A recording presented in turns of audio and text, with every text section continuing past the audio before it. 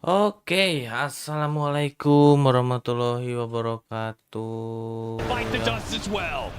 Tundra finding assalamualaikum para momentum in viewers, this game, kembali finding bersama everything right saya now. Yudi Every di jump channel feels Ayud good, X ya. especially with this MKB done on pure. Langsung You find disuguhkan Duracho, he's gonna oleh melt. game Swing 1 run cannot save Finals you anymore. And all Gaming of a sudden, Gladiator Cayman are the lawan ones being Tundra pushed ya. back. Did they miss their timing in this game? They have all the ores, but they're not. Ini prediksinya salah ini ya. Frontliners up. This is a lot of HP to get through all of a sudden. You have 4 strength heroes on the front line, all with 3,000 plus HP with a pipe behind them. Effectively, it's so much EHP to get through. Yeah, normally it's something that we would say about Gaming Gladiators lineup. Oh, look at all these auras, look at the pipe, look at the Greaves. It's too much for any team to be able to bite through, but Tundra hitting this later timing, 32 minutes, triple BKBs, triple strength heroes. Now it's Gaming Gladiators, the ones who are running out of damage and struggling to deal with Tundra. As a result, they lose a lane of barracks. A second one gets damaged a bit, but Tundra not trying to take a team fight on Gaming Gladiators. High ground will retreat and await the Roshan timing, which is coming up very soon. They are not pressured right now. Feels like they are scaling way better. The next set of items coming up for Gaming are, they feel all defensive too. Lincoln's for the Viper, Satanic for the Wind Ranger, Crimson for Ace. Not a lot of damage increase. You just finished the Shivas on the Sand King, the pipe for the Ench. This DK is going to get something built out of this Reaver. I worry about how you bring these heroes down right now. And it feels like a lot of the initiations have just been Ramses finding his mark. Yep. 4-1 and 9 on this Mars. He's played a near perfect game. And he's had a fantastic tournament on this hero. The switch up that Tundra did, right? Presenting the Sand King, as you said in the draft, and then swerving, so it's a mid-Sand King. They get a different off-laner. It has worked out beautifully. They managed to salvage out that mid lane thanks to Whitemon's moves early, and now Ramses is delivering on the off-lane Mars. These arenas, if you catch the supports +1, you're very happy with that, and you're probably winning the fight. He has found out a lot of these times. Do finish up the Daedalus on Duracho, different from last fight, so that's going to be his big damage item in this game. This Whirlwind really has to do some work. You got to find at least 1 or 2 big targets during this interval. And I mean, if Tundra really want to play this game safe, they could play for buybacks, but I mean, it's Tundra, so they're going to buy out here. Satanic for pure. 4k HP on this DK right now. Yeah, who needs a second life when Satanic really is its own second life, right? I mean, it's not like he's going to get bursted down before he could activate it. He's got way too much effective HP. And a snowball save behind him. Yeah. It really comes down to it. So Tundra very confident right now. They have a wave in Game in space. They don't see anybody on it, so they know Game are around this pit. There's a creep in the pit as well. They're not going to show on it. Once again, Tundra are trying to set the tempo. They're the ones trying to start the fight with this smoke. They found a couple heroes, not who they want. They don't want the Centaur, they don't want the Viper, they want the backline, but this time Ramses finds himself jumped on. Oh, stop! It stops the snowball save from Soxa and kills Ramses. Thompson. He's gonna buy back and try and come back in. Thompson!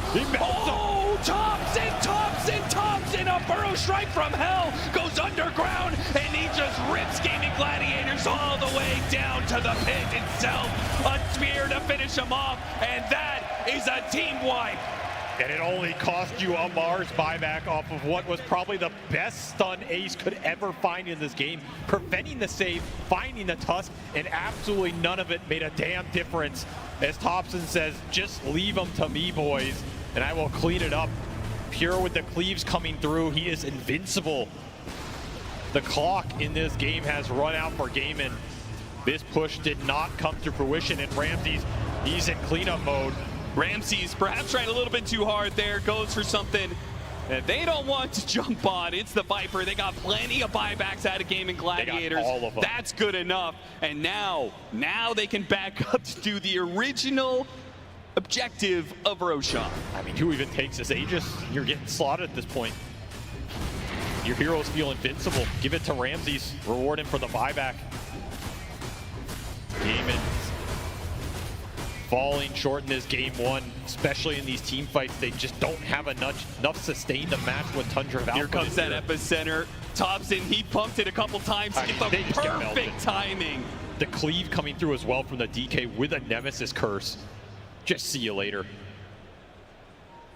What a jump from Thompson, and Pure is able to deliver the damage off of any kind of stuns, either Ramses or Thompson. Pure says, no, there's no chance. You got nothing, Gaming Gladiators, and it really does look that way. With a 23,000 net worth lead and a lineup that was designed to take the base early, it does feel like Gaming Gladiators may not have much more in the tank, much more left for them to be able to play for, but they are a world-class team, and they have been in these situations before. So Tundra do need to be careful when they encroach upon Gaming Gladiators territory. And they did give this Aegis to Pure. Ping So, aman ya, ping At aman least ya. there's some idea this Dragon Knight is in theory Kayaknya seru. mortal. He wants the second life to siege the base. I mean, This if you're is just Gaming not a hero you can go Gladiators, on. is it possible for you to leave the Dragon Knight?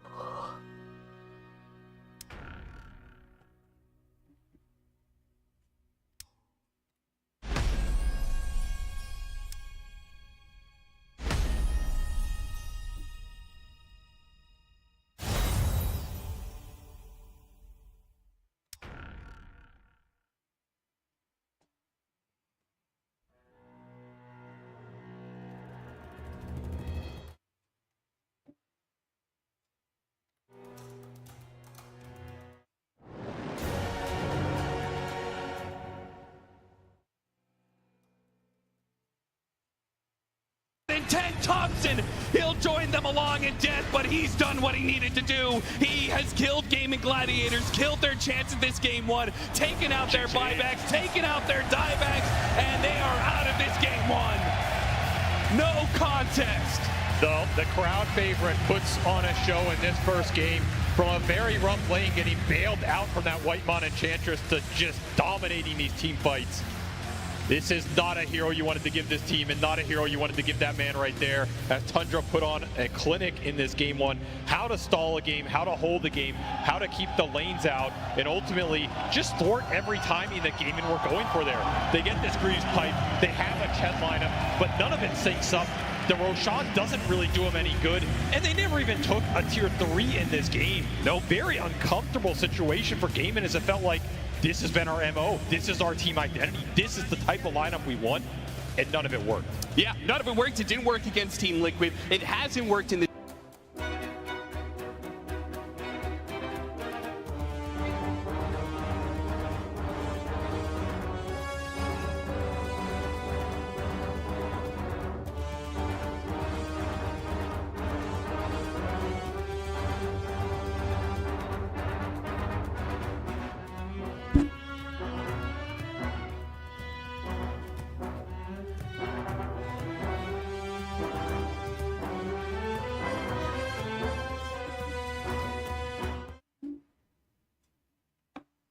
interview yesterday, they said their game plan coming in, let's slow it down, let's try and stall this game out a little bit longer.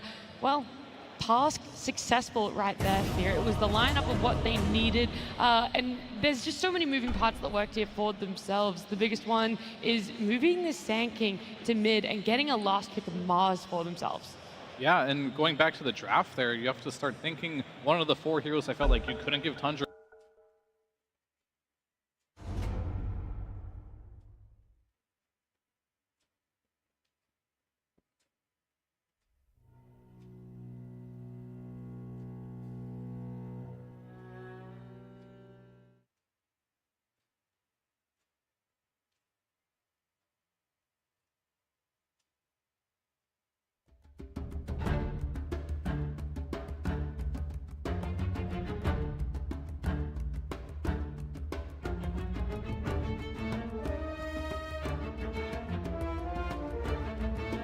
Ten seconds.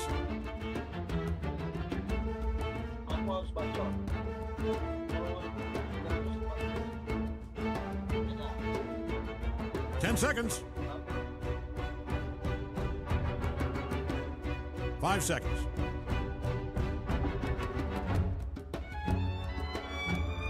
You're up.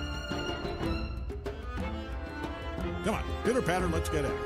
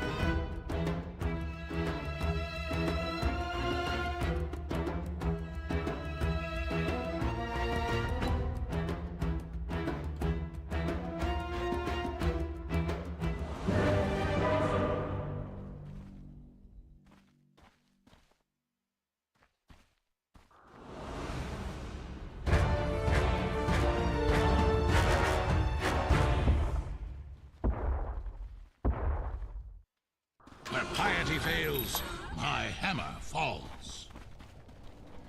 The all-knowing one guides me. You ready? You don't look ready. Well, we're starting, so get ready. I'll take point.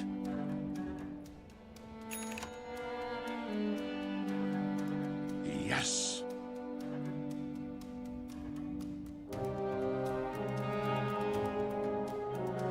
Omniscient light.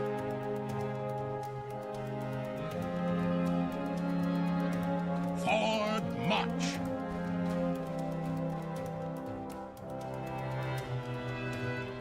I'll not falter.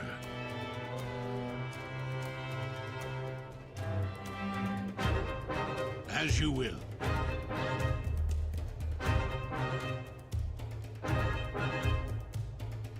I journey on. 30 seconds.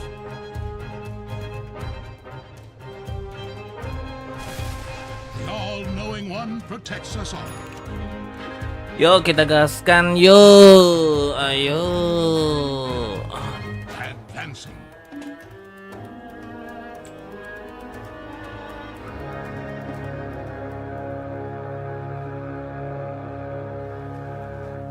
Ada satu. Anjing banyak, cok.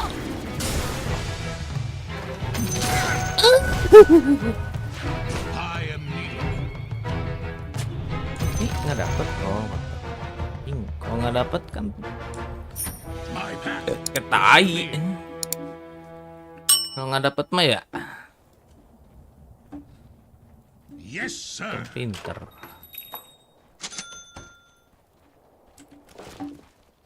Yes. Wah, rank dua-duanya anjing ini mah. A narrow path.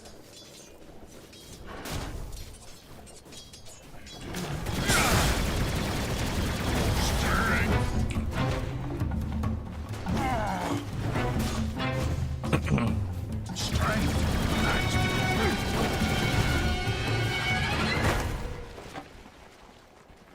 In the vanguard. Oh!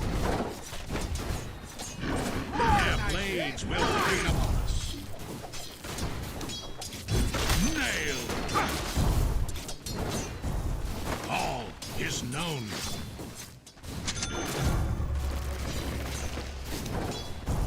Scouting the way.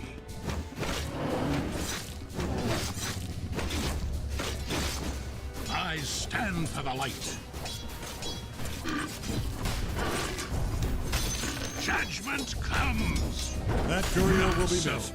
Cut down in its prime. Flanking. Kan By your grace, I'm under attack. Right away.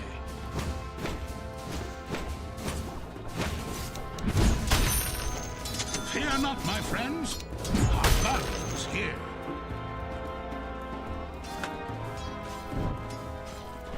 I am needed.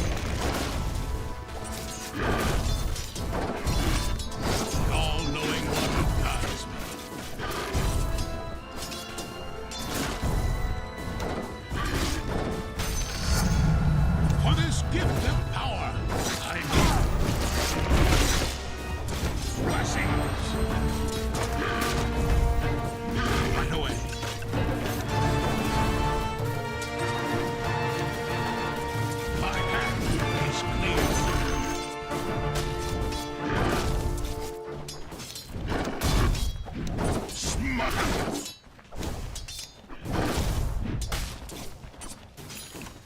I stand for the light.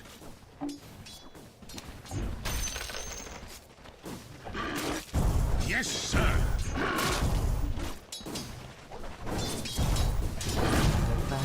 A narrow path. Ambil ini, coy. I'll take point.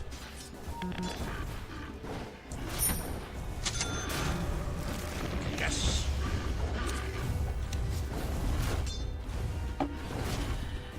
Their blades will break upon us. Oh, motherfucker. The all-knowing one protects us all. Belum hero anjing. Gracious me, as you will.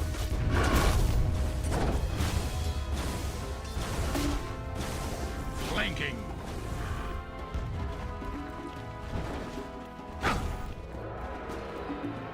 I journey on.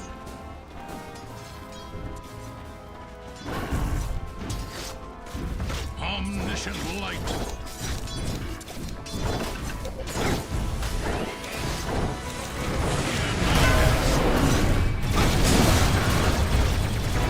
Strength guides me.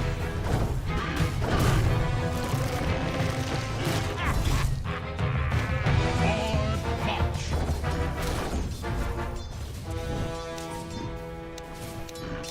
By your grace.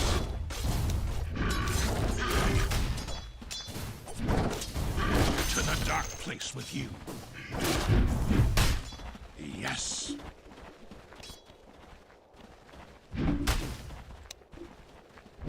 I'm under attack. Scouting the way. Ngapa itu atas stop oke mulu dah. All is known. Biar creep Anda tuh hilang yang ranknya, dia minta 1 creep loh. Guiding light. Lu bisa kelas hit apa ini lawan Mars I'll Manchester not United.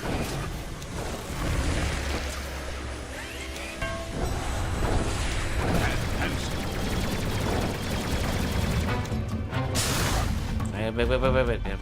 Bro. Ada mana nih? Fear not, my friends. Our God is here. Mulai nggak ada mana nih? Sabar. I'll not falter. Sabar ya mas. I journey on. How illuminating. Say your prayers. I stand ennobled. Forward march. Now take that. By your grace.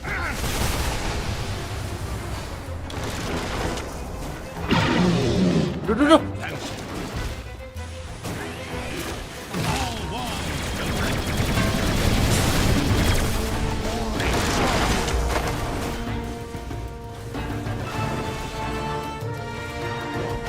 Yes, sir. Let's kill the killer. Nice one. First Yes. blood. Just a little. The all-knowing one protects us all. Ngegeng nyatus atuh. Their blades will break upon us. Kira-kira blocking aja, jangan dikurung. Orang saya nge-heal. Scouting the way. Ini bro, nggak diambil. A narrow path.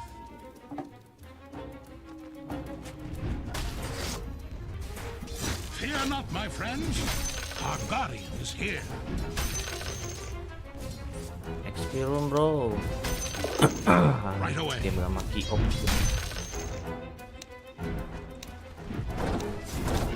My path is clear unwarranted.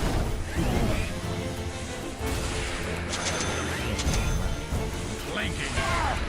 tower's taking a beating. Ah, good. Perfect example. See, this right here, this is what you want to avoid.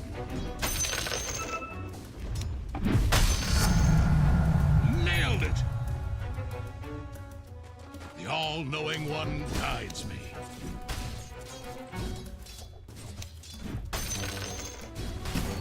Attack! What anjing? In the vanguard. I'm under attack! Guiding light. I shall use it wisely.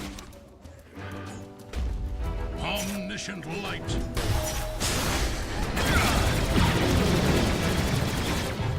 Strength. Your middle tower might need a little attention. It is getting smashed home. I am needed.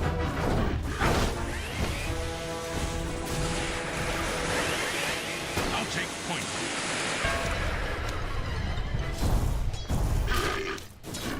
I stand for the light.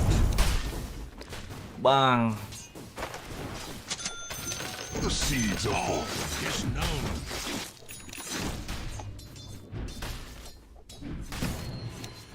For your glory. Your middle tower might need a little attention. Yeah, that doesn't look good. As you will.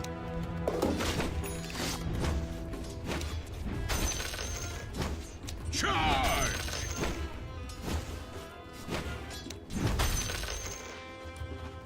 A narrow path.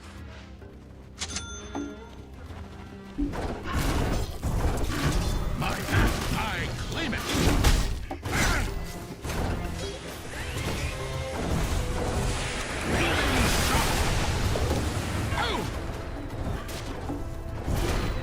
Flanking. Baik, coy. All-knowing.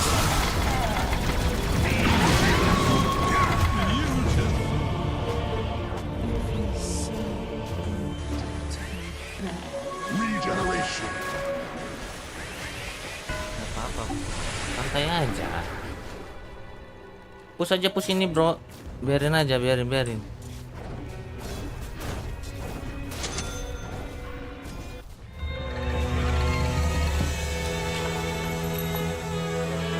Fear not, my friends. Our body is here.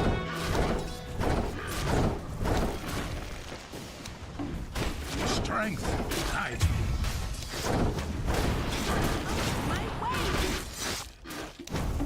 In the vanguard. You need the top tower? I'm only asking because it's being destroyed. I bring the light.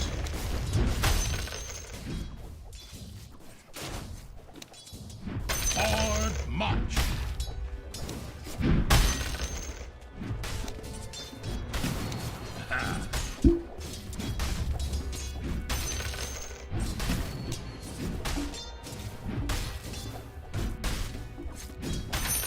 By your grace.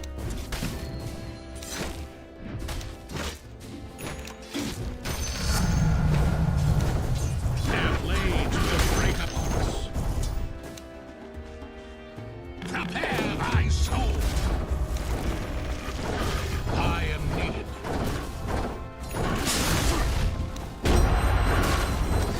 Armor under attack. Advancing.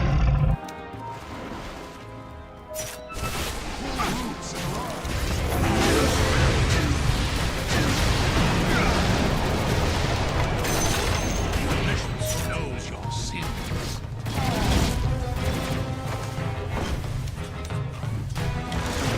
Go widely. All Limber knowing up. one They protects fortified us their all. structure.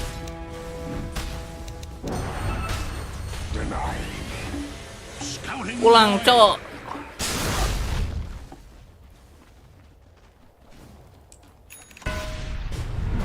Ah, ini ke sana.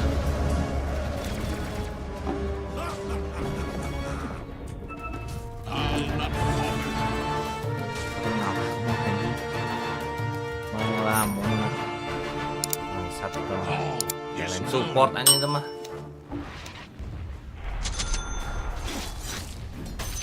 Right away. Killing spree, killing spree, killing spree. I want to look into your bottom tower. I'd get over there if I was you. Buckets of guiding light encounter. Catch up. The middle tower's taking a beating. I journey on. They say history is written by the victors, so you might save yourself a writing assignment here. The bottom tower's under attack there. Don't like your odds here. Oh, all-knowing. Yes.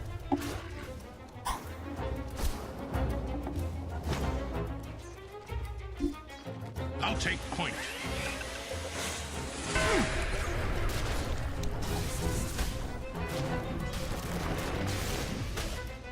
As you will. Pasang. Stirring.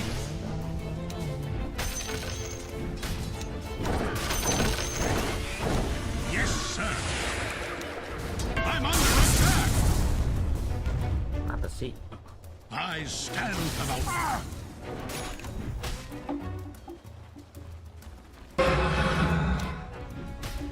Guiding light.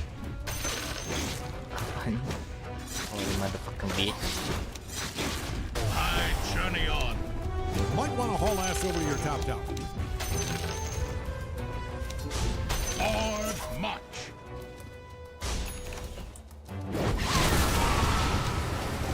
As you will.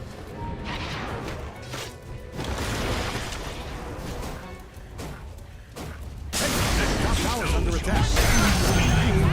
Let's see how this plays out. Maybe it's just a very stupid trap. Dancing. Hey, the top tower's under attack. I wouldn't worry about that.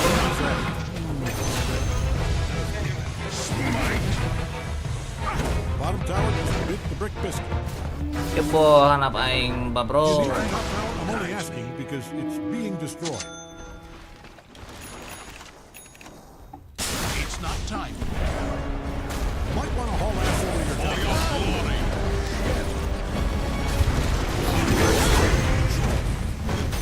Be at peace. Hey, the top tower's under attack. Good stuff. The middle tower's I'll take a point. pile of rock.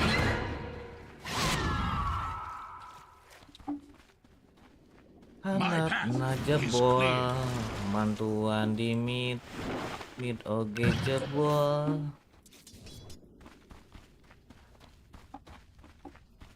Their blades will break upon us.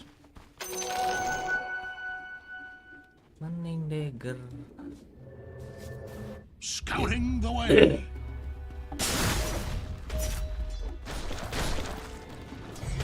All is known.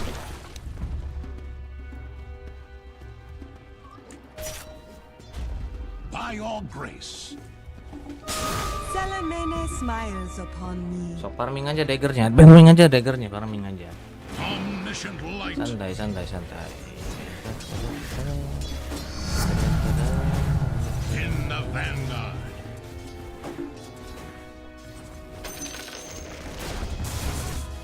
A narrow path. Si bro.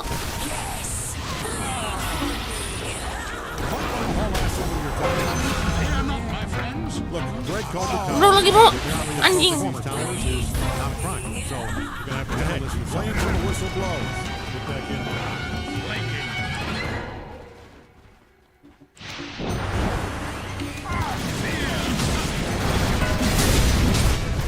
I stand for the light. What in God's green earth is happening right now?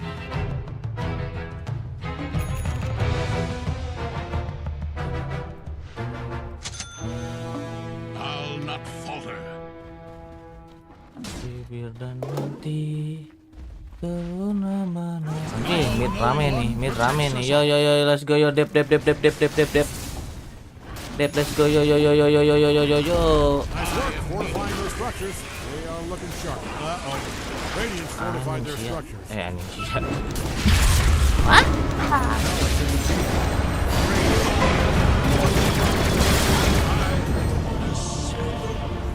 You How do you like your middle tower? I hope you like it destroyed, because it is.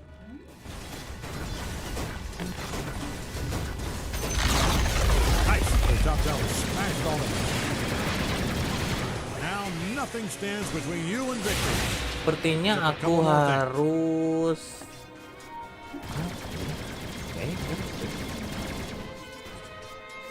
biar ngajelang ke si Harang. Siapa itu? Si NP lagi. Nggak dapat orang. Telat. Ngapain situ, bro?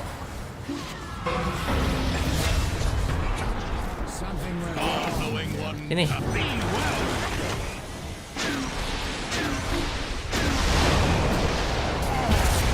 Aduh.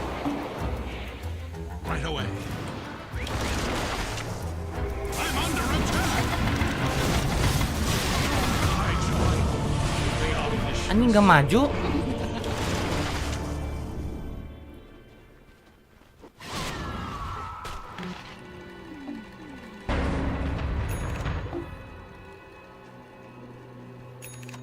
Wah, agak maju temen-temennya.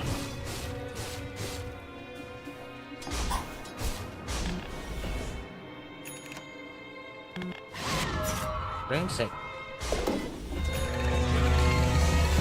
4 kali mati orang semen set. 4 kali mati ya, 4 kali mati targetnya kalau offline. Offline targetnya 4 kali mati, dah main save aja. Ini teman-temannya kayak anjing.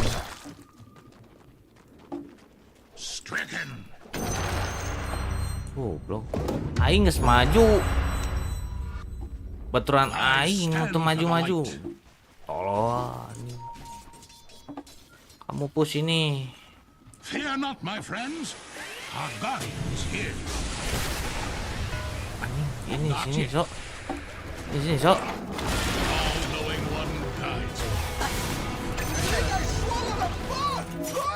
I'm not ready. Forward march. Ini tadi bear di sini.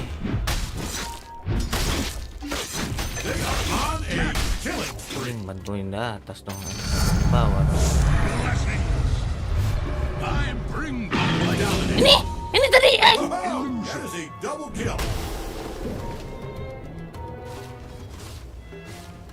I'll not falter.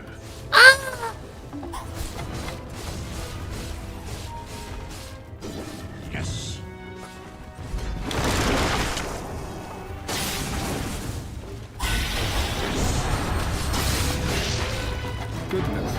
Ini jauh, Great, their bottom tower is all busted. Semoga dagger mah di dagger itu. Yes, sir. Kobe ini. I'll take point. Ada Sand King, bro. Come on, men, beranian lah. Udah ditengin loh. A narrow path. Naon, pingsan. Mau nggak? Gak mau, udah nggak usah kalau begitu. Kalau nggak mau. I journey on. Jangan bikin statement yang bikin aing galau. Orang mah pasti maju, bro. Karena offline. Berani mati. Advancing. Karena mumpung belum 4 mati 4. Kalau sudah mencapai 4 mati, 4 kali mati, baru main save.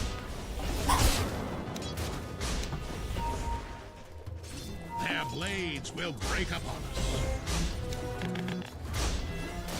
Ini, bro. Ngajang goblok.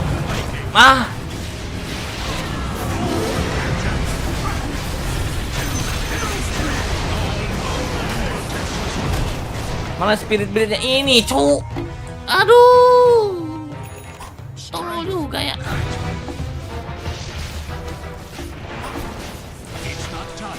Nih. Oh my god, tolong.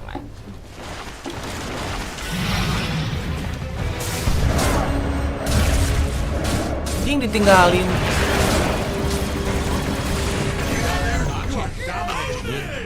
What in God's green earth is happening right now?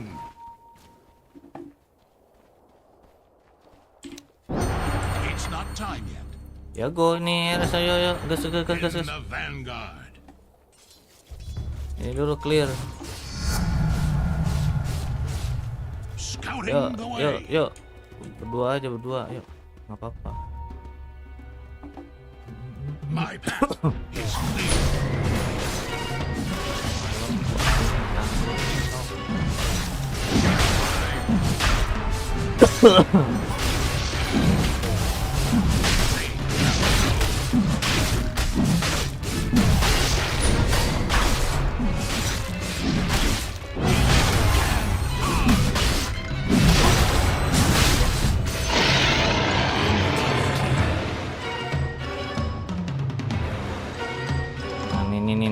Nih. All-knowing one. Gua itu si Repel mana TPA. Terus ngajar kasih. Aduh. Cing atuh bere anjing. I stand for the light.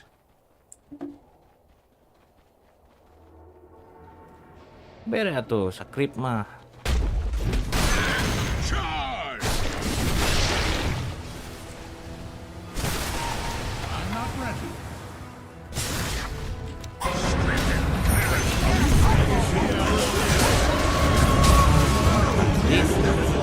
Big smile on your big dumb face. Oh, this is goodness.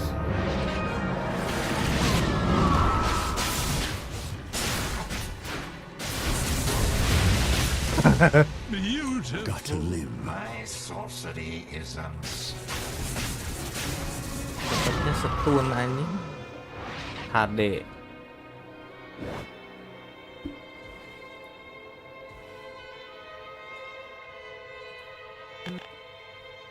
HD di sana nih.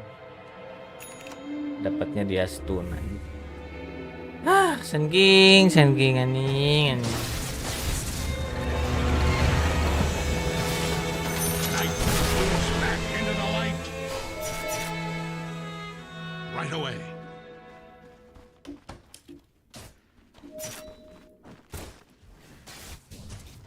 Their blades will break upon us. Might want to look into your bottom tower. Smoke lagi dong. You are not going to like this. Strength They are guides me. really tearing that thing to pieces. Jangan mau smoke. Time. I am needed.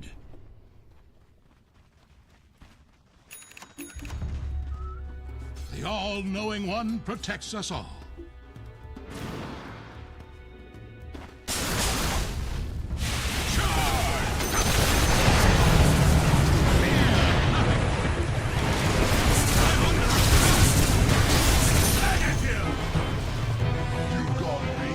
In the vanguard.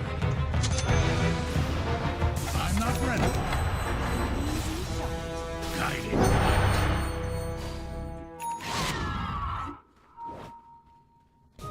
I'll take Salamene point. smiles upon me.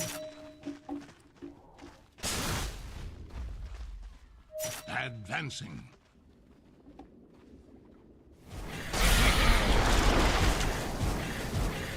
Say your prayer. You are unstoppable. Nice. Siapa tuh? Yes. Maju. Anjing lain mulai mundur. Fear not, my friends. Our guardian is here. Ketakutan banget anjing.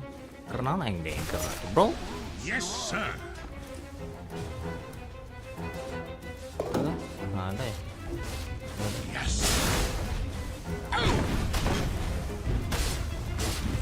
Healing shot. The prize is mine. Scouting the way. Their bottom tower is down. Judgment comes. As you will.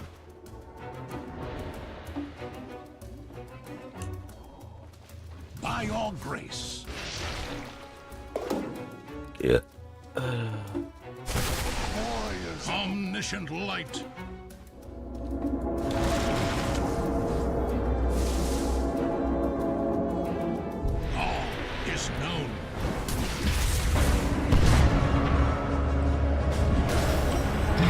A narrow Ya. Orang anjing, kenapa yang masuk ya? I'm under attack. Aduh, kenapa ini? I journey on.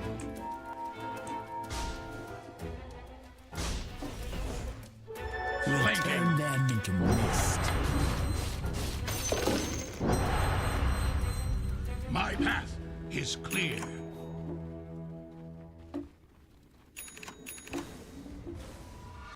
Yes, sir.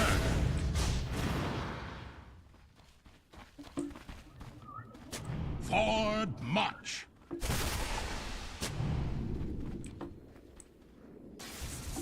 My path is clear.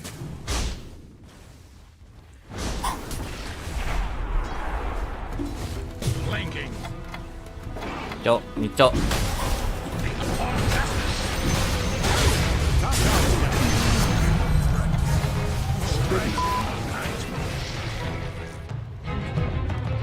It's not time.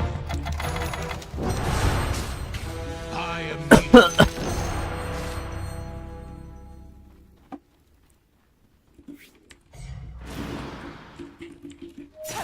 The all-knowing one guides me.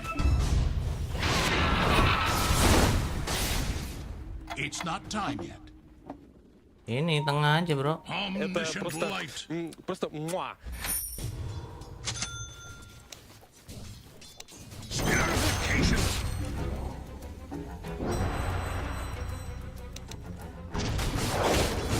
The all-knowing one protects us all.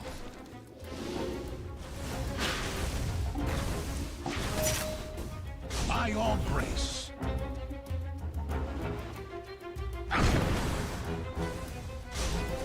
I journey on.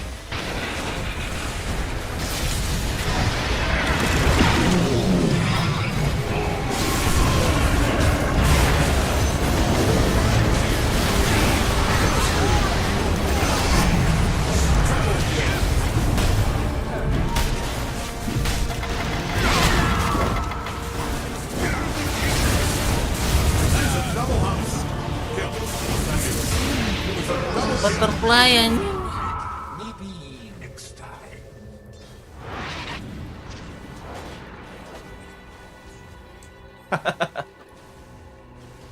Kagak ada yang kena anjing.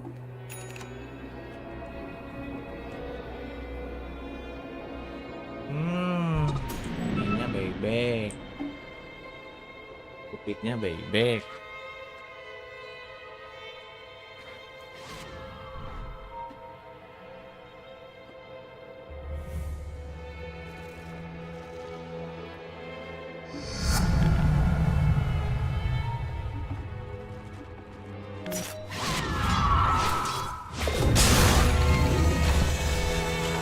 All-knowing one, look kindly on me.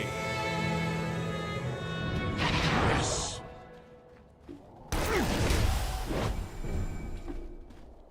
Not yet. Guiding nggak light. ada. Right away.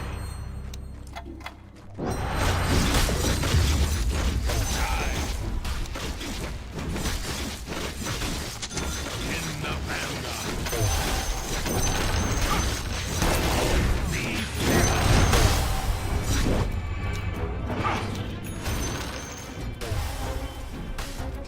Advancing. Prepare thy soul. Seeds and harm. A narrow path.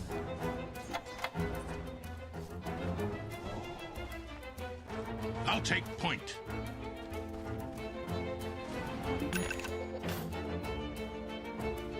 Scouting the way.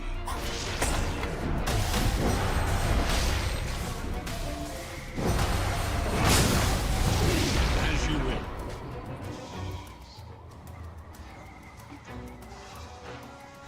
Yes.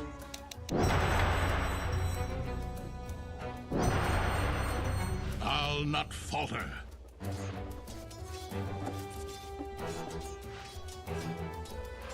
Fear not, my friends. Our God is here.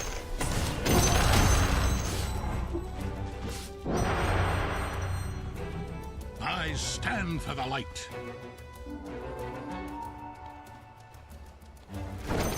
Time. Their blades will break upon us.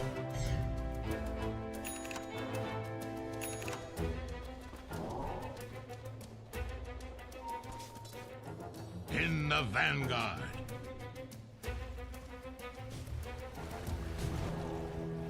A narrow path. I thought I was excited before. Nope. Yes, now sir. I'm watching a kill spree. I'm open all night. I'm not ready. Flanking.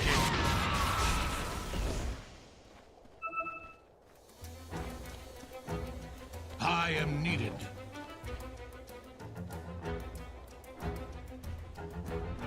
The Strength. middle tower might need guides a little me. attention.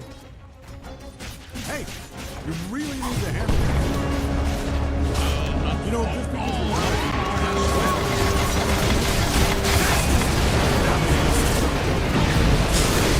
you're kill spree. Look at you down there. You are dominating right now. Don't you dare stand proud of you. I can punch a wall.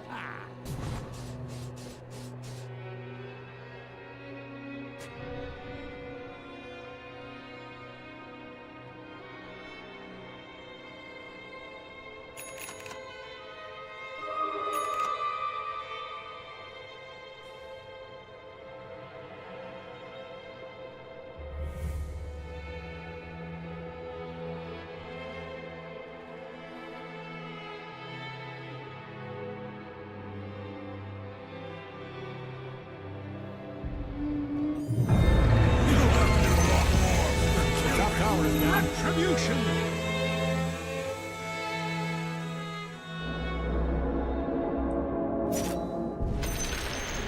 End of the road for their top barracks. And that's all she wrote for their top barracks. My path is clear.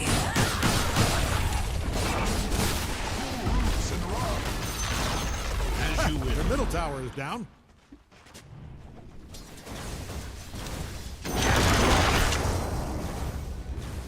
Fear not, my friends.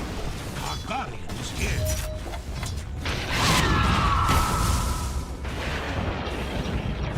Fear not heresy.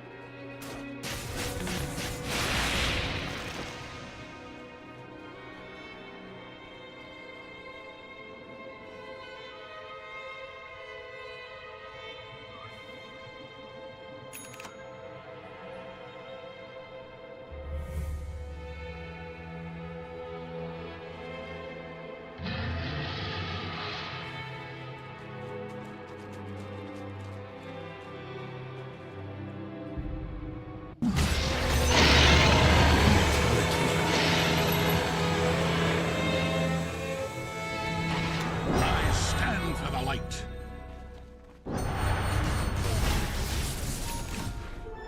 All-knowing one guides me.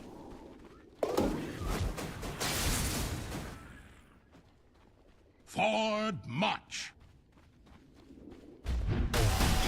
To the dark place with you. I journey on. I'll take your tribute. Yes.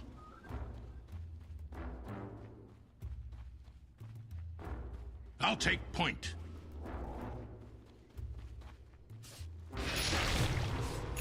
Strength.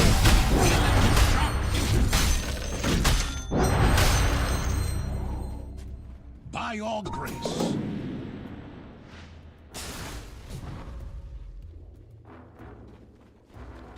Handsome.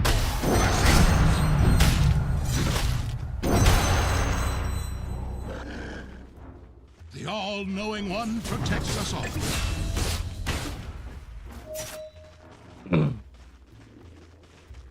All is known.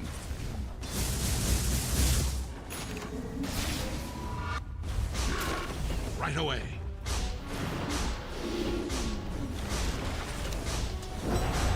Yes. Radiant structures look strong.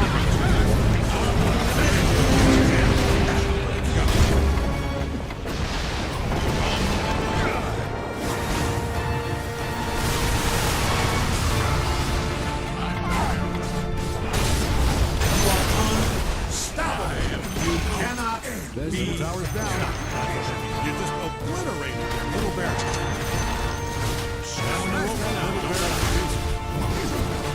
Like the boots to that thing. Nice work.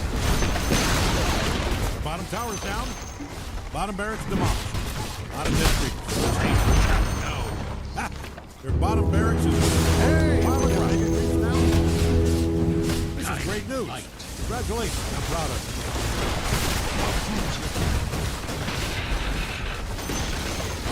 Middle tower's down. Good stuff. The middle tower's down. Oh, you did.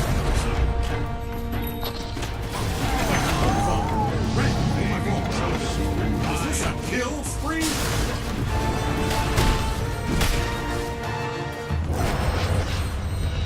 Nice bro, nice bro, nice bro.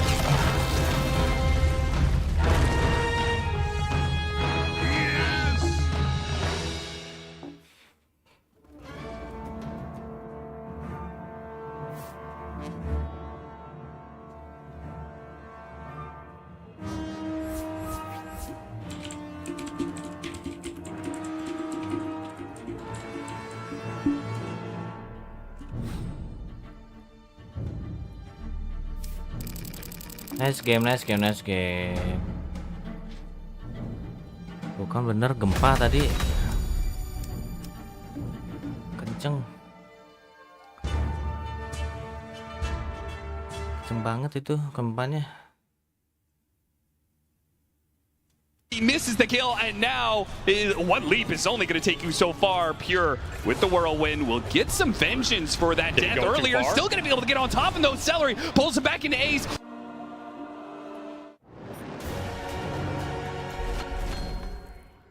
Crafting unlock or play up. Buat ini kah? Unlock for play out itu ini.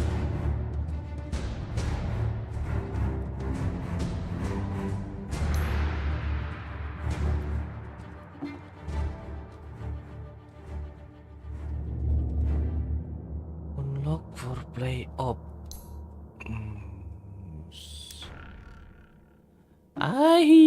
Dapat lagi, lumayan. Ini. Sekarang giliran yang mana ya?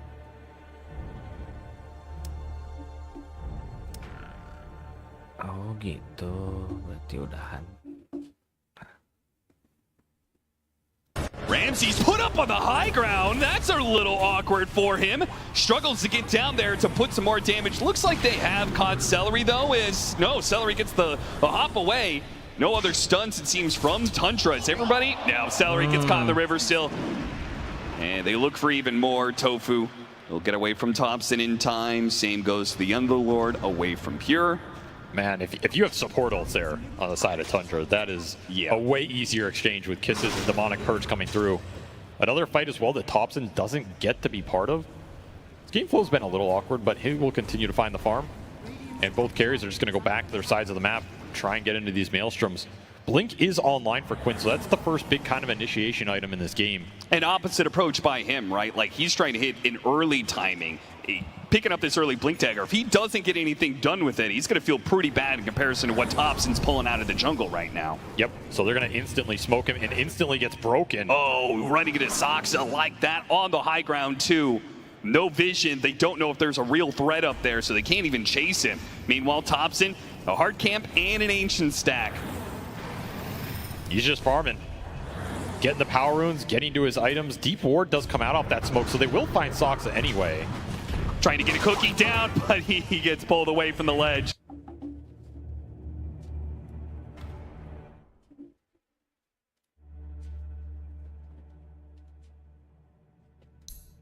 Yo Arcana yo, Arcana, Arcana, Arcana, mana aja? Nyet, malah monyet mega kill, ayam sama selada.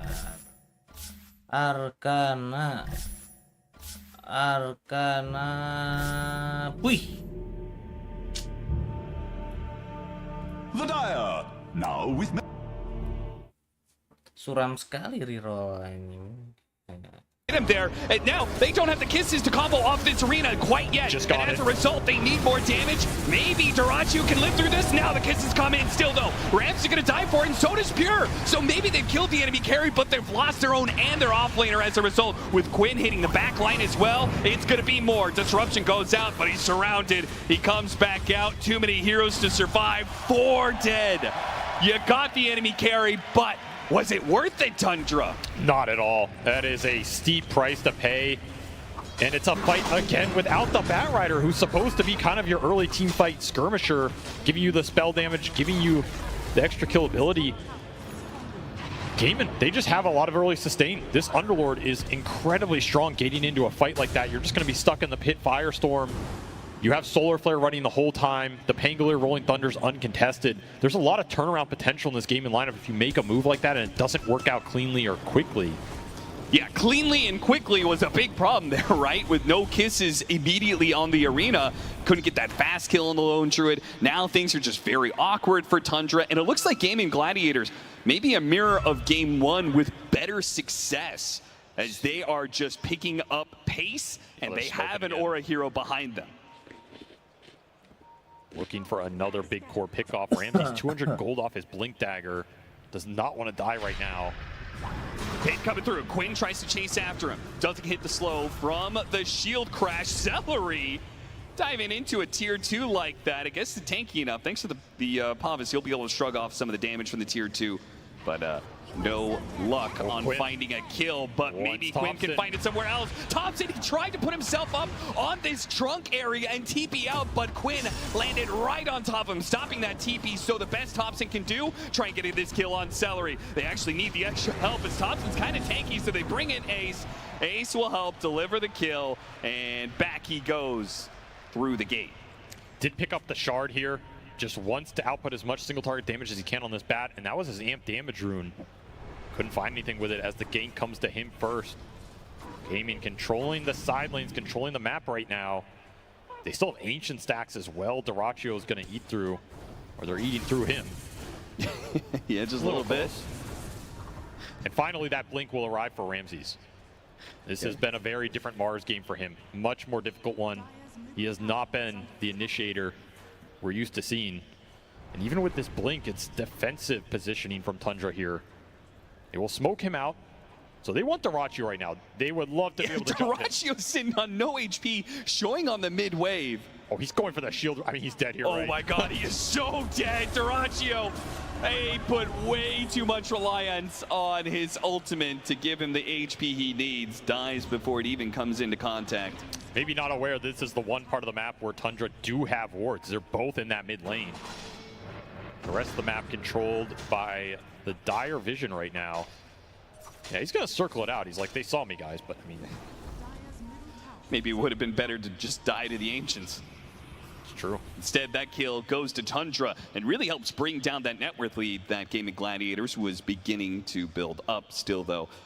It does feel like Tundra... Are we going to be playing for like another triple BKB timing again, or is this a different tempo that's going to be set by Tundra? I think you want triple BKB at some point. I think the Bats is going to be the latest here, but the other two are going to come out pretty fast. Wind Ranger already halfway there. Mars basically halfway there. Going to be an obnoxious item for Gaming. They don't have a lot that goes through it. It's kind of like the same problem Tundra have with Rolling Thunder. Gaming are going to have it with these BKBs. just a question of how strong Ace is on this Underlord. Like, can he just be the bulwark in the fight that lets you push through those early timings? 9 seconds can be a long time, but if you have something like Pipe and Greaves to match that, you just sustain through it, and it doesn't matter. This Underlord is king of the map right now. However, you do have to worry a bit for Dyrachyo here. Like, that was his 3rd death on this Lone Druid. Generally, this is a hero you don't want to exceed, you know, 1 or 2 deaths in that early game. Really slows you down. He is falling behind a bit.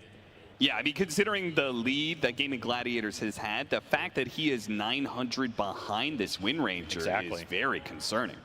I mean, Pure also has 3 deaths, but he found a bit more off the rotations, and he shut down the Bear in the laning phase. Is there something to be said for the fact that, like, with this Whirlwind facet, right, like, he is splitting damage between all of the units that are in these fights, all these heroes that are in this fight, and Lone Druid operates with 2 units. That actually is going to significantly reduce the damage, particularly if you're including some auras from this Underlord, right? That's nice. You get some extra neutral items on top of it that give you some extra HP or armor or whatever. Yeah, it's a big damage soak. I mean, that's the biggest thing that we saw about Lone Druid yesterday when Pure was playing it.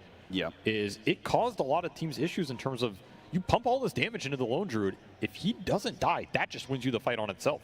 You win by sheer fact of you dealt 10,000 damage, and it all went into this hero, and he doesn't care. Is there a danger of Tundra running out of damage with this lineup? That's a big question mark that maybe falls on this guy right here. Like, how much does this Bat Rider do in the ultra late? Yeah, right? is this shard right-click build actually going to do something for us, or? I mean, what does it even look like? You know, there used to be like Mask of Madness Bat Rider builds and stuff like this. Like, are you going to get a Gleipnir of your own? Or are you just scaling into Hurricane Pike, BKB, you know, Moon Shard? I don't know. It's very weird territory. You might end up with an Ags at some point. You might want to go back for a Blink so you can try and find this Lone Druid at the start. Used to be like an Orchid or Witchblade build up on this hero that we could see him go into. There's a lot of single target damage options on the Bat Rider, but a lot of it's finding your big target in the fight and bringing him down first. And, you know, that's dependent on vision, dependent on initiation, where your wards are. A lot of factors Thompson has to consider here. And, of course, Solar Flare is on the other side. So Gaimin are not going to lack the overall team fight damage. True. I mean, Marcy plus Mirana, you can't really ask for more damage buffs here. That is true. I mean, both of these heroes have shown that, yeah, they're giving damage to their allies, but also, like, going later into the game, Mirana and Marcy are, I think, my #1 and #2 when it comes to supports turning into cores. Like heroes that are just able to do damage and kill heroes by themselves. And we've seen, particularly from the Mirana in this tournament, maybe less so from the Marcy. Whitemon going to be jumped underneath the tier 2 as we get back into play. Gaming Gladiators wasting no time to find kills. And Gaming are itemizing for this kind of right-click buildup, right? Drum on the Mirana, Solar Crest on Celery. You're going to have a Vlad's at some point in this lineup, probably guaranteed. You're going to have the auras on the They're still going to go for him. Dyrachyo knows about this. He's baiting it out right now. He got off his ultimate. Can they catch anything for this one? Ramsey's going to go for the TP away. TP away. Close call, but he barely made it. That is close. And Dyrachyo will be the one dewarding here. He's like, I'm sick of getting jumped around this mid lane. Still a ward for Tundra on the back, but it's going to expire soon. Quinn wants to catch Thompson again. Does have a shield rune here. Do not let these heroes manage to cut waves. Quinn, make sure to get the punish on him. They did manage to get a rune, trying to prevent him from getting up the cliff and dodging some of this damage. Gaming Gladiators again, and back through. Ace needs some help, and he's going to get the full squad as reinforcements. Whitemon caught from behind. These gates have been so efficient for Gaimin, just finding action on both ends. And all Pure can do is try and push out the waves and farm to his BKB. Not ready to take this fight head on. And look at this 18-minute potential high ground push here. We've seen this before. We've seen this before at a TI for Gaming Gladiators. A pre-20-minute high ground push. This is their bread and butter. They tried it last game, but they were pushing into an Aegis, and they kind of missed their window. This time around, it feels like there's a much larger timing for them to do this. And even if it fails, I don't feel like their lineup's going to fall off nearly as quickly. Nope. They get Tundra back a bit, get an ult out of Soxa, get half of a tier 3. Glyph is down. Very happy with that exchange. They're going to get the power rune for Quinn. A lot of these power runes have been going to Thompson. Finally, this Pango will snag one. It's a good one in this Arcane. And now the pressure's on Tundra to try and reclaim some of the map or make a move. You're still looking towards these BKBs. You're closing in on Pures. In fact, it's done flying out on the Courier. Ramsey's, it's a far ways off here. Just gonna roll on him. See if they can chain stun him in between the mid arches. They've got him dead to rights. Ramses is out, and now Quinn's just gonna look for a little bit more here, see if there's anybody else from Tundra lurking around, and it's Thompson, but he is quite fast. Can run away. You can do that, but at some point you're gonna have to fight in this game because the push is coming. The Gleipnir's done for Dyrachyo. This Ags is flying out for the Pangolier. And you have Ace with the auras to back all this up. So another tier 2 will fall. That Arcane Rune Rolling Thunder also means it's going to be up again in less than 30 seconds here. Can easily make another play. Or just go straight into this tier 2 bottom. No glyph available. Yeah, this bear, it's going to take this tier 3 so quickly. Here comes the gate on through. They tried to go for Dyrachyo, but he got up his ultimate. He has a way more HP. Do they have the damage to bring down this Lone Druid to hop in for the Pangolier? They've diced up Saksa, and it looks like this Lone Druid is dead. Can they do the damage from Gaming Gladiators anyway? What a beautiful spear back from Ramses. Managed to put somebody else isolated. It's the Marcy that goes down. Ace is on the run. He's low. Gaming Gladiators threaten the high ground, and they may pay the price for it. Though a Rolling Thunder catches Ramses, they try to push forward for the tanky offlaner. Now he's in some trouble. Poison after poison, though, is coming in. Quinn, he missed the swashbuckle, fails to get the kill on Ramses, and here comes Thompson. He's got damage. Quinn had TP away, denied by Ramses. He said, were you looking for me? I was on the high ground, and now I'm on the low ground, taking your life. Huge team fight win for Tundra. Exactly what they needed in this game. A high ground hold that goes wrong for Gaimin as they didn't have an Aegis on that push, and it showed this Lone Druid. He's killable. He dies in the center of everything. Tundra are close to losing heroes of their own. But Thompson, he's able to skirt around the edge of this fight, come back in a second time, make his presence felt in this game. Now all of a sudden, you have the most farmed hero in this Wind Ranger. It's a big death for Dyrachyo. It's easily a fight that if Gaimin win, you're just taking racks, maybe multiple, maybe on your way to closing out this game. They really trusted the fact that Dyrachyo was going to be tanky enough to be able to push through that, especially with Yoris behind it. But Dyrachyo is not able to make this Lone Druid look like Pure's Lone Druid did, where it gets jumped on and it managed to survive with a quarter HP time and time again. Maybe some of this is just the impact of the supports. I mean, that Shadow Demon did so much damage. Whitemon was able to do a lot there onto the Lone Druid, stacking up 5 stacks of poison easily in the early part of the team fight. Plus super clutch disruption on Pure to save him at the end. Yeah. And then Ramsey's able to come in a second time. Just the kiting. Perfect there from Tundra. Exactly what you want to do with this kind of lineup. Go in, take some damage on one hero, get out, use a disruption, come back in a second time. Tundra take the time to do the Tormentor. They get a shard for Saksa. Downside here for Tundra is, even though you won that fight, I don't think you're contesting this Roshan. This one just seems too tough to get to, and in that kind of area, these auras are still going to go to work. We saw how long Ace survived in that fight. Yeah. He's just giving you the auras the whole time. The Atrophy, the Greaves, the Pipe, going into this Crimson. You put an Aegis on Dyrachyo, pump a Crimson behind this. This is the big power spike for game in this game. This is going to be the hurdle to get over if you are Tundra right now. You need to farm as much as you can during this time period. Get those BKBs up and be ready for that exchange. Yeah, speaking on that, it looks like a BKB is being built by this Lone Druid. Do you wait for that? Or is it too much of a threat, what Tundra have coming down the line? I mean, they didn't give the Aegis to Dyrachyo. They gave it to Quinn. I guess he's going to have to wait for the BKB then. You don't go high ground without this Lone Druid BKB now. And I think you really want to fight and find the pickoffs before you do anyway. BKB done for Ramses. He was able to get there off that team fight win.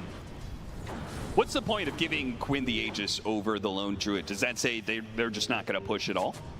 I mean, he can go in hyper aggressive now. He can try and jump on the Bat Rider, not fear getting lassoed and burst down. We saw how fast he died when he got speared. He spotted Pure, and Quinn is able to follow it up. That got a BKB out of Pure. Not the way he wanted to use his second duration. You can't land the arrow. There's not a lot of follow-up. No. You also have Disruption that can bail Pure out of a chain stun situation, let him win run BKB out of that. So you do have to be careful on these committals if you're gaming. Another reason to give this Pango Aegis. He can go in, look for that chain stun. You get some spells or BKB out of the Wind Ranger, and all of a sudden your Pango's still safe.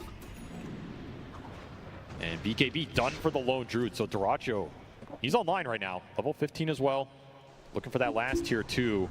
Tundra, I mean, you have two options, right? You can take the high ground defense fight. You can also try and smoke and wrap on Gaimin and try and find that backline with your your Mars jump plus your Batrider going in. It's one way to play around this Aegis if Gaimin commit to the push. Yeah, it feels like a hard decision to make just because of the fact you're playing high ground with a Batrider. Usually you want to take advantage of that high ground area with that lasso pullback, but I mean, he doesn't have blink is the thing. yeah, So it's a very different Batrider than you know most we've seen through Dota history. This one's a damage Batrider. he's very tanky as well. Yeah. If he finds his target, like Thompson will bring him down, especially with the support follow-up. You just have to get in there.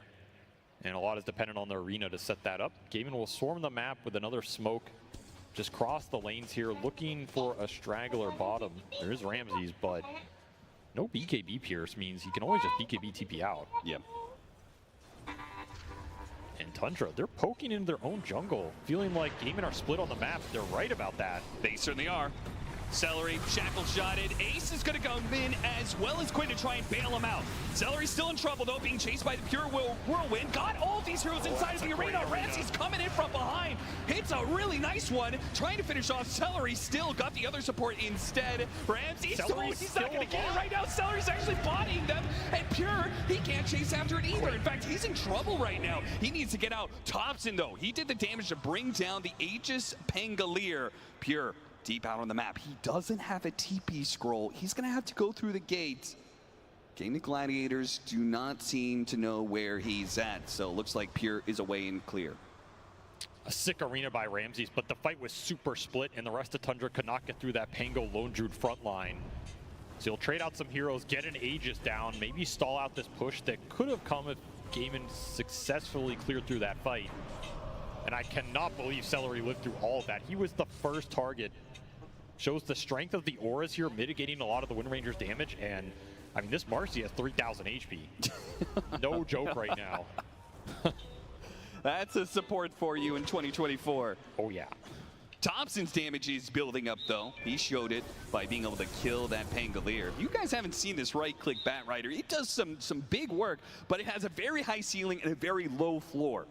So it's either going to be Flopson or Godson here in this game 2 of Tundra versus Gaming Gladiators. And right now they're looking at a 7K net worth lead for Gaimin. They've lost that Aegis though, so maybe they feel like they can't push high ground. It already got rebuked the first time around.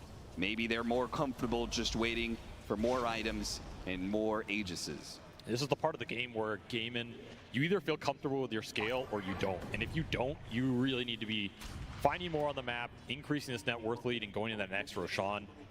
Or you're just confident in the Solar Flare Marcy going to boost this triple core lineup into that late game. Thompson would love a couple more fights where he can just find that Pangolier, drag him to his doom. He's kind of the ideal scenario. Very clear to BKB as well, which will just kind of guarantee that play. Yeah, he'll always just be able to run straight at the Pango, even if he's rolling Thundered, right? That's going to be his best target.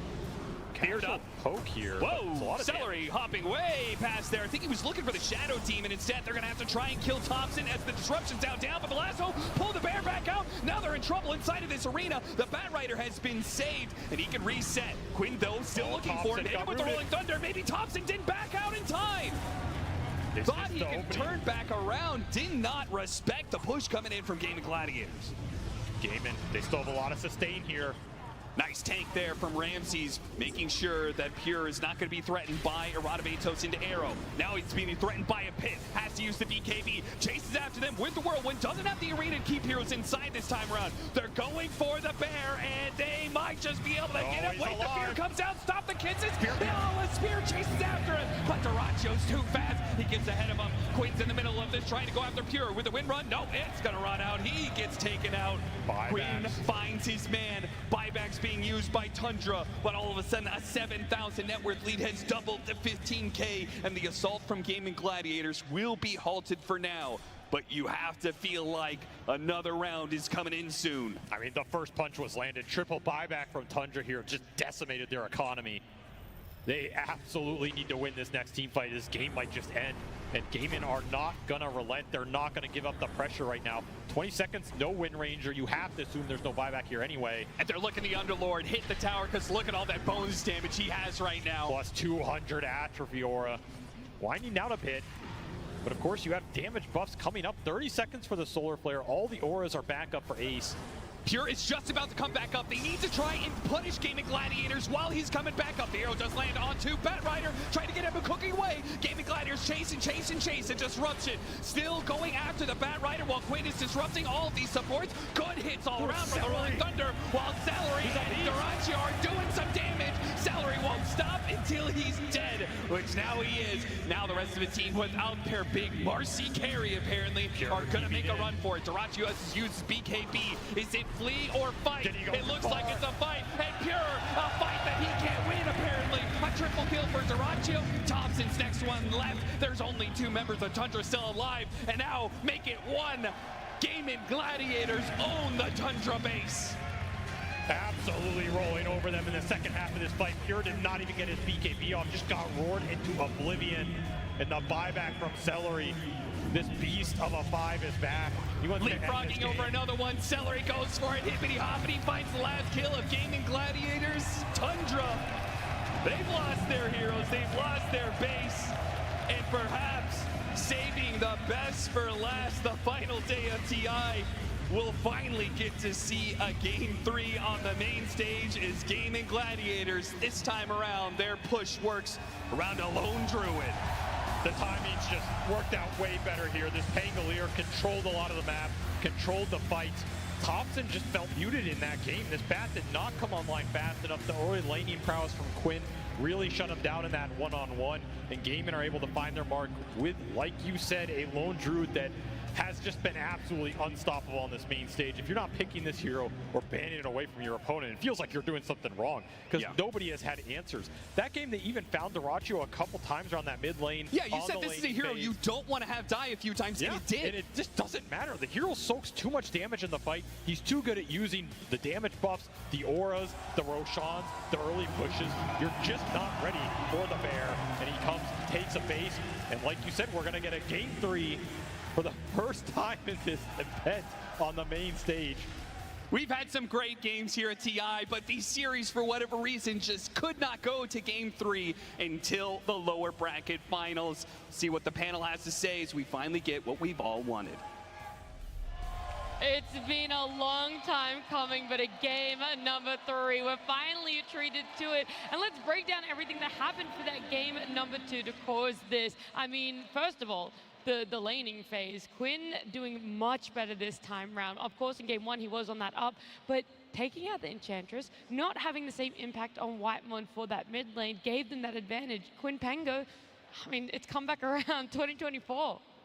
Yeah, everything comes full circle, I guess, but I do believe that matchup isn't supposed to be that hard for the Pangolier, and Quinn really showed it as well. Like, you do have the Swashbuckle that can get you out of danger. Now that they changed the Shield Crash as well, you can do a lot of trading with the Batrider as well. Thompson, I think he misclicked his Firefly early on in that laning stage as well, which hurt him in his mana pool department. So all that really just adds up, and he looked really, really comfortable on the Pangolier. But I definitely have to go back to the elephant in the room here. You let Lone Druid through, and your answer was Shadow Demon Mars? Like, those heroes don't do anything to Lone Druid here. So I think Tundra, they're going back into the green room there, and they're really discussing the key problems of what happened in this game, and it's definitely the Lone Druid.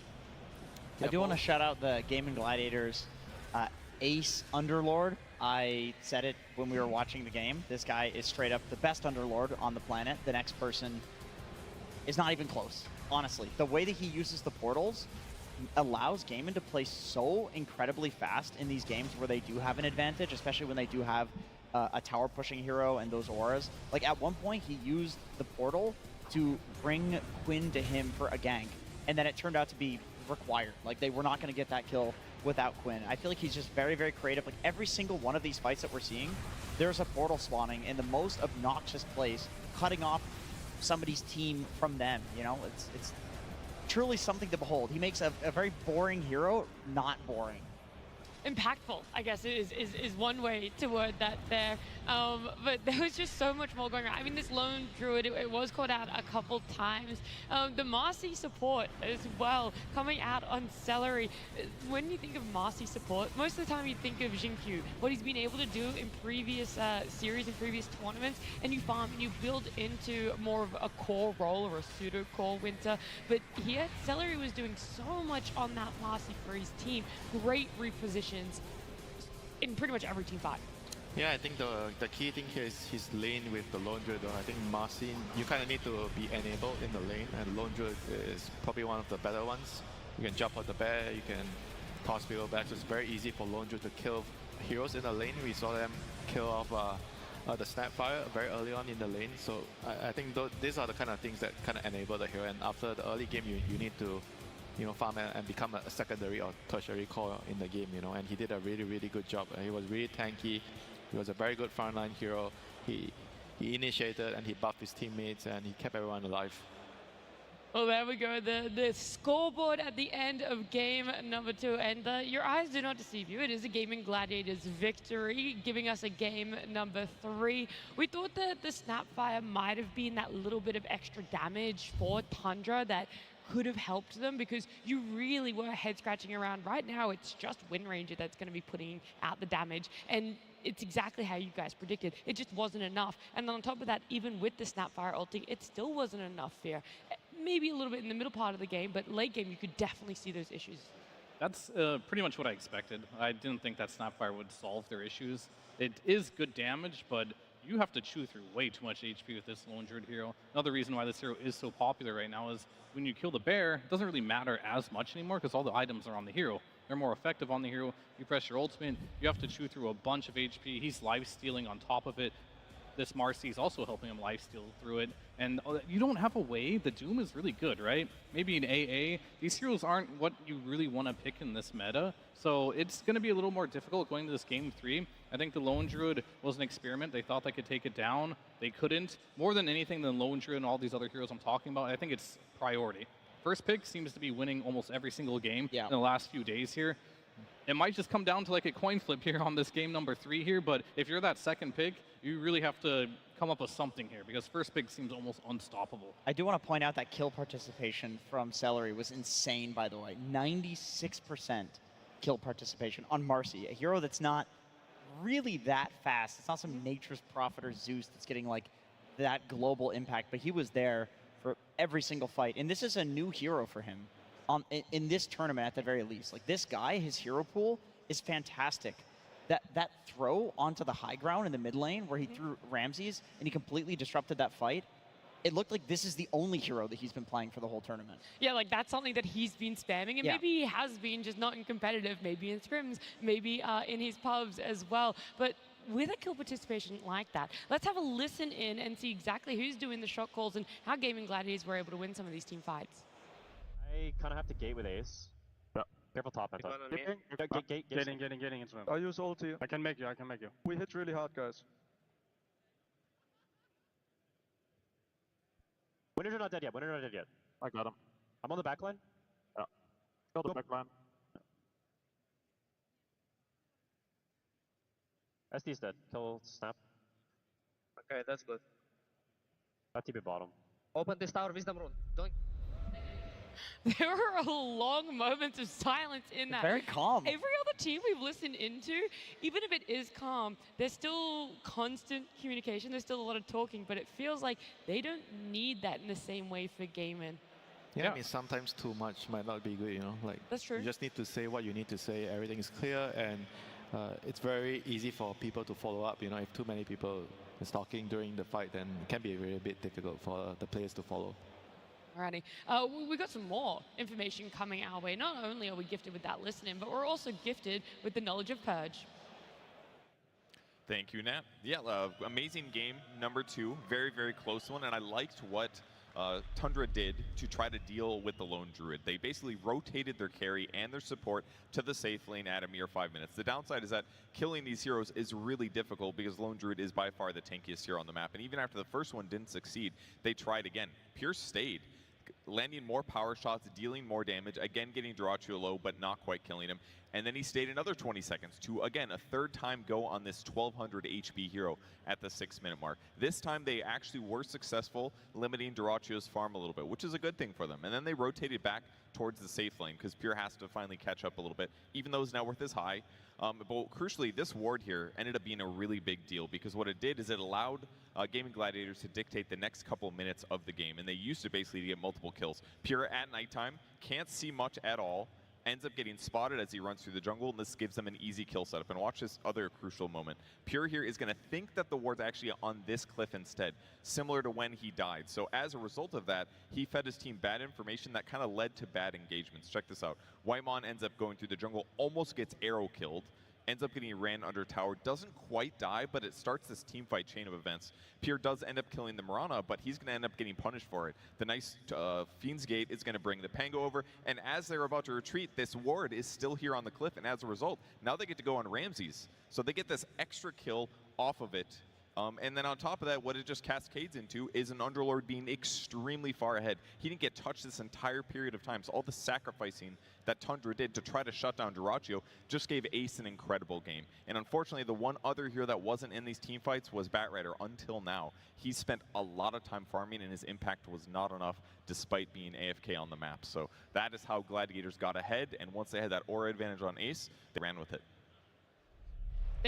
Thank you so much, Purge. I mean, the crowd loves him there. I always admire the knowledge and the deep dive that he's able to give us there. Vision has always been a priority within Dota, and I feel like Tundra has been one of those teams that has been very on top of it. Gaming Gladiators as well, though, Winter, you've had some stats in the past of how, even though they have one of the shortest game averages, they still have one of the highest key-warding and observer ward plans.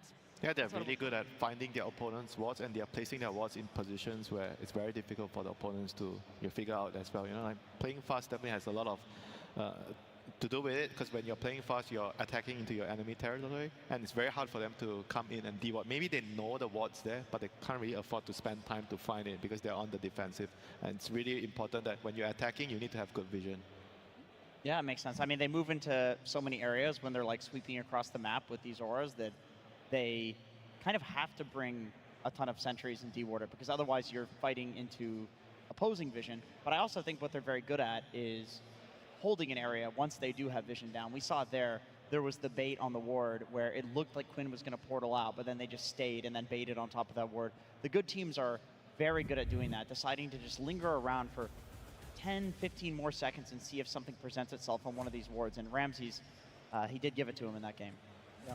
And I think in the second half of that presentation as well, which was interesting to see, was they brought 4 heroes to stop the Lone Druid. That was like their strategy.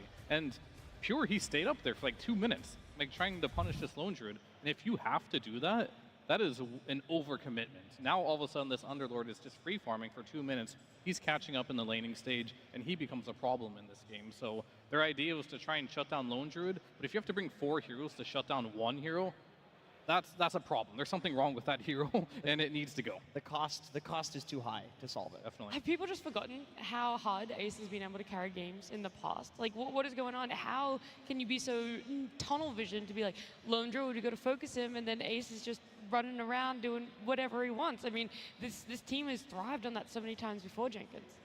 Yeah, it is funny how, okay, that's a very good argument for banning out the Lone Druid, if this is how many people you need to solve it, because I do feel like in the past where we have seen Gaming Gladiators struggle is when people go on Ace, when they like 3 to 4 man this hero.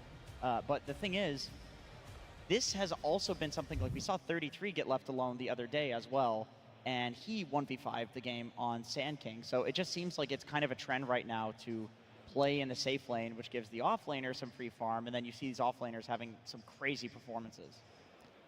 I feel like this is all because of the pick order. If you're second pick, you kind of have very little control, less control compared to the team on the first pick, and you kind of need to pick which one you have to go against, right? And they have unfortunately chosen to go against Lone Druid. It didn't work out. I think that because they're already 1-0 ahead, I feel like it was worth the risk, you know, for them to try that. And right now they just need to figure out if they're going to have to ban it or they have to let something else through. Do you feel it's also a bit of a double-edged sword where, you know, your opponent's getting that first pick, so they get to have their choice of whatever Imber hero is still left in the pool, and then on the other side of it is, even though you're getting overall last pick when you're second pick, the pool is just so small of what feels impactful at this moment that you do have to think outside of the box, and you're looking towards a Batrider mid overall last pick. Yeah, because they didn't really have a lot of flexibility in their last couple of picks, and I also feel like drafting has overall changed a lot. I think in the past have a much easier time being on the second phase team, and you can find a really good solution for your 24th pick. But nowadays, I think teams are just really good at covering their bases. They're very good at using the second phase bans to ban out whatever is really good with their drafting setup. And even if you have the 24th pick, if you don't really have a very good gacha pick in the last phase, so what's the point of having the 24th pick? May I propose a solution here? Please, Fear, I would love to Okay, hear so one. Is it Grimstroke mid? it's absolutely not anything to do with mid laners. So moving on from that, I think what you can do when first pick is always OP is you can do something called leaving heroes in the pool. So you can make a trade. And I feel like that's something that has not been happening. I feel like you ban all these OP heroes, you leave one through because you can't ban them all, but you're only leaving one through. What if you don't ban all the OP heroes and you leave like 2 or 3 in the pool? That way you can actually make a trade here. And I feel like second pick has really been struggling because, you know, the hero that we have eyes on is either Sand King, the Lone Druid. They're just winning every game. You're trying to adapt to these OP heroes, but you just can't. So maybe making a trade is something you can consider. That is potentially something these players have thought about while they were backstage in their warm-up rooms preparing for our very first game, number 3 on the main stage here at TI 13. I want to use a very slight example while we let the players sit down in their chairs and get ready in the lobby is in that previous series, Fear, you're almost saying maybe don't ban the Naga and the Sand King on the side of Tundra. So it's those plus the Lone Druid that's left in the pool. And now you're bound to get at least something that is going to give you... Sniper though. Sniper, like, okay. We talked about briefly if you're going to leave Sniper, and it was Sniper and Lone Druid, right? Because Sniper will be good against Lone Druid. That's like one of the few things that you could do. I see. I think Sand King maybe not. I feel like Sand King is like too difficult to deal with. It's very similar to Lone Druid. You need too many things to deal with it, and it's not going to worth it in the draft. You know, you have to do. It's just too stressful. You know, you have to beat him in the lane. You have to steal his stacks, and in the team fight, he's just such a big problem. Yeah, I definitely think you have to leave some Sand King, Lone Druid, Sniper trade, because I don't think you can ban them all. It just is not possible. You don't have enough bans, and those are not even like all the heroes you have to consider. We still have the Invokers that we saw. We saw these Enchantresses doing really well. Tusk looks unstoppable. So there's just a lot of heroes, and I didn't even mention Naga, right? So there's a lot of heroes right now that are good, but those seem like the meta 3 for how the tournament is progressing right now. Yeah, I definitely agree with the Sniper. I think that if you're Tundra, Sniper in general seems theoretically good against Lone Druid. It does enough damage to, you know, whittle away at his 4,000 HP, and you know, Lone Druid's gonna have to go for the what the hell's the item? The one you forgot last time. Harpoon. The Harpoon, of course. Nobody goes for Everyone that. forgets that one. They only go for it on Lone Druid against a Sniper. But if you're, you know, you have Thompson on your team, I feel like he's also going to make it work. Like, he is one of the few snipers that plays with the Aghanim Shard. He gets an early grenade, and he does cool stuff with the concussive grenade. So because you have Thompson, and because theoretically it should be good anyway, that's definitely enough to warrant potentially letting the Lone Druid through. You don't see maybe a weak spot in the Sniper. Everyone says, like, this is why we looked at Sniper potentially pose 4 for so long in this tournament, is his early game damage is extremely high, right? We know he does very well in that laning, but coming out of it as a core, I feel you want to farm a little bit more. Not sure if you can be that active mid laner supports love to work with, and maybe that's something the opponents are able to capitalize on, and then all of a sudden, the Lone Druid isn't really being looked at. Yeah, I don't really think you can deal with it very much, just because Tundra is a team that has Ramses as their active player. Okay. So typically Thompson doesn't have to be active at all on this team, so he can play that. And the same reason why Sniper looks good is the same reason why Lone Druid looks good. You can't beat this guy in lane. You can think as much as you want at what theoretically might counter these heroes in the laning stage. It just doesn't work. They're always going to have a good laning stage, and they're always going to propel to some item timing where they feel like they're very difficult to play against. And I'll still always remember that Aurora game where they triple countered the Sniper, and it still didn't work. So I just don't believe in countering some of these heroes if they can get off to a good laning stage. And I have not been proven yet that you can counter these heroes on lane. I want to put a small caveat to that Sniper game. He did have a Pugna with him on the side of Sniper that for so many fights was just this battery. Just gave him extra health to be able to stand there and not have to worry too much about what he's positioning. Yeah, even the Decrepify was a lot because there was physical damage required to kill the Sniper. There was a Lycan, there's a Spectre. Sure, there's a little bit of magic damage, but it's mostly physical, so it was enough. Absolute cinema. That man loves using Twitch emotes. I don't even know how he knows that he's on camera, by the way. Or do you reckon he does that every time, hoping? He's just doing that once every like 15 seconds. He's actually doing it right now. It's Pretty just sure not on camera. cameraman comes by and pans every shot. Yeah, we. And whether you're live or not, you don't really know, right? So just gotta do it. You just gotta pull. Yeah, YOLO, go for He's it. in good spirits for sure, you know. Getting to play Pango on the main stage.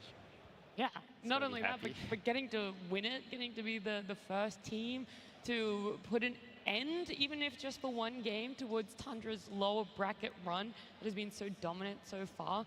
And on top of that, our first ever game number 3. I feel like we haven't talked about it so much, how these teams normally aren't able to have that stability in their emotions to be okay with being one game down. And on the side of Gaming Gladiators, it wasn't chaotic. They still had structure towards their team fights, and they were very aware of what all their timings were for it. And it didn't feel like a team that was literally on the brink of elimination.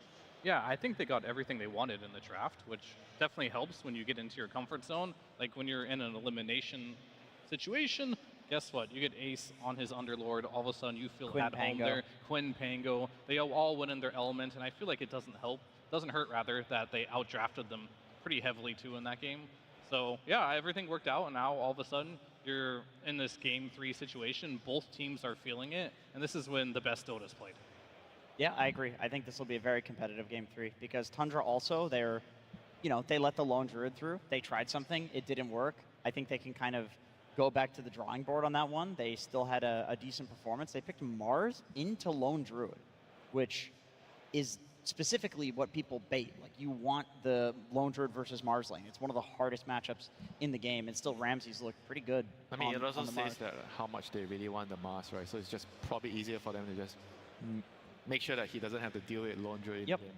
I think both sides, we're going to see a lot of comfort picks coming out. I will say, yeah, that Mars, he kind of just did what he's been doing every other time he's gotten Mars. You get Blink Dagger and you just initiate for your team. That's all that matters, you know? He's able to get some good arenas off for himself. We'll see if he's able to do it for game number 3, if he's even going to get his hands on this Mars, because, it brings me so much pleasure to tell everyone watching at home and in the arena, we got a game number 3 draft. Gaming Gladiators versus Tundra Esports. Game 3. What heroes are these teams gonna let through? Do you widen that hero pool? You allow as many different meta and OP heroes through as you possibly can. We'll see. What we do know is that Tundra has that first pick, and I have no doubt in my mind they want the lone druid for themselves. Which they're not gonna get. Gaming Gladiators deny that. Sand King though. Here we go again. Yeah, you're right. Sand King's there. They're gonna take it for sure. And with the flex that they've shown that they're more than capable of doing, it is even more likely that they're going to take this first pick. What's the trade though? Like, what are you gonna trade for this Sand King? Is it the Inch? That hero? Yeah, I suppose. But the thing is, Sand King's pretty good against the Inch. I mean, I do feel like it's still like more about like the early game. I think if you can get a lot of value of the early game with the Edge pick, sure, later in the game you're definitely not so good against Sand King, but it would still be... Oh, bring out the big guns right away. Right away. They're answering offlaner with offlaner. This is a hero that will buy the pipe for you right away, which is nice against the Sand King. This is something that is absolutely comfort to Gaming Gladiators. I don't actually mind this opening too much. Like, I think Ramses will pick this hero, like, this is mine. We saw Thompson play it last game. They do have the flex potential, but this is 100% just going to be Ace's hero no matter what. I think this makes sense as well. There is no way Tundra, after that last game, was going to let it through the second phase of bans. But if you're Tundra, you're probably happier with this because it's still like a flexible hero for you with the Sand King. And you can now think of heroes that you can use to maybe abuse the Underlord in the lane. Like Monkey. Do those exist anymore? Because I feel like people don't care anymore. Like these Monkey King. Like Monkey King doesn't even really win these lanes anymore just because they nerfed the Jingo at level 1. It's really bad.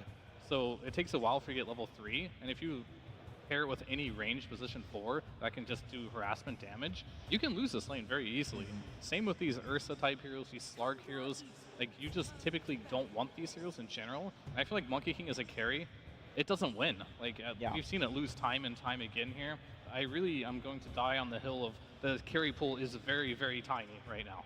Well, it wouldn't be a tournament if Fear wasn't willing to die on a hill about a certain hero. There's always a hill to die on for Fear. Do you guys think that with the Underlord being first phase, that means Gaimin has to consider the Rubik? Or top Yeah, and for mid? sure. Like, they have to think about banning the Rubik. I mean, even on a support position, Rubik is just it's too difficult for Underlord to play into. Just pick it up yourself. Yeah, they could do that. I mean, we talked about the counters to Underlord and lane, and the way to counter those counters is Wait, that man's opening a Crimson. No, go back to him. Go back to the audience. I want to know what he got. Oh, now we'll never know. Well, they got the inch anyway. That's what we thought they would first pick. This hero's just looked really good throughout the tournament. The overprotective Wisp facet has looked very nice, very tanky. And then once you transition, basically the early game plays out like this. You just run in there, win lanes. You're very tanky in the early mid game. Then the late game hits, you're just a turret. Like, it just transitions from a tank into a backline damage dealer, and it does a lot of damage in lane. Yeah. The nice thing for Gaimin's draft is they always like to have these 2 aura buyers, you know, the drums, the crimson, the pipe, and so forth. They have them already. So the rest of the draft can be simply responses to Tundra's heroes in terms of one-to-one counters, and then also heroes that just give them a better game in the mid game. Like right now, they lack a little bit of team fight. Is Tusk still in the pool? Oh yeah, he's opening it. All right. What does he want? Oh What's he gonna get? Oh yeah. Oh, I'm so sorry. Oh, that's too bad. I feel more bad for his teammates because he's gonna be spamming Meepo now in his pub. Yo, guys, to can show off that That is Crimson. miserable. I'm glad we got to witness that. Yeah, that is really any too other bad for him. Crimson witness openers in the crowd? Well, we Anyone need else? Steam Deck users first. I wonder why I'm getting so many emails from Jenkins, you know. I just wonder why. You mean you don't have 12 Crimson witnesses? I can send you some if you want. So they take the Tusk on Tundra. I think that makes sense. Anytime you see the Ench come out, the best pairing in Dota for it right now seems to be the Tusk. Like, these 2 heroes are just so incredible at diving towers, and I think they make up for the things that the other ones lack. Decent amount of wave push. Like I said, the tower dive, Ench can run in and heal, so they take this out. Tundra has 2 melee heroes. I'm expecting a ranged hero to probably come out here. Ranged support, maybe.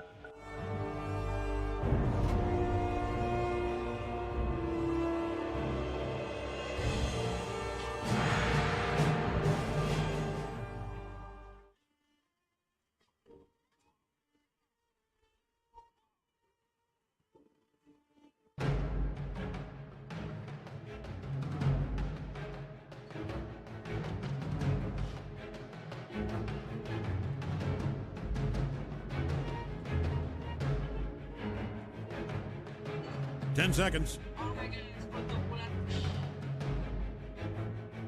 We're starting in 5 seconds, with or without you.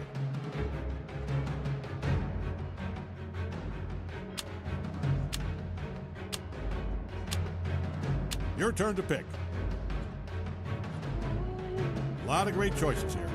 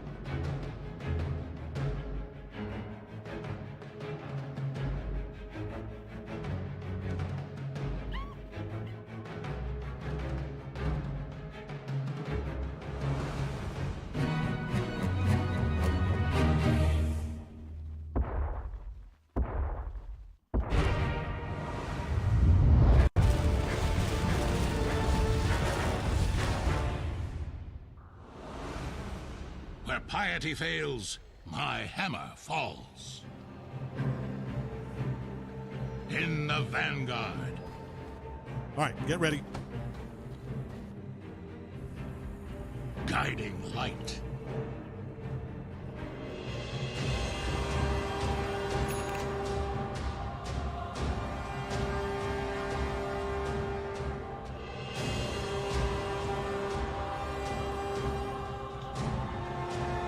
Yes, sir.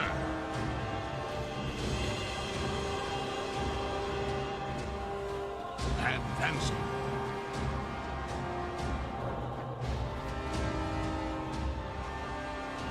Forward march.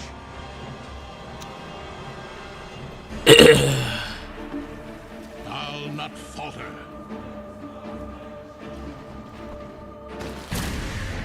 Heads up, 30 seconds. I wrote up a little pep talk with your standard inspiration, powerful moving speech. Greg is sobbing like a baby when he heard it. It's longer than 30 seconds. And may the all-knowing one bear witness.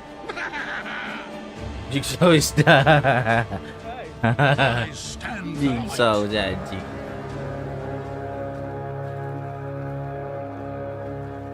My path is clear. Look, here's the deal. They've got an ancient, and between you and me, they got no business with it. Who was the first person to think of having an ancient? You! Get mad! Go smash their ancient. Fear not, my friends. Our guardian is here.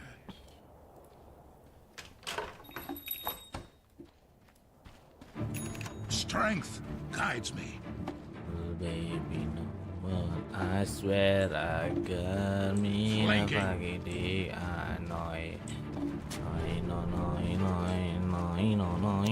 Omniscient light.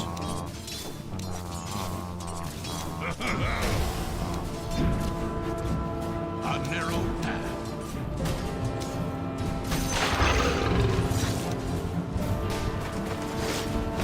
I'll take this on warranted. I bring the light.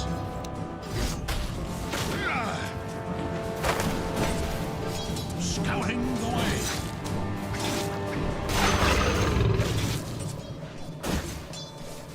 Yes.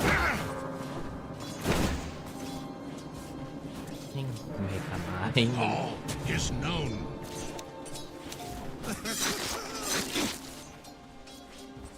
The all-knowing one protects us. Wow. Kita anjing itu. Yes.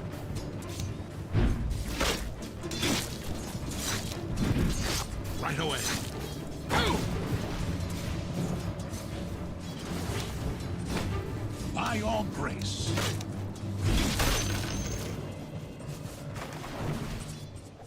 Their blades will break upon us. Ini ciring master nah. Attack!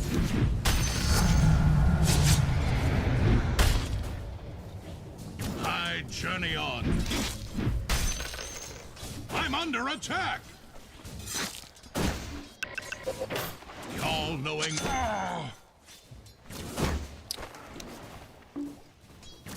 They won't profit from us. Scouting the way. Saat ku melihatmu tanpa susah, A narrow path. jangan aku ragukan. Attack!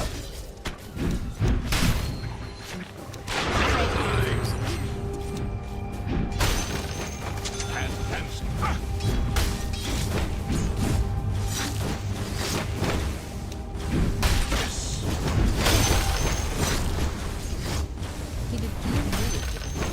In the vanguard. A gift. Omniscient light. No, the courier's dead. Yeah, they knew what they were getting into when they took that job. I stand for the light.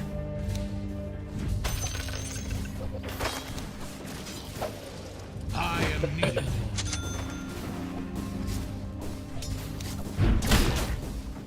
Fear not, my friends.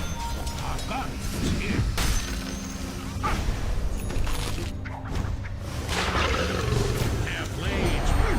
All lined up for another shot.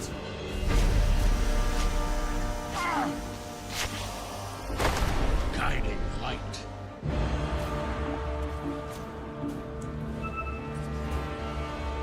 I'll take point.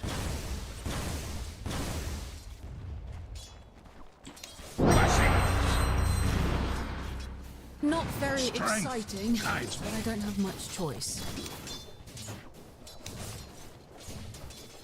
The all-knowing one protects us all.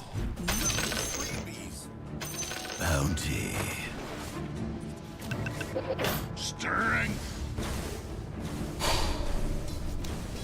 All can be counted.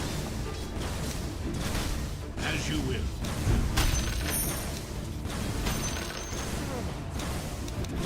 I'll not falter.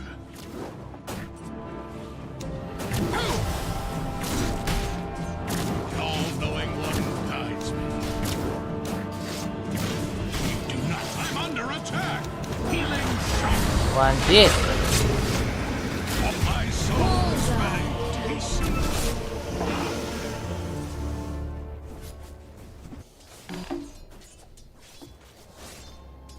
Pusing mulu nih.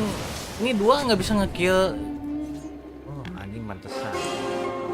Pantesan kita bisa ngekill si Eta. By your grace.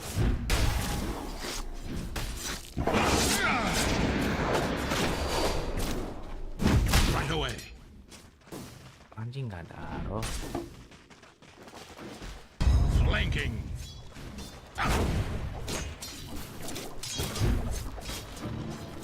I journey on.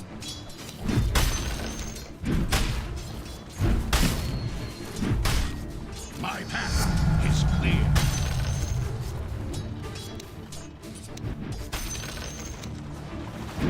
Yes.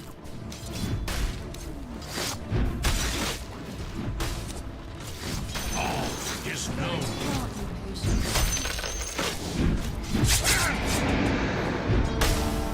Say your prayers.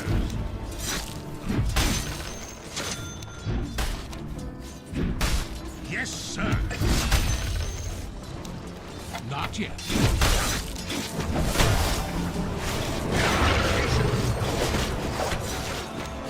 Their blade.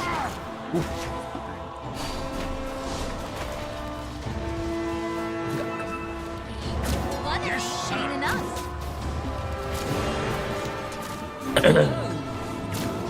Fear not, my friends.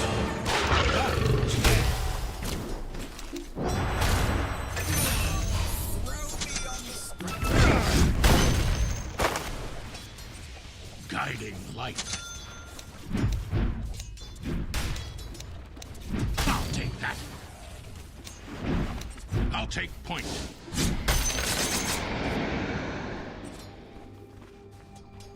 The omniscience knows your sins. Gracious me! I journey on. Judgment comes. For your glory. I carry a hammer to nail down yours. All is known.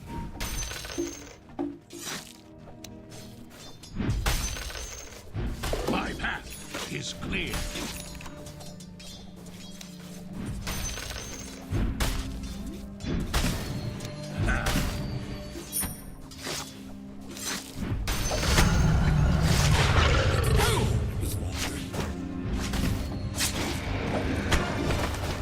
Purified. The all-knowing one guides me.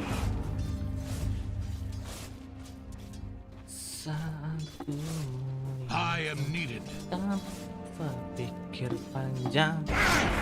Oh. Scouting, healing, armor. Regeneration. Advanced. Ah! Omniscient light. Time. As you will. Ngegeng ke atas dong. Nih. A narrow path.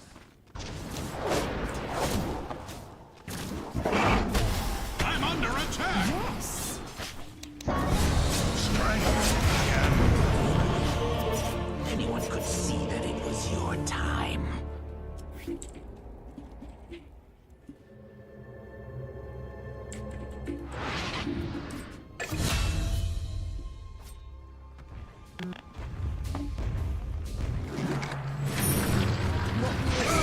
Yes, that is a double kill. They just... Killing spree, killing spree, killing spree. I stand for the light. Yes! Bleed for me! By your grace.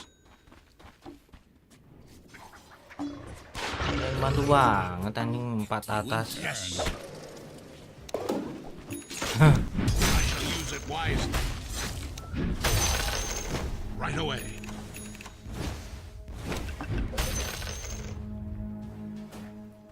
The all-knowing one protects us all.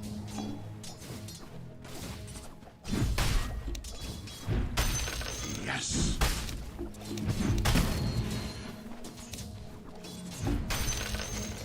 I'll not falter. Judgment comes. In the vanguard. Bottom tower's under attack Anjing there. 3 tuh, bro. Nah, it'll be Anjing. fine. 3 anjing. Forward march. Come on, bro. Sini. All is known.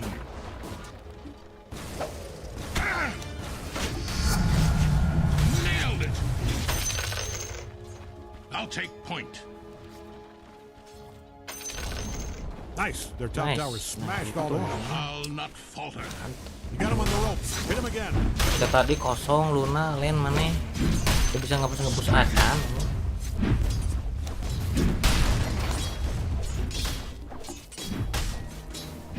The all-knowing one guides me. That's right. That there is dominant. It's clear. Double kill. Forward march.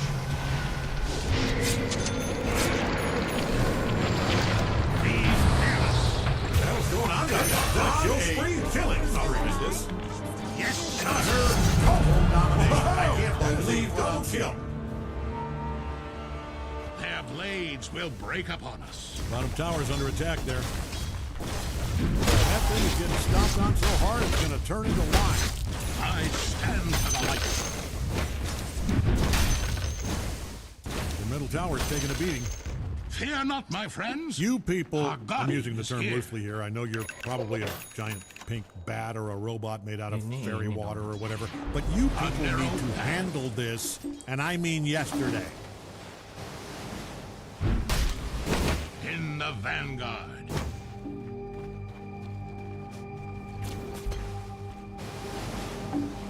Right away.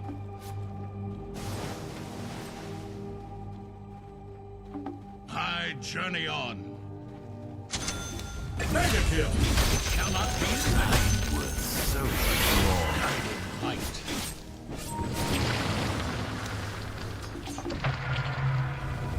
Omniscient light. Might want to look into your bottom tower.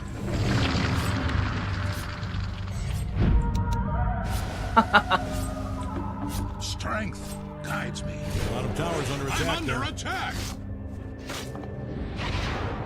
Scouting the way.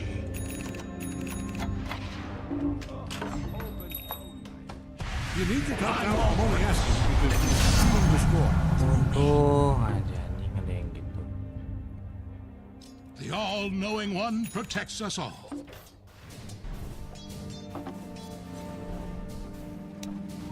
Smite.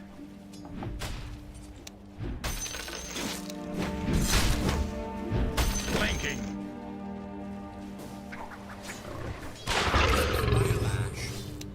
I am needed.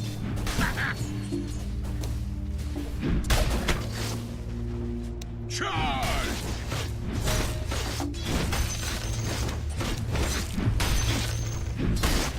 Advancing.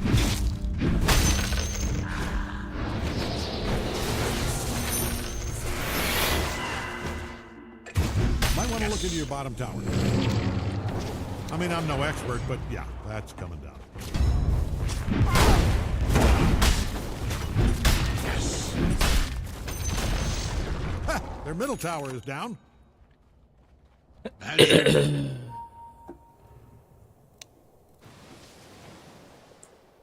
Forward march. Your bottom tower is under attack there. Don't get a big head about it, but your structures are fortified. The all-knowing one protects. Might want to look into your bottom tower.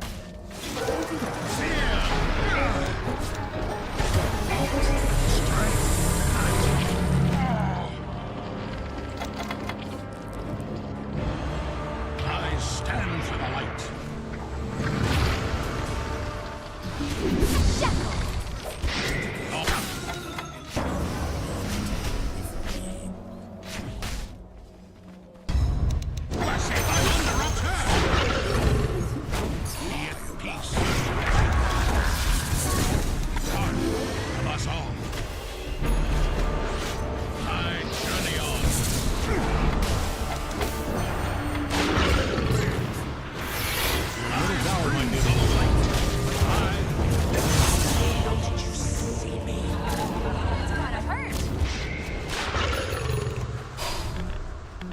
Your middle tower might need a little attention.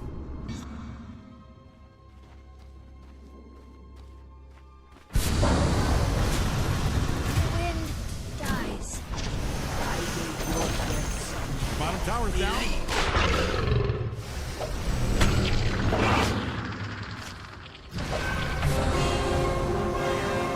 Kill.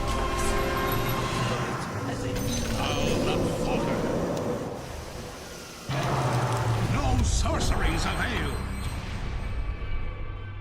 It's not time. Kill spree! Meant for more. They shall know. Purified.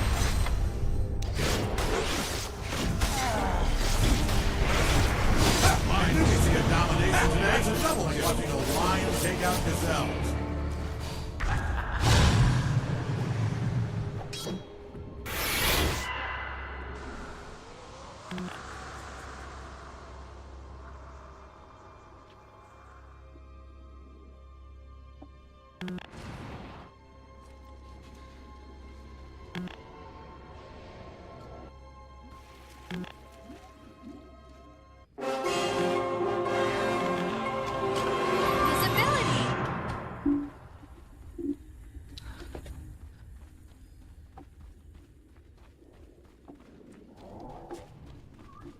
A narrow path.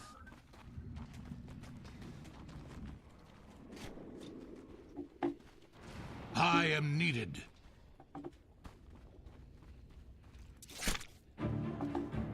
Advancing.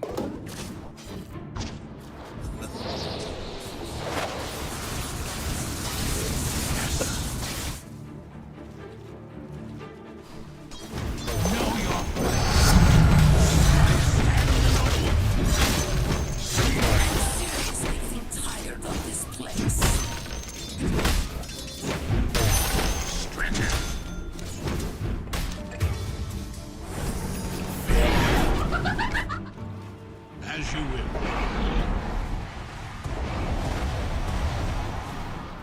My eye Their never blades rests. will break.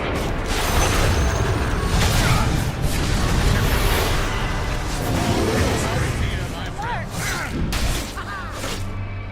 All known.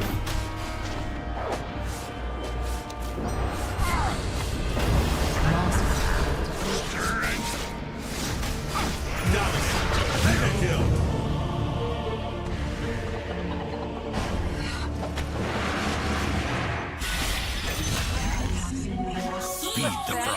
Blessings upon a loyal warrior.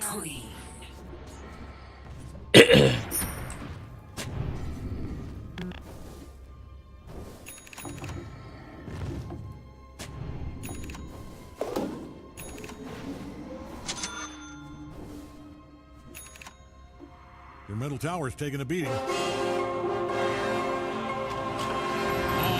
one, look kindly on me. My path. Might want to is look into your clear. bottom tower.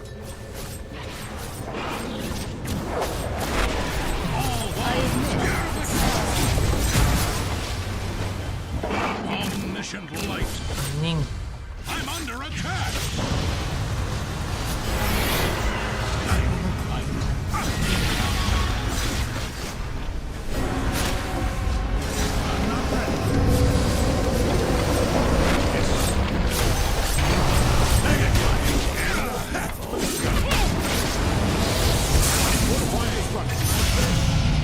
The omniscience honors me.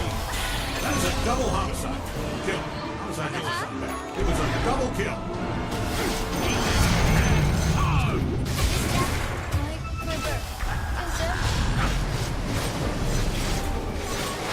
Thinking. That's a double kill.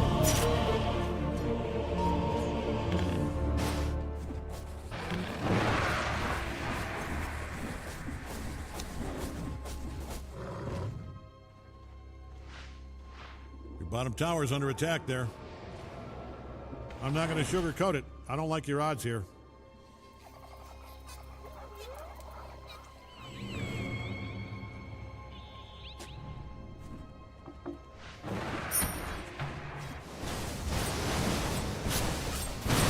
Might want to look into your bottom tower. Oh, they are really taking it to you there. Bottom tower's under attack. Omniscience sees fit to restore me.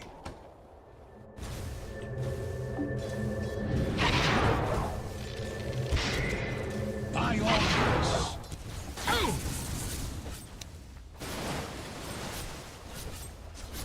In the vanguard.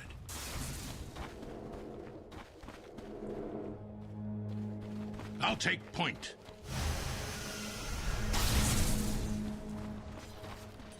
Fear not, my friends. Our guardian is here.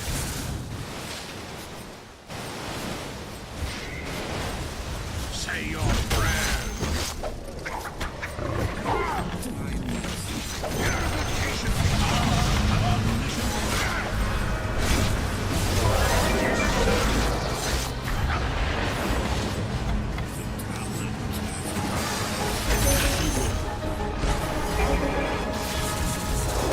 Not yet.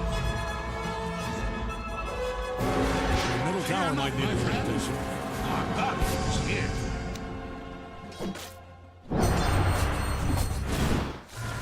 The middle tower's taking a beating. Maybe don't let them do what they're doing. Advancing. It's not time yet. I'll take point.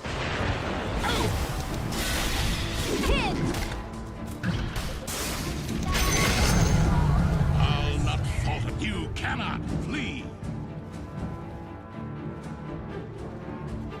Their blades will break upon us. You need your top tower? I'm only asking because it's being destroyed. Yes, sir. It's not time. All healing shock. Prepare, eyes. I'm under attack. Now.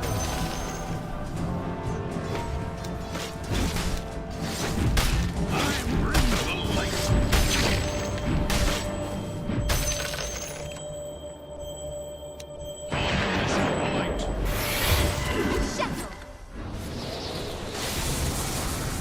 I'm not ready. Yes, please. Right.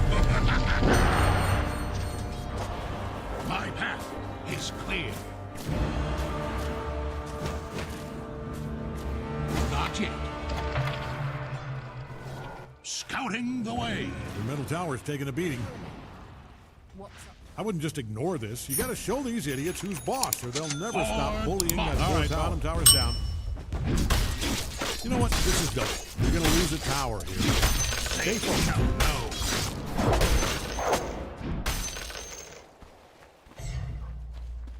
In the vanguard.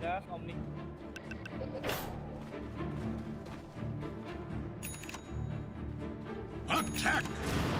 I'm told they fetch a reasonable price. I journey on.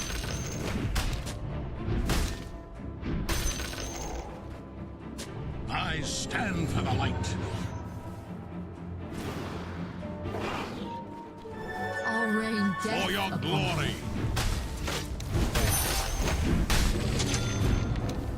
I'm not ready. The all-knowing one guides me.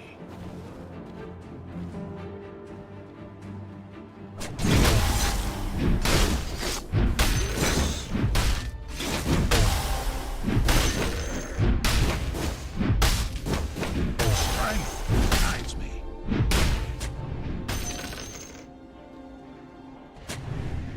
Yes. The tithe. The all-knowing one protects us all. Hey, your top tower's under attack. I am needed. Oh, that thing can really soak up some punishment. Sorceries avail.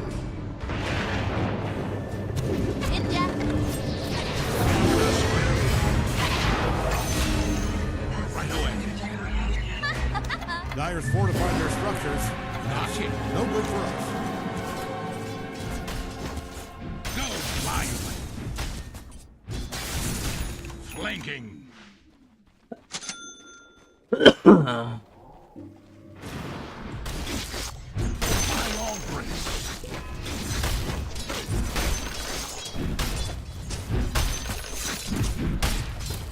All is known.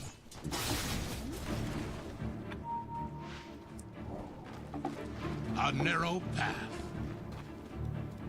an easy target. By all grace.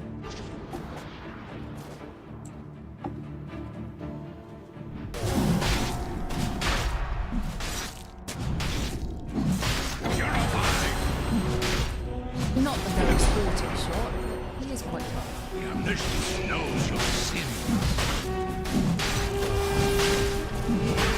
It's not time. Blessings.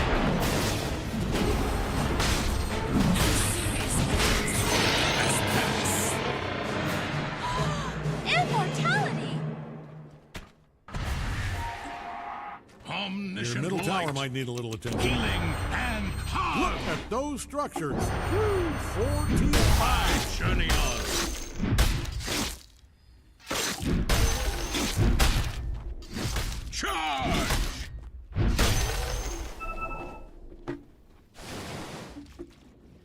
I am needed.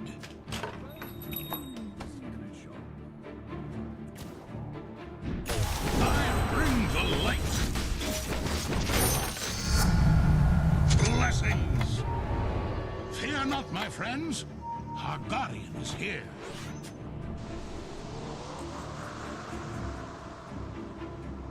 The all-knowing one guides me.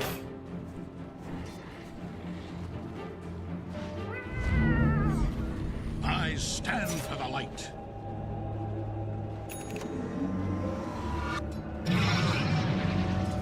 I'll take point.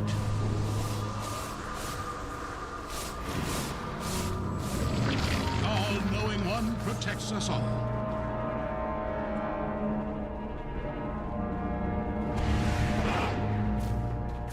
Yes.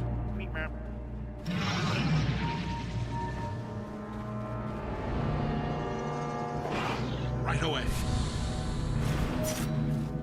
Bottom tower's under attack there.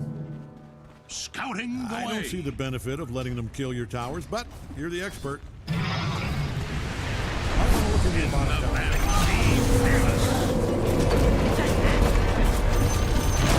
Not ready. Middle tower's down. Say It's your an ugly prayer. tower. Well, I want to look at your bottom tower. Uh-oh. This Dyer's fortified their structure. I mean, you have to feel some kind of responsibility. I want to haul ass over your tower.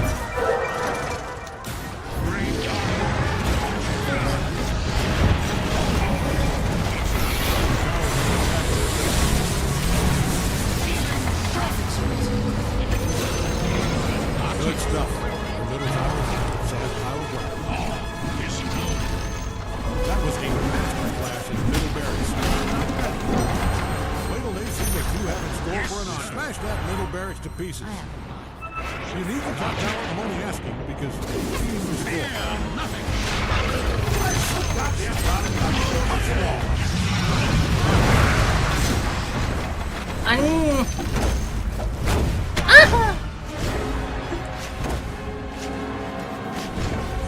It's not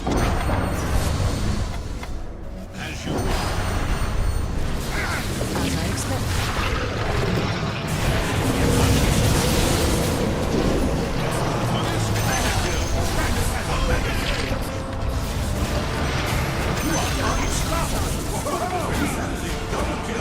blindness with you. Guiding light.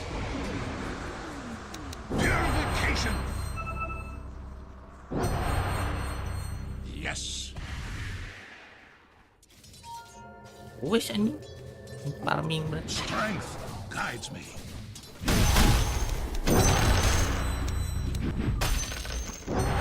My path is clear.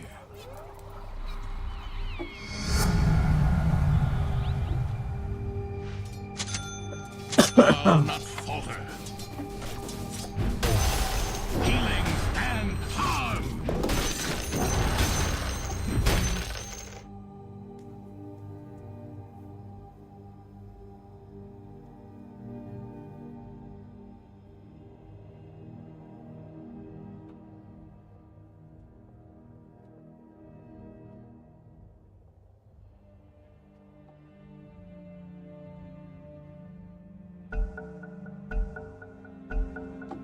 Okay, now we're will rolling. break upon us. I'm not ready.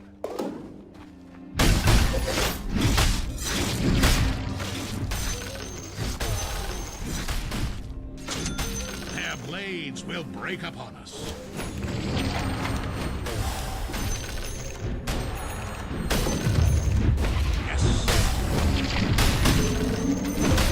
Every coin helps.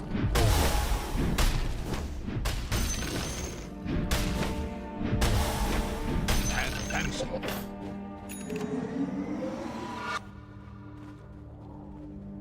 Scouting the way.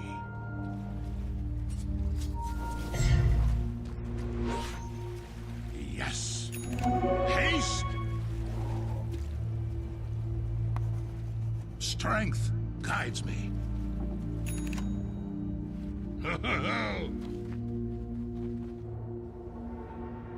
Fear not, my friends. Our guardian is here.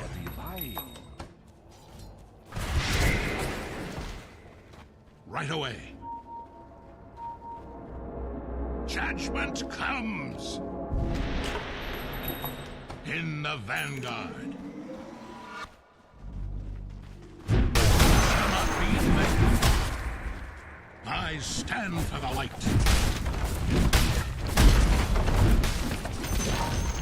Ah, their bottom tower is down. All right, middle tower's down.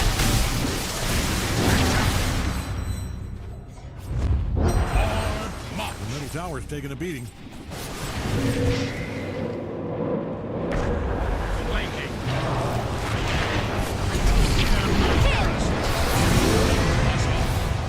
Good work down there. I'll let you say it all day. I have called the Guiding light.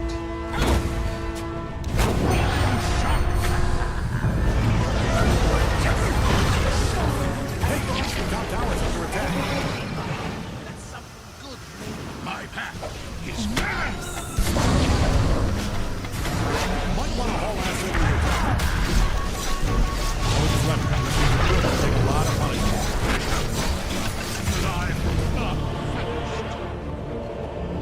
Hey, the top tower's under attack. Are you letting them do this? I mean, if this is Killing spree, say no more. killing I can keep my spree, mouth. killing spree. Aduh, Lunanya mati anjing tepuku.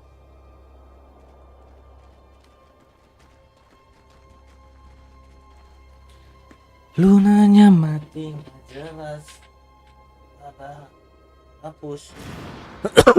Kadon maju karut.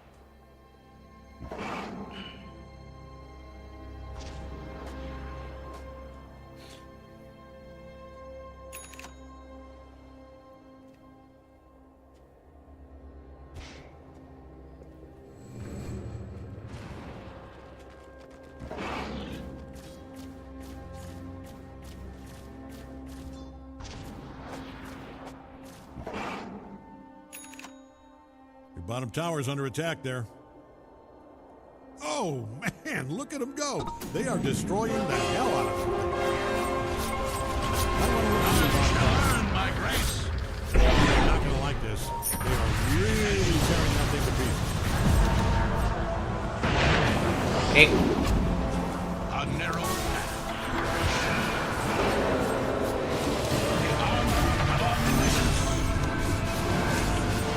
Sini, Cuk. Good, perfect example. See, this right By here, all grace. this is what you want to avoid.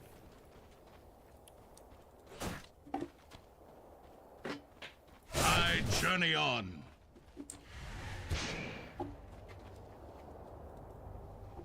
I'll not falter.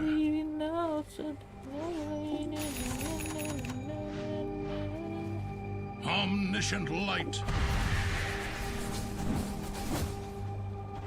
Kasih. The all-knowing one guides Bodo me. amat, negasirin taras. The all-knowing one guides me.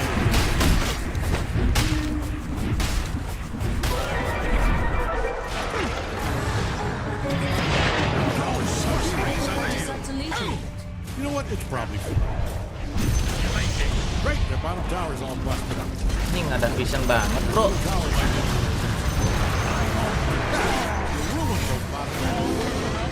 My friends. Ini Nirana. Bottom tower's taking a beating. Let's see how this plays out. Maybe it's just a bottom tower is no longer tipped up. It's just, I'm not it's just ready. tipped.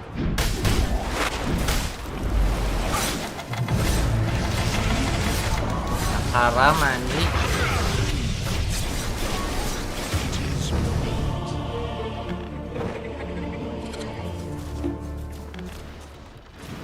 Chalk that one up as a miss.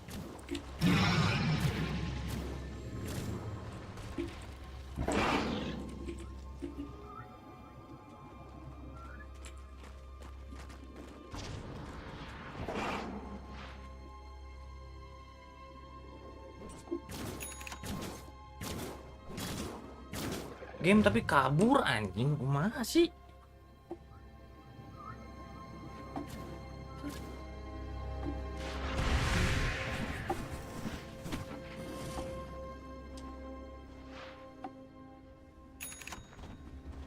Kejadian kena sentry, itu dus.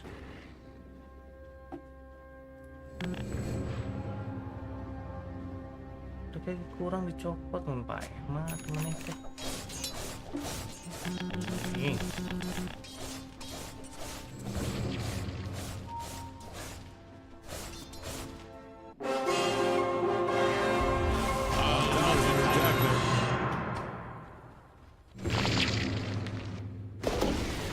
And good news is you hated your bottom tower. Great news, in fact. I didn't want to say it, but that was my favorite tower. In the vanguard.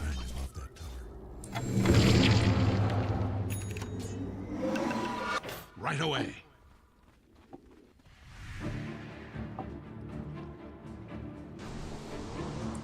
Scouting the way.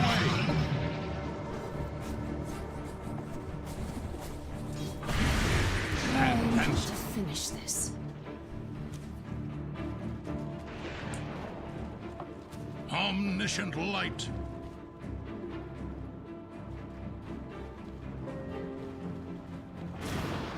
Stricken.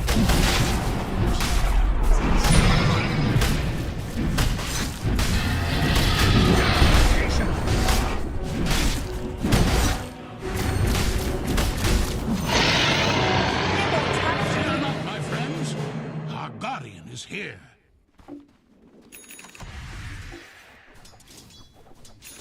Yes, sir. How illuminating. Attack!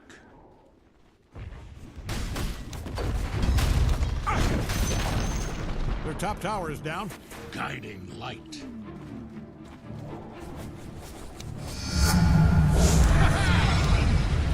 Forward march.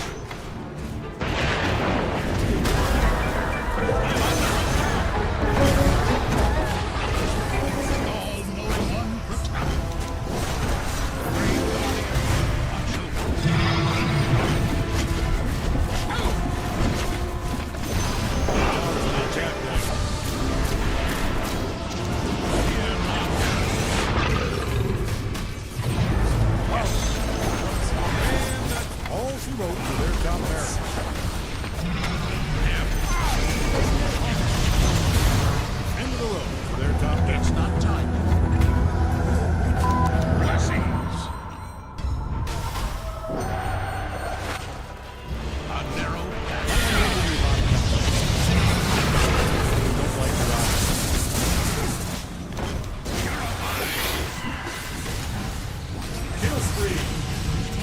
was a textbook double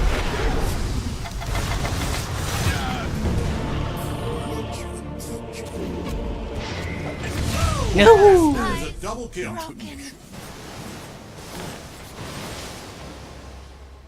Cuértamo.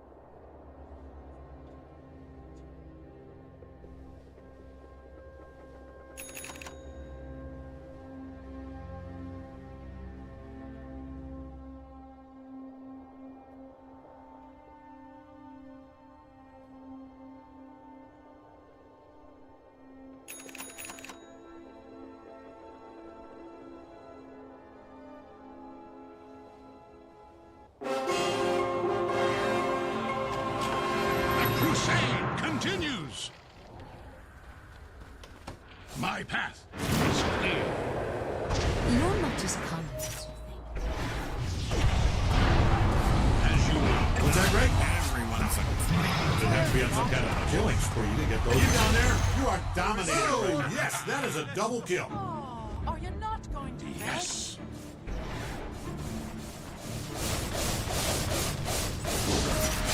I'm under attack.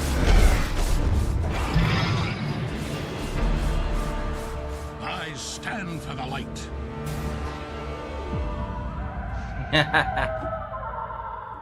For your glory.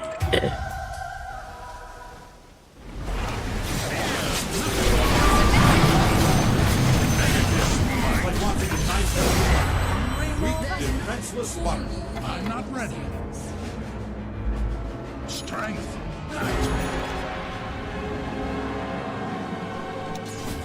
Know your place.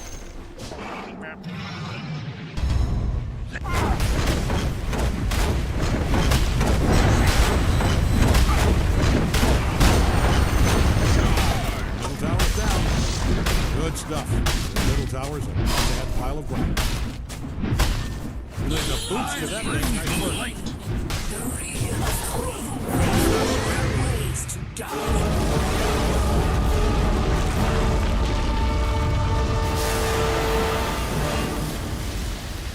We dissolve into the omniscience. Mantap. Alhamdulillah. Game kedua menang ya. 2-0, 2-0, 2-0.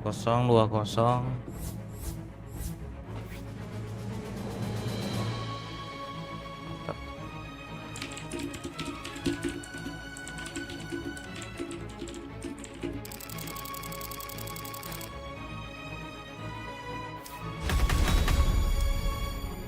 Alhamdulillah, alhamdulillah ya. Mantap, mantap, mantap.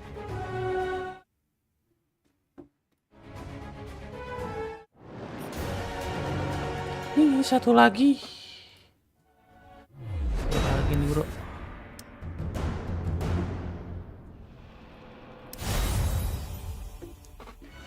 Miso. Top zone atau sekali-sekali mah tuh rada terkenal. Jadi bisa dijual kartna.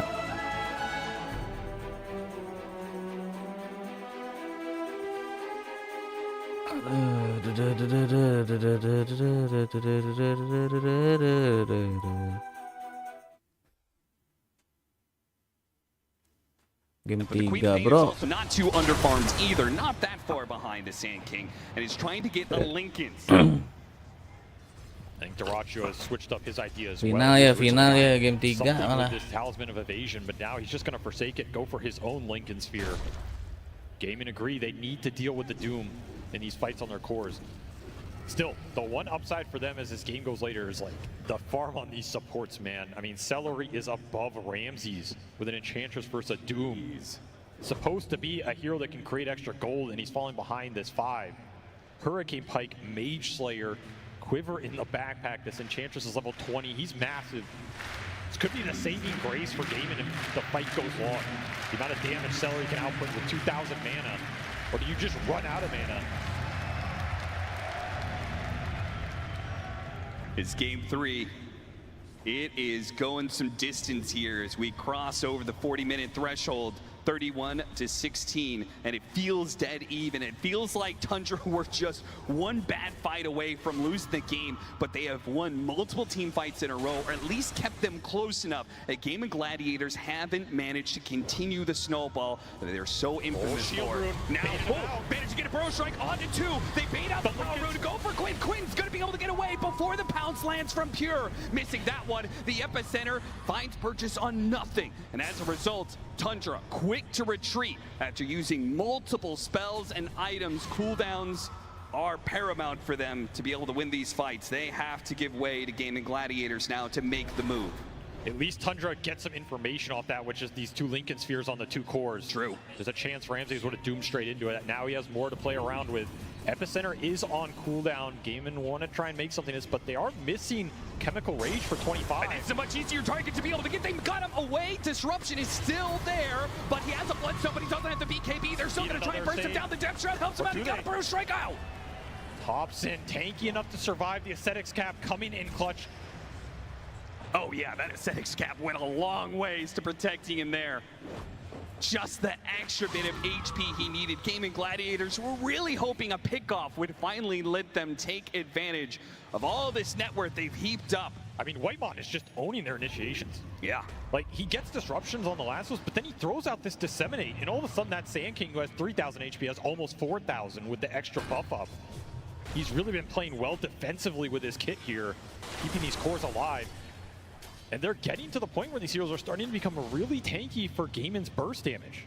I mean, once more Saksa, he went this triple bracer build on the Tusk. He got a Havoc Hammer. This is a 4,000 HP Tusk. You get hit by Sonic Wave, you walk it off. Burst damage of the Queen of Pain just does not look nearly as effective. No, you need to put this Axe to use. You need to get some of these dagger procs to go through the fight. Maybe take a hero down with this lasso and again go back to the impetus damage from Celery to pick up the slack, because these are the type of late games where Alk can start to suffer. This is the point of the Slark pick and all these saves Tundra have. Draw the fight out, make it as long as possible. Maybe that Chemical Rage goes down. Maybe you're doomed on one of these big cores. I was going to say, you were talking about the Queen of Pain making use of this Axe, but you're proposing trying to draw a team fight out against a Slark. Is that even possible to win? It's tough. I mean, what did it in that mid fight was the buyback on the Queen of Pain. You don't have that. You don't have it right now. You're missing a lot of them on the side of Gaimin. You can abuse this gate to bring people back in the fight, but you need the second life to do it. Right now, Ace is the only core with that buyback on the game inside. And for the first time this game, we're going to see a clash in the Roshan pit for contest of the Aegis, as Roshan is about to spawn. Tundra are the ones in position first, and Game & Gladiators will have to be the invaders here. And Ags on Daracho, he wants to pool it to somebody, but it's not gonna, is it gonna be here for this fight? We're gonna need to wait a bit more. Celery showing himself, just having a poke at Thompson, showing off some of his damage. Gives it to Quinn, and Quinn immediately buys BKB. So they want this Queen to be as strong as possible for this next engagement. They might have to wait for this Courier to bring the BKB now. It's a little awkward, but you're not losing any ground here, and Tundra aren't doing Roche. I think a lot of this fight, can you find the Shadow Demon? That's what feels like the piece of the puzzle here for Gaimin. Can you find Whitemon, take that Thompson, they still got him despite the Burrow Strike. What a lasso! Pulled him out of the saves. Still though, Thompson, no! BKB Bloodstone is not going to be enough. Media buyback though. Can he get to this fight in time? He has to go through the gate. They're going to hold this high ground around you to make sure that they will have all 5 members if Game & Gladiators push the issue, which they don't for now. But Celery, who is a big part of the damage component for Game & Gladiators, gets spotted, but he couldn't get grabbed. The pit came out. Brew a little bit of distance here. Tundra going to go for a different mark, and to quit. Has to use BKB. Throws out some daggers. Sonic Wave onto 2. Pure pops his ultimate early here. While Ramsey still needs to find a Doom mark. They still back away, smoke even, to try and get a better angle on the initiation. The first time didn't work for them. Maybe a second time will. That's a win for Gaimin, though. They took down the Sand King. Their cooldowns are resetting here. Lasso up at 9. Gaming Thunder strike Gladiators first. confident they'll be able to handle this one, but is it going to be too much? Ace, he's so tanky, but made so squishy by the damage. Still though, Thompson's in trouble. Depth shot disruption as well. Healings are coming in. Ace is taking his stats, taking his stats. Pure is going for him. Thompson not going to make it out just yet, but Whitebot's in trouble. Sox is in trouble as well. The supports are going down. Gaming Gladiators are winning this fight. How far can they take it though? Do they dare to chase down Ramses and Pure as well, or would they back up for the Roshan? They want everything. They want as much as they can, but maybe that's a mistake. They're stumbling into buybacks now. Teeping onto tier 2's Quinn. He has no mana left, and Pure sees that opportunity. Some heals coming in. It's not enough. A bounce is enough. Pure trying to get out. Has his ultimate. It's up just in time. And a refresher. He managed to get himself a refresher. Another ultimate. Another swing. And this Taratio Alchemist. And he's gone. Pure, the most dominant force in this team fight. Hungry, not quite enough. The shots for the infinite get him. He's dead. A dead 100 seconds on the clock. Gaming Gladiators wounded, but not dead. Will take as much as they can from Tundra. They'll force another BKB out of Ramses. They'll go in deep. A lasso pulling him back. How many spells do they have? Oh my god, a dieback for Ramses. How many heroes did they kill in that team fight game? And Gladiators just kept it going. So much damage done from Quinn here. The second life is what wins game in that entire round. The refresher on the Slark was so timely from Pure, but he's just running out of resources. He runs out of mana himself, and the impetus shots are what bring him down. Celery dealt the most damage in that fight of anybody in the game. This Enchantress expends his entire mana pool to secure a teamfight victory right when Gaimin need it. And they will claim their teamfight victory in the form of Barracks this year, but despite all the diebacks for Tundra, they're not out of this game. And Whitemon, he's killing some waves on the map. They will still have a chance to turn this game around. A lot of buybacks on cooldown here as we go into this next team fight. And Roshan, he is still on the map. Switch to that dire side, switch to the upper half. Gaming Gladiators may have used some big buybacks, but they are going to get so much for it. 2 lanes of Barracks, and they still have a chance to back up and take Roshan if they want, or they could go for the throw. Quinn has made the call. He wants Megas. 7 seconds. 5 more seconds. Can he get here in time? Dyrachyo and Quinn have to wait out a glyph. This is a risky push. Seconds are crucial. If you die Can Thompson get his initiation? The Alchemist illusion right now is stopping his blinking, so it's up to Pure to make the jump instead. He hits the Queen of Pain, but to look at Dyrachyo, he's focused on the objectives. He realizes this isn't going to be good enough. Their damage isn't good enough. Now they have to try and get a retreat, but Alchemist is in trouble. Dyrachyo has to pop his BKB. There goes the epicenter. Thompson slowing down these heroes, trying to stick on top of anybody he can. It's going to be the Celery Enchantress. No, he gets forced out defensively. Gate comes out from this Underlord. That is not a force they want to contend with when they're not sure if they damage anymore. That is such a risky push by Gaimin. If you get caught on the retreat there and lose heroes, that could just be the game. You have to remember this Queen of Pain has no buyback for 5 minutes. Ace has no buyback for 4. Dyrachyo can farm his up right now, and I think that's what he's trying to do. But Tundra, they have one more shot. It'll be an Ags for the Sand King. Oh man, that is a huge pickup. You believe in the Stinger procs. The extra damage. He's not 25 yet, still missing that big talent.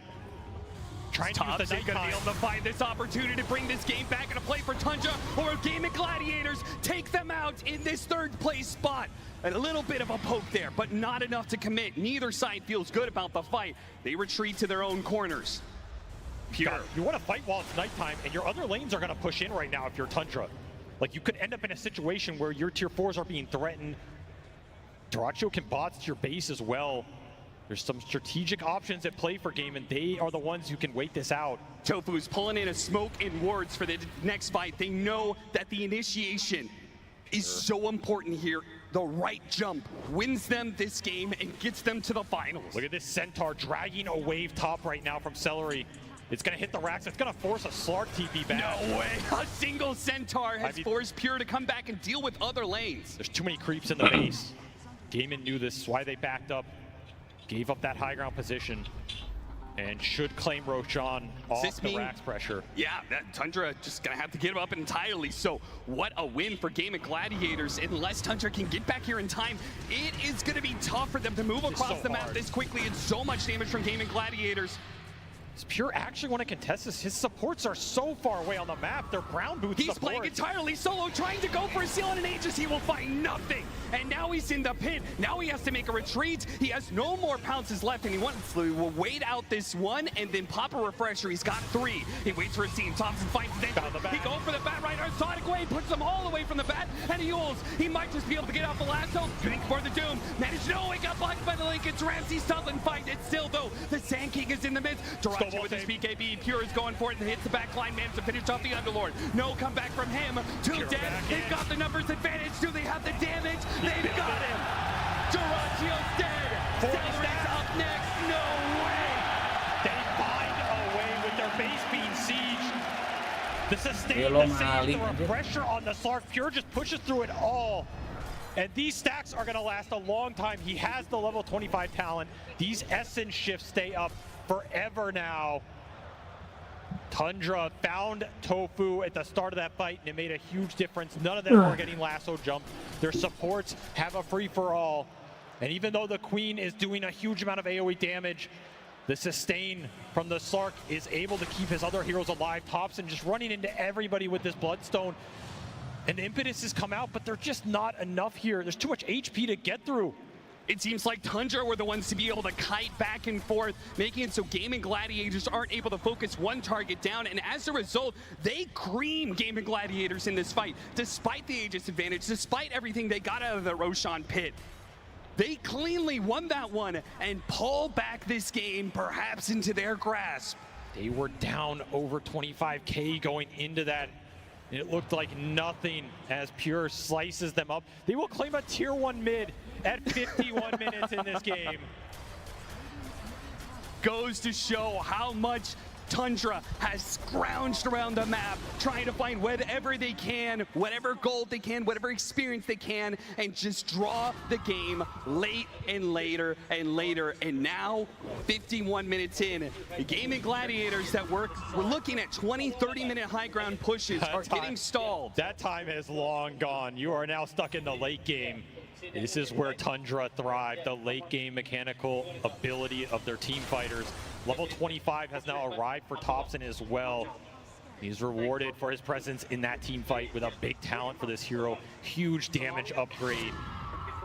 What can Gaiman do to find a way to start winning these fights again? They still have Aegis on Quinn. Shiva's trying to find the hero that broke the smoke. Ooh. And a brief pause as some sort of issue will allow both of these teams to be able to discuss what is happening here. And Celery says, "We are coming." He is not lying.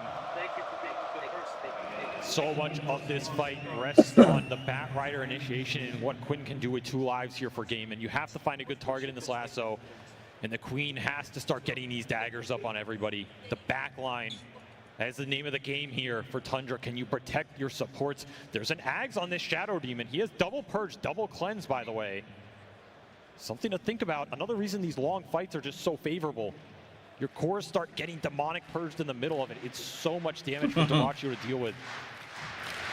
These teams are going to be frantically talking about what needs to happen in this next engagement. Game and Gladiators so confident, despite losing the fight around the Roshan pit. They say run it back, and they think they're going to be able to change what happened in that last engagement.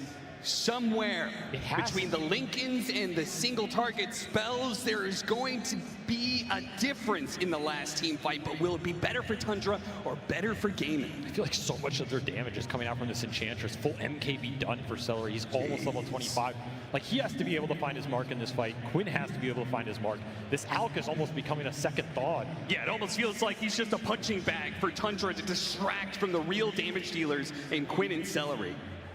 And what did Pure just get delivered? He delivered a full BKB. 50 minutes in this game, he finally opted to go for it. So he has 9 seconds of debuff immunity. I mean, double ultimates and a BKB. He's God in this game right now. Absolutely untouchable. It's not a question of can you bring this Slark down, it's how much is he gonna do in the meantime while you're trying to kill anybody else. Hopefully, Whitemon will be able to figure out his mouse problems soon, and we can get this Game 3 on the road. But in the meantime, Copenhagen, how we feel about this Game 3 right now?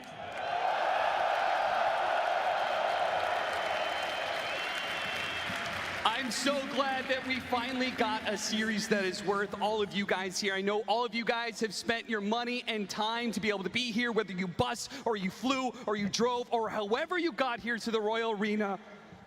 Thank you. Thank you for coming out and supporting Dota. Thank you for watching the best esports in the world.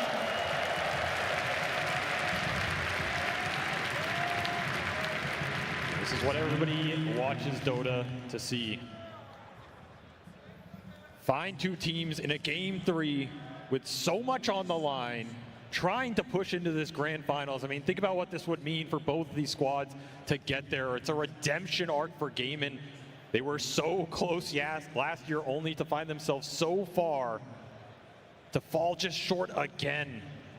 Can you live with that? And yet it feels like fate, right? The fact that they have so many times met Team Liquid in the finals, it felt like it was the fated path that they would do it again, and we'd either see Liquid be able to have their big moment, triumph over Gaming Gladiators, or Gaming Gladiators would be able to fix past mistakes. But Tundra are standing in the way of that fate.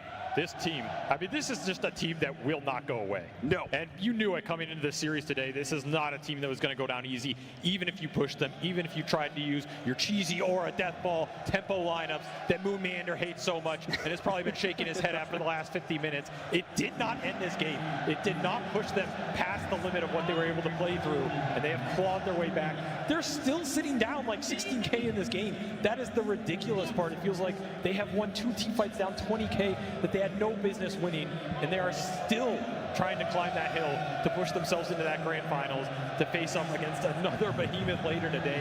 That is the terrifying part.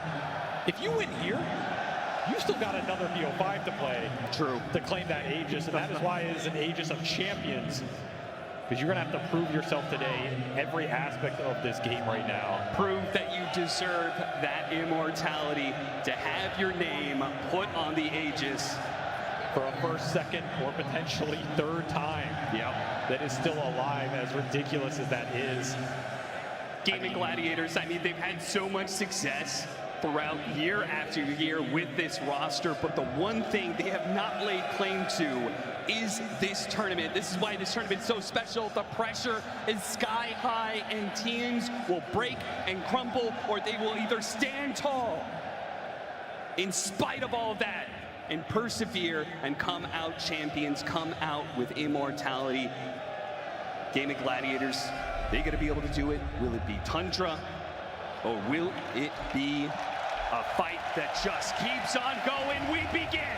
Quinn spotting Thompson, slows him down with the dagger and then backs away. He says, this is not the fight I want, not into their high ground position. Instead, I want an extra advantage. I want to cheat. I want an arcane rune to be able to play with. I want to be able to throw as many spells as possible. Will that give them the edge they require to be able to hit this high ground? It feels like Quinn, maybe he's thinking about it. Still has 2 minutes left on the Aegis, and yeah, they are threatening the base once again. They got Pure to be able to come back. All of Tundra have to TP with him. Pure left his courier behind. He's been using this thing to scout, kind of secure vision for the team fight. Will go down here for a bit, so that micro unavailable. This will be the level 25 for Celery. Normally, I don't know how impactful this talent is, but extra impetus damage in this type of game with how much they need him is a big deal. This is an 11-3 and 23 Enchantress right now, approaching 6-slot territory. Absolutely one of the biggest factors. And still, we have to go back to the fact that Quinn, he has an Aegis right now on this Queen of Pain for another minute. Level 25 for Ace, also a big talent with the extra root duration, especially with that Ags. Can you use this Aegis? Yeah, are you okay with pushing high ground with that Aegis with only a minute left into one of the scariest unknowns of unknowns, right? We have this new Aghanim Scepter for Sand King. We talked about it, it's been theory crafted, it's been tested. This thing is insane.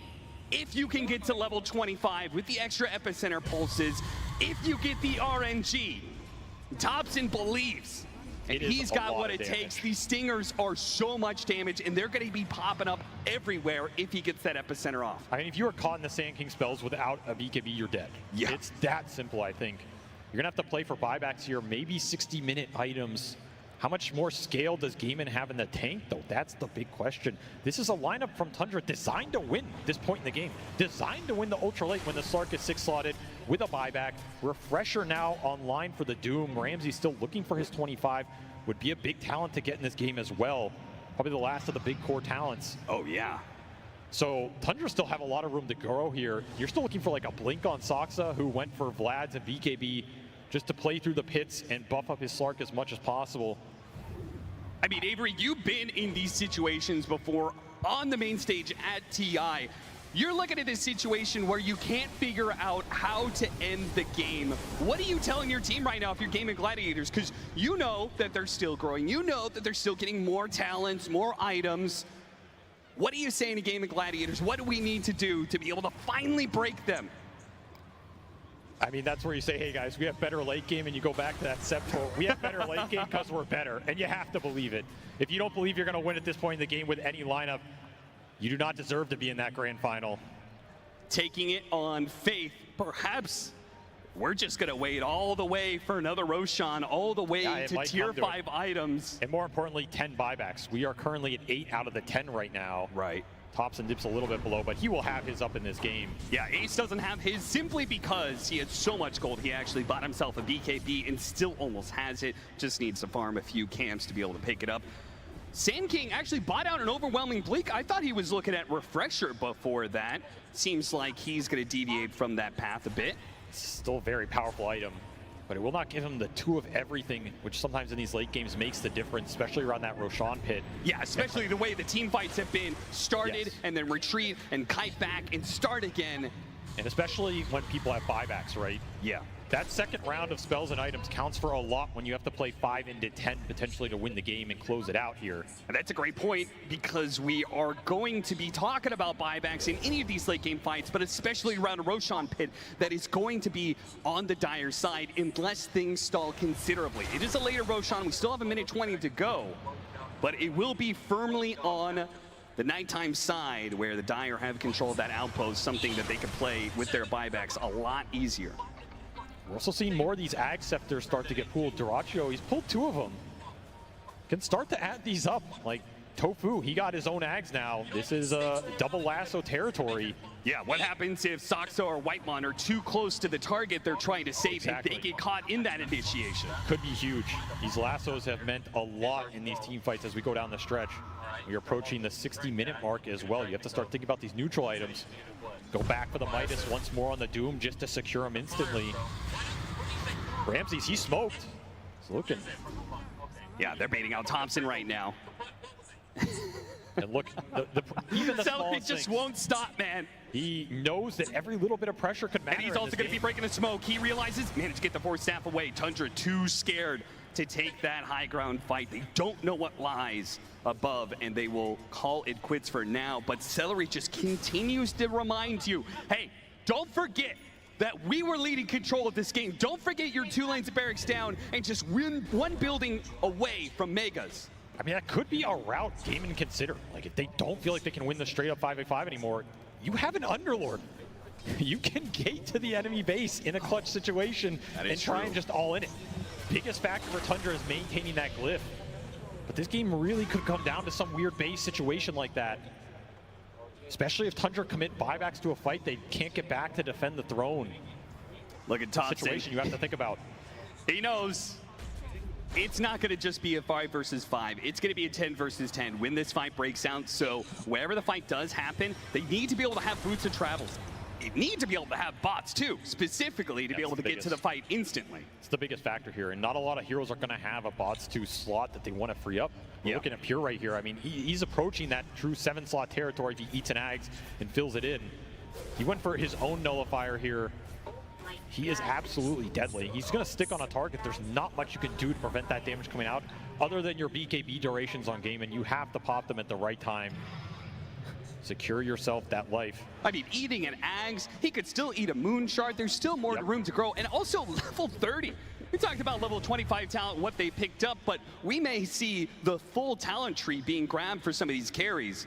And Slark is particularly scary when he is full up on that. Once again, they push out, trying to take control of the top left part of the map where Roshan is going to spawn, and it's going to come up in 5 seconds. There's only going to be a minute of nighttime here, where Tundra feel really good about the fight and really good about their position to take Roshan. If not, it will go to the other side of the map and will go under Gaming Gladiator's control. And they are not immediately taking that Roshan. So we should see how Tundra are playing this map right now. There's creeps pushing in the waves. It's going to be Thompson on creep wave duty with that bots to Sand King. He has buyback available. In fact, all 10 buybacks are now available in this game. At this point in time, it seems like the teams, I mean, we've seen Aegis fights that actually do not go the way of the Aegis holder. Maybe it's tier 5 items that are more important. 20 seconds till we get picked up. So in that discussion, what are the biggest items you could see on what heroes? Start praying to Gabe, right? That you get the good drops that you want. I think in general in these late game scenarios, you want an Arcanist armor on somebody.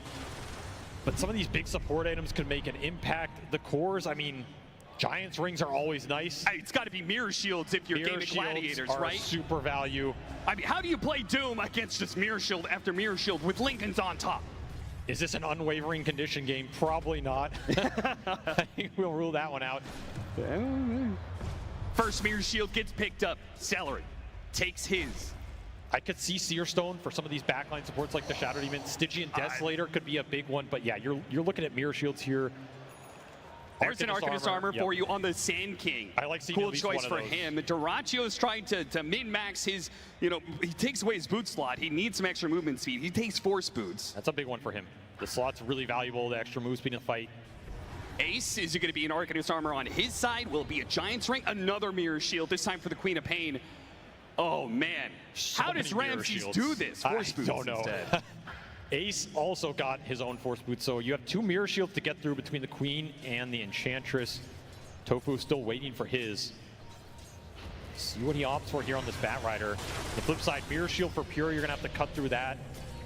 I don't know how he's dying anyway, but you have that plus the Arcanist armor Sand King to fight through so much resistance. Bat Rider's opting, I think, to hold on to his Timeless Relic because he feels like, Searstone. He takes Searstone. Is he actually swap it in? He does. That's big. That is a lot of cast range on this hero. God. You're looking at this lasso now. This is an Ag's lasso as well.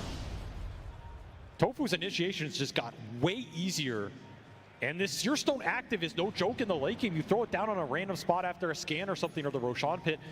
You see a hero, you jump in, you get that lasso. That can decide everything right now as Game and smoke into the pit. They're missing Celery a little bit, but these waves are still going to go into Tundra, so Thompson always has to show in the base. Still Tundra. They're just going to man up for Roshan here. Yeah, look at Quinn. He is getting close to the pit, and Shivas reveals them inside of the Roshan pit. Pure getting a couple of stacks here, throws out the nullifier, got a BKB out of him. They're in a deep corner here. Does Gaming Gladiators like where this fight is being positioned at? They go for Celery, Mirror Shield blocks of it. Nice Sonic Wave, hitting on a 3. But still, Celery's in trouble. He's broken and he's dead. Ramses refresh, looking for another Doom target here, but they're fighting into buyback with the outpost territory. There it is, buyback on the Celery. He's going to be coming in soon. They got Quinn locked down. Another one dead. 1 into 2. Tundra. Can they get more? Duracchio sees his opportunity with the buyback coming in for Quinn. Can they push through? Ramses low. Disruption. Managed to buy him some time. Pura's getting a lot of stacks though. Pura's getting bigger and bigger. Last slap from Thompson. There goes down the lasso. Managed to get one. Thompson's still fine. Gaming Gladiators are running out of damage it seems. These buybacks are not doing enough. Wait, no. Another Sonic Wave. They got Thompson. A pull forward from Soxa. Couldn't actually do that much. Now he's in danger as Duracchio looks to be able to run him down. Nah, you're not getting out of here. None of that. He goes down. Gaming Gladiators throw buyback after buyback, but they hold the Roshan pit. So much damage from Quinn. 14,000 out of this Queen of Pain. He goes down once, but he gets the job done. Triple buyback from Gaiman. Does cost him a lot, but that Radiant Roshan advantage was huge. And you got to be looking at Tundra's base while all this is happening. They lost a tier 4. There was a decent amount of wave pressure. Can't afford to take too many of these fights outside your base when creeps are just hitting your throne. Double buyback expended from them on the Shadow Demon and the Doom. They're going to try and hold the other 2 here. Will Gaiman try and push the base to force Thompson's buyback on this Sand King? Do they feel confident enough to do it with the second life on Quinn, but no Queen of Pain buyback? Yeah, one more buyback used, but one more life added to Gaming Gladiators with the Aegis. Does that make us even?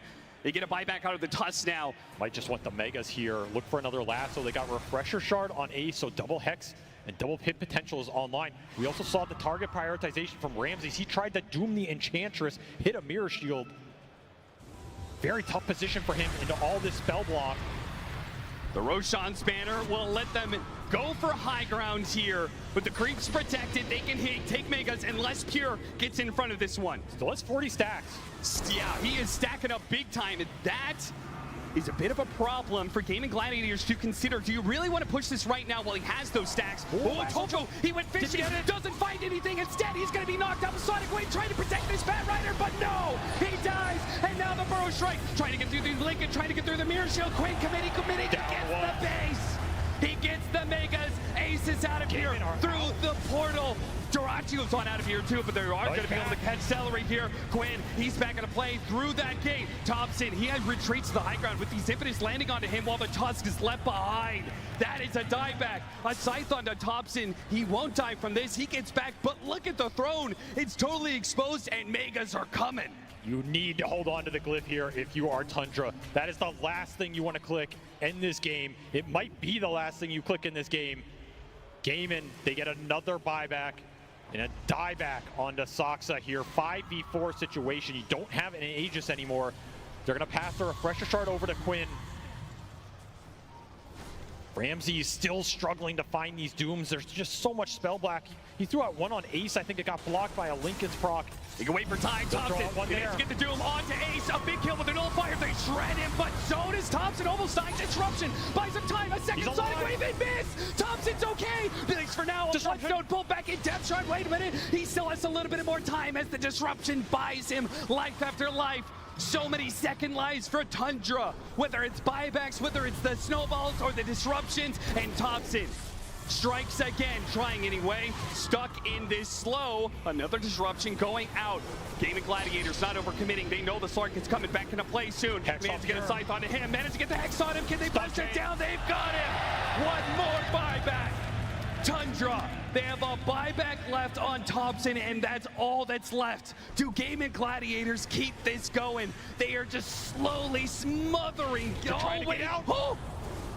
A reset through the gate was a bold move, and now, Ramses has to use his BKB, otherwise, the lasso! Tofu gets the lasso to pull him back into his death. That is a dieback. Thompson, he's going to have to use his buyback. Perhaps he wants a kill out of it, though. First, he gets bit. Tofu, wait a minute, refresh BKB. No way, no fucking way. He pops his BKB, hits the epicenter, and he is living. He doesn't use his second life. Not quite yet, not quite now. The sand got He has to use it. Look at the throne, it's just dying to Oh my god, the epicenter was still going on his life, and it helps clear out the creeps that almost took down the Ancient. Illusion sent in, Catapult sent in, Whitemon on throne duty, but Tundra, they hold, and you're now in a situation where all 10 buybacks are on cooldown.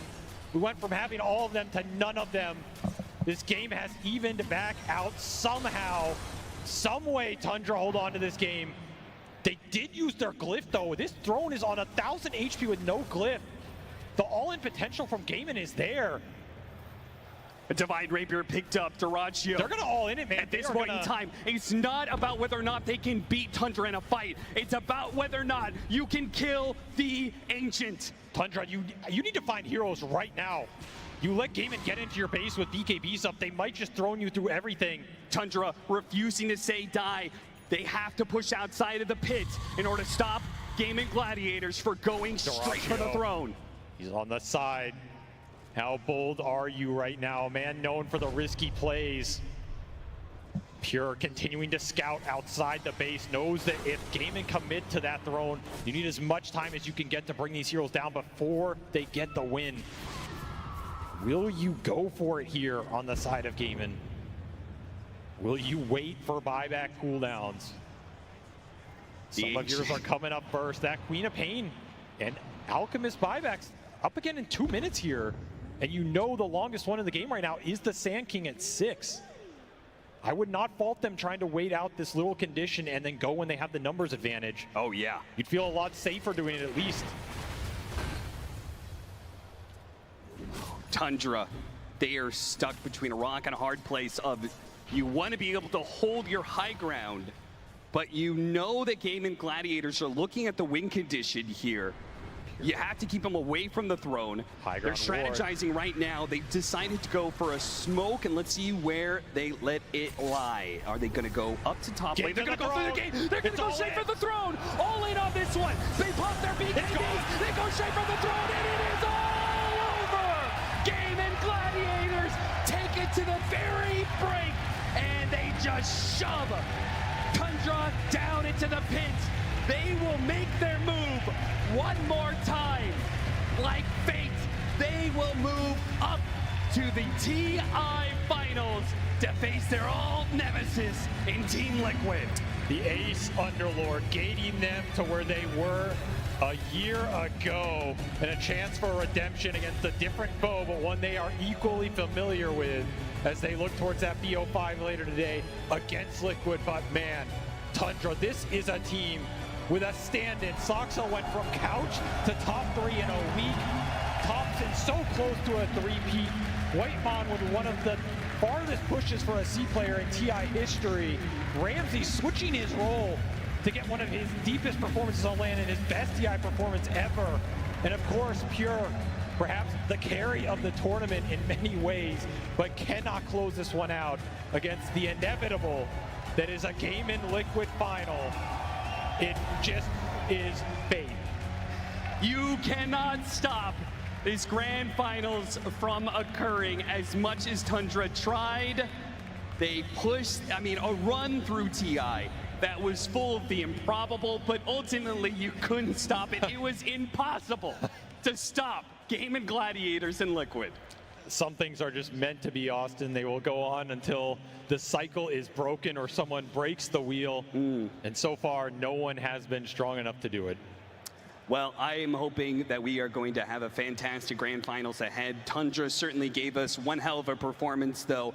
They are going to exit out of third place. Gaming Gladiators, though, the grit on these guys, how have they managed to do it year after year like this? They have a grand final appearance ahead of them, and we can talk to what that means to them up on the main stage. Gaming Gladiators will be your back-to-back TI Grand Finalists. And playing in front of his home crowd, we have Ace. The nerves, the tension, how was that playing one of the best games in TI history in front of the home crowd here? Yeah, I'm a little bit bamboozled right now. A little bit bamboozled. All right, well, let's break it down a little bit. What's the communication like? You're trying to go for the base. You keep on trying. They keep defending. They keep on fighting. Who's keeping the calm in the team? It was definitely more intense than usual, but I'm kind of proud of my team because I feel like it's not super screamy or full panic. We're still keeping it together and making good decisions. Absolutely, good decisions were made for sure. You played against this team 2 days ago. How did this series compare to that one? I think they adapted well to our first series. They put up a fight numerous times here. I thought we out in this game, you get the fault sometimes. And this series was just crazy. One of the biggest, most crazy series in my career, probably. Absolutely, we loved it though. We absolutely loved it. What a game from you and both of them. Obviously, Tundra now eliminated. Do you have anything to say to them now you've taken them out of the tournament after such an incredible game together? Wait, do I have anything to say to who? Tundra. Oh, to Tundra. You guys played really well. I think you guys are just amazing team. You almost got us it could have gone either way. Yeah, sorry boys, but well played. Well played indeed. A round of applause for Tundra, of course. Now, I do want to ask you about something in that game. Throughout the tournament, in fact, you've been spamming a certain voice line, school. What does it mean? School!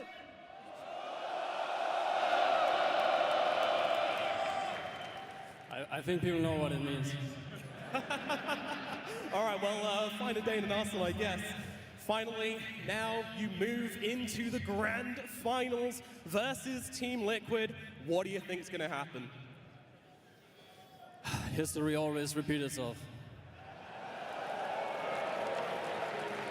The 3-0 prediction then? 3-0, we'll see. Let's make it a bit more entertaining. I don't know. I'm not sure it can get more entertaining than that. Ace, final word for the crowd here before you go and take a break and head to the grand finals. Thank you guys so much. Like, it's fucking amazing. Like, also all my friends and family here. Like, this is like a one-time thing. First for me. Like, it's just different. It's like, thank you all. Thank you all so much, ladies and gentlemen. Give it up for Ace and Gaming Gladiators as we'll send it back to the panel. Some great words from Ace there. He talked about how maybe for the grand finals, they want to make it entertaining for the crowd. Well, this game number 3, our first game number 3 on the main stage, was so entertaining. It felt like it was all over at one point, Jenkins, and it was just going to be Gaming Gladiators. And then all of a sudden, Tundra, they're back in it. I think Ace is the perfect guy to do that interview. He represents his entire team. He was always there for them. He's always saving them. He's got the auras. He's got the Underlord portals in. This guy looks like the best Underlord on the entire planet. The way that the team plays around him, they have so much trust that he will always be there in the perfect position, and he is. And until the very end of that game, 70 minutes in, he was still there. Yeah. Look, we can't overlook the efforts that Tundra put into this series, into their run here in the tournament, but also that game number 3. Unfortunately, they will be exiting out of TI13 here, but third place, a phenomenal feat, and we're going to head on down to Purion with one of their players. Thanks, Nat. I am here with Whitemon. First of all, I think it's safe to say that was, without doubt, the best series of the tournament so far. I know you guys didn't come out on top, but you must be proud of how you played. Yeah, I think we kind of proud of ourselves because we have a Sakstar for stand-in also. We're not like full roster, and we make it to top 3. But I'm just feel sorry that we cannot make 1003 times TI champion. Sorry, guys. Well, you guys definitely tried your best. Talking about Sakstar as a stand-in, how good is this guy that he's come in as a stand-in, as you said, and you guys have managed to make top 3? That's incredible. Yeah, I think he's a really good player. We only have like 1 week practice before TI, and we make it like top 3. I think he's really good. Absolutely. Speaking of really good, a lot of the other players I spoke to here said that Pure on your team was the best player in the tournament. How good is this kid? Yeah, I think for me, even we have like top 3, but I think Pure is the best carry because, you know, he's carrying all the games. He make all the shot calls. He make, like, I don't know, he's just incredible. So what are you guys hoping to do when you come back next season? You're going to win TI next year? Hopefully. Fair enough. All right, now you've entertained us all, and I'd love it if you could just finish by having a few words for the fans who supported you throughout this season, but especially at this TI. What, sorry? Some words for the fans. Some what? Like say some nice things to the fans, like thank you and stuff. Okay. Thank you for the fans and for friends and family, anything, like, thank you for supporting us and cheering us. Sorry to make you disappointed, but we try our best. Well, you guys were phenomenal. Big round of applause for Tundra. Whitemon, thank you so much. Back to the panel. Let me tell you, that applause is not for disappointment at all. Whitemon should definitely be proud of not only his team and their placement here, but also for himself being the first ever Indonesian player to be able to podium at an international. It only took 13 of them, but he was up there. He was making space for his team. He was crucial in all 3 games as well. And it's a phenomenal feat and a phenomenal way to go out. It's just so entertaining, Sind. I don't think I can say it enough. No, that was a crazy game for multiple reasons. I kind of thought that game was going to finish around 35 minutes, but a couple of things went back and forth. And honestly, for the side of Tundra, I think the most impressive thing about this game was you could tell how crisp the communication was at all stages of all fights. Like, just good understanding of who's going in when. They were playing multiple saves. You're going to see that in basically every single highlight that we're going to be showing is that there's the Slark Depth Shroud, there's the Shadow Demon Disruption, and there's the Tusk Snowball, which makes it difficult for Gaming to approach these fights consistently because there's going to be so much variance in every single fight that they have to play around, but ultimately they finally did manage to break through and win their first game past 40 minutes of the entire tournament. I believe you pointed that out when we were talking about it, Fear, that gaming just don't win late. Well, they haven't won past 40 minutes, but they're 1-0 past 60 minutes, so there is that. I do think Tundra, they played a really good game. I think the supports were a pivotal part for this. There was tons of saves back and forth. The only downside is, like, it did feel like Ramses was a little not comfortable on this Doombringer. He didn't have the best net worth in this game. The initiations weren't as good as when he plays the Mars or the Sand King, but it was still good enough to get to this stage of the game. They played their hearts out. This Slark was a hero that we haven't really seen much in this tournament, if at all, but it still in the late game looked pretty good. So hats off to Tundra. They tried their best, and this was a hell of a game 3. Yeah, Pure played really well, but honestly, to me, the MVPs of that final game were Celery and Tofu. There were some fights where Celery was just an absolute turret, dishing out damage, also using the Hurricane Pike to save people from the Slark.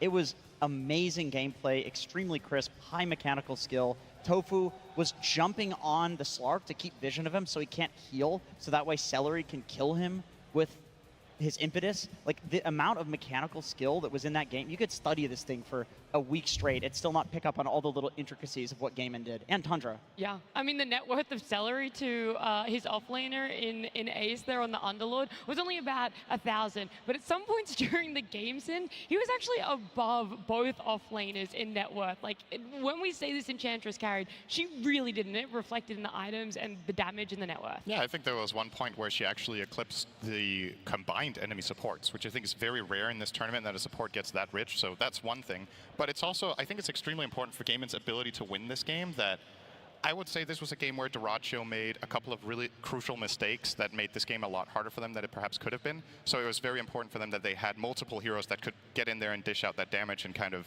you know, play off each other to clutch it out. Yeah, they're going to have a break, and maybe there are things that they look at. Maybe it's not really, but something that we get to look back on is who made the final call for that final push to win a game number 3 on Gaming Gladiators.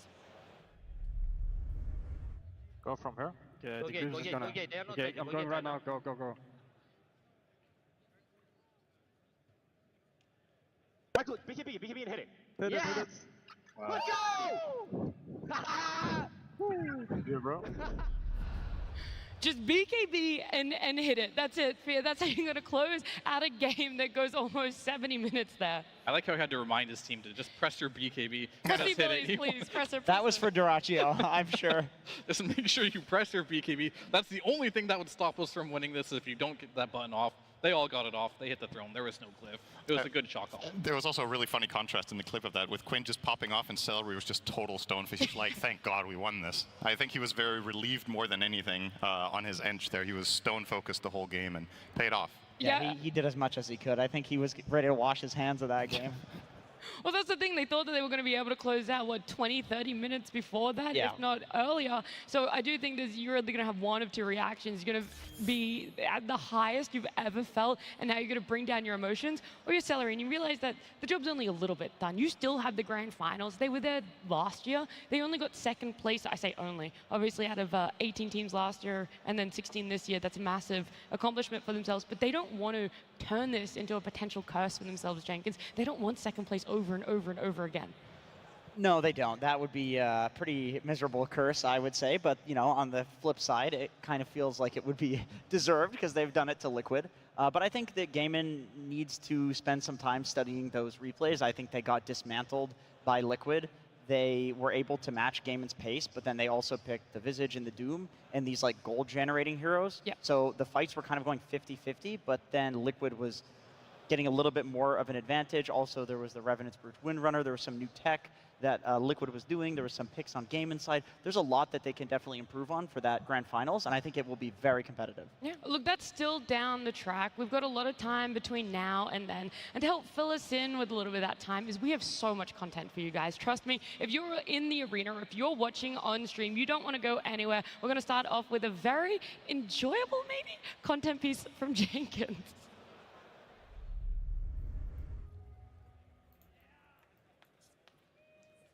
Well, heading back to the base now, a little bit of a lull in the action as we get set to go in this one. And Falcons have just used their glyph. It's going to be a while before they have that again. Huh. Why would they do that? Oh, what are you doing? Just watching replays. Mm-hmm. But I did notice something. Okay, so Glyph makes your towers invincible. Okay, Dota is all about taking towers. A bad Glyph is just about the most game-losing thing that you can do. Thank you. I know what a glyph does, Jenkins. Sorry, okay, my bad. Anyway, super important, okay? Game defining. Somebody glyphed this tower. This tier 1 was glyphed. Why? Who can defend here? So, who glyphed? I mean, I'm sure they had a good reason. Like, just check who did it. That's the thing. Who activated glyph is like the only thing that you can't see in the replay. I mean, you could just go ask them. Okay, maybe I will. This international. But oh yeah, I noticed that like in a replay the other day, there's like a weird tier 1 glyph that It was a mistake. Just a mistake.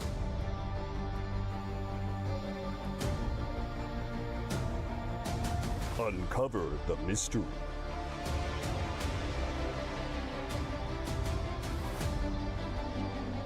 Why are you obsessing over this? It's just a glyph.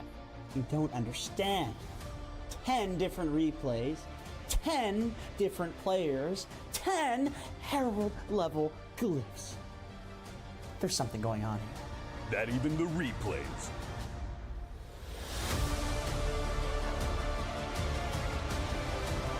Don't want you to know.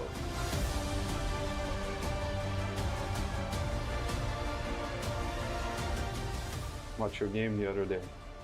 Yeah. How are those structures doing, brother? 45. Glory to the glyph gods.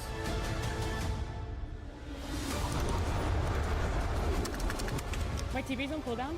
Yeah, me too. They're gonna Radiant structures are No! Who? Did you waste glyph? No. Oh god. Oh god, they're in the pubs. They're in the pubs!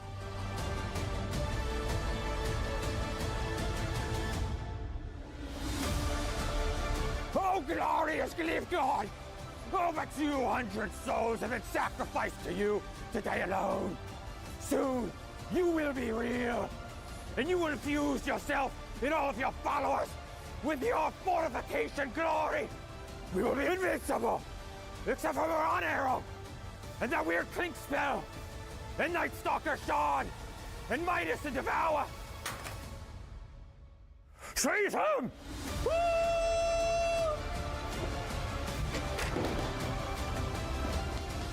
One man will find the truth. You're getting close to solving the glyph. Check the combat log. I need to know. The world needs to know. Who pressed glyph? Coming to a post-game chat near you. Coming to a post-game near you. Did you enjoy making that one, Jenkins? How could you have kept that a secret from... I was losing my mind. Well, look, I know we've worked 11 days pretty much straight together, but sometimes you need your own secrets. Why would you waste glyph? Why? We lost that pub. I doubled down. That's why. That is exactly why. We've always talked about this inflated MMR going around, and Jenkins, it's just not deserved. Traumatized. I'm good. I'm fine. Look, it was a very beautiful content piece, though. I know a lot of you guys were working hard in the back ends. I mean, maybe a fun little mini game everyone can do is count how many special appearances were in that one content piece alone. We had a lot of the talent lineup getting in on this, and I know Slacks and Tsunami worked really hard behind the scenes as well for it. Did you enjoy it, Fia? As like maybe the only person who wasn't in it? You don't know that. Oh, that's true. I don't know that actually. Don't make assumptions there. I was in the darkness. Yeah, you were the glyph. He was the glyph. He tried to lose TI5. He was glyphing all the time. Yeah. He's president on cooldown. Was it TI5 you won? I can't remember. I don't remember That was so long it was ago. like at least 15 years ago. At least, minimum. That was really great, though. I enjoyed that. That was really fun. Yeah. Something that I haven't yet mentioned, and maybe people at home are looking at, is why exactly you're on the panel right now, Sin, because we've had... I was wondering the same. Oh, whoa, okay. Apparently my panel members are also wondering. Well, I mean, it's a TI for you in your home country. I mean, how special does that feel to have so many of your countrymen in the crowd right now? That's awesome. I didn't, how to say, this is something that I didn't think would ever happen. I think it was the same thing that Crit was saying in an interview some days ago, that it just, you know, I remember we were at a different event, and we were out having dinner, and I just checked my phone randomly, and there's like, TI's in Copenhagen. Like, okay. Whoa. Just out of nowhere. There was no clues or anything. It just came as a complete surprise, and I was just blown away, and I was super excited, of course. Yeah. And I feel like the arena and the fans have been awesome. I feel like the set design has been great. So I've been really happy with it. Oh, well, that's good. And you've seen a lot of TIs for yourself. Oh, yeah. You've seen many. In fact, Synderen is someone that's been around for a very long time. So we've got another special content piece for you guys right now. The legacy of the International spans the course of nearly 15 years. But some would say, as much as it is a legacy of Dota, it is a legacy of the Danes. And now, at the International 2024, in the heart of Copenhagen, we will tell the tale of the greatest of them all. The most decorated and celebrated Danish Dota player of all time, and the only person to have attended every single international, Synderen. I've been playing Dota my entire life. It was very challenging a lot of the time. There were some serious downs, but there were also some big ups. I have overall a lot of great memories from all the years of playing this game, even right from the beginning.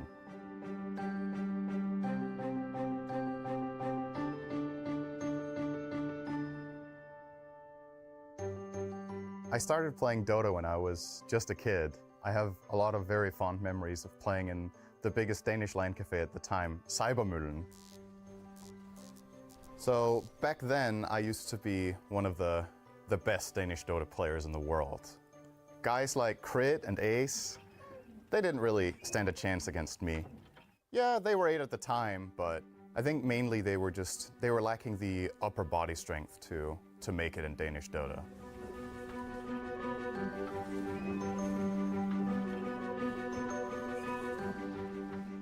I won't lie, it definitely wasn't easy. There were a lot of splinters, you know, but even when things got really hard, I knew I could always count on my family.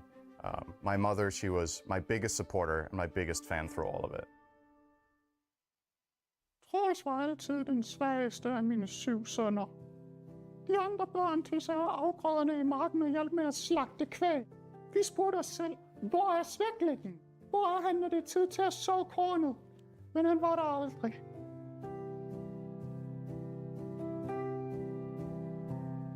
Han gav altid nogle åndssvage undskyldninger, såsom, men mor, jeg er allerede god til at farme. Jeg har lige fundet ud af, hvordan man kan få 200 GPM på Alchemist. Så sagde vi, at han skulle stoppe med det vrøvl, og at alkemisten ikke er i byen under høstsæsonen. På et tidspunkt blev han så sur, at han løb væk hjemmefra. Vi troede, vi havde mistet ham for evigt, men nogle måneder senere, så var han der pludselig. Han havde åbenbart spillet et eller andet computerspil dernede i månedsvis. Han kom ud af kælderen som en lille trold, kravlede ud af sin hule, når det er tid til at gå på jagt. Så besluttede vi os endelig for at give ham sit navn. Troels.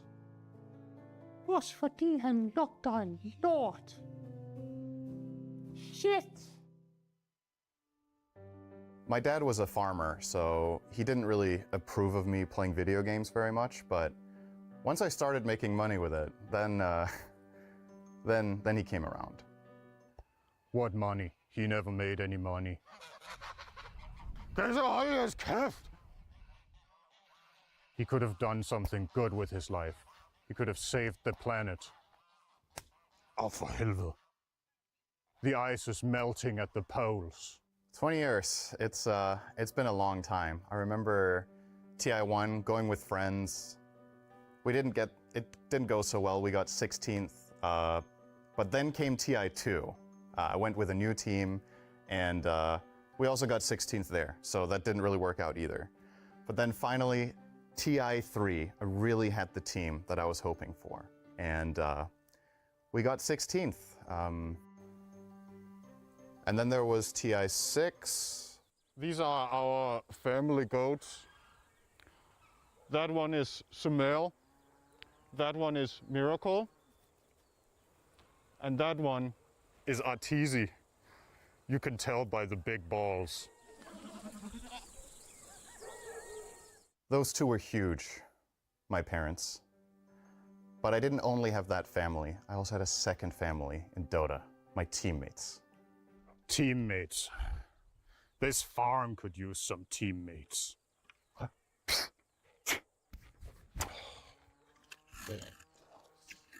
Some of my close friends from those teams back then would go on to do great things. I took them under my wing, I taught them everything I knew, and now they're here still playing at this TI.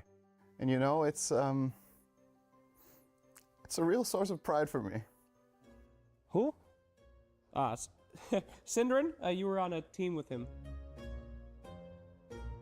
Doesn't really ring any bells. Eventually, my time as a pro, it came to an end, but I still absolutely love Dota, so I wanted to continue working with it. So I got into talent work, and honestly, I've never looked back. Is Synderen over being a pro player? Man, I mean, he's a good friend of mine. We cast a lot together, but definitely not over. I mean, anytime we would cast a former teammate of his, whether it's like Yapsor or Seb, he would just cry his eyes out. I feel like you do need to get over this stuff eventually, though. I mean, myself being a former Counter-Strike pro player.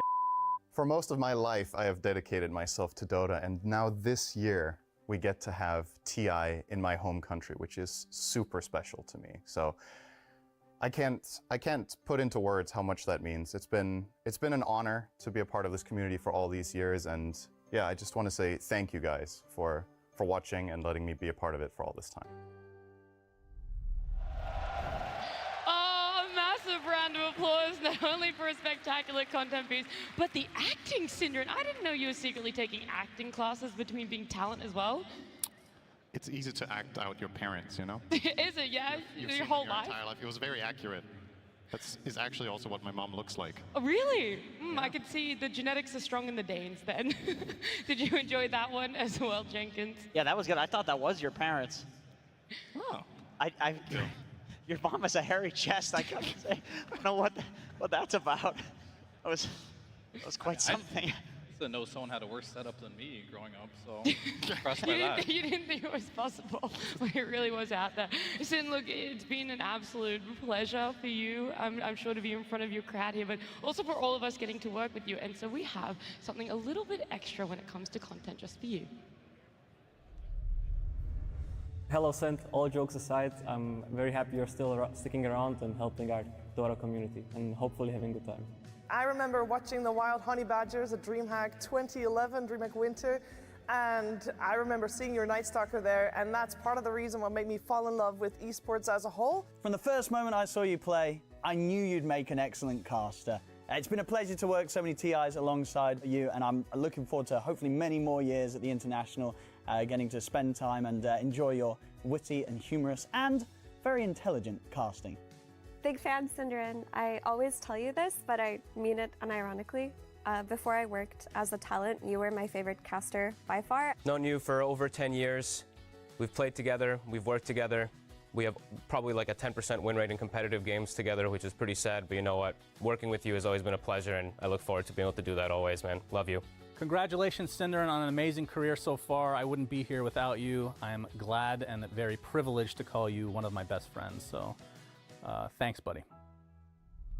Aww. A nice little trip down memory. I can't look at Sin, I'm so emotional right now, but you get to add a TI in your home country to memories too. I'm actually tearing up. Yeah, someone else is going to have to take hosting duties now. Here, take it from here. Yeah, it's your turn. Oh, sure. I mean, I have memories of Synderen too. I remember all your dream hacks. I will say, I also have a 10% win rate with you. It's not good. I enjoy every moment of it, though. I think I have a 100% win rate against you. Oh, I thought you were going to say with. I was excited for a moment. Oh, no. Well, I have 100% enjoyment in listening to you cast it. Yes! So, yeah, let's go. And I'm sure everyone one. out there in the arena has also really enjoyed it as well. But look, I'll give you guys some final words because we do have to keep this show going. There's still a lot more content between now and the grand finals, but it is going to be The Last of Us for a very short time. So starting down the line, Jenkins, if you want to give some thoughts going into maybe the grand final or even just about the content we got to watch. Sure. Well, I'm excited to see Game and Liquid, unironically, as Mira said. Love this game, love this community, love the crowd. It's been amazing. The energy has been fucking phenomenal. Oh, whoa. I'm glad we got to see 3 games, and I hope we get to see 5 more. Yeah, you might have dropped the F-bomb a little early because I actually just heard Slacks has got a little extra content for us. So yeah, we're going to have to go down there and then come back. Yes, thank you very much. We are outside right now. It's my first time being outside in months. It's horrible out here. Can't wait to go back inside with some also outside friends. What are you doing out here? Stretching my legs. We're sitting in the front, so we're dying. Oh, yeah. You guys get the full experience. Can you hear anything? I can hear everything. Okay, great. Fantastic. Well, great. So, favorite part of the event so far? Favorite part? The games, obviously, and the Crimson Treasures are very good. Sure, the Crimsons? Those at home, so sorry. How many Crimsons we got so far? 3. 3? There's 0, you son of... Hello? Why not? I don't know, they're on hold. Okay, don't tell about your economic policies here, all right? Just open them, right? That's the best thing you can do. How you doing? Who do you think's gonna win? Oh, I want Liquid to win. Liquid? I want Liquid. Oh, okay. Liquid Tundra. Liquid Tundra, that's quite a dream here. GG, you don't want to see the how about you, GG Liquid Finals? Liquid Tundra. Okay, come on, all right. Is it all about the Thompson? Is that what we're after? Getting Thompson. The 3 times? 3 times Thompson, yeah. Oh my God, what are you excited about? I'm excited about all the game. Oh, yes. You think Thompson's going to do the 3-0? I hope Liquid wins. Liquid! There we go. Fine. Different opinion. These guys are just, bat-chesting over here. We got a real Dota fan here. Who's your favorite hero? Lone Druids. Lone Druid. Can you tell me why? I'll just give you the mic. You're too tall for me to put my hand around. I mean, I like Lone Druid because he has a strong bond to the companion, like I have to my companion. So I'm going to show you my true form now, and I want to ask you to marry me.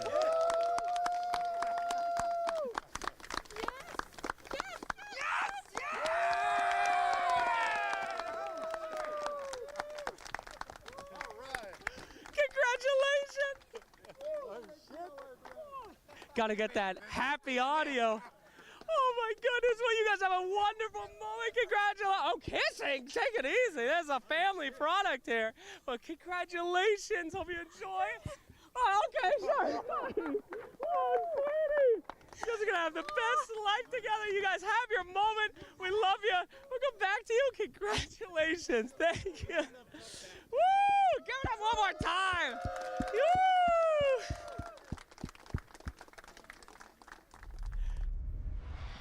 Dota players stay winning is what I will say there. There's going to be one team walking away with an Aegis, but that one couple right there walking away having a fantastic memory here of her saying yes at TI 13 in Copenhagen.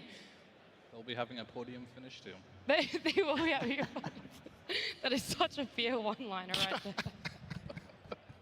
All right, now I'm not getting ahead of myself. Jenkins, you've already said your final words for this. I'll go to Fear, then I'll go to Sin, and then we've got some more things coming up. Sophia, some of the final words for you before we do get some more content. Yeah, I mean, this international has been absolutely amazing. The crowd, as usual, has been on fire. So I've been really blessed to be able to be part of every single international so far in one way or another. As a player, as a coach, as a spectator, I've pretty much done it all. So every single time it gets more and more special for me, and I absolutely love this event. Yeah. And then, of course, yourself, Sin. I just want to say, be as loud as you guys possibly can for the entirety of the grand finals. Let's make this an incredible atmosphere for the players. It's a huge moment for them. It's a huge moment for you guys. So bring everything you can to the final hours that are coming up soon. Yes, I love it. They're already cheering down there. You guys are going to have to keep cheering. Maybe try and save a little bit of your voice for that grand finals, but I know there's going to be a lot of round of applause as we head on down to the stage and begin our cosplay competition. That's right, it's time for another time-honored tradition here at the International. Welcome everyone to the International 2024 Cosplay Contest, sponsored by SteelSeries, because we have got a lot of contestants and a lot of amazing art to show, and it was art that I thankfully got some feedback from thanks to our judges. Could we start out with you, Snapfire? I love the look. Could you introduce yourself? Hello, I'm Maragito. I'm a Swedish cosplayer. I've been cosplaying for 18 years, hence the grimy look today. Yeah, I'm really excited to be here and have this event finally in Scandinavia. Right on. With age comes a wisdom then. And Marcy, how about you? You mind introducing yourself? Hello everyone, I am Maruna. I've been cosplaying from Dota for 10 years. However, this is only my second TI, so I am super excited to be here. Amazing stuff. And last but not least, Ember Spirit, introduce yourself. Hi, I'm Reeps. As a cosplayer, I go as Reapchi Naked, but Reeps is fine for now. I don't really have a lot to add to my fellow judges, so let's just get the show going. Without further ado, let's do it then. Shall we start going through each of our contestants? We had many submissions, but we narrowed it down to just 10. So, starting off the thing, let's take it off with Scouse and Spouse, not as Crystal Maiden, but as Crystal Mate. All right, exactly. All right, exactly. As you can see, this is the Crystal Mate.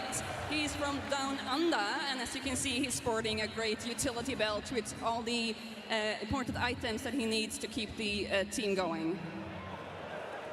That's a second persona if I've ever seen one. Next up, let's get Mozart in Tidehunter. So the thing that's special about this cosplay, you all know it, you've all seen it all weekend. Give it up for him. He made this together with his mom, who knows nothing about Dota, who knows nothing about cosplay. I hope she's watching. Hi, Mom. Great job. She knows about art, though, clearly. After that, we've got catastrophic cosplays with the Monkey King. An important skill in cosplay is to figure out what materials to use and what works for what. And in this case, the case of the Monkey King of Catastrophic, well, her tail, can you guess it? It's a pool noodle. Look at that flexibility on that, the creativity. That's what's needed when playing Monkey King and when cosplaying Monkey King. Next up, we got Pei on Marcy. All right, so this is actually the cosplayer's favorite hero, and she actually does boxing for in real life. Yeah, those animations come from her, not from the game. Following that, we've got Tanacht on a Juggernaut. This cosplayer made his own muscle suit for this. Making a muscle suit is a difficult process. It starts by wrapping yourself in tape entirely and ends by covering things in latex. I love the Arcana there. After that, we've got Chiyu Neko as Dawnbreaker. We have something special here. That is an NA representative. And bringing that costume all the way over here is not easy. So that hammer can actually fall apart in several pieces. However, that's where the convenience ends. It's damned heavy. I tried. That's the kind of strength you need. Next up, Braun Baron as Dark Willow. This is the cosplayer's favorite hero as well, and she's been playing 1,700 games as this hero. And just look at those beautiful wings and the light that comes through them. You need that kind of experience to pull off a cosplay like that. Next up, Peachy X Bell as Enchantress.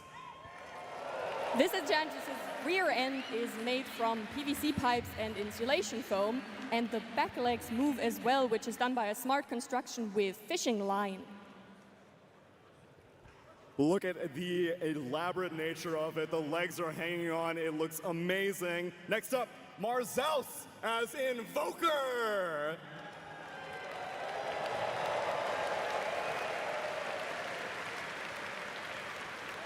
Good things sometimes take time. Have your moment. Give it up. He's invoking right now. I really hope these lights show up on camera in the stage lights. But good things take a while, so he's been on this for 5 years. because finally finishing it took a TI that actually happened in Europe. This is the Magnus Apex right there. And last, but certainly not least, we've got Vicky Kujikawa as a vengeful spirit. This cosplayer has fully articulated wings, and as you can see, she has the bird claws that stands to create the bird-like features of the character.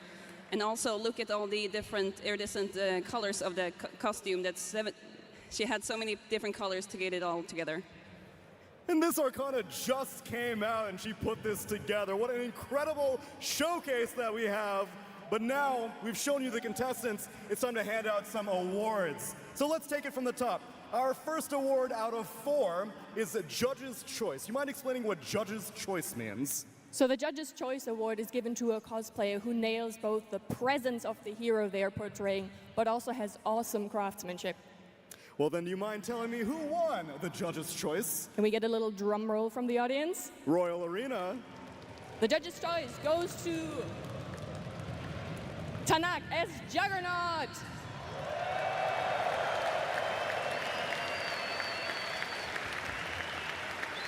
A well-deserved victory and the choice of many carries as well. Next up, we've got Biggest Transformation. What is that involved? Well, it might surprise some of you, but cosplayers are actual, real, living, breathing people. What? Yeah, it's quite different from video game. So to translate the one thing into another is not always easy. We deal with different challenges than, game designers. And yeah, doing that is a real skill, and it gets an award here. Turning 3D into a cosplay, Royal Arena. Could we get another drum roll for Biggest Transformation? The winner is PGX Bell Enchantress.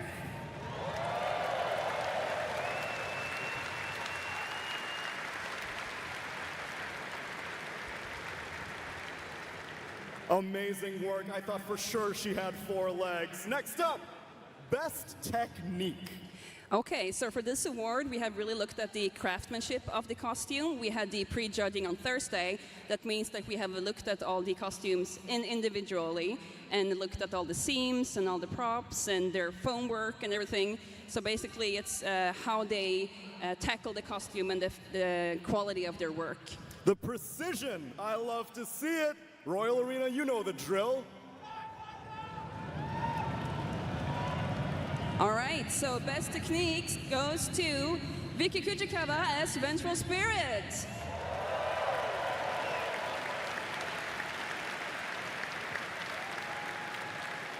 A well-deserved victory, and I can't imagine the time frame needed to put this together in time for TI. And now it's time for the Best in Show. This is the champion of the cosplay contest. I don't think it needs any further explanation, but Royal Arena, I want drum roll, I want woos, I want cheers, I want claps. The winner of the International Cosplay Contest sponsored by SteelSeries is the one, the only, Marshouse as Invoker!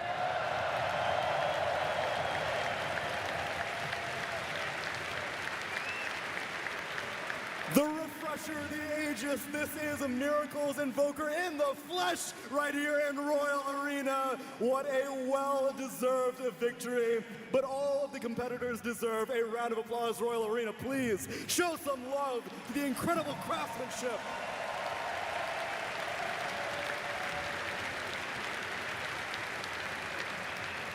Love to see it. And judges, thank you so much for joining me and giving your expertise. But we're not done yet. I know you guys are waiting for grand finals, but there have been other community-oriented things going on. So I'm going to pass it over to Slacks with the short film contest. That is right, Tsunami. Indeed, indeed. The International is a celebration of the greatest Dota in the world and the best esports players out there. But it's also a celebration of us, the creative noobs out there that are doing some fun things in the community. Your passion, your love for this game, and here is where we celebrate it. So that is why I am so honored to go through our short film contest winners this year. But before we go to those top 3, I did want to say thank you for everyone who's put in time, effort, and energy, passion, and love into this game and into this contest. Please, a round of applause for them.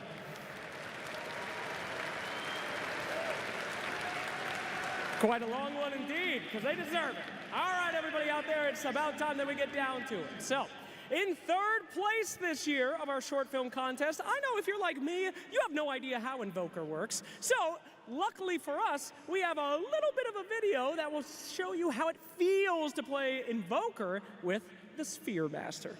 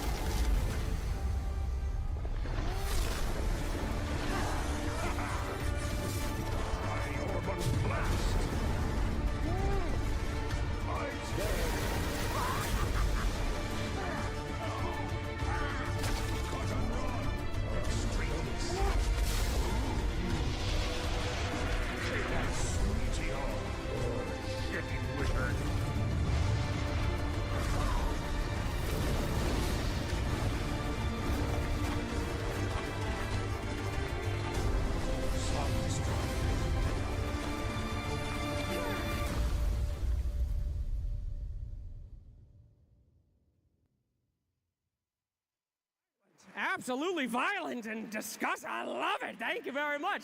Well, if you are anything like me, of course, you do know what it's like to play support, my friends. Always helping those carries, those offlaners, those pause fours that are also pretending that they're supports. What can you do? But this video will help you realize what it's like to be a support and how it feels to finally get your hands on that hoodwink. This one is called Support.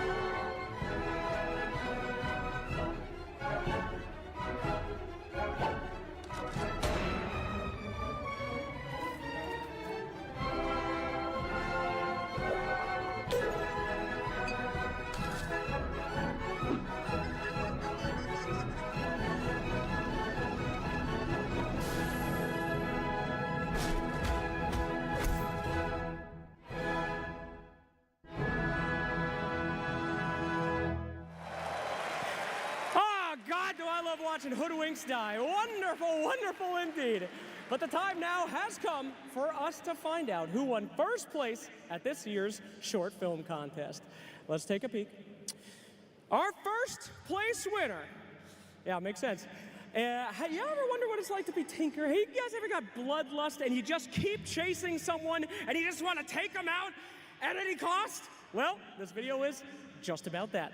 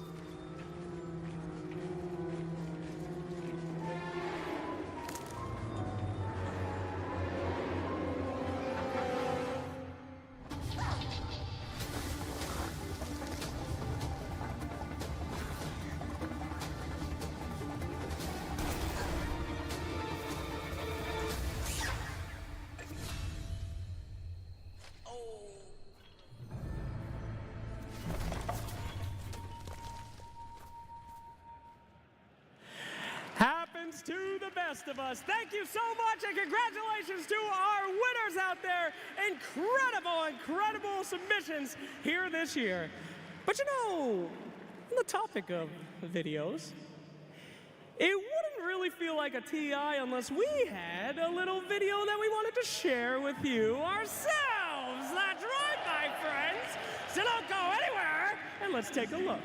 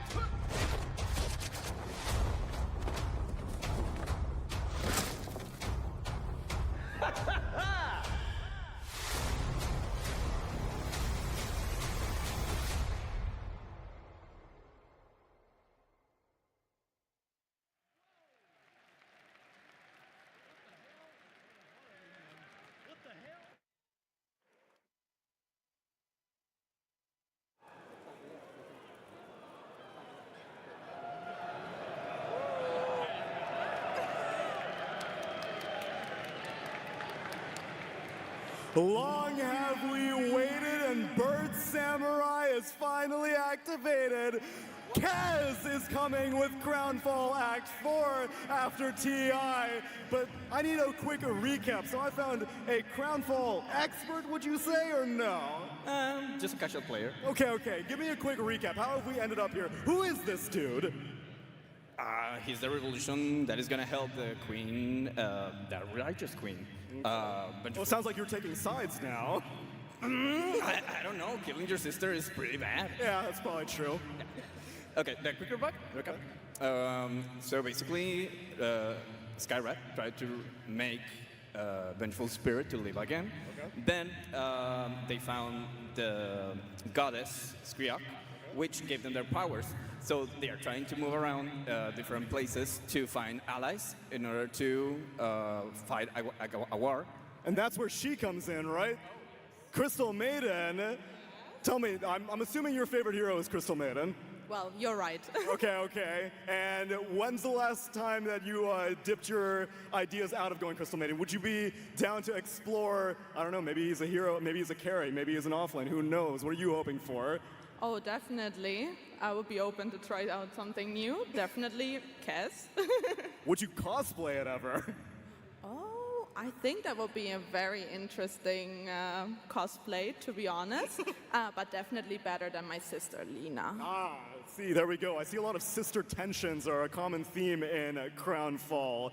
And I am very, very curious. It'll be coming out after TI, Crownfall Act 4. Everyone has been eagerly awaiting. I know Bird Samurai has been rumored for ages. It's finally happening. I can't wait for it. And I was wondering, maybe even people raising their hands. Slacks, what are you doing here? Hi, I'm also here to talk about the lore. I'm very excited about the hero. Hello. You been playing Crownfall?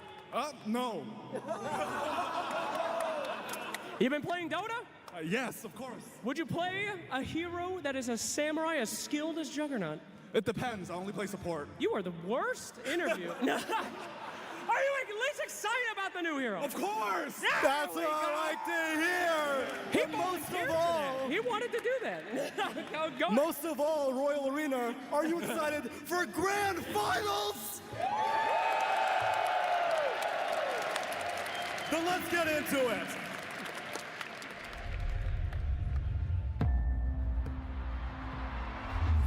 Aegis of Champions. It challenges the expectations of greatness, daring the finest Dota teams in the world to rise always higher and earn a place beyond the very best. It reveals new arenas for artistry, demanding the skills, the sacrifice, the imagination to transcend mere excellence. It grants a life everlasting, promising a page in the chronicles of history that time cannot erase. 16 teams began this quest in Copenhagen. Now, only 2 contenders remain. They meet at the precipice with the fate of the Aegis at last in play. One team must fall, their dreams of triumph broken, to watch the other rise into a hallowed pantheon of honor and fame. This is the final proving ground. This is the Grand Colosseum, where legends forge undying names. 2 teams compete here for ultimate glory. Only one can seize immortality. Who will emerge victorious? The battle begins.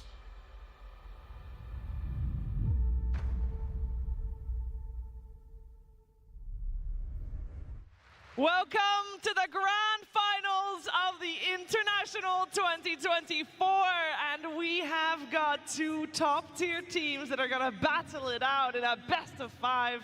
So much to talk about, so much history with these 2 players as well. Although I do know it might get a little sidetracked potentially if people want to mention Kiss. That's okay. Hopefully, though, we'll get to play him soon enough, so all the speculations, we'll save them maybe for a little bit. There's so much to talk about. TGov, Team Liquid, Gaming Gladiators, back at it again. I mean, the entire, couple of days that we've had teams, chanting for Team Liquid. We've seen gaming as well. I think we've had maybe the loudest teams have got to the grand finals. So I'm hoping the arena also is very loud during the grand finals. But I know this is everything we wait for. Every year, this is the tournament, the aura, everything. Like, you cannot match what TI brings. So come on, please, 5 games. All I ask for, please, 5 games. I say this every day, Shiver. I say every game will go all the way, but I really do believe at this time, we've been here time and time again with these 2 teams, that we've never had the stakes be this high for the International. We've had them play in 5 grand finals total. This time around, TI, they haven't played a TI grand finals yet, so this is the culmination of their rivalry. You can throw all the other wins down the drain if Liquid managed to beat Game in here. I did not know this TI was going to be so emotional. First, we see the Synderen's content piece. I start crying, he starts crying. Everybody in the green room starts crying. Then we see a proposal again. Then we see a new hero.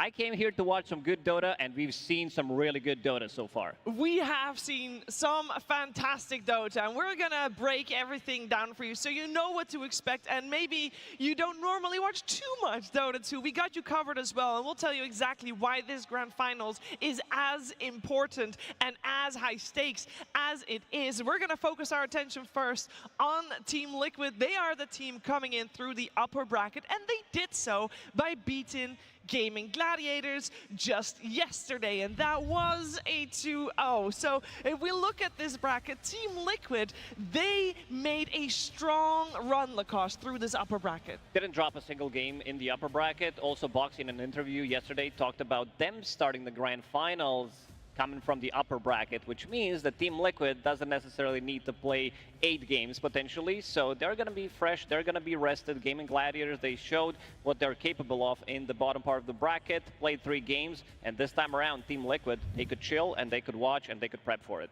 They could, and they are no strangers to playing on the final day of an international TGov. For Team Liquid, their best performance at an international so far, 2022, for all 5 of them. Yeah, no, they've had an incredible run, and it's like after that, it's been multiple grand finals where they're trying to get there, and I feel like at this point, this team should have won something by now. That's like the hardships for this team. Like, they've had incredible journeys. Of course, 33 winning that with Tundra Esports, Liquid getting 3rd with that beautiful story of Matuma Man, and now this time, fast forward a couple years, they're now in the grand finals with the chance to lift the Aegis. It's like the perfect story for them.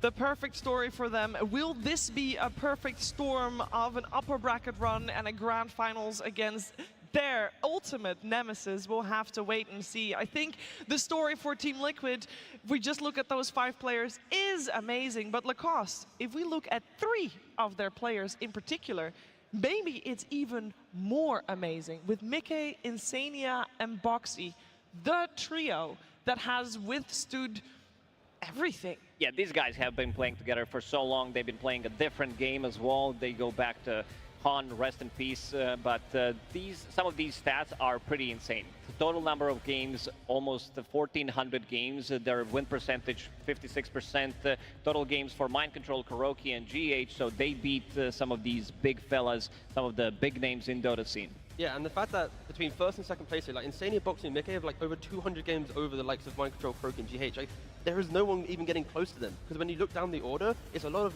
history and legacy between, the Liquid Enigma era, and then on top of that, it's like before then, it's like Bulldog, Loader as well. Like, the fact that there is not a group of 3 players in modern Dota even close to these guys is just incredible. And you have to commend them on staying together for that long, because when you're playing in a competitive space for that amount of time, you will often hear a lot of criticism internally and externally. And it's very easy to point fingers when things go wrong and try to fix the problem through maybe switching in somebody.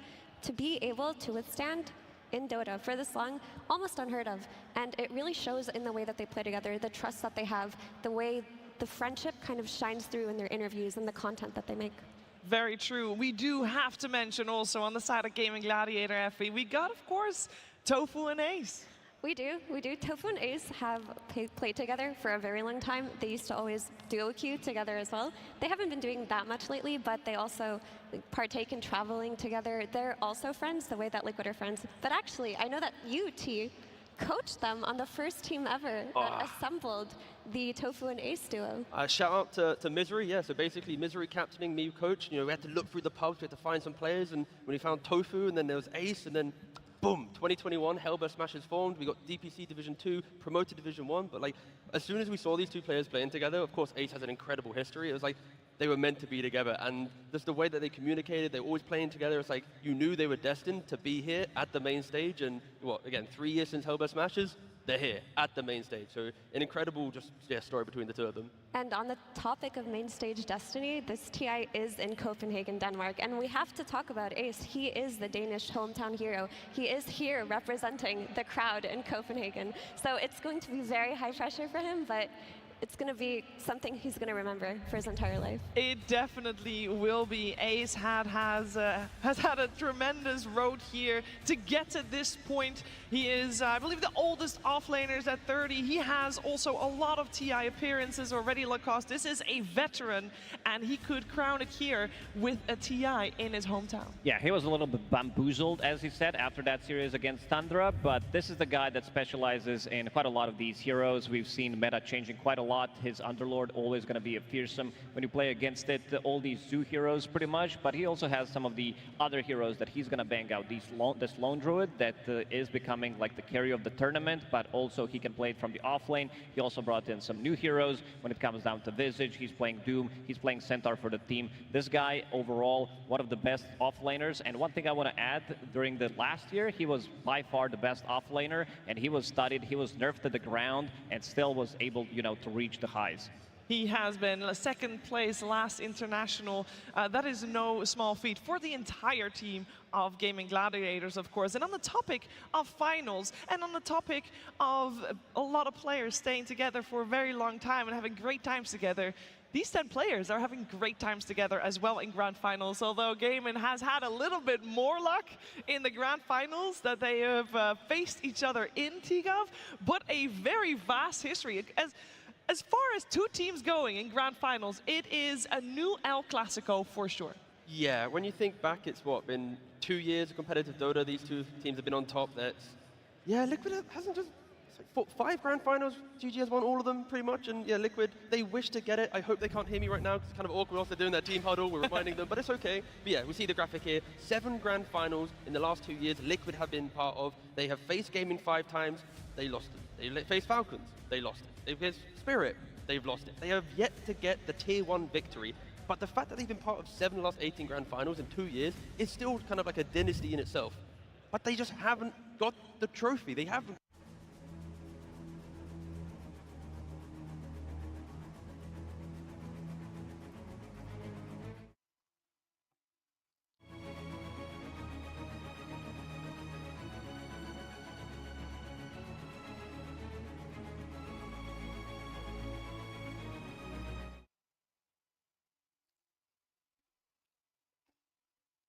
then we're cooking. Even if it's 3-0, at least hopefully FE competitive close games, like for example that game 3 we just saw. I think it will be competitive and close because although Liquid did roll through Gaming yesterday, Gaming are a team that learn very quickly, adapt very quickly, and they're very familiar with their opponents in Team Liquid. So getting stomped by them will just give them even more fuel to perform today. Whereas Liquid are a different kind of beast than we've been used to seeing them all year. It feels like they've peaked at this TI because although they were incredibly dominant last year, it took them a while to get to the form they're in this year because they brought in 33 earlier on in the year. It took a while to gel together, but they've reached that point where every player is finally on the same page. They are on the same page, and will be on the same stage soon as well. And I do still want to touch upon the attempts at the ages that both of these two teams have had so far. The appearances of the international, oh my gosh, maybe we need to hold that thought. We all know that horn, we all recognize that horn. That means that those players, those 10 players will be taking the stage. So let's welcome in our first team.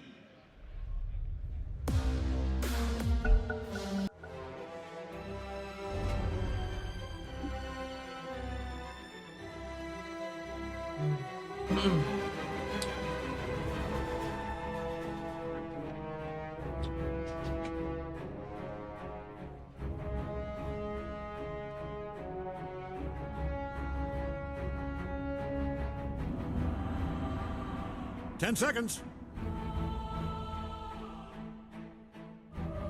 5 seconds.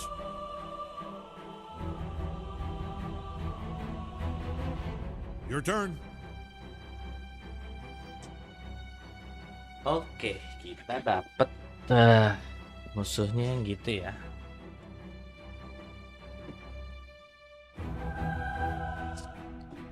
Ten seconds. 5 seconds.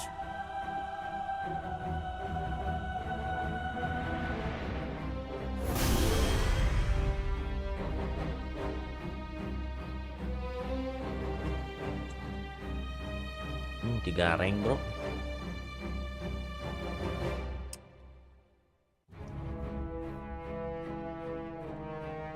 Tiga rank sama ini 3 rank juga. Ini kayaknya rank juga nih. Last pick rank nih. Bukan melee.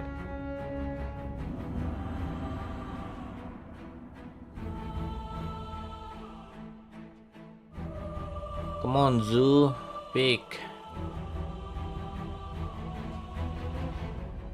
Nah, kan melee. Kalau nggak offlane,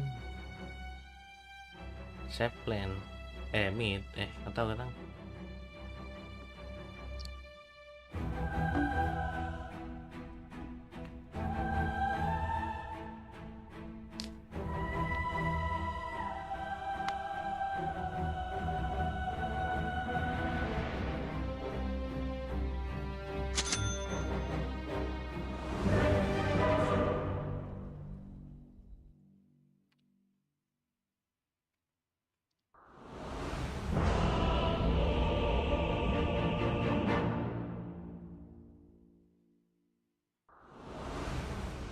My hammer is ready in the service of the all-knowing one. By all grace. Making mistakes is the path to wisdom. No need for prophecy get to ready. gather that I have this one in the bag. Guiding light.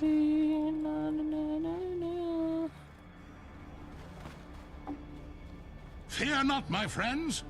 Our guardian is here. Langsung gaskan ini. Oke. Scouting the way.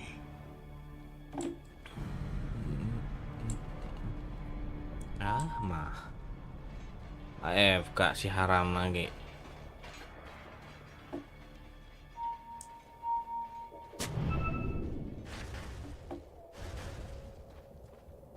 It's in the bag. I walk a destined path. All right, gang, 30 seconds. Stooby dooby doo dam dam dam dam.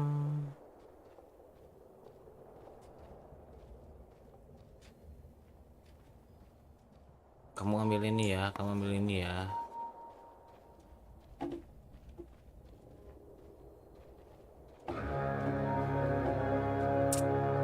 My path is clear.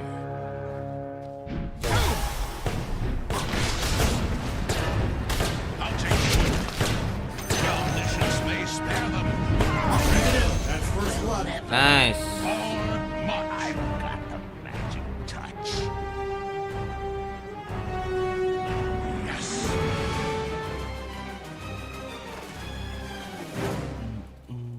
Yes. Indonesia. Advancing. Wow.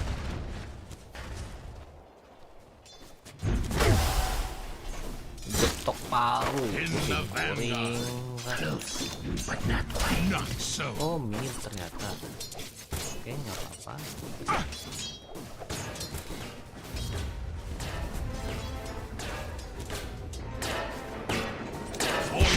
Salah. Nyamperin, tolol banget aing. Itu jangan dulu disamperin.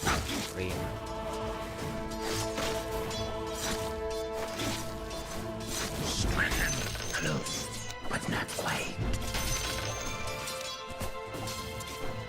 The all-knowing one, I'm under attack!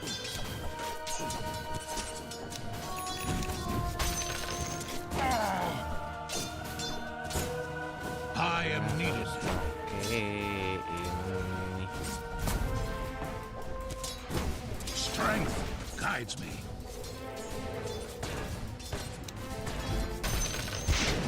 Omniscient. Nailed it. The all-knowing one. Catch up.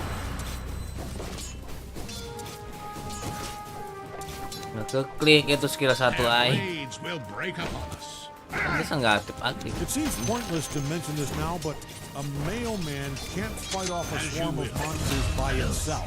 But not quite. Aduh. They shall know. Gara-gara belanja. I journey on. Close, but not quite. Yes, sir.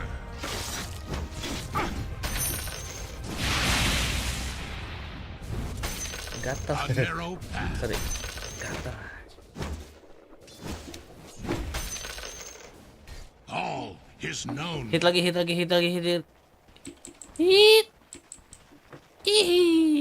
Right away. Ini aja hit. Bukan Say your macam. prayers.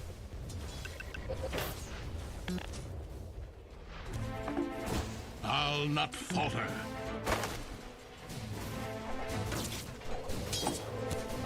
Itu I coy. stand for the light. Itu coy.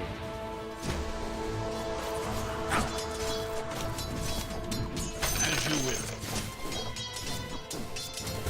Healing shock.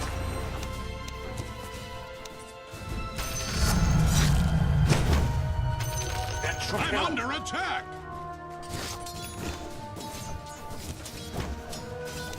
Smite. Close, but now I The courier's dead. Good riddance. guiding light.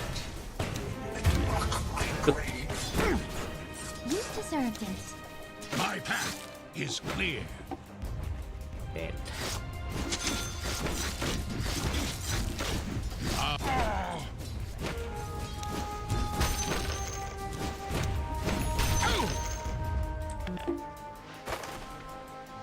Yes.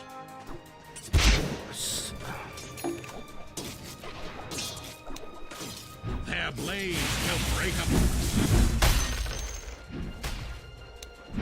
Nay. Flanking.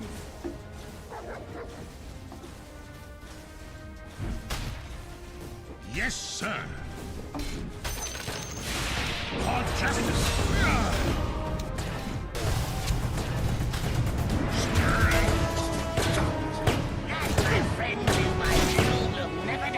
Mati dong sayang.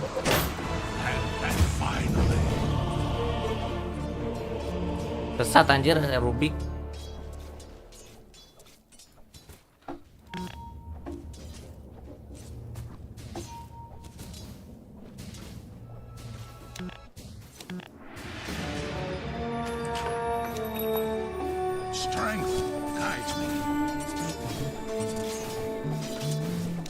Bare thy soul. Fear not, my friends. Our guardian is here. Ini nyelamatin jadi duanya nih. Tolol. By your grace.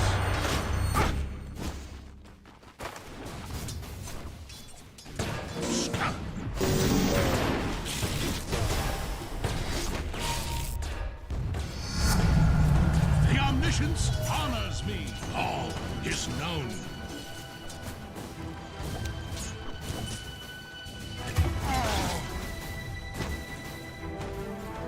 Yes. That's a double kill. But not quite. I am needed. Kan anjing sesat Rubik mah. Dari tadi, bro. Bot aja nggak guna. I'm under attack. Sabar main Rubik mah aku main sabar. That blessing will be missed. Taken too soon. Stepnya gitu. Thank you for your service.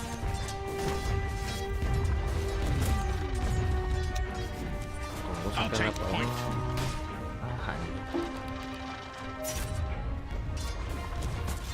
All-knowing one protects us all.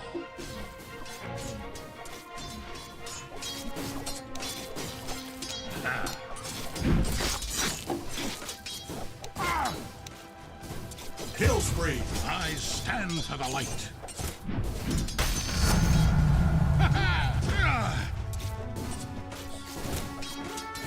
The all-knowing one guides me.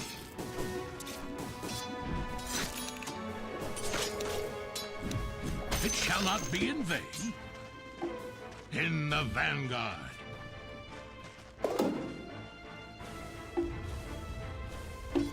Forward march.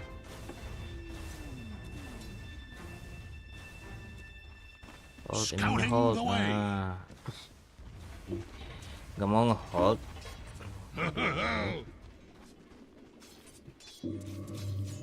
Advancing. Awas, cok. Kejar anjing. Close, but not quite. In the vanguard.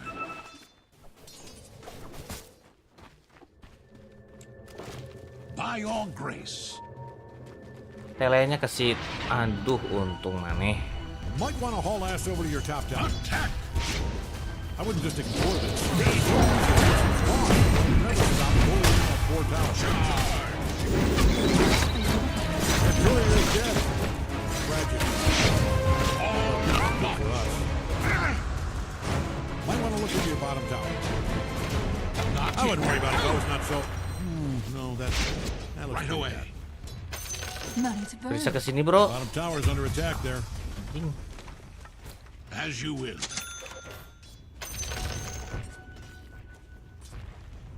Might want to look into your bottom tower. Purification. I'm under attack. Goblok anjing lewat.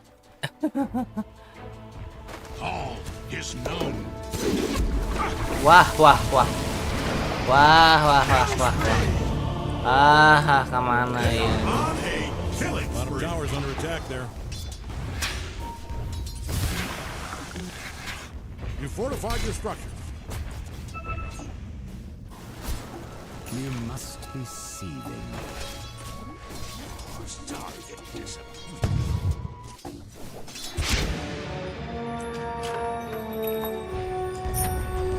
Tower's under attack there. Look, Greg called the shots and apparently assaulted these towers.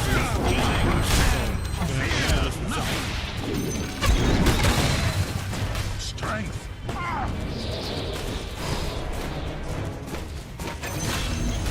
You were doing very well. I'm very proud of you. Yes. Tower might need a little attention. Yeah, that doesn't look good. Sabar ya. Flanking. Your middle tower might need a little attention. I'll take point.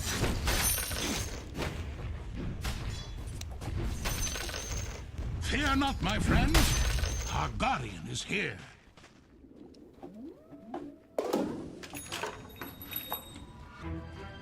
I stand for the light. Anjir. Your middle tower's taking a beating. I'm not going to sugarcoat it. I don't like your odds here. Aste anjing. Mamam tuh aste, bro. Tele, cowok.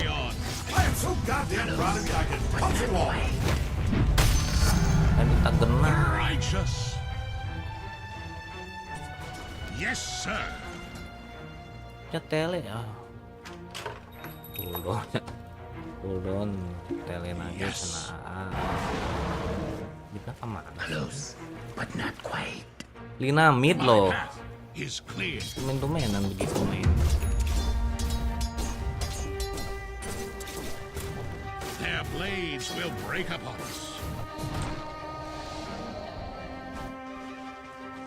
You need your top tower? I'm only asking because it's being destroyed. I don't see the benefit of letting them kill your tower. But you're the expert. I'm under attack. I'll not falter. Ih, bisa di lift. Oh no. Sini Leon, Lina.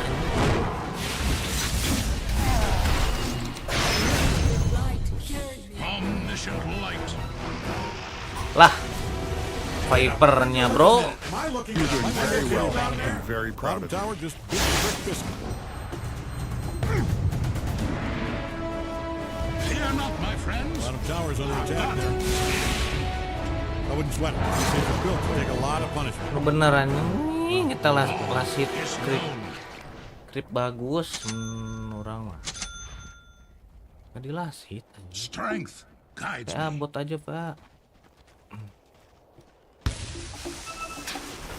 A narrow path. Your middle tower might need a little attention.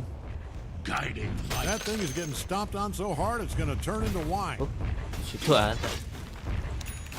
Omniscient light.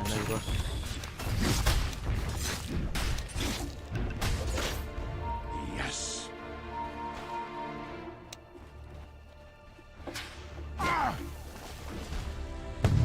Scouting away. Healing shot. Here, my friend. The armor of Otters total dominated. I can't believe it. Oh, yes, that is a double kill. Illusionaries. Luke doesn't share blame. Close, but not quite.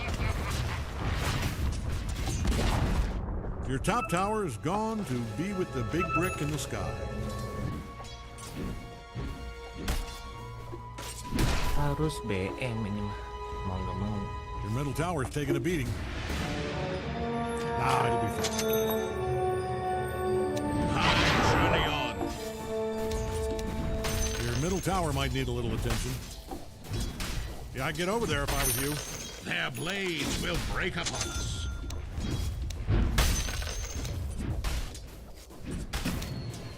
I am needed.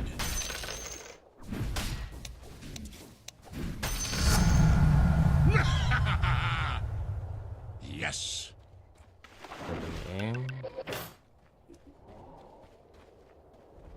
My path is clear. Bikin war tuh. Cok, awas cok. All-knowing one protects us all. Mah. Maju dia dong. Kok terus. Sini. Excuse me, I must Judgment comes. I stand for the light. BM dulu atau ini dulu ya? Start dulu ya? More fuel for my fire. All-knowing one guides me. Kelihatan juga sih. Start aja dulu sih. I'll not falter. Ini nih kalau kerjaan ya begini. Skemanya begini aja. I'll take point.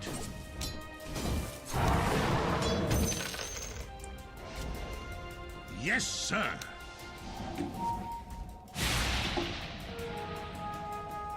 Iya Right anjing. away. Your middle tower is taking a beating.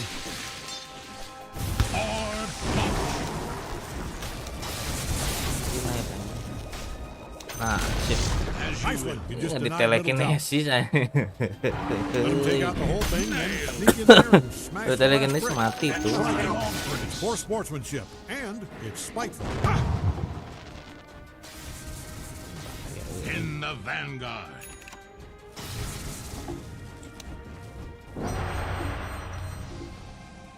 Guiding light.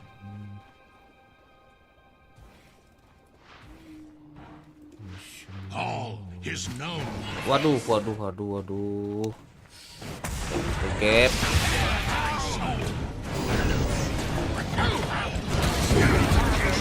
Fear not heresy. In the vanguard. Alah, coy. Alah, anjing. Malas anjing.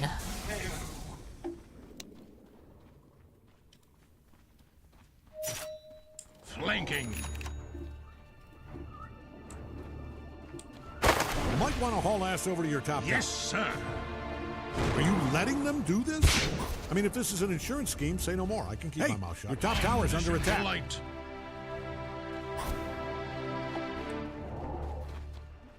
The all-knowing one guides me. Do you need your top tower? I'm only asking because it's being The destroyed. all-knowing one protects us all. Oh, they are really taking it to you there. Fear not, my friends. Our God is here. You are doing very well. I'm very proud of you. I'll not falter.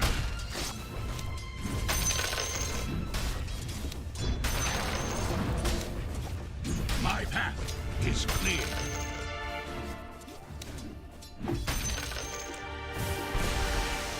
Advancing.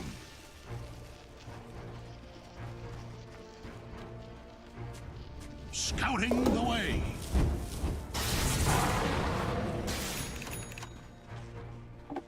By your grace. Might want to look into your bottom tower.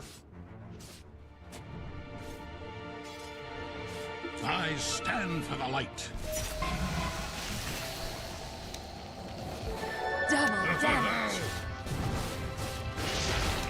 Yes. I am humbled. I am needed.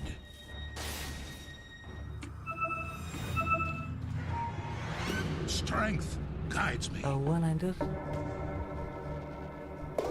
Tawan sama siapa ya? I journey on.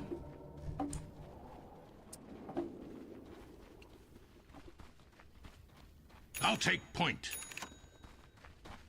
Tawan sama siapa tadi?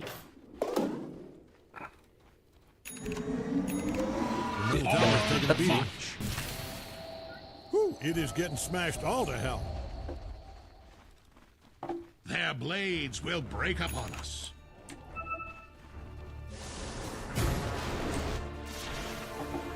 Yes. Wanna play with fire? Close, but not quite.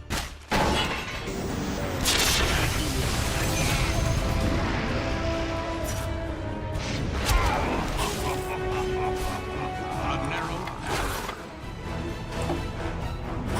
I'm under attack.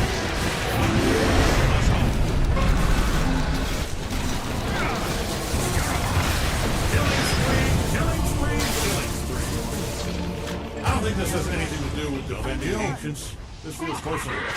Look at him go. Close, but not quite.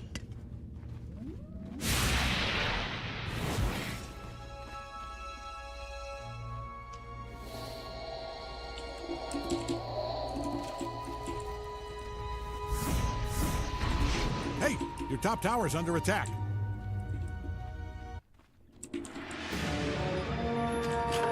All-knowing one, look You need kindly your on top me. tower? I'm only asking because it's being destroyed. Purified. Ah! They shall know. Might want to haul ass over to your top tower. Advancing. Scouting the way.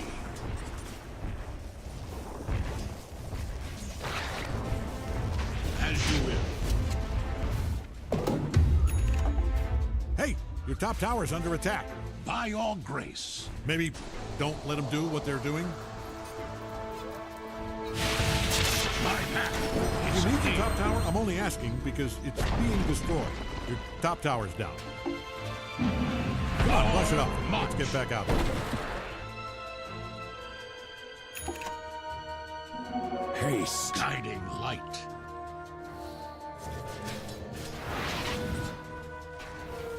The all-knowing one protects us all.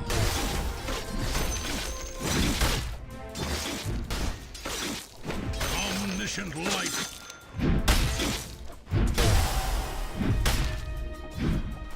Yes, sir.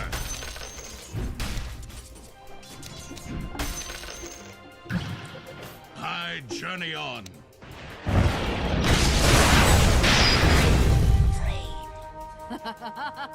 Fear not, my friends. Our guardian is here.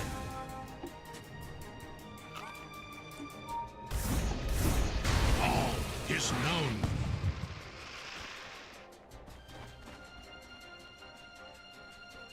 The all-knowing one guides me.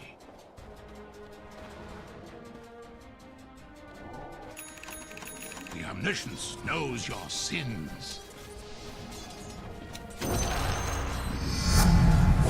this gift of power, I am grateful. Right away.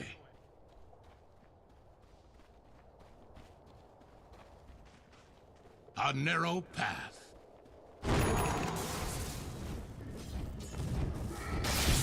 Strength guides me.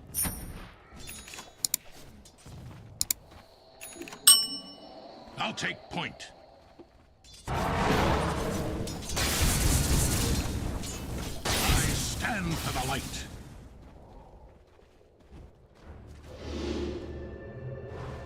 In the vanguard.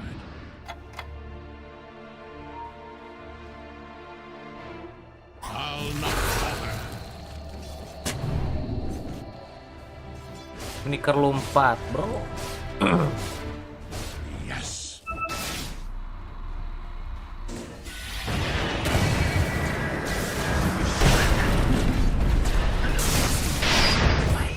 Malah dia yang ke Your middle gapnya. tower might need a little attention. Yes. Malah risah men. I am needed.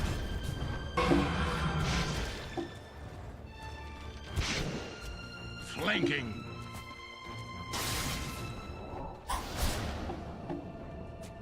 Their blades will break upon us.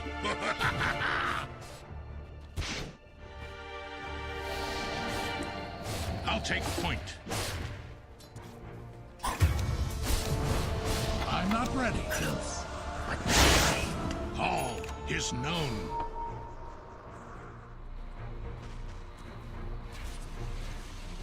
The all-knowing one protects us all.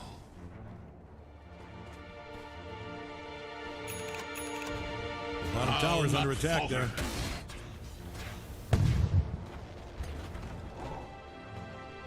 By all grace. Might want to look into your bottom tower. Yes. I have good news if you hated your bottom tower. Great news. Know your place. I bring the light.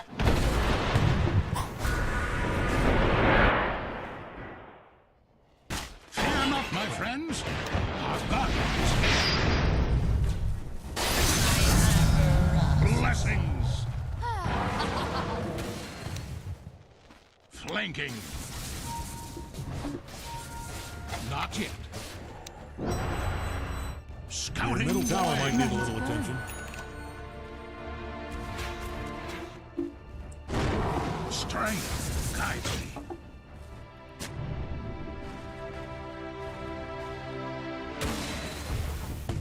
Their blades will break upon us.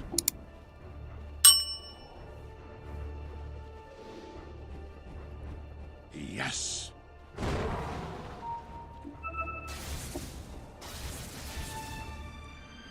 Omniscient light.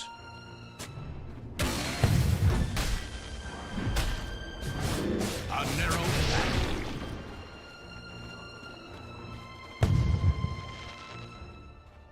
the vanguard.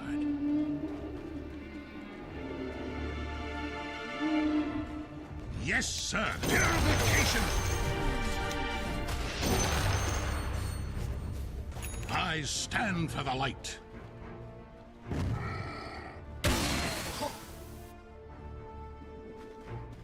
Advancing.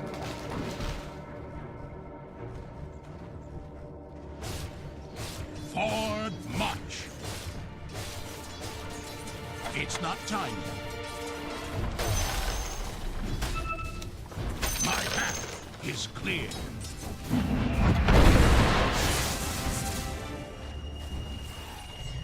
I journey on.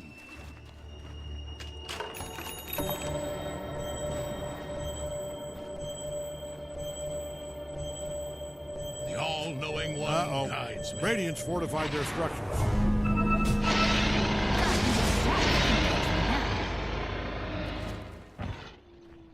Guiding light.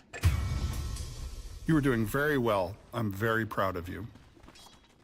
As you will. Now illuminate. I am needed.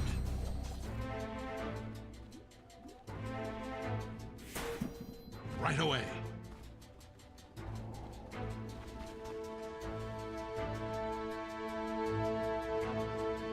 For your glory.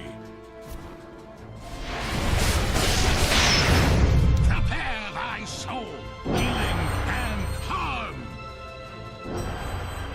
As you will.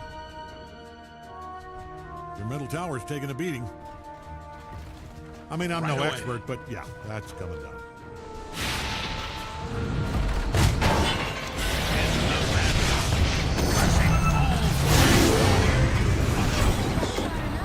It's not time. My path is clear. Your middle tower might need a little attention.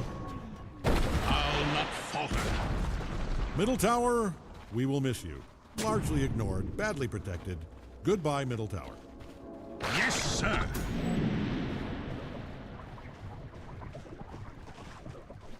Strength guides me.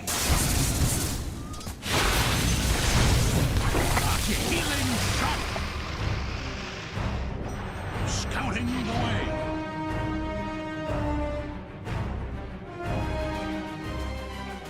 Guiding light.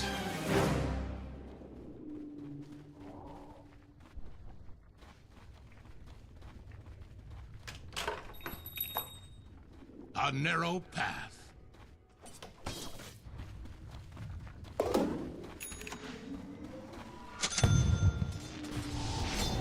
Charge!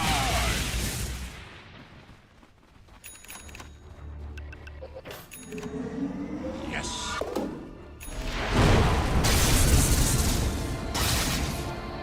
I stand for the light.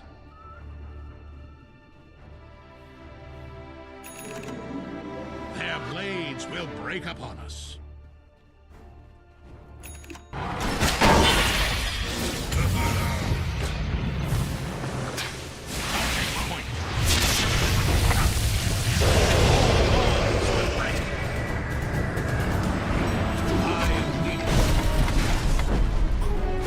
I'm not ready.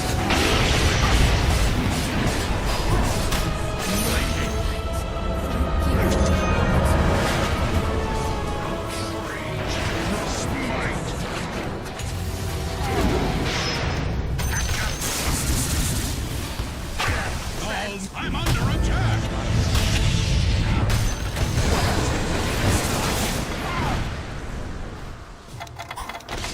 It's not time yet!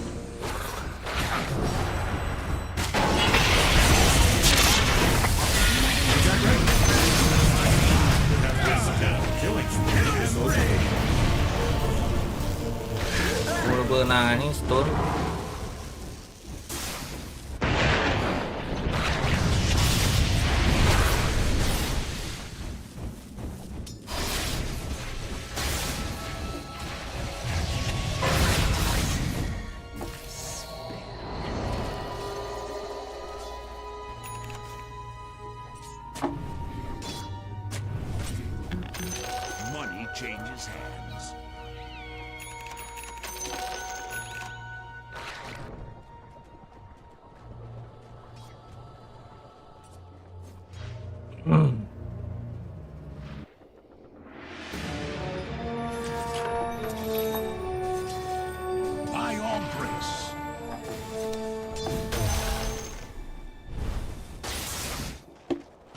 journey on.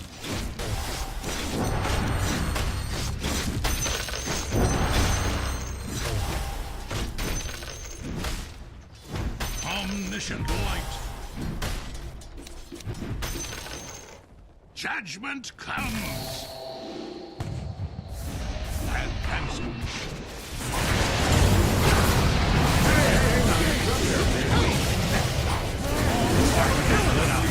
Double kill cabin. Forward march. It's not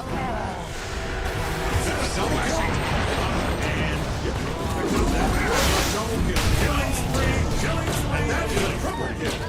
The tower's under attack there. Radiant structures look stronger than before. Not saying much. Might want to look into your bottom tower. Oh, man, look at them go. They are destroying the hell out of it. Bottom tower's under attack there. All right, bottom tower's down.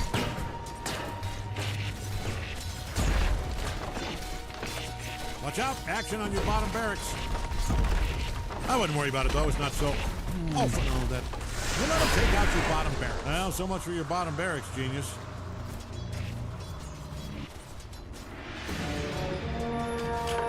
The all-knowing one guides me. Your middle tower's taking a beating.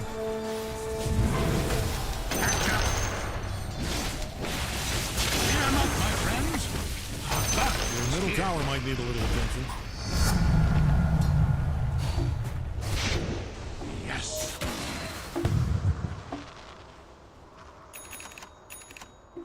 Yes.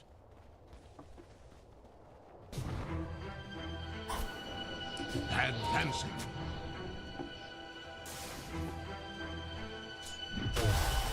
Scouting the way. Healing shock.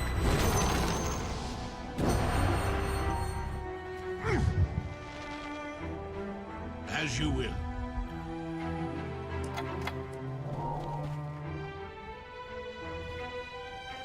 Strength guides me. Lawan 2 STR musuhna sok kumaha. Yes.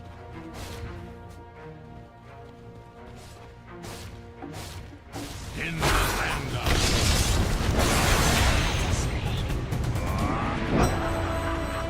Flanking. Masuk mainan. Light.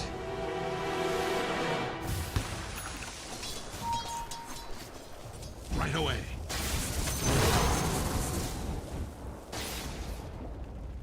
The all-knowing one guides me.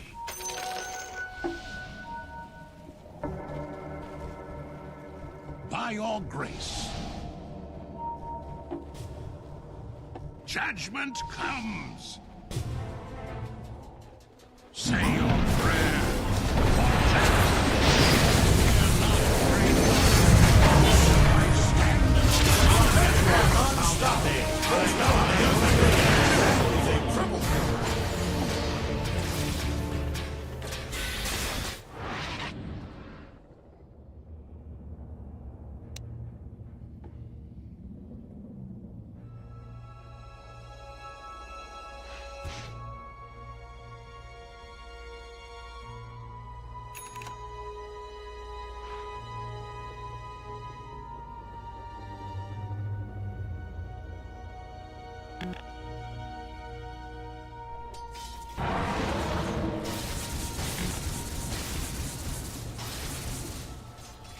Might want to haul ass over to your top tower. Get back.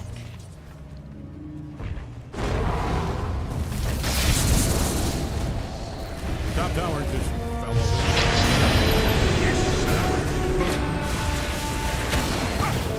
No sorceries avail. I think they found the top tower.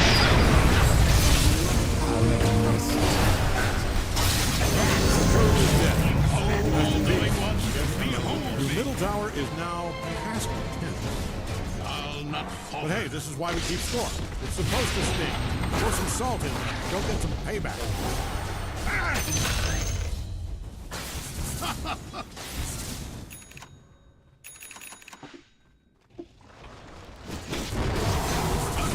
Healing.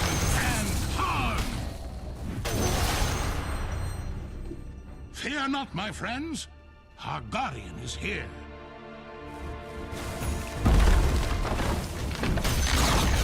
I am Their middle tower is down.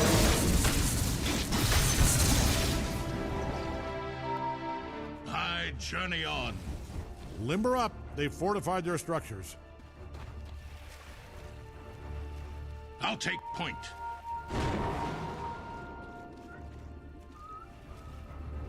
A narrow Illusion.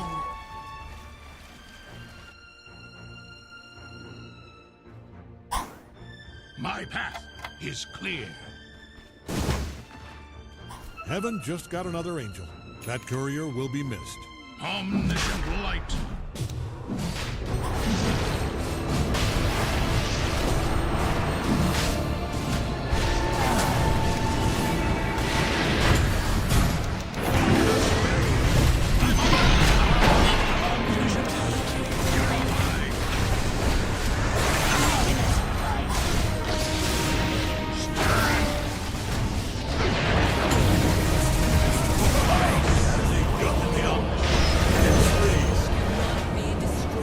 It's not the heat. Kill Don't spree. put me out.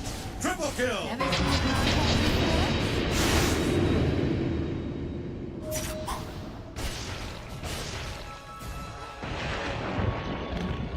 Gak punya bas apa ya?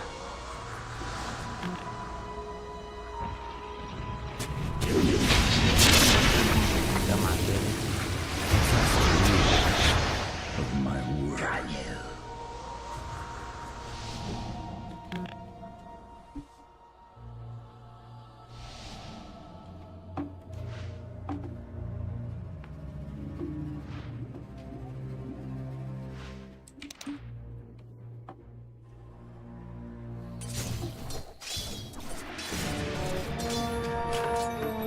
The all-knowing one protects us all.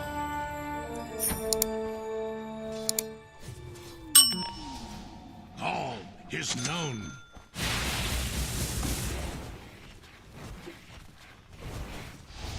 Their blades will break upon us.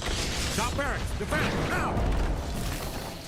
You people, I'm using the term loosely, but I know you're probably top barracks. Pink bat or a wood block made out of cherry water. Top barracks, but you seriously found and I mean yesterday.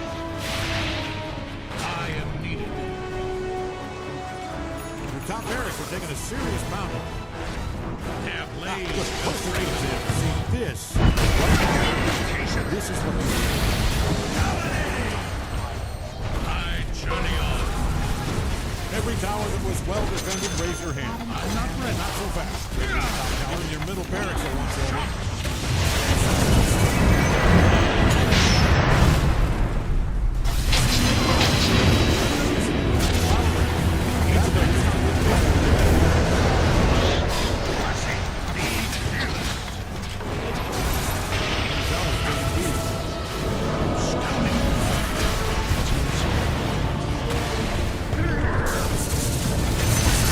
Middle tower might need a little attention. You cannot leave.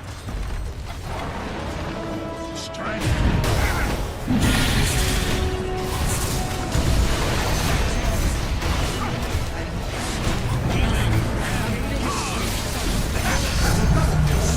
Tower's taking a beating. I'll take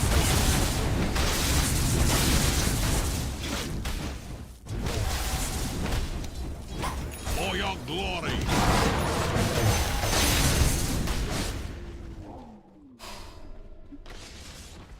Advancing.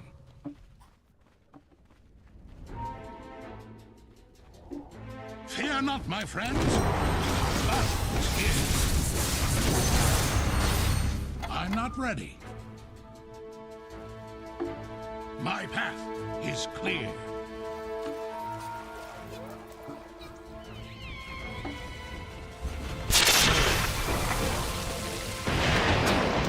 Knows me well.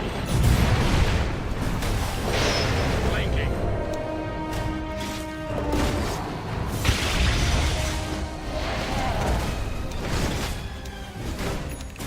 In the vanguard.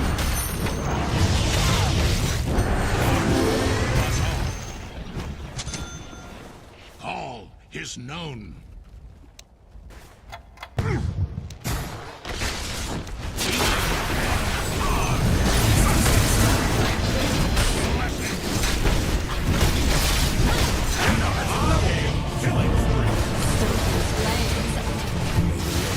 Toh yang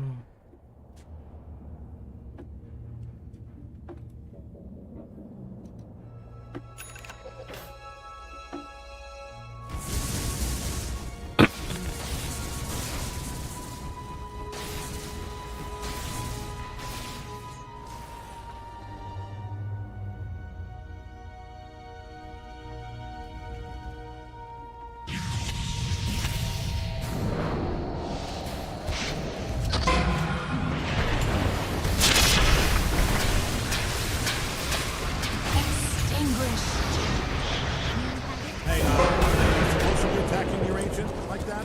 Kill spree. Whoa! That is a double kill.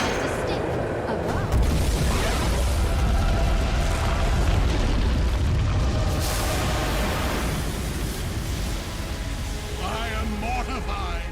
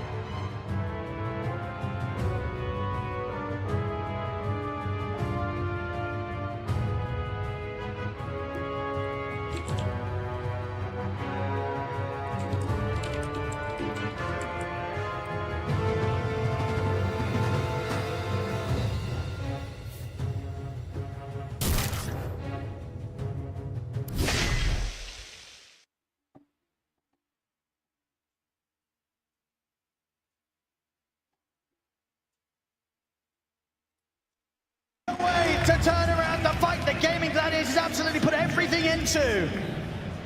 And it was the little things, as I said, Boxy.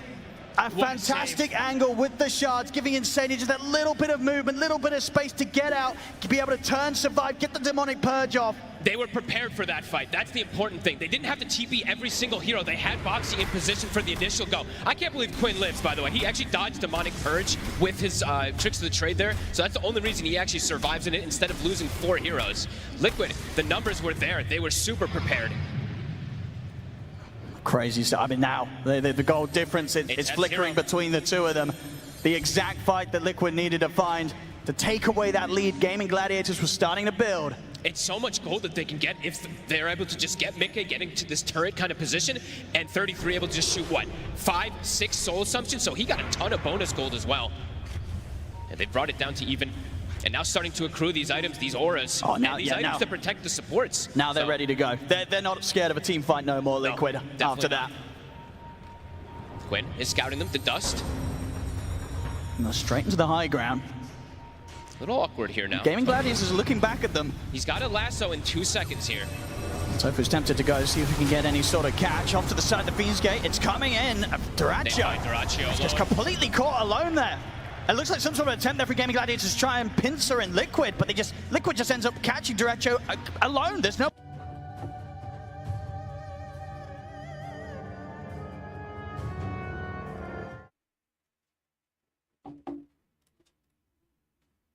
I mean, but they might find the setup here if Boxy can get the angle. See how much they want to try and chase for this Liquid. Ace into the trees. Sharks will find him.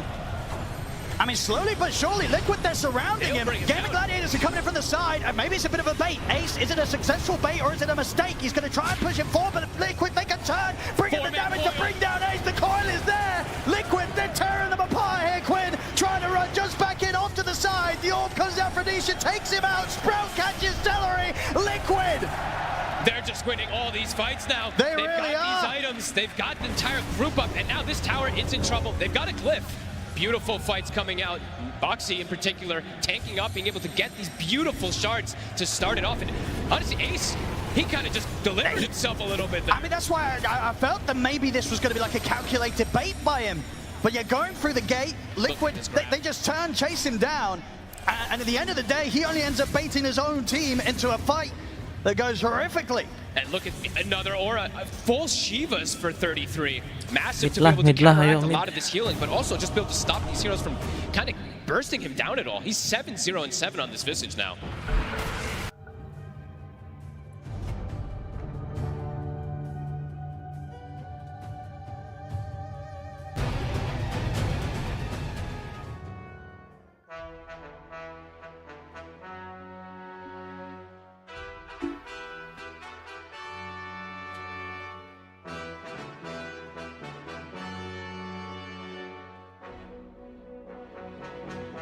Seconds. 5 seconds.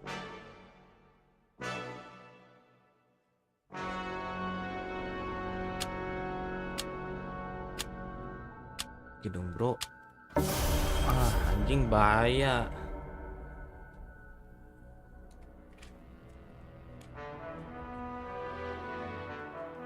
Ten seconds.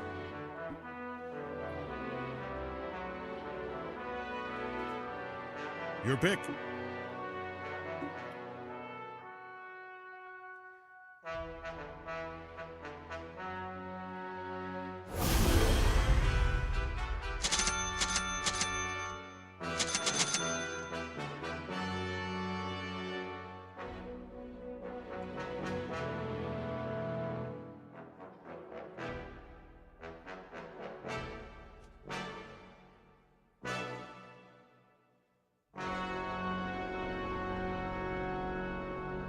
Yang semua anjir.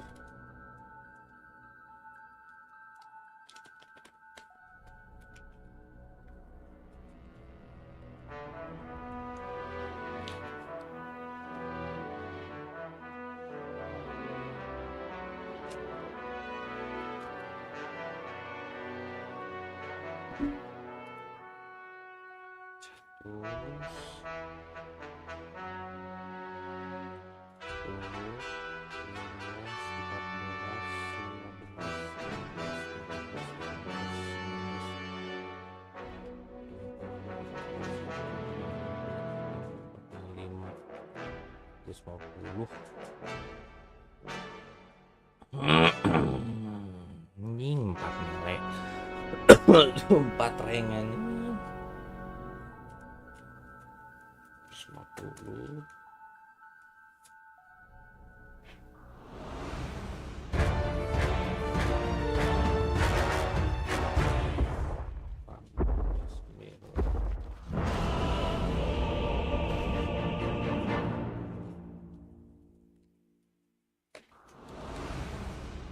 Omni-Knight.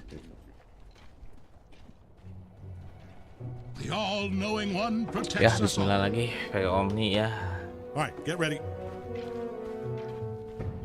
Forward march. Liquid or GG. Omniscient light.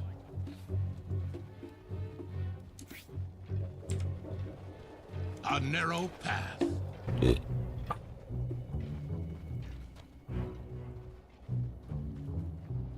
Yes.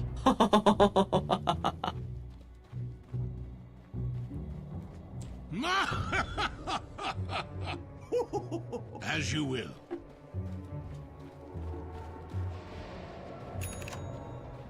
Guiding light.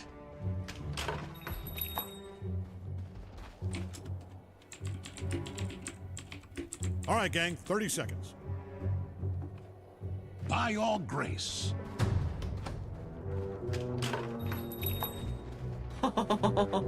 Yes.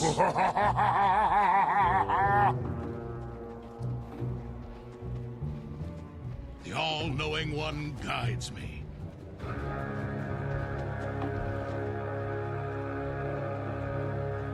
I stand for the light.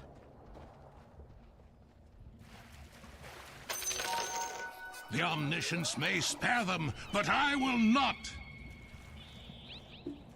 Yes, sir. Yang 1 gobles. 1. Anjing. Yes.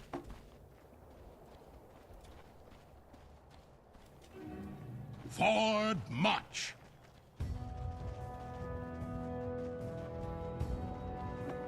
strength guides me.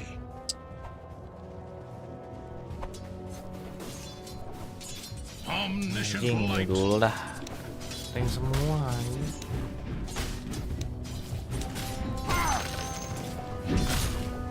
Attack!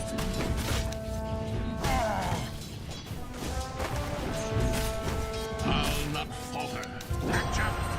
I'm under attack. Their blades will brush.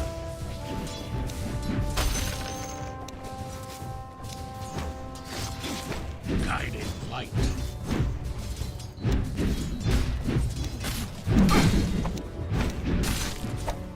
I'll take that. Scouting the way.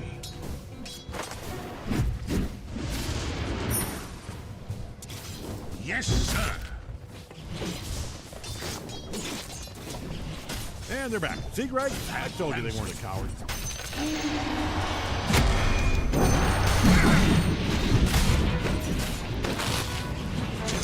Charge!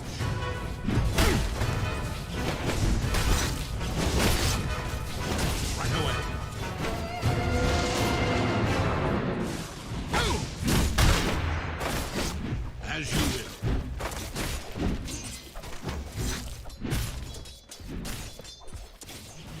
All is known.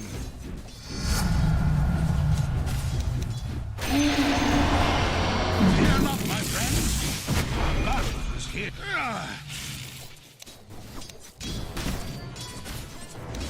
I am needed.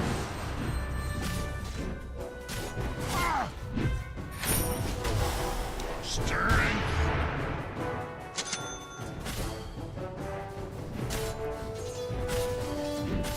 That's the first kill. I judge.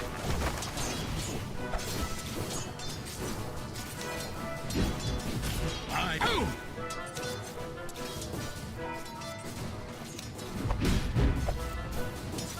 They shall know.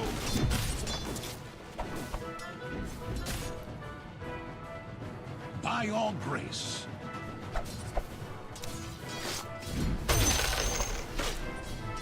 My path is clear.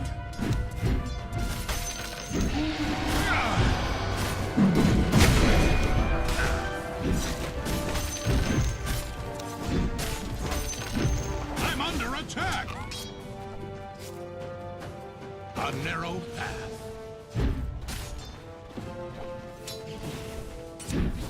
Their courier's dead. Point. Trying to get sad about it. Nope, big smile here. A gift. The all-knowing one protects us all. Soul ring. Flanking.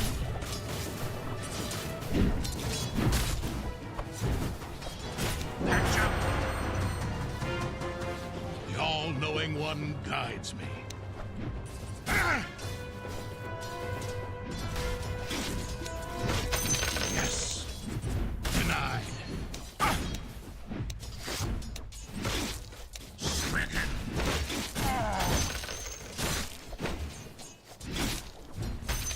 In the vanguard.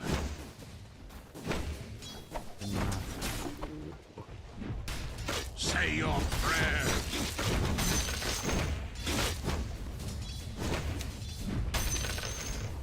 Omniscient light.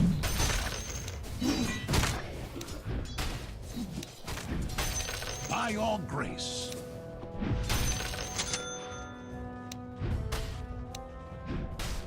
I bring the light.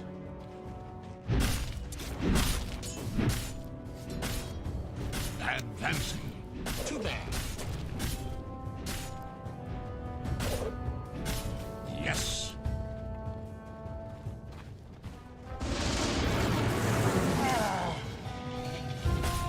A narrow path.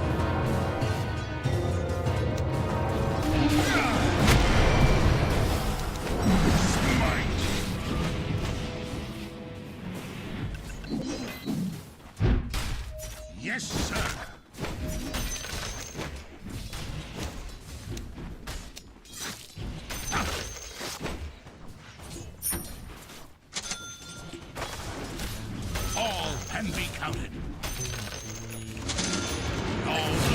courier's dead. Won't be missed.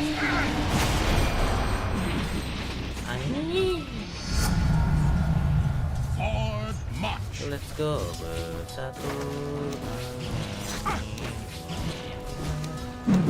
I stand for the light.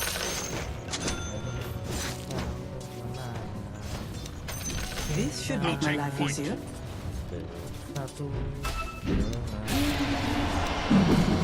My path is clear.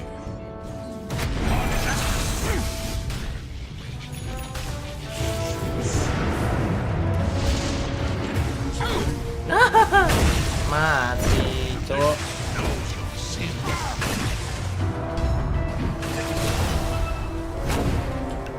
I'm under attack. I am needed. Purification. Strength guides me. Your middle tower might need a little attention. Their blades will break up. I'll take your tribute. As you will.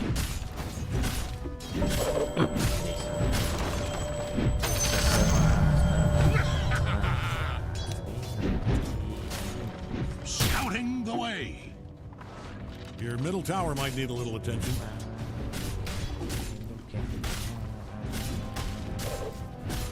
Prepare thy soul. Your middle tower's taking a beating. I'll not fall.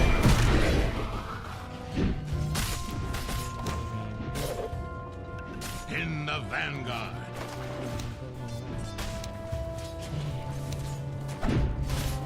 The all-knowing one protects us all. Your middle tower's taking a beating. They shall know.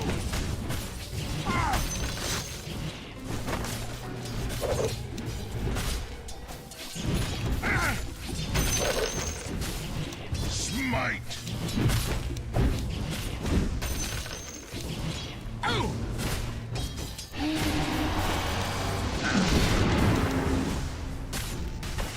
Your middle tower might need a little attention. Healing shock. But I think it can really soak up some punch. I journey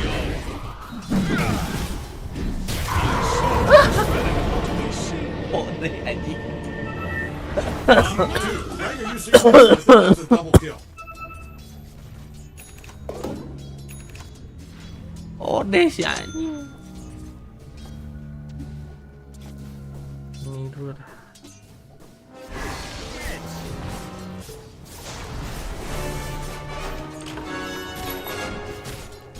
Yes.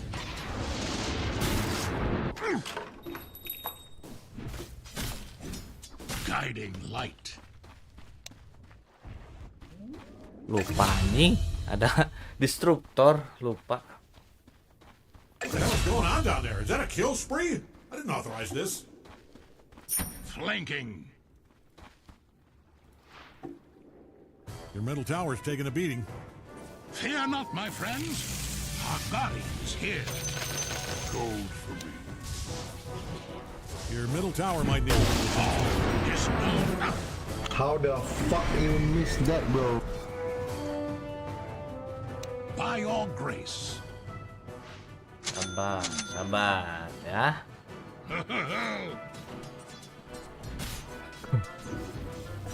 Their blades will break upon us.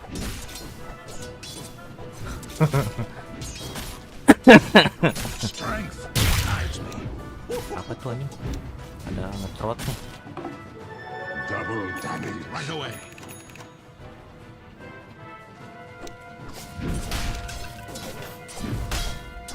Yes.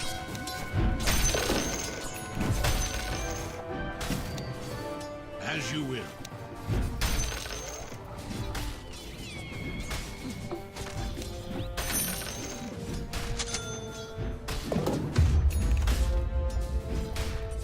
Limber up. They've fortified their structure.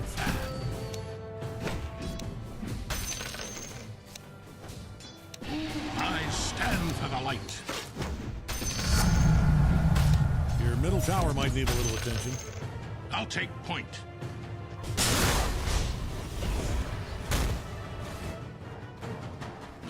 journey on.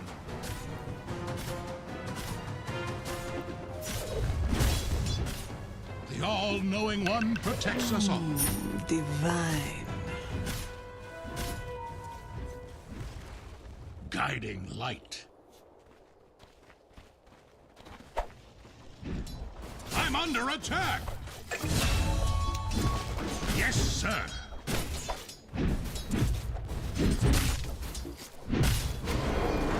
All is known. Jero anjir eta ulti.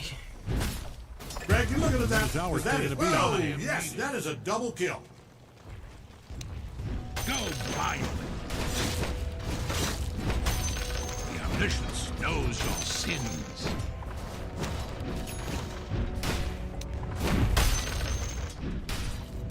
Omniscient light.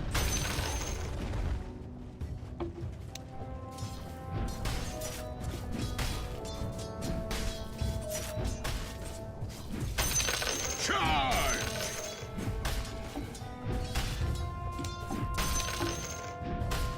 Advancing.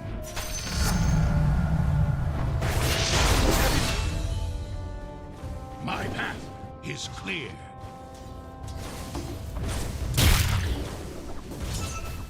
Wah, udah dapat health.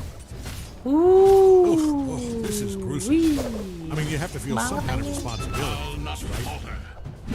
Your middle tower might need a little attention. Aku harus ke atas. Waduh. Hey, you really need to handle it. Duh, miss anjing, miss lagi.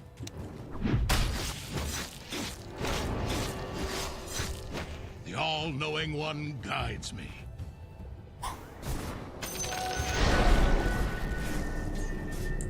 Yes.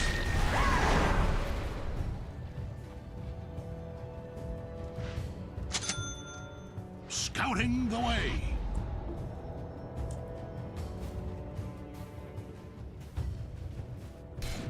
In the vanguard.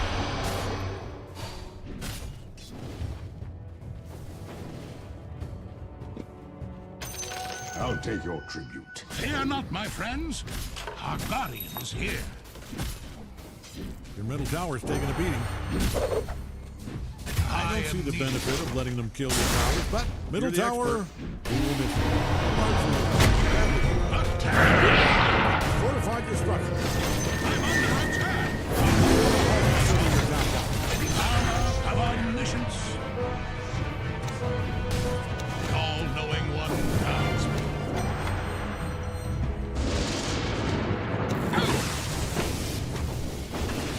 For your glory. Mega kill. He's a mega kill.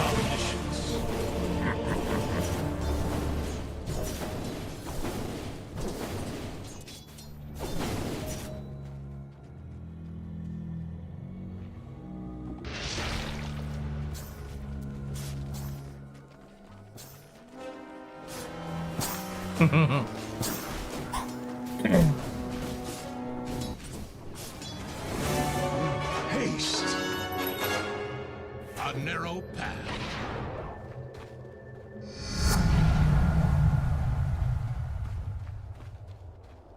Yes.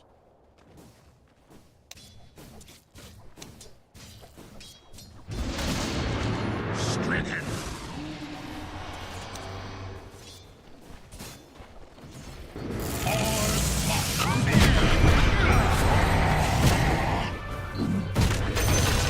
Omniscient light.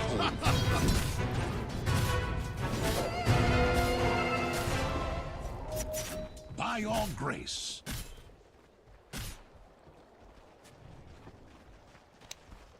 Fear not, my friends. Our guardian is here. It shall not be in vain. I stand for the light. I'll take that. Yes. Prepare thy soul. Yes, sir.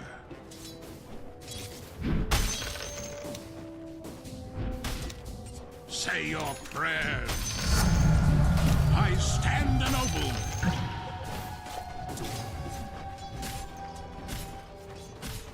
Scouting the way.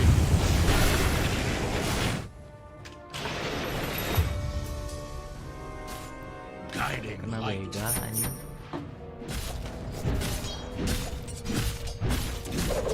All is known.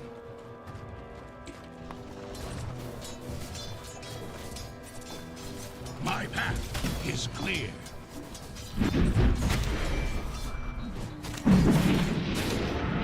Flanking.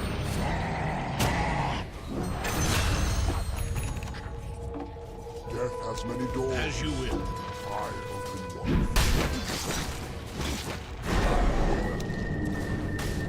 In the vanguard. Healing and harm. I bring the light.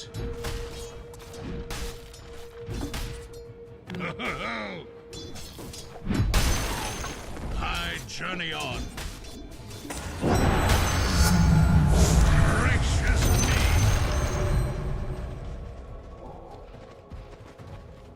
Right away.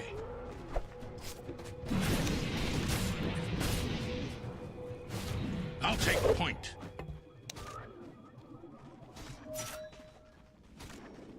Strength.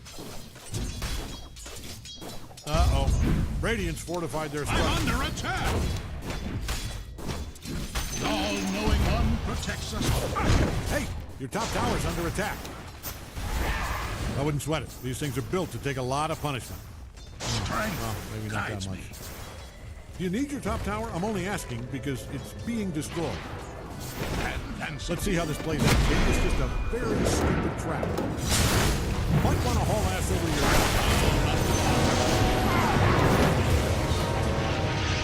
Nani? Not yet.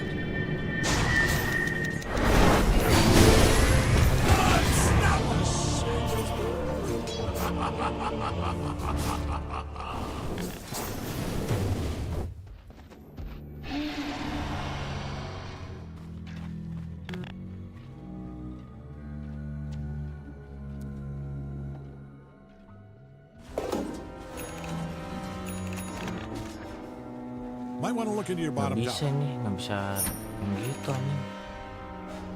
Ini ada ini nih. Invisibility. Bottom tower's under Their attack. blades will break upon us.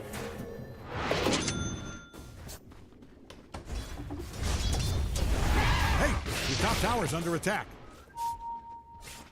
Yes.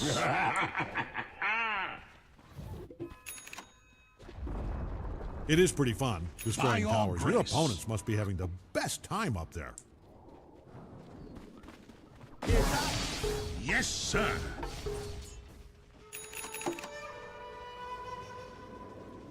Flanking. I shall use it wisely. My path is clear.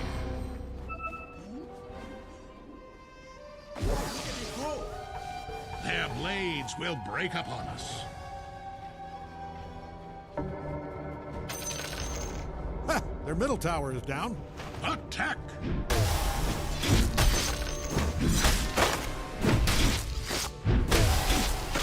Omniscient light.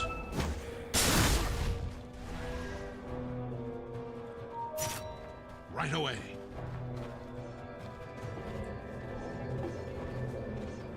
I stand the fearless, healing and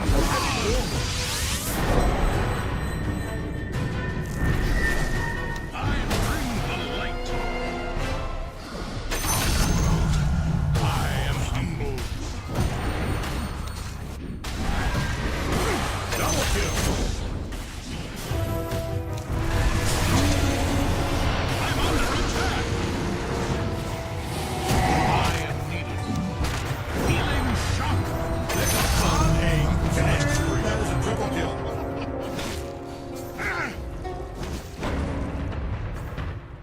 Charge! You're alive! That there is a kill. Don't you dare stop.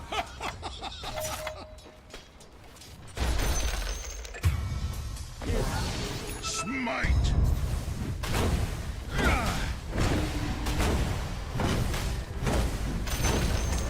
Great, the bottom tower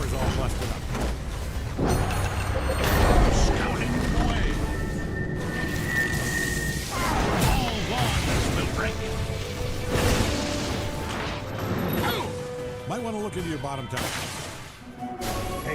You darken my eyes. That make a big mess. Have good news if you hated your bottom tower. Great news. I'll take your tribute. Ini nggak ganteng kan?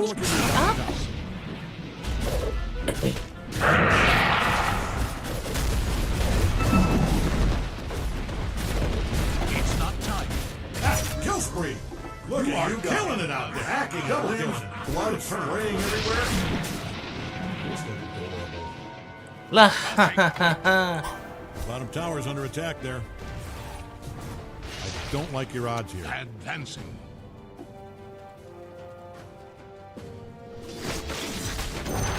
Say your prayers.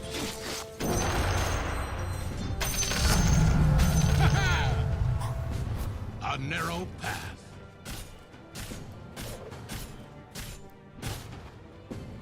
The all-knowing one protects us all.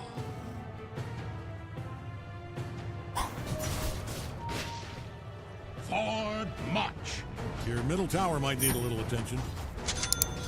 Ah, good. Perfect example. See, this right here, this is what you want to avoid. Fear not, my friends. Our guardian is here.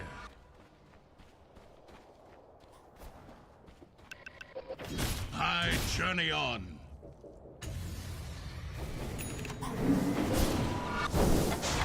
All is known.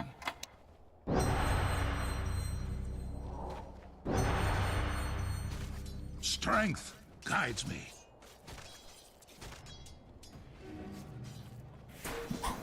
As you will.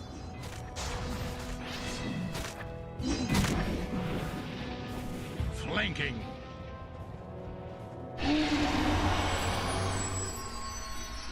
The all-knowing one guides me. Your middle tower might need a little attention. I am that thing is getting stomped on so hard it's going to turn into wine. The middle tower is taking a beating.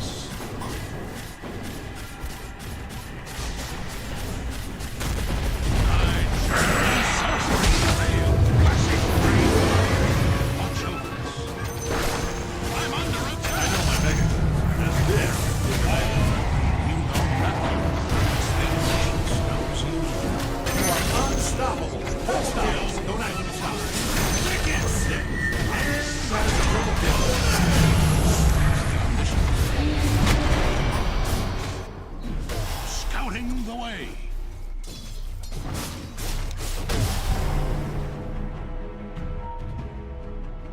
Guiding light.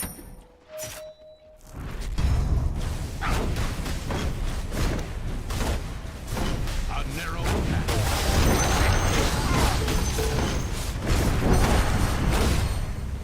Strength.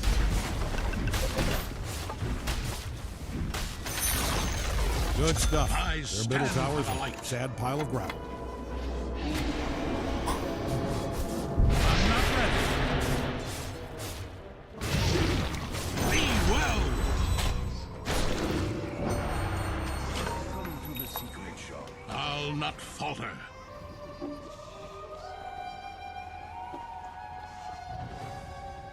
Yes.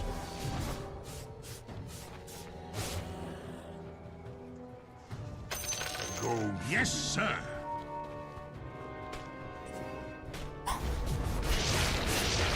Advancing.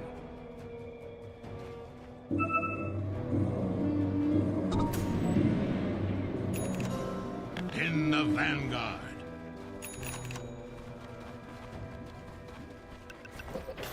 Fear not, my friends. Our guardian is here. Feeling sharp.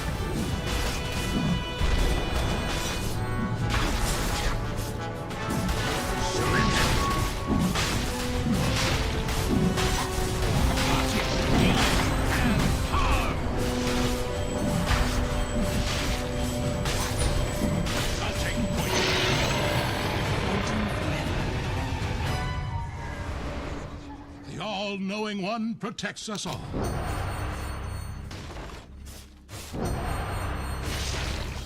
My path is clear.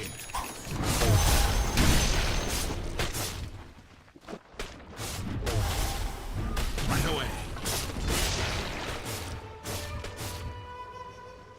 I'm not ready. Their blades will break upon us.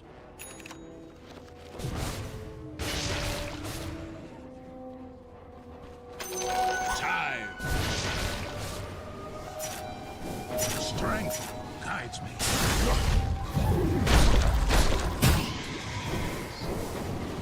All is known.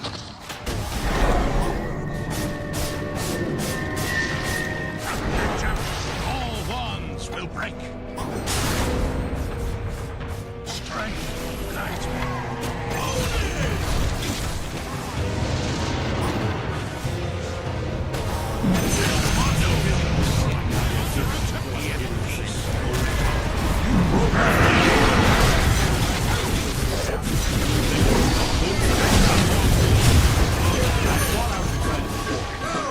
Now I'm watching a kill spree. Fear not, my friends. But it shall not be inflicted.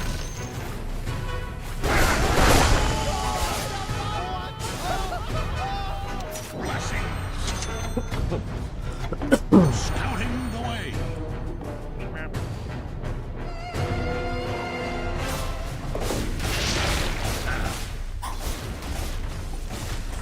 Purified.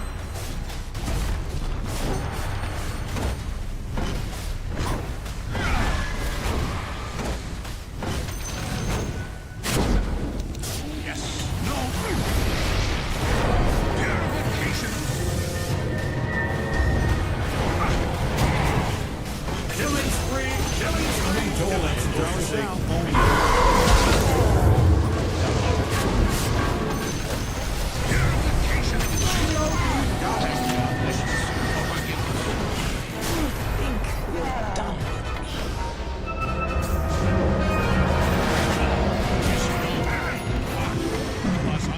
Blessings.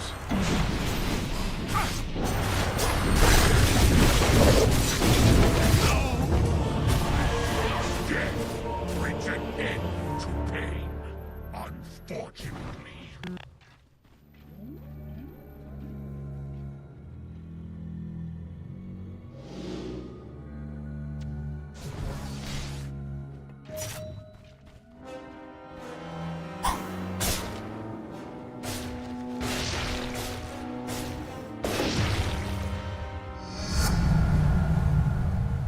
Your middle tower might need your attention.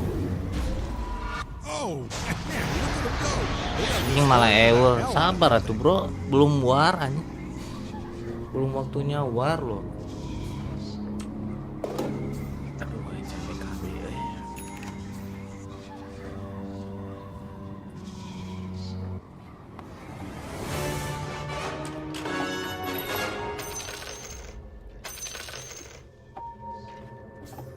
Forth march.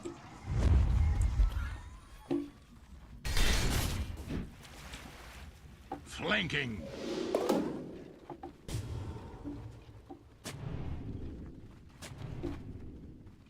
As you will.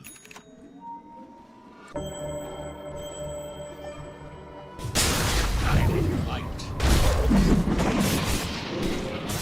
It's not to fear nothing. I'm under invocation. I stand up. Bring on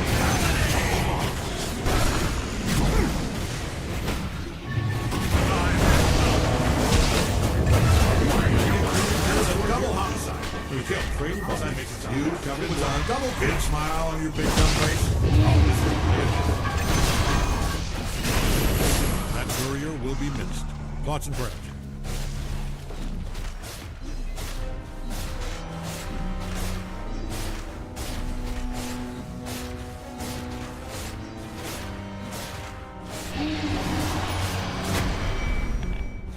Padahal besok libur loh, ini sepi-sepi baik penonton, para viewersku.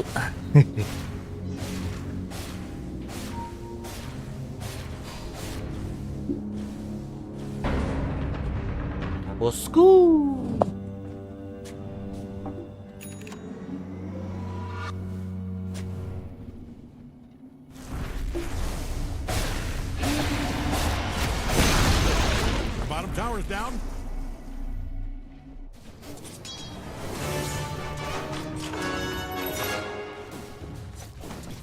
Their blades will break upon us. Blessings. It's not time yet. In the vanguard. Healing and harm. They shall know.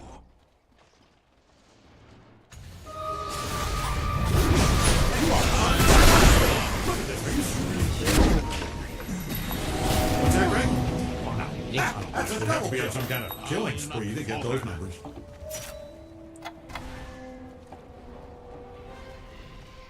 A narrow path. The middle tower's taking a beating.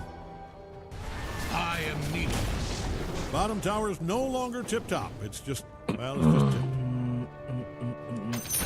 The middle tower might need a little attention. The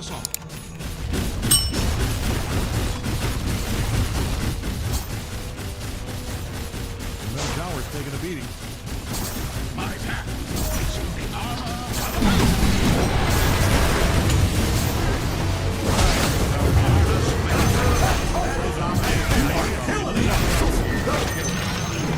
Say your prayer. Hey, might want to defend your little warehouse. That is a double kill.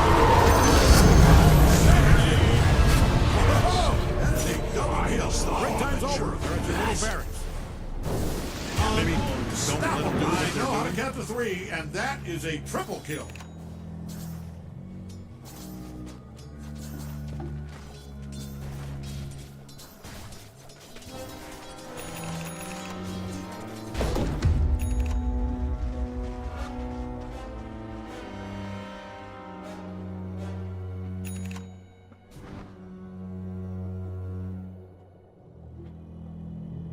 Oh, sudah lagunya. Oke.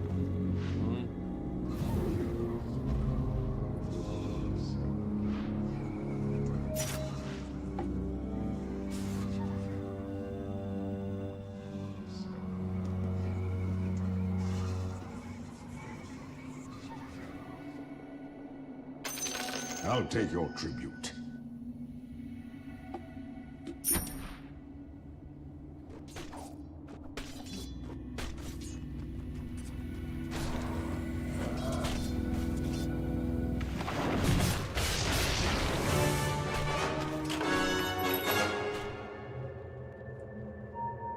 Advance.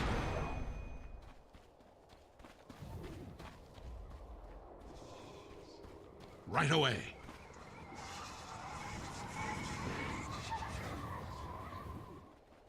Yes.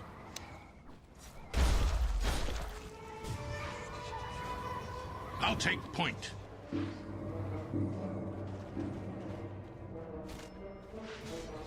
Omniscient light.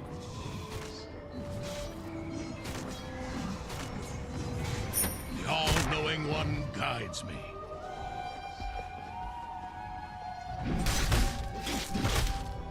How illuminating. Yes, sir.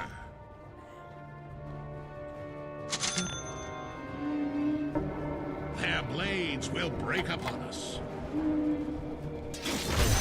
Healing and harm. Fear not heresy.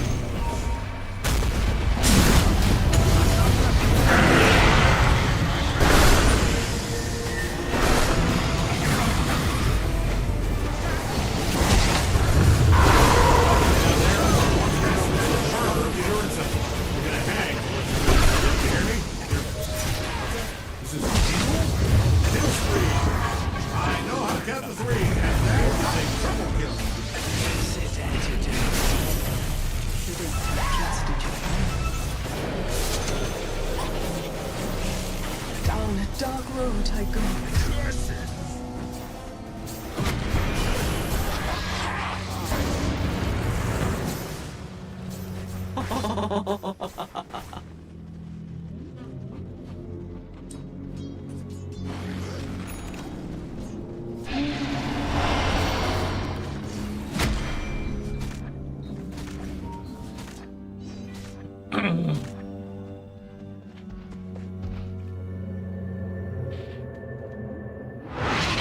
Susah itu Fenge ini keras.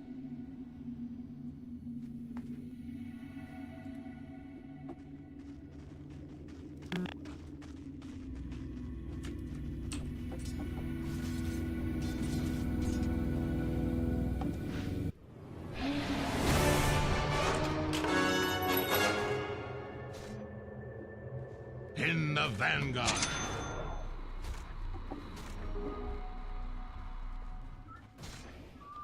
Right away.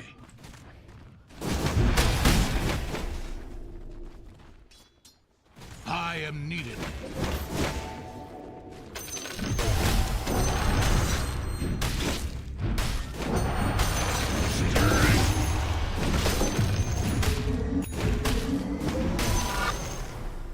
The all-knowing one protects us all.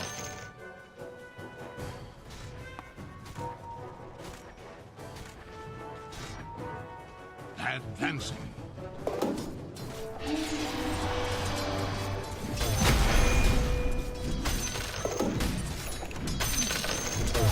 All is known.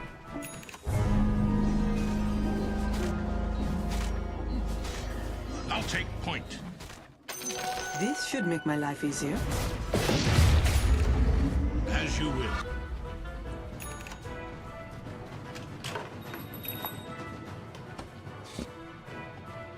I journey on.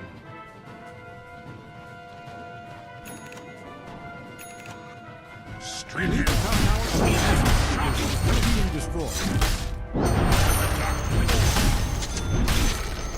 Top tower's down. Strength guides me.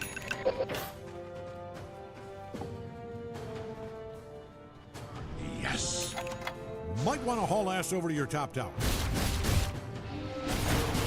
You have fortified the hell out of those structures. Good job.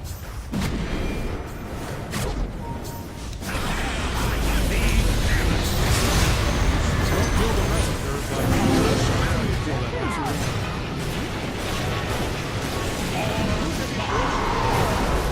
That's a double kill. That is a double hop. Killing spree. That is a double kill. Top tower's under attack.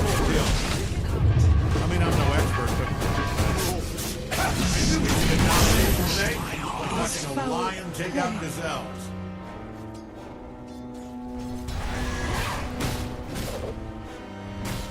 You need your top tower? I'm only asking because it's being destroyed. Maybe top tower don't just let them do what they're doing. Looking good out there. If they found your top barracks. Yeah, they just deep sixed your top barracks. But hey, we play until the whistle blows. Break time's over. They're at your middle barracks.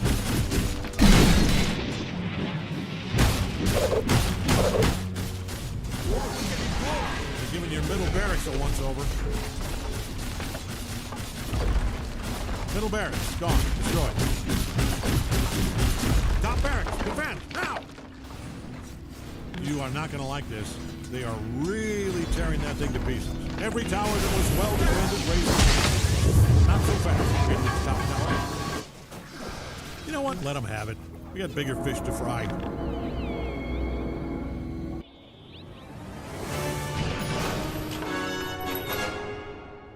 Yes, sir.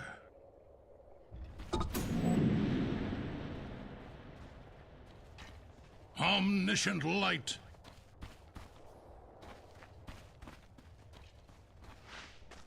My path is clear.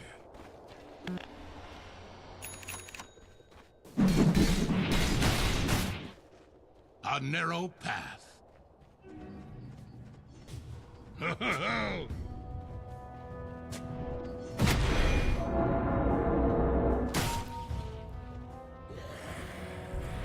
Flanking.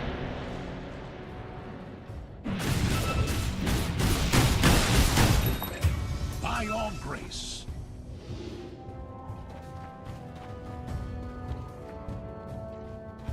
Scouting the way.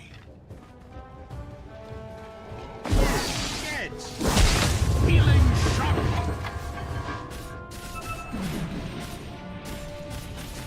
Yes. Bottom tower just bit the brick biscuit. Fear not, my friends. Our guardian is here. I'm under attack.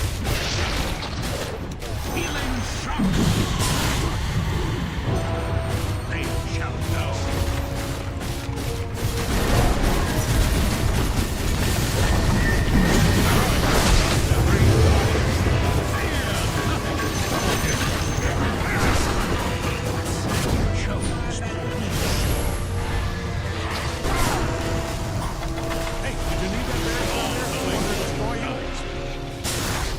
Don't like your odds.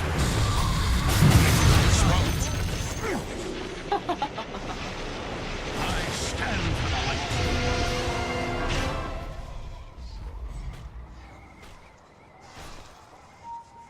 Yes, sir.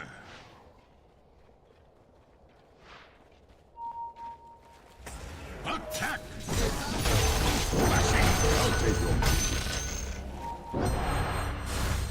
Forward march.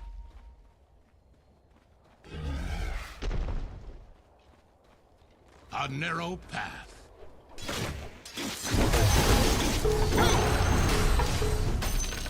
I'll not falter.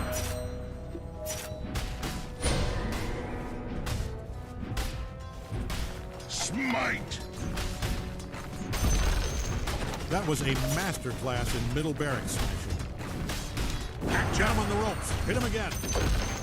You just obliterated their Not middle yet. barracks. I bring the light.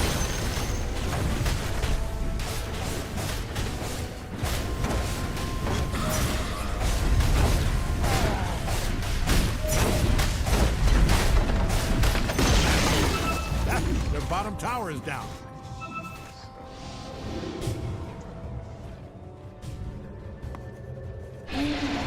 I journey on.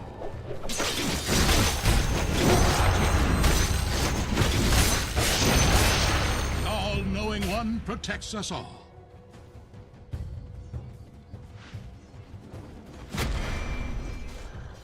Yes.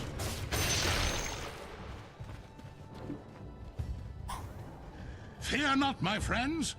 Our guardian is here. Know your place. My path is clear.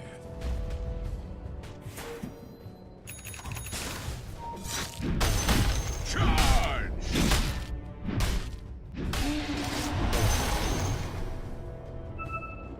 Advancing.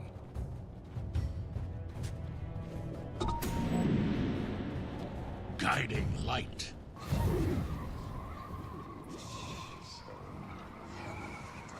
I'll take point.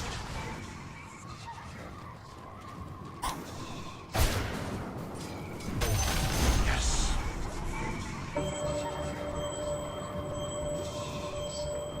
Strength guides me.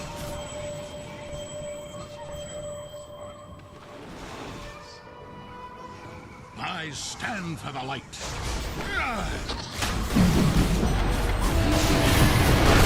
Oh, I'm under attack.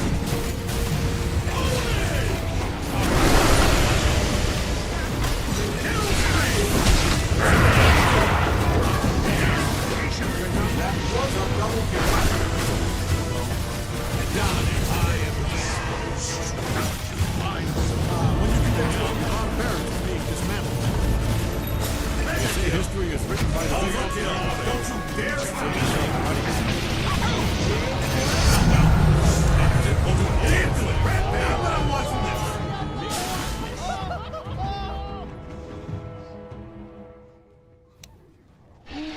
Their blades will break upon us.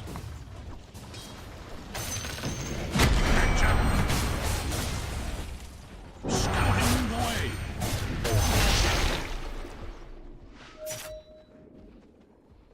Flanking.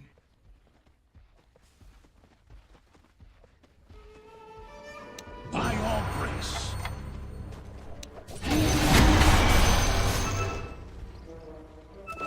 Right away.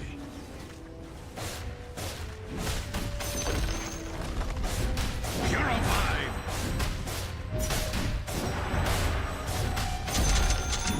Bottom barracks demolished. Omniscient light. A lot of dead creatures. To the outer bar. Be fearless. Good stuff. Little towers.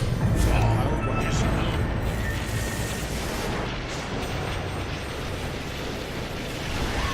In the vanguard.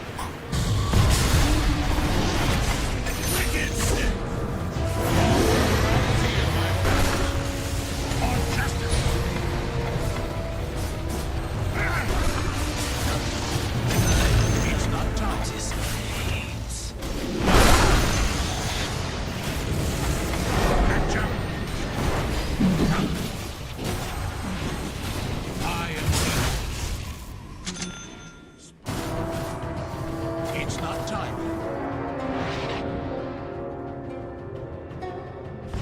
Omniscient light.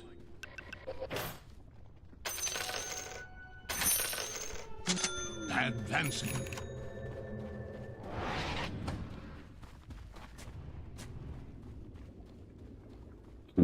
Yes, sir.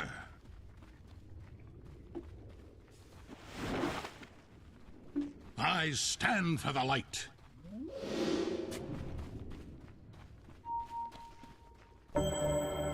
Strength guides me.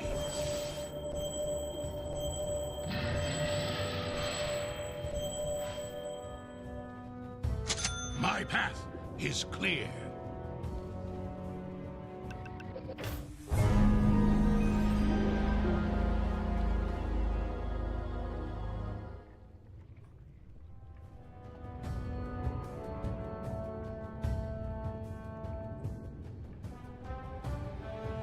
Right away.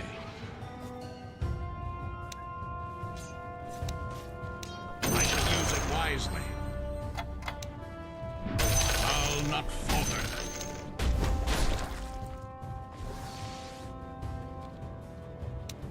All is known.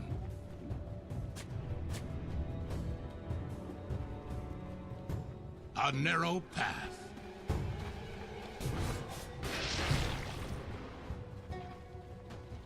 Fear not, my friends.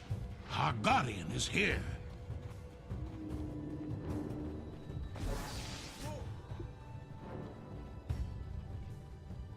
As you will.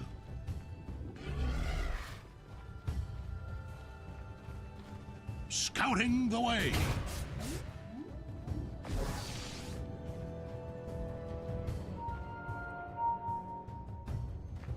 Their blades will break upon us.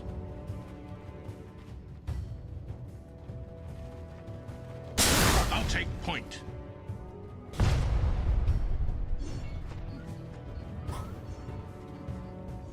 Forward march.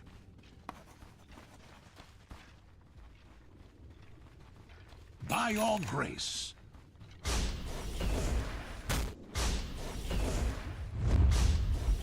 The all-knowing one protects us all.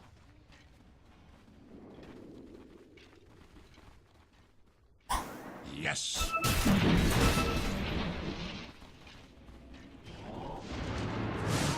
I journey on.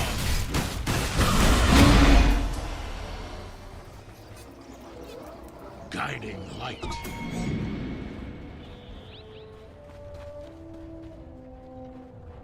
Flanking.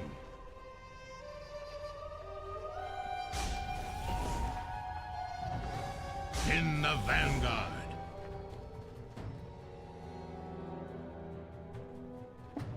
Yes.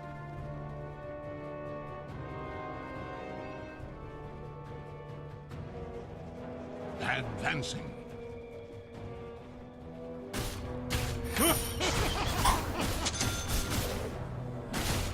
In the vanguard. Watch out! Action on your bottom barracks. Not yet.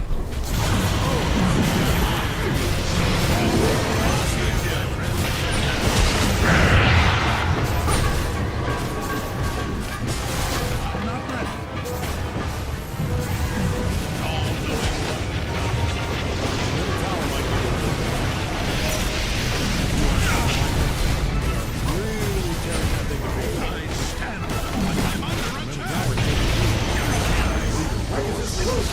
Okay, apparently this is actually against tower might need a little attention.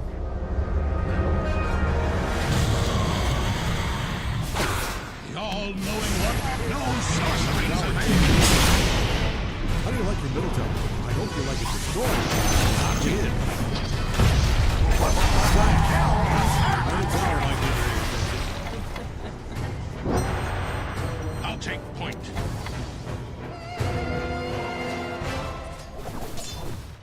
Strength guides me.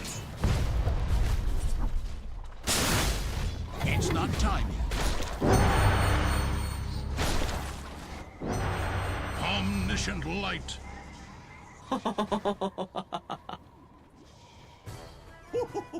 Their blades will break apart.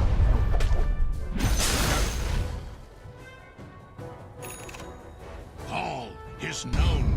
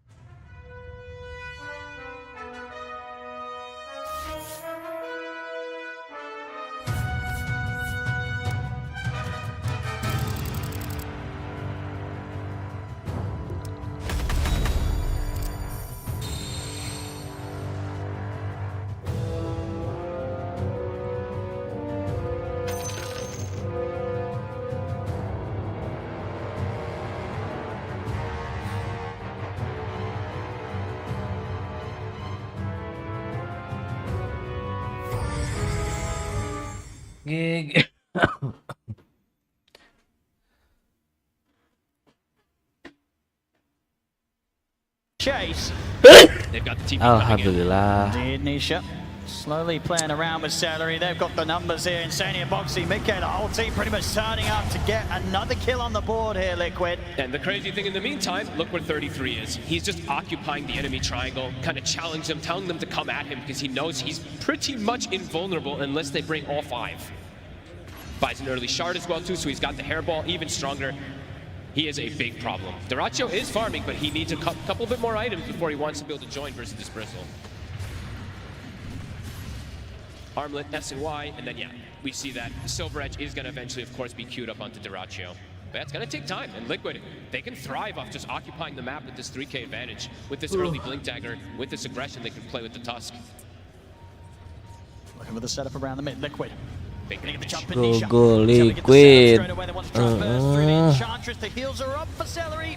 It's too much damage though, Liquid. You go Liquid, go. Pretty much any kill that they jump for right now. Mickey's ready to lead in for more. Looks towards Quinn, but the orb is back up. He's slowed down. They've got his stampede. They absolutely have to, but Nisha's able to still get him with the toss. The stampede doesn't matter.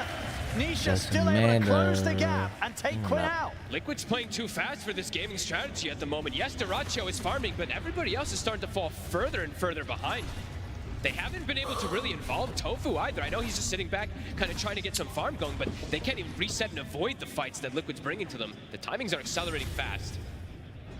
And they're losing access to so much. At 33, he just keeps taking away these Ancients. I believe they've been stacking some Ancients on their side, cleaning them up too. So they're farming, it feels like 70% of the map. Gaming under a lot of pressure here. That Silver Edge, as you say, cannot come any sooner for Dyrachyo. He needs it yesterday, really, against this Bristle. I mean, once it's there, that will be the big test of whether Gaming Gladiators can bring together a fight to slow Liquid down. Yeah, but it's not just the Bristle, right? It's Nisha scaling. Mika is starting to get some scaling too, even though he's died twice. He is getting closer and closer to having his big item. He actually has it, sorry. So Gleipnir's already done, so Liquid can just keep looking to pressure, and Gaming could really struggle in the damage department to kind of dissuade and push them off these towers, or if that early Roche, because Liquid feels like they have options right now how they want to pressure the map. Oh yeah, they're ready to get in under the tier 2 tower. If Nisha sees a chance to jump, he's going to be straight in for it. He's got an arcane rune in the bottle as well. He's got that phylactery, so that burst damage is there. They're going to start to hit this tower here. Tofu wants to try to slow it down, but you can see the way that Gaming's postured on the map.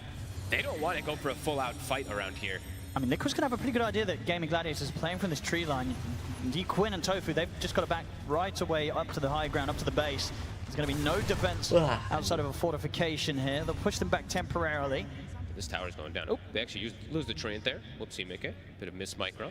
Quinn, again, sort of having eyes on this area of the map, but he can't really start anything right now. All he can sort of do is just sit back and watch whilst Liquid takes these towers. It's so dangerous for him to step up. Just this tiny pick, it's honestly working wonders to just not allow this puck to have any type of opportunities in the map to split things up, going to get any type of that extra farm. Quinn is very poor right now, bottom of the course.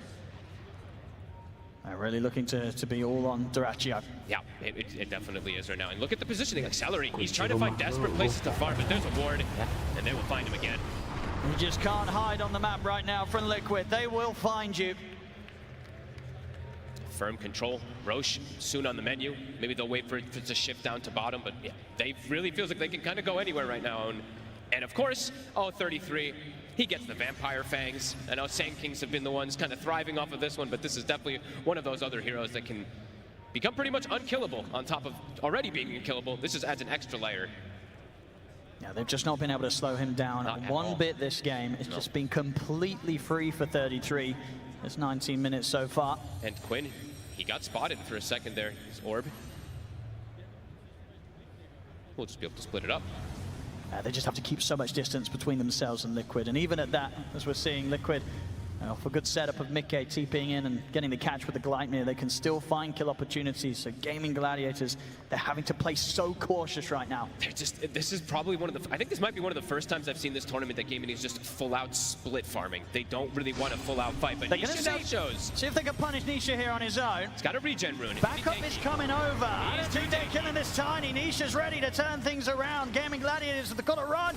Quinn, it would be able to jump down to the low ground in time. Tofu comes in with the song, and that may just be enough to save Ace. Indeed, Ace will get out. Tofu able to make sure there'll be no casualties this time for Gaming Gladiators. Look how much they just expended, though. They're trying to get Nisha, and he had the regen rune. He's full HP. This tier 2, it's gonna fall.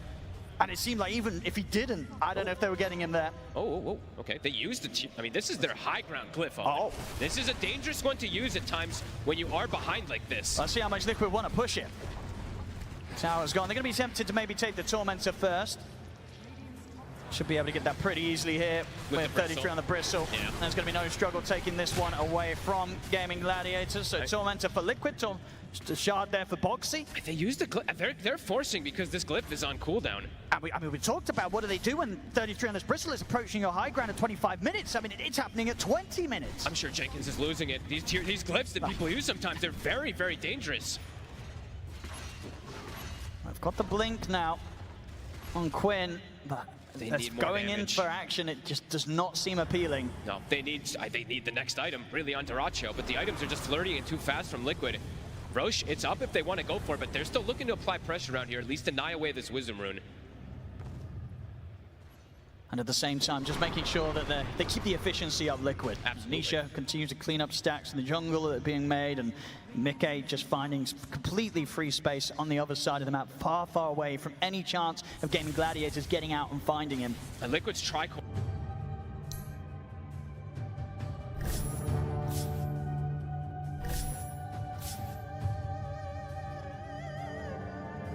Ini nggak ada yang bagus gitu.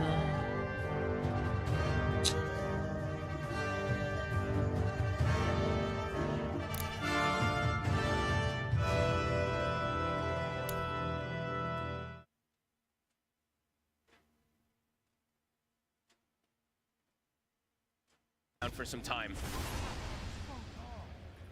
I mean, it may be at a point, maybe Gaming Gladiators just have to let this set of racks go.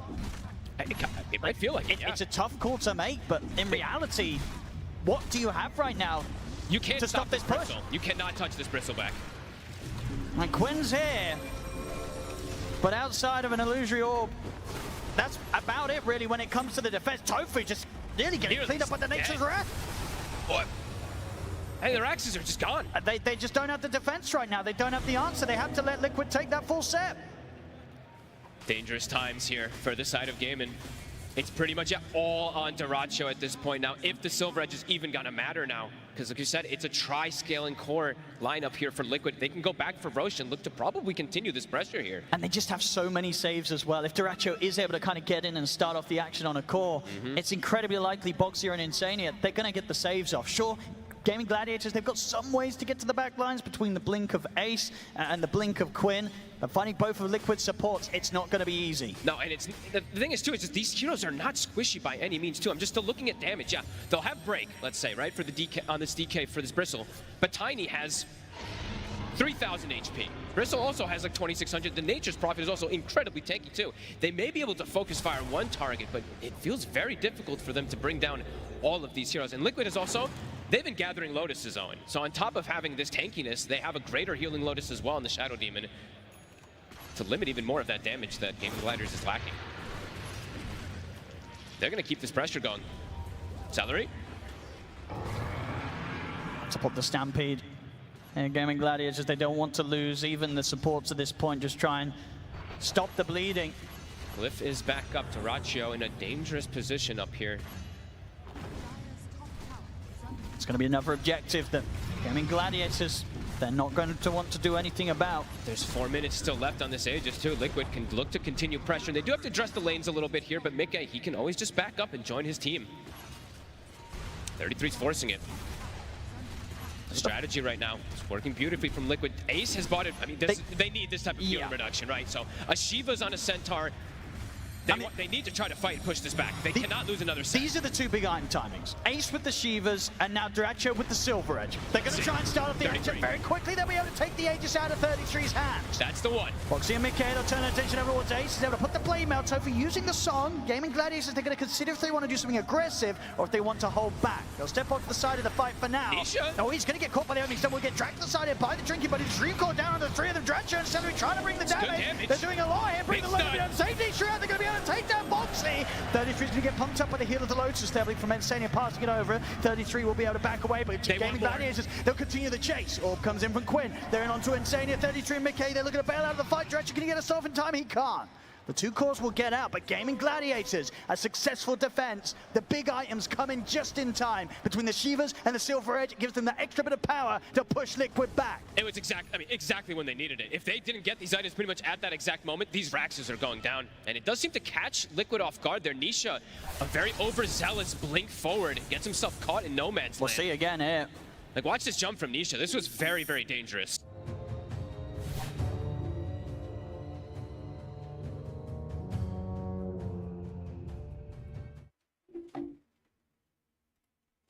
Duracho finding him with that Dragon Tail stunt as he gets caught in the front. I mean, just that whole sort of start where Tofu uses the song to allow them to back off. You know, they were ready to hold back and not do anything, but at the same time, they were also ready if Liquid were to go that little bit too deep and make that sort of aggressive play, and that indeed was what ended up happening. They get punished, Liquid. Gaming Gladiators, taking away some of that lead. That's big. That's what their lineup was about. It's not the standard Gaming Gladiators lineup that they usually go for. It's a much more scaling one. They do need to be able to protect themselves for these next... I mean, the pushes are going to continue coming, so they just have to be prepared and make sure that Duracho stays at this top net worth. Because, yeah, I guess that's the question. After that sort of defense, you know, if you're Liquid and you get pushed back like that, you don't have the Aegis anymore. You're going to have to wait a long time until Roshan's back up. What's the game plan? Can you afford to sit back, or do you have to keep your foot on the pedal and go again? I think you want to keep your foot on the pedal. It's probably just playing around like one of these extra BKB timings, though. When you see that type of pressure play come happen, you're like, okay, our Tiny will go BKB probably, and then also the Bristle back just to be able to force the issue or force the next Roche fight. And they do have at least the one on the Bristle. I see Nisha, he still went a little bit greedy. He did go Echo Saber instead of the BKB just yet. But they do have a triple BKB timing, so I'd imagine, yeah, they still want to look to pressure. Gaming, they just want to keep looking to scale, but they can fight if it comes to their high ground. Duracho feeling more confident now to farm in some riskier positions on the map. I'm wondering if he does want to go down this Satanic route, or if he does feel like he wants even more damage. Both feel good. A smoke play from Liquid. They're ready to try and see if they can get a catch outside of the base that could lead them into the possibility of pushing for the high ground once more. So it's two BKBs. They have lanes in good position too. This bottom lane is always going to keep pushing in because of that early racks that they got. So looking to swing and catch somebody, but Gaming, they're ready for this. Prepared inside the base, just using the illusions to split push. I guess the question is if they themselves want to go for a play in return. They do have smokes available on Celery. They've got a nice little semi-push going up top with this Dark Troll Summoner. They will use the glyph on the side of Liquid to stop it. Looks like they do want to at least deny around this Wisdom Rune again. They want to fight on the side of Liquid, but Gaming, they are smoked. They want to go as well. They're going to have to wait a little bit of time for the Elder Dragon form to come back up for Duraccio's. 30 seconds, so have it kind of comboing in with the ending of that smoke. And look at the neutral item that Duraccio chose too. I mean, he's just jacked up on the armor. He gets the Craggy Coat. Not usually the most ideal for the damage potential, but he's sitting at 45 armor or more. That's fair. It's a whole lot of physical coming out from Team Liquid. For sure. So start to tentatively head out to the base, Gaming Gladiators, but for now, Liquid very much elsewhere. As the minutes close in towards the next Rosham respawn.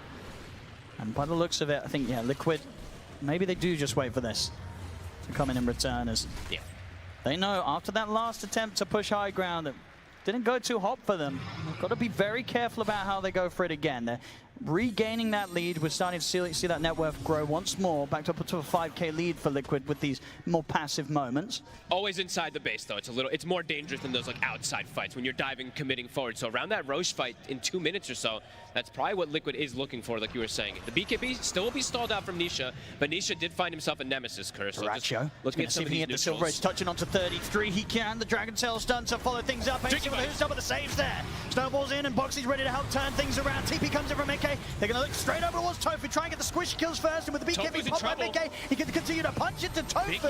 Tofu's surviving for this damage. Mickey's not got quite enough to kill Tofu off, and Tofu, he's able to get away. Liquid the turn towards Ace instead, but the Stampede's out. The Sprout's there to try and stop him. He cuts his way out, but Boxy's got the punch up. Ace, he'll get one more who stop off, but he'll fall. Now they'll turn over towards Duraccio. Liquid trying to surround him. Quinn looks to jump the backline for the toss-ups there. They have the burst to bring Duraccio down. The Dream Core comes out, but it's a little too late. Gaming Gladiators, they're running out of damage. They have to run. They have to escape. And Liquid, they're going to try and do their best not to let them. Nisha back in with another toss combo onto Celery. Liquid take the team fight. Gaming thought they could re-go. They had the break potential. We saw Duraccio, he turns and gets that second hit, but it's an instant disruption from Insania, and they just turn and get right on top of him. He is still semi-fragile on this DK if they have those numbers. And now a 10,000 gold lead.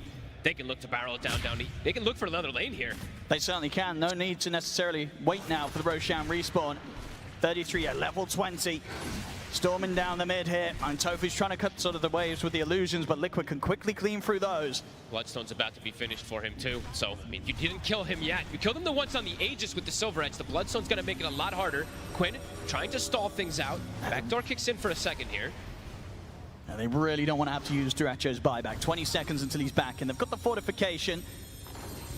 So they should be able to push Liquid back without the presence of the DK. But another flurry of items going to come out, and I believe they also lost their gem in that last engagement. Celery, he had it for, what, 5-6 minutes or something. Now they have it on Insania. So overall, all these wards that Gaming did place with that type of outside movement, they're all gone. So the vision is completely gone from them. The map is dark. And that Roche, it's going to be potential soon. Let's see how quick the spawn is. Gaming have to be prepared. McKay's got his next time done, the full Silver Edge. So in a situation where we saw, that last team fight, a bit of a messy start in where they were trying to focus Tofu, but they didn't quite have the damage to bring him down. With that extra bit of damage the Silver Edge brings, it should be a little easier to dispatch the supports during the Song of the Siren if Mickey gets his BKB off first. And now they can, to be honest with you, they might be able to do initiations onto a DK. If Duraccio shows himself aggressively, there could be a tossback, a break, and this DK will look very fragile. So big damage increase coming out from Mickey. Gaming have to be positioned down here. They have to be ready for the Roche spawn. Trying to get ward control. They absolutely want to contest this. Liquid. They're sneaking in. They've got the vision. And they see the opening. The Avalanche toss combo straight away, bringing them down to about 10% HP here, almost on the puck. Quinn, he's got to get out. He's dead. Boxy's in with a punch up. Quinn's out of the fight. Celery, he'll try for the TP out. They got anywhere to stop it. They don't. So Celery will live, but that's Quinn out for a full minute.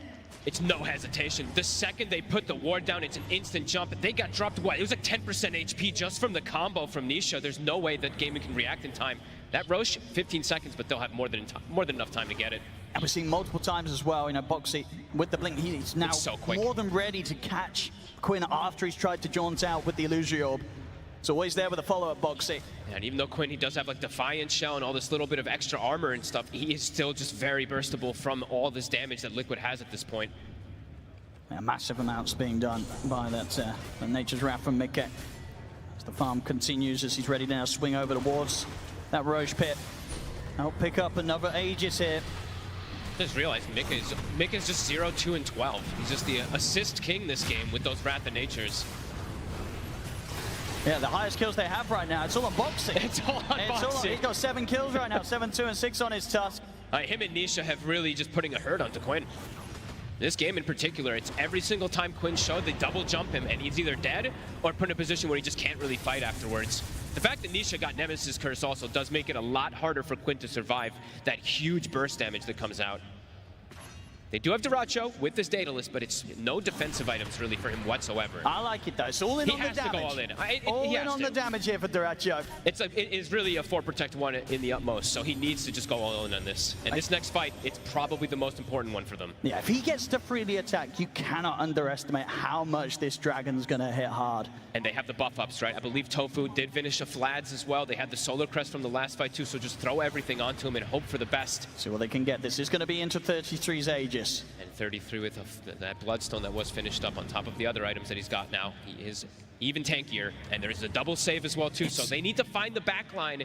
They need to do some crazy type of simultaneous initiation. Let's see how prepared Liquid's for this, because Liquid's going to know that their creeps are pushing all the way up to Gaming Gladiators base, and Gaming Gladiators, they're not doing anything about it, so Liquid, they'll know that they're out on the map. They got the scan. Oh, puts him on the cliff. Indeed, okay. He's going to get dragged back down, though, Boxy, having to make sure that 33 doesn't get stuck in any awkward spots there on the cliff. Nick is taking the base. Ace has got to put the Stampede. They've got to try and get out of this, because Quinn, he's been caught by the initial combo. Tofu does have the potential of the song, if required, to get Quinn out of this. He's caught by the stun. I mean, the Snowball's going to catch onto him. The song comes out. And it's going to be enough to allow time for Quinn to get away from this. Yeah, he's out with the blink. Tofu coming in clutch with the save, but indeed at the same time in the base, what happened, Fog? He took the racks. I mean, he got caught because of the Invis DK sneaking around, but he got the objective, so well worth it for him to be able to get that racks. Duracho in the mid. He wants to try and finish this job off. Quinn, it's a big coil. Nisha has to put the BKB and run. He's too low to want to stick around for this one. Liquid gotta look to reset for those 60 seconds. Gaimin can't quite take advantage after getting this kill on the Nature's Prophet. Yeah, losing another set of racks when you're at this deficit is painful. Yeah, the rat potential as strong as ever. Always. With this Nature's Prophet, especially with the amount of farm that Mickey has. They'll certainly be looking for that sort of play again, and respect. Gaming Gladiators, they've got to be prepared for it. And there's it only can one be more. something that works their favor. If they can set up a successful trap for the Nature's Prophet, it could be the beginning of Mickey's demise. I don't think Mickey's going to go for some type of play. I think now it's like he's going to join his team and look to go for the press, because there's only one lane remaining. He doesn't need to take that type of crazy risk. That one was just, he tried to seize an opportunity because he saw a couple people. It was just a nice move from Duracho to catch him off guard there. But Liquid, I imagine when he respawns, they're just going to look to group. And we'll see how Gaming can fight back for it. Duracho's damage is definitely there if he's able to get these attacks off. New neutral items soon too would be quite nice for him. I know the Craggy gives him some defensive capability, but we all want just full out aggression for Duracho. Yeah, gonna go straight for that Ags after the Silver Edge, and now over towards the Tormentor. They'll be able to take this one. The smoke comes out from Liquid. They want to make the most out of these final couple of minutes of 33's Aegis. 2 minutes remaining on it. Quinn has to be careful of his positioning. So much burst damage if they see him. See how quick his reactions are if they do get the chance to jump him. Hey, Quinn, he's not going to play to take any chances. He's back to base. Okay, joining the squad. They're smoked up. Creeps are being cut at the moment in the mid lane, but the top lane pushing in. Nisha or Boxy both ready for potential initiation. It's just going to be the illusion for now, baiting some of the action. Smoke didn't break. Could look to go again around the mid, but Gaming Gladiators likely to sit a safe space away from Liquid here. Nobody wants to get caught by the jump of Nisha. 33's gone for Greaves of his own. I mean, that's very interesting. Just extra little aura. Drinking buddies. Drinking buddies. Quinn's going to try and jump in with the waning wrist onto the three of them. Ace tries to come with the follow-up, but the Avalanche trips him up. The Dream Core's down, but the BKB's popped by Mickey. Now back off for now here, Liquid. 33, standing his ground. They continue just to be this sort of impenetrable brick wall between Liquid and Gaming Gladiators. And they did get the tower. Did get whittled down from these constant hits from the tree and from those tosses. Does eventually die. DK form was used as well too, so there will perhaps be a little bit of a window if Liquid wants to siege once that DK form goes down. And we'll see how strong they feel with the last seconds or so of this Aegis. Dyrachyo. He's going to try and start the action in Turan and see if they can take down 33 quickly. 33's dragged out to the side. Disruption comes out. They're going to be able to keep 33's first life alive a little bit longer as 33's able to back away. In fact, now he's ready to aggressively move it. He pops the Bloodstone. He heals incredibly up. As Celery's been burst down, has to buy back here on the Enchantress. And Boxy's still alive. And they've still got 20 seconds on 33's Aegis. They get another stun connection on towards 33. Can they even finish him off the once? The snowball comes in from Boxy. Punch him as well. The song comes in from Tofu. Tries to get Gaming Gladiators back to a safe spot. Quinn's able to jump away here. Tofu bailing the team out. Drinking buddies. It's about to get taken away from him. So 33 will get tossed back to safety. Liquid, they'll pull back with the Aegis expiring. How is Boxy living all these moves? He kept himself at, what, 10% HP, it felt like, for 30 seconds. That was a lot used there from Gaimin. 10 seconds till DK form, 30 with the opening. They don't quite have the damage done. Again, the disruption safe there from Insania. Ace is caught at the front. They're bursting through the Centaur incredibly quickly. Ace is gone and he doesn't have buyback. The saves every single time. One final racks remaining. Ace down for 60. Gaimin, can they continue holding on? Liquid, they'll back up and reset off of that. They will. I think a little bit of a sigh of relief there for Gaming Gladiators in a situation where they don't have their Centaur Ace for 50 seconds. Liquid are going to actually pull back away from them and not try and continue the push quite now. So many of these fights, Gaming is just getting caught from what I think it was a 3-man Ava toss there, and then a Wrath of Nature comes through, and multiple heroes are just at sub 50% HP. It's scary for them to commit afterwards. And these two supports on Liquid, they have to be addressed. Somehow they have to start getting like extra silences or something, because the saves, they're perfect. The disruptions are coming out almost instantly. The drinking buddy snowballs, etc. It's there just too fast. Gaimin have to try to stop this. I mean, on paper, you've got to imagine it's Quinn on the puck that's got to find the position to disrupt the disruptions effectively, put a stop to these sort of players coming in from the back lines. Dyrachyo has found another damage item, so Mindbreaker from that neutral item, of course, and he has the Aghanims finished up, so a bit stronger and almost 25. Quinn as well has kicked up the pressure. Parasma is finished with a Mindbreaker of his own, so maybe like even these little silences or something that he can do with these extra attacks could be a little bit of an X-Factor difference maker. Still very difficult for Gaimin. They can't get through these tanky cores with these double saves.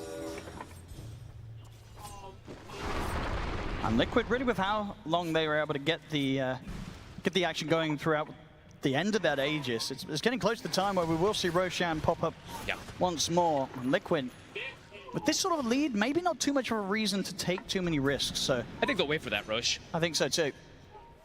Dyrachyo trying to do some sneaky plays here, but he's they've got eyes on him. He's going to get the jump. 33's coming in with the damage. Backup is there for Dyrachyo. Dyrachyo's able to bail up to the high ground. Gaming Gladiators do split Liquid relatively apart. They fully commit over towards Insania, but he's able to get the self-disruption off. Nisha, eyes over towards Tofu. They've been able to burst through the two supports. This is the sort of fight the Gaming Gladiators needed in terms of the start of it. Can they get the cause? They'll look towards Nisha. Nisha with the BKB TP out. They've got nothing to stop it. He'll get away, but the song's up to put a stop to the escape of Mickey. As Gaming Gladiators surround the Nature's Prophet, there's no save left for Mickey as Gladiators hit back hard. Dyrachyo with the sneaky play, just playing around. He looks like he's, I mean, it's like a typical Dyrachyo. Hey guys, we got him. That was a good bait. He's got the whole team with him. And now they could try for a bit of a push themselves. I mean, with this, it is 80 seconds, no Mickey. That is very true. He does not have that buyback. Not yet, 500 gold away. He probably doesn't want to use it anyway. They've got the glyph. We'll be able to stall things out a bit here. It is okay, still 1 minute and 45 seconds for the Roshan. So when he's back in, Liquid will have the full lineup back in force. That could have been a pretty crucial moment. If it was one of those instant spawns, Gaming could have potentially stuck. Well, check this out again. I mean, you're absolutely right. Dyrachyo, just kind of going for the bait play here, and Liquid, they kind of take the bait. And they took the fight too. I was watching Mickey attempting for some split push potentially. It seemed like sending his trade, but he made the call to join. So they thought that they could probably take this fight, but overall, positioning from Gaming was a bit too superior with that song that isolates Mickey afterwards. And the damage from Dyrachyo, it's getting pretty scary. And Mickey, and that BKB just not lasting quite long enough to allow him the safety to escape. Comes to an end, and Tofu's got the answer. 1 minute till the Roche, they're gonna check it out. They wish it was up immediately. 20 seconds, Mickey. Liquid still gotta make the smoke out. They don't have the same information, so they've gotta at least get something. They've gotta poke their face there to see. AC was finished for Nisha. They may have the net worth lead, but Gaming Gladiators certainly have the position advantage here. Dyrachyo. He's going to find 33 to start things off. He's going to try and open the play. There'll be an avalanche that trips up Quinn straight away. Quinn, he's got to be careful. Burst down about a third of the HP. Backup comes in from Ace. He's straight over towards Insania. The coil's there, Quinn. He's been able to isolate the two supports on the backside. The Duracho, he's bringing in the damage. They're taking down Insania. Boxy getting low. He'll get another snowball off though, Boxy. They've finished off Tofu. Buyback comes in from Quinn. Snowball over towards Celery, but Boxy had to blink out. Still alive somehow on this task. 33 pots the BKB, tries to perform, but Mickey's actually blocked 33 off it inadvertently there with the Sprout. Goes for Duracho, but Duracho is able to get over this sort of area of the map that Liquid, they can't traverse quite as easily. He's breaking away from them, but they've got the chase down. They've got another set of catch with the Sprout, and Mickey bringing in the damage. Liquid, they push for the fight. They get the combo onto Quinn. He's run out of orbs to jump to. He's got it back up in a second, but a crit comes in there hard from Nisha. Quinn, it's a die back on him. Liquid, they push for the fight. They take it, and they're straight into the Roche pit. Nobody else is doing damage but Duracho. At some point, he just can't do it on his own. These three tanky cores, they sustain through all of it. With that buyback coming in, Quinn actually buys back, TPs to the top outpost, and goes through the Twin Gate to try to get involved because he got picked off very early on there. This avalanche from Nisha was absolutely absurd. It kind of read the play and broke that initial go that Gaming wanted to get to try to pop Duracho. And there you see Quinn, he does get punched up and brought down, so they have that number advantage for good amount of time and so many in this fight. Times in this game, we're seeing Boxy just living on a slither of health. Unbelievable and getting to play out multiple sets of his abilities. And this gives them the chance for Liquid to re-engage. And at this part of the fight, you know, Quinn, as you say, buying back, it's just not enough to shift the tides of the team fight. No, it takes him too long to get there because it's not like it's his outpost bottom. He has a TP top, go through a Twin Gate. Took him an extra 15 seconds or so to re-get inside that fight. And now Mega's been claimed. Liquid, they have 45 seconds. They're pushing on. The fortification comes out. 40 seconds in which Gaming Gladiators are going to have to try and defend without Quinn. Ace looking for the lead, but he gets caught immediately by the Avalanche. Bounces away with the Ogre Seal turn. The Stampede's there to get back, but the Tier 4s are falling. Liquid, they're onto the edge. Gaming Gladiators have got anything to stop this. They do not. GG's going to be called. Liquid take game 2. They are playing so aggressive from the early game to the mid game. They're just very confident in the way they're playing and have to give tons of commands. I mean, the Boxy Tusk is just unbelievable. How many times is he living on slivers of HP? But at the end there, these avalanches from Nisha, he's reading the moments that they want to capitalize on getting these type of chain stuns to bring down this Bristleback, but he has that coverage kind of perfectly, especially in that last crucial fight. And doing it in sort of two incredible fashions so far as well, this best of 5. The first game coming in with quite the turnaround. This game, getting that lead and holding it and making sure that they don't make mistakes, don't let it slip away from them. A couple of times, Gaming Gladiators, they did come back with a pretty decent pushback, but it was never enough to slow Liquid down. And as you say, they're kind of drawing to some of these heroes that you're getting through, like the support picks. I can't imagine we're going to see the Shadow Demon Tusk duo get through There's again. no way you can give them both, and probably at least not that Tusk, because Boxy out of control. Well, there we go. So far, ladies and gentlemen, crazy stuff from Team Liquid here in this best of 5. They are 2 games up, 1 game away from claiming the championship title against Gaming Gladiators. Can Gaming Gladiators turn this one around? It's going to be tough. 2-0 at the moment for Team Liquid. Oh, how the tables have turned. It was just about a month ago in this grand finals duo. These two teams were up against each other in a best of 5, and it was Gaming Gladiators that was up 2 games in a grand finals, and they made it look easy. I will say this is a very competitive final so far because Gaming Gladiators is putting up one heck of a fight. But Team Liquid doing it here again in game 2, now on match point in this best of 5. Before we get to game 3, there's so much to talk about, and I think there's one thing I just like to highlight. I think sometimes when we see patch notes, Lacoste, and we see a hero having +1 armor, and everybody's like, yeah, sure, whatever. I think Boxy just proved how important just one difference in stat can make. How did he live so frequently, such a sliver of HP? Yeah, Boxy definitely a professional e-gamer that reads patch notes. This guy is playing out of his freaking mind. I did praise him before this game. I've been praising him throughout the whole year. Definitely deserves a praise. And with drinking buddies, or should we call it skull buddies, because he's pulling them out of so many troubles. I gotta point out the support duo, Insania and Boxy, playing the same heroes twice in a row, having Shadow Demon, having Tusk as well. You have this break mechanic, but it's gonna be nullified by both Disruption and the Snowball, so you're not gonna get the full value. One of the reasons why 33 was playing so aggressive into them. Yeah, and those two supports, they went for Blink Dagger so early on. You had these double blinks in a game where Gaimin were already on the back foot, making it so that any move that they tried to make, the Liquid supports were there to counteract them. And in games where you're losing so hard, you just need any kill that you can get to get you back. But no, Boxy and Insania, an amazing job. But I also want to talk about 33 on this bristleback. He hit his item timing so early, from a free lane to being uncontested in the triangle to showing up bottom at minute 14 with an Aghanims, a Voodoo Mask, and completely popping off. Liquid, they just have such a formidable triple threat, right? You've got the Tusk, the SD, and the Tiny. At any minute, if you don't execute on your jump, like you said, the saves are going to come into play, Nisha's going to hit a clutch avalanche. BKBs weren't really a thing for gaming too much in this game. So the avalanche, the toss, it was such high value for Liquid to utilize, and you've got to go to gaming.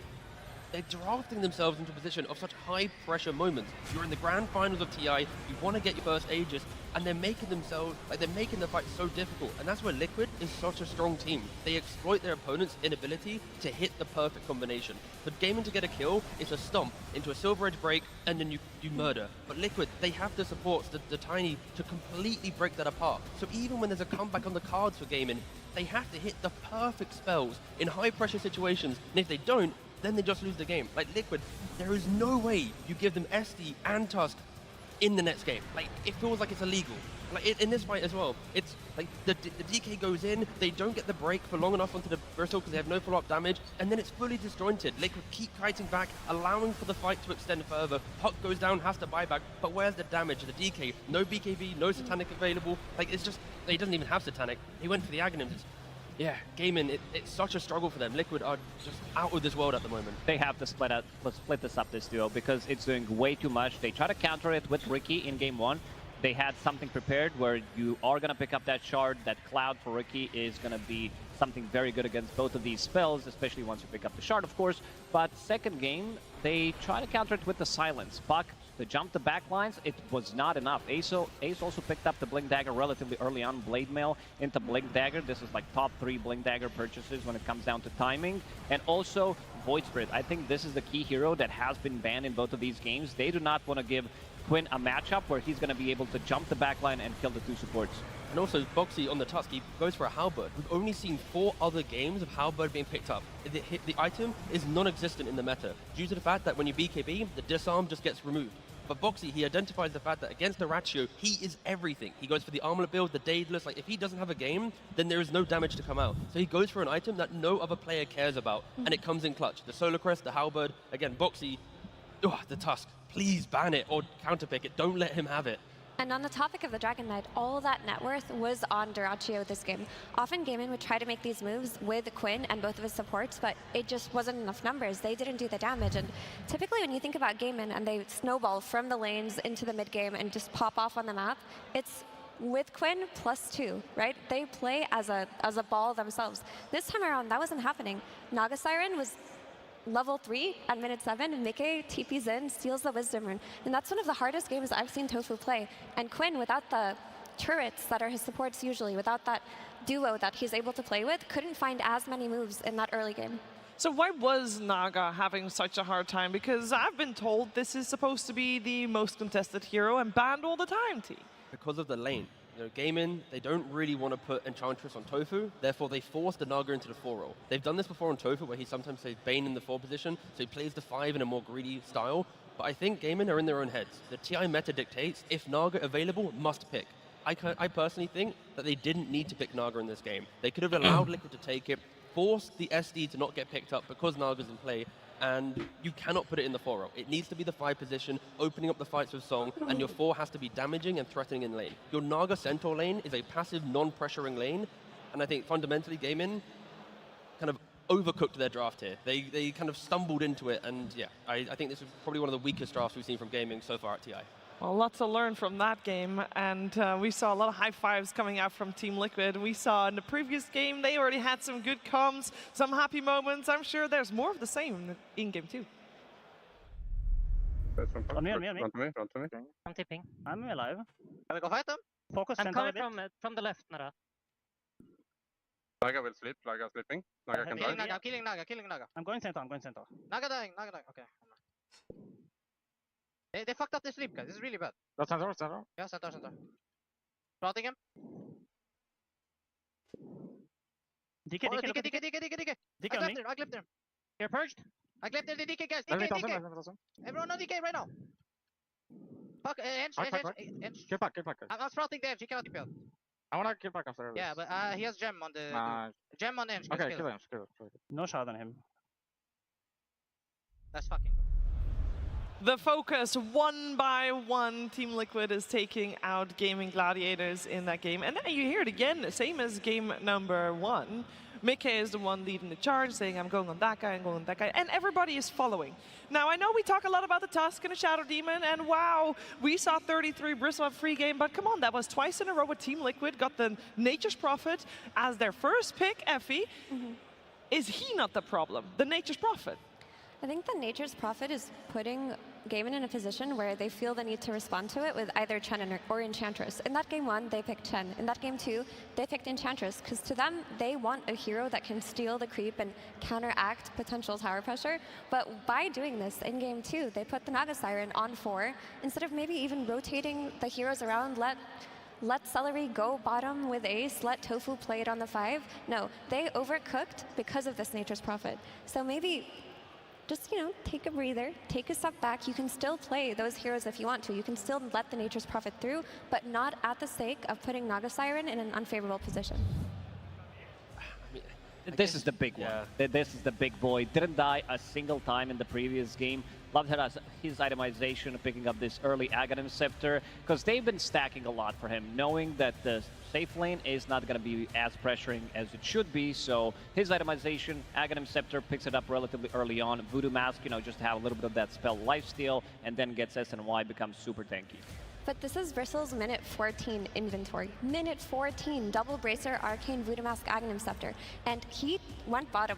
They were smoked bottom, and this is when Gaimin made their first big play to kind of have a comeback in that early game. They smoked with Ace's Blink Dagger on the Centaur, got 1 kill, but then here comes 33 with that ridiculous net worth, just comes in with his Ags and just melts Centaur at that point, and it changed a lot too. Yeah, it's why the game was so difficult. You've got a DK pick into a Bristle that you can never push the Bristle out of lane. You don't really want to contest stacks too early. Then you've already conceded the off lane, like I mentioned, so you're always playing for the comeback, sorry. So again, Gaimin, please, in this next game, bring a little bit more to the laning phase. Otherwise, we could just see a repeat. Liquid 2 games in a row, by 20 minutes, they just control everything.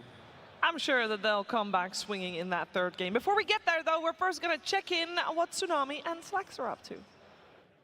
That is right, Sheever. I am here in the crowd. Hello, Copenhagen. I love the energy right now. What the? I feel, I'm there too. I'm hiding on the this side of you. This is split screen. We're split screening. Well done. We're doing PvP right now, Slacks. Listen up, man. I went and found some Gaimin Gladiator homies in the crowd. Everyone over here is a gaming. What is this? Liquid. Get the hell out of here. Get out. Get out. This is all Gaming Gladiator fans right here, and they could use some energy. Is anybody out there a Gaming Gladiator fan? All right. Who are you cheering for? Who are you calling out? Duraccio, let's go! Duraccio! Okay. How you feeling? Any advice for the boys that are listening to you in the back? We know that you can do it. We trust you. Tofu, please. We can do it. 3 matches. Let's fucking go! Let's fucking go! All right. You promised me full energy. I will give you full energy. I'm going to do something I never do. I'm going to let you hold the mic. Do not make me regret this, okay? You've got this. Okay, guys. Are we standing up? In Norway, we have a word that's called forsvinn, and it rhymes with quinn. So it basically means quinn or disappear. So can I get a quinn or forsvinn? Quinn or forsvinn? Quinn or forsvinn? Quinn or forsvinn? You got this guy 3 games now, baby! Yeah, baby! All right, good luck, Tsunami. Good luck following that up. That's very cute, Slacks. I like that you found fans. But let me just ask the whole arena. Royal Arena in Copenhagen, are you rooting for Liquid right now? What more do I need to say, Slacks? I think they did the talking for me. Boo! That is bull! All right, Gaming Gladiator fans, one more more time. He thinks he's already won. This team thinks they've already won. But we are still here. GG one more time. Are you ready?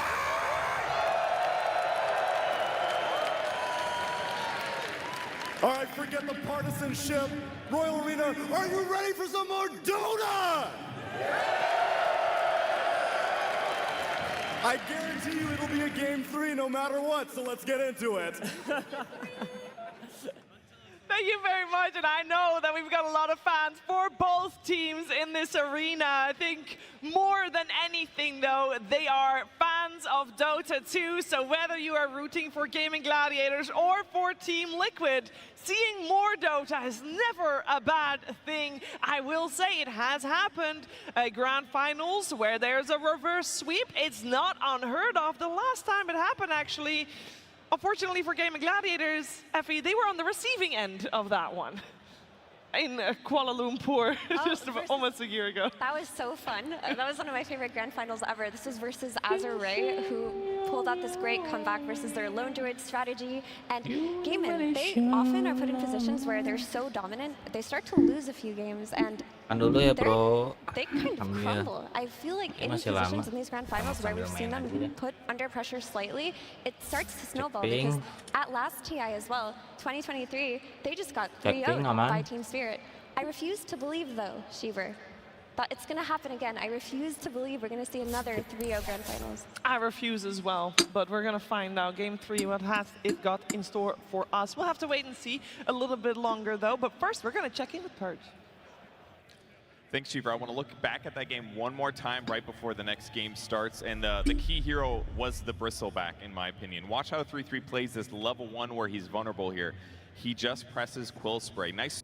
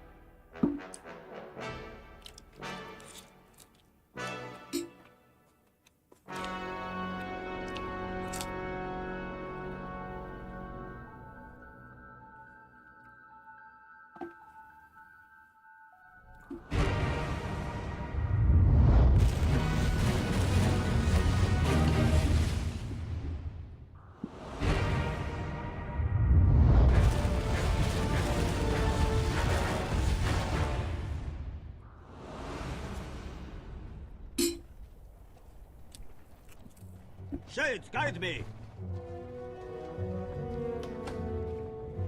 All right, get ready.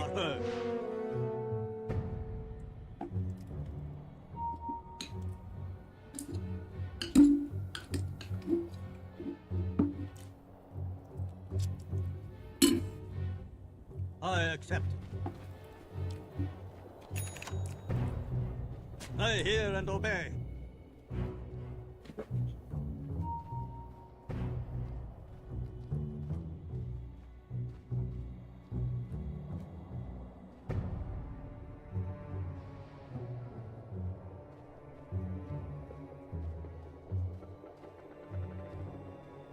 Of course.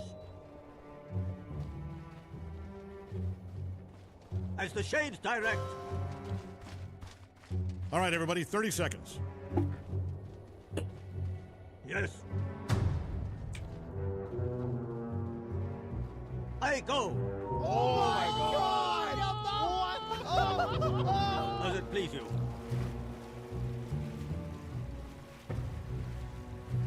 I hear. Yes. Ancient killers? Let's kill some ancients. Hear me. I speak for the shades.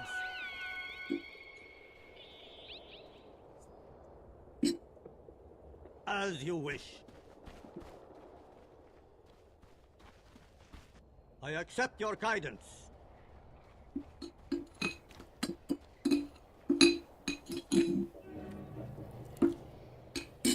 The spirit moves me.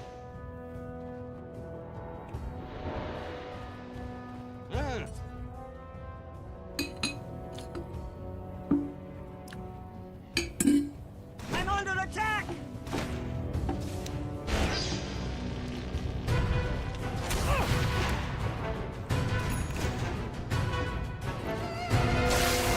I hear.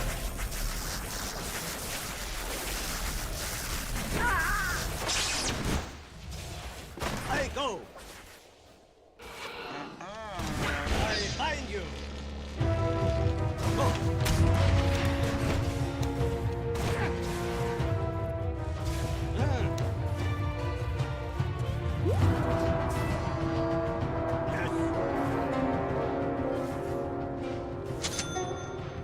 Granted.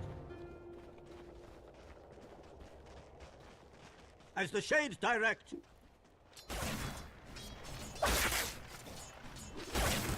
You are heard. The spirit moves me.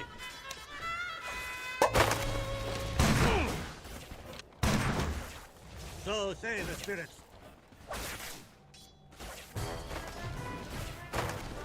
As you wish.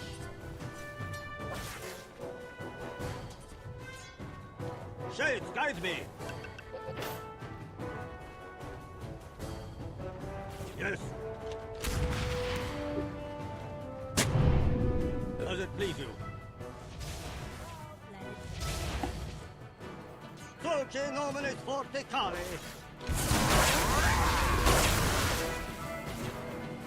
I accept. I hear and obey. I accept your guidance.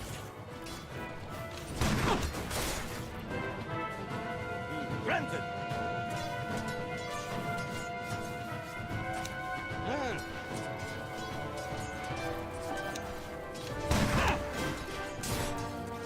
As you wish. Does it please you?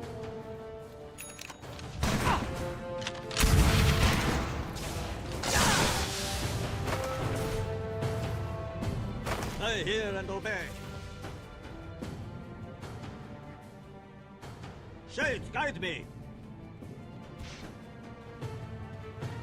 Fortunes change. I go. So say the spirit. Oh my God! I accept. I hear.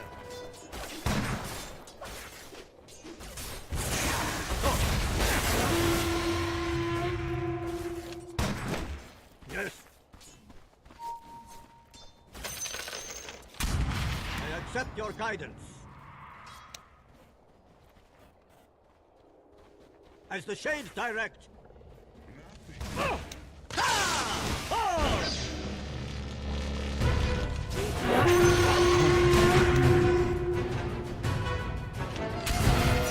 The spirit moves me.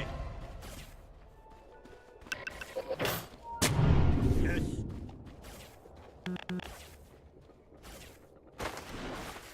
You are heard.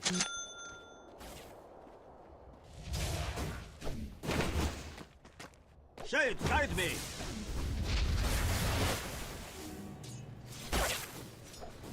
I hear and obey.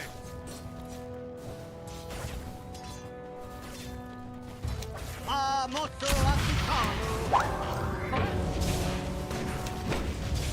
I'm under attack!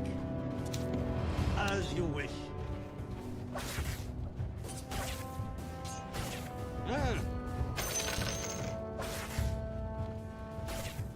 Yes.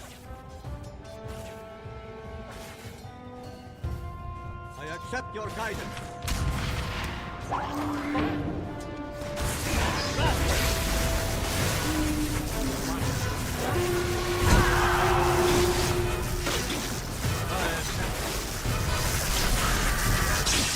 First for the first kill, killer blood, and the atmosphere's electric.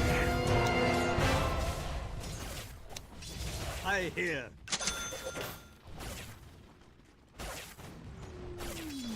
You are heard.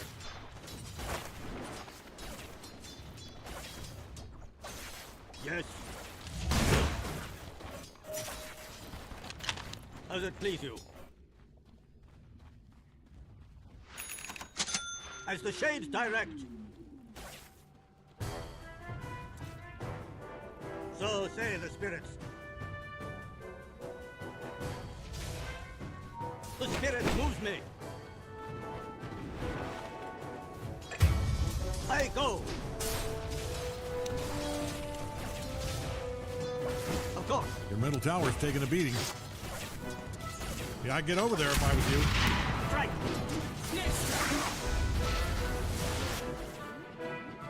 Of course.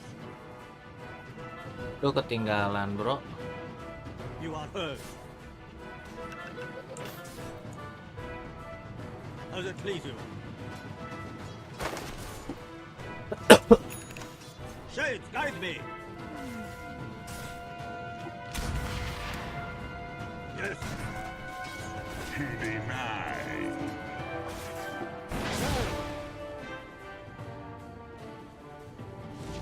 Hold your fortune. So say the spirits.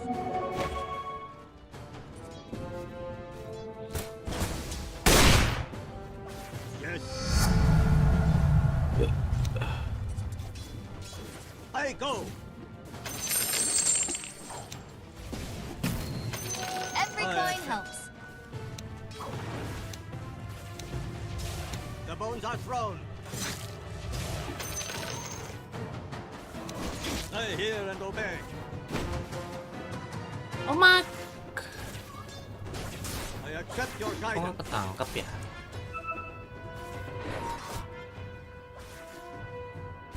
As the shades direct. Kok nggak ketangkep, boy? Curses! As you wish. I hear.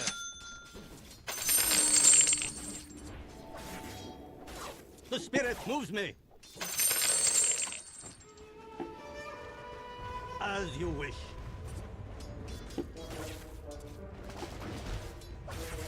The spirit moves me. For the ancestors. So say the spirit. Your time comes.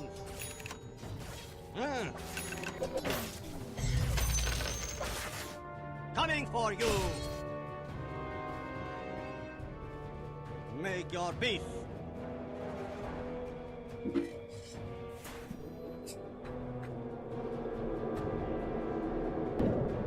I accept your guidance. Shades, guide me. Bottom is missing, according to Act. I hear and obey.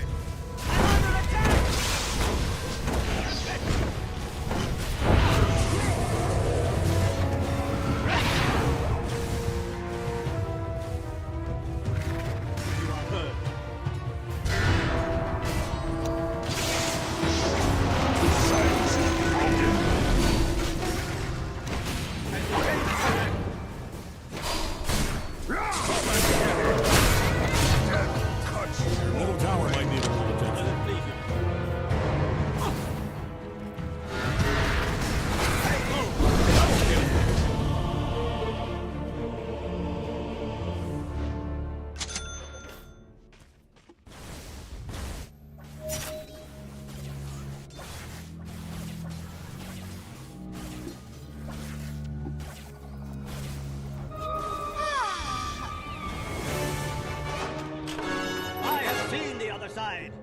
can wait. I hear. Yes.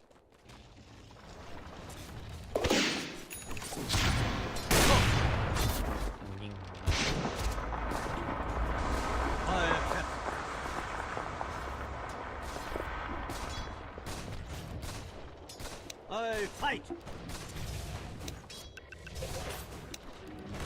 As the shades direct. You are heard.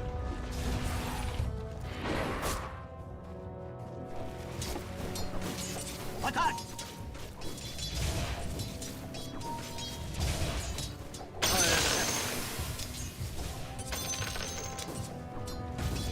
accept your guidance. What the hell's going on down there? Is that a kill spree? I didn't authorize this. Shades, guide me. Of course. Axe is grateful. The spirit moves me.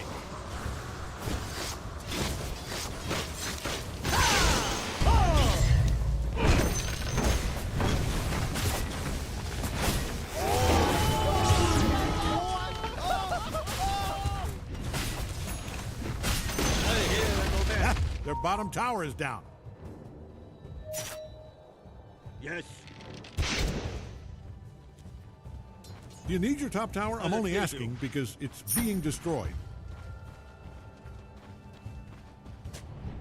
Granted. Your middle tower's taking a beating.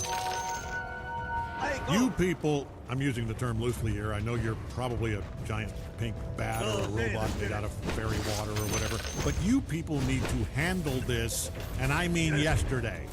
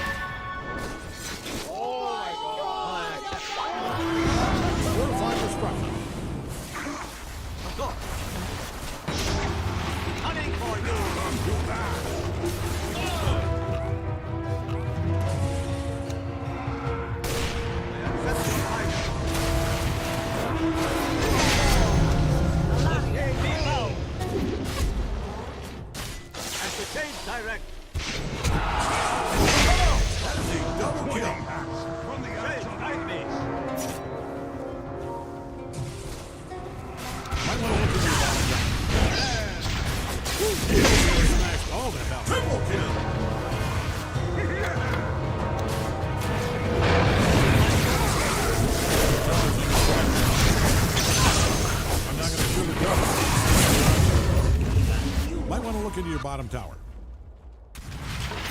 Every coin helps. Bottom tower's under attack there. And good news if you hated your bottom tower. Great news.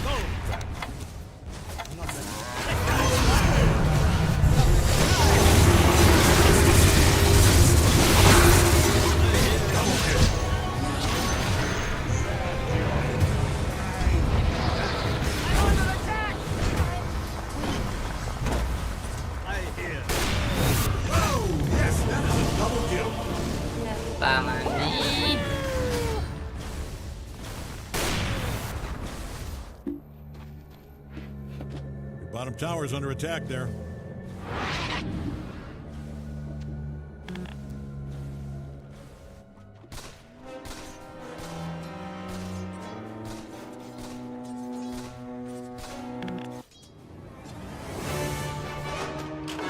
My work here is not yet done. As you wish.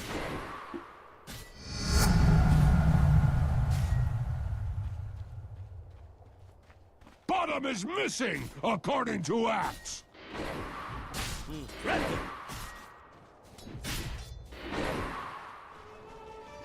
The spirit moves me.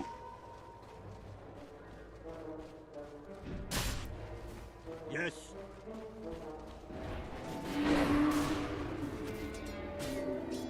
Granted. Oh, the enemy is denied their middle tower. I think we all underestimated them. I mean, look at them. How could you not? Comes. Of course. You are heard. The spirit moves me. Gold is a great collector. Make your peace.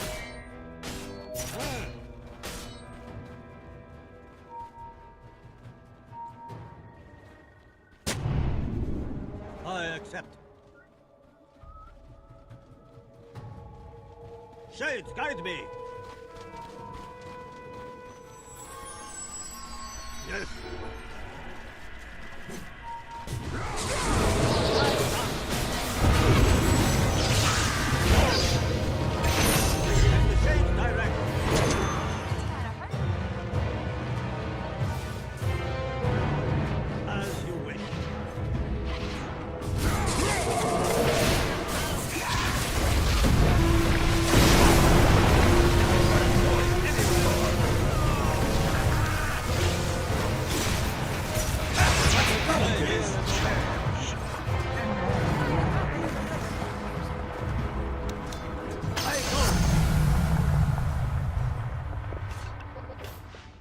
I hear.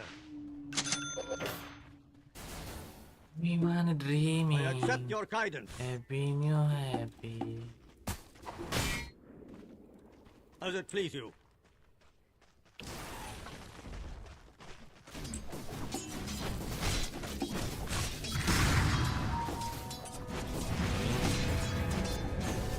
Yes. Transmuted.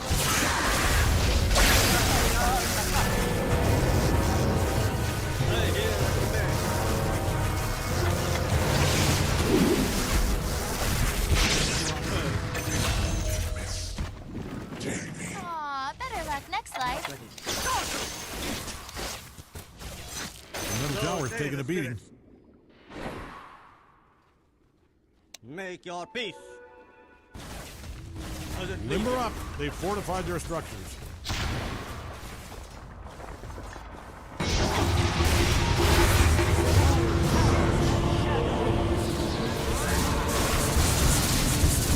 Kill spree! Look at you guys. The middle tower might need a little blood attention. spraying everywhere.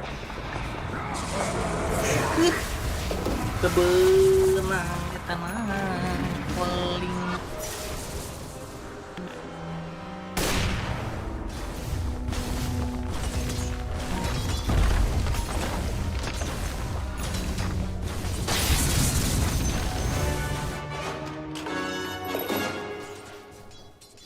I accept.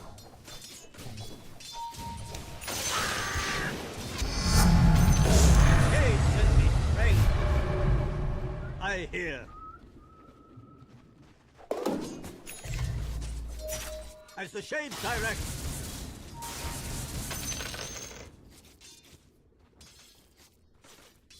As you wish.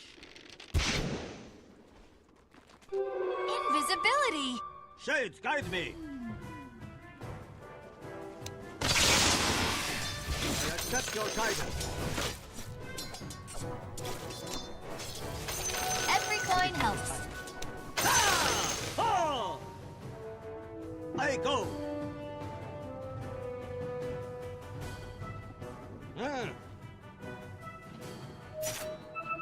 Coming for you.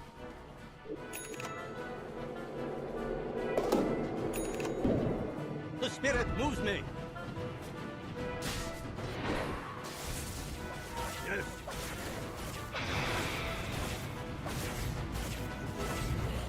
Yes.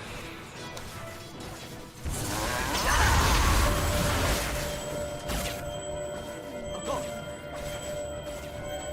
The middle tower's taking a beating. Hey, Granted. you really need to handle this. As the shades direct.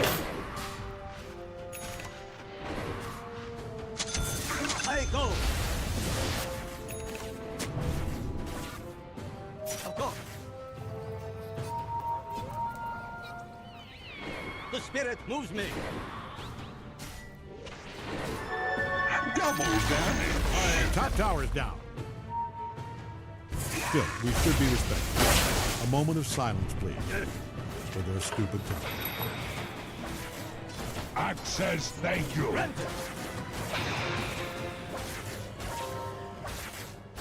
So say the spirits.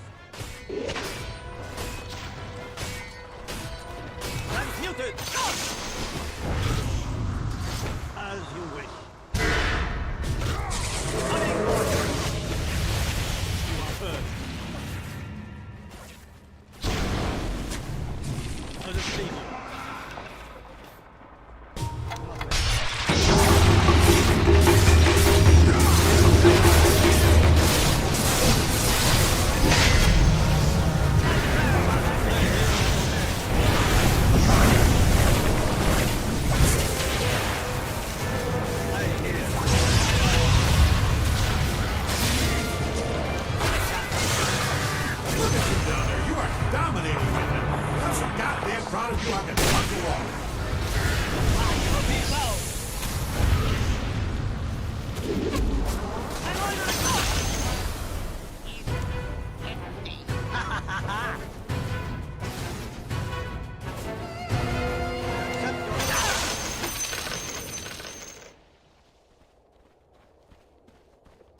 Yes. You are first. Coin for me. Shades, guide me.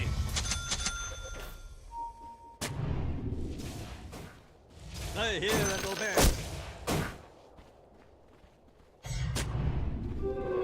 Invisibility.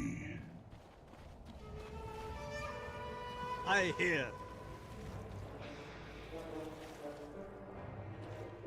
The spirit moves me. Welcome to the secret shop. Yes. Of course.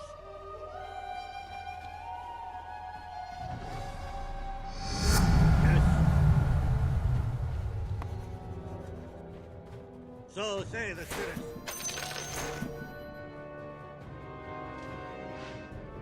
I accept. As the shades direct.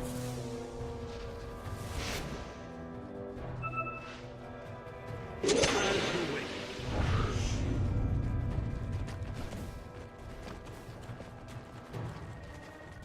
Granted.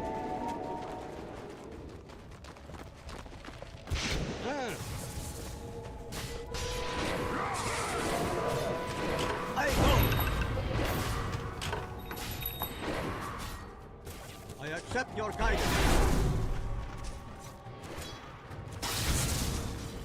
Go. Might want to haul ass over to your top tower. Yes. Look, Greg called the cops, and apparently assaulting these towers is not a crime. So you're going to have to handle this yourself. I hear and obey. The spirit moves me. Hey, your top tower's under attack. I accept your guidance. Might want to haul ass over to your top tower. Your top tower is gone to be. I mean, you have to feel some kind of responsibility for this, right? Your true form, my lord, of course.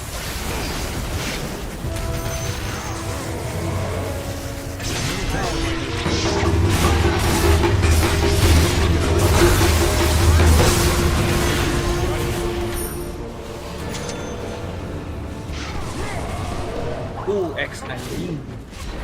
Enggak kena aja. That is a mega kill.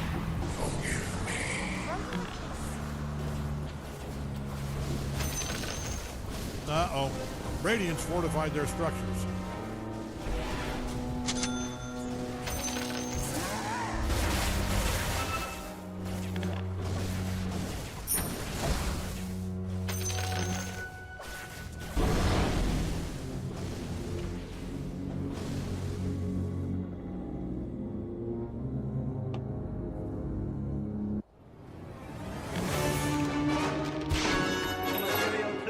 Does truly on earth. Now my enemies pay.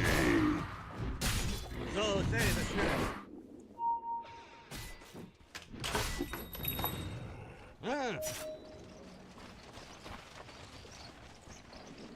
I go. Shades, guide me.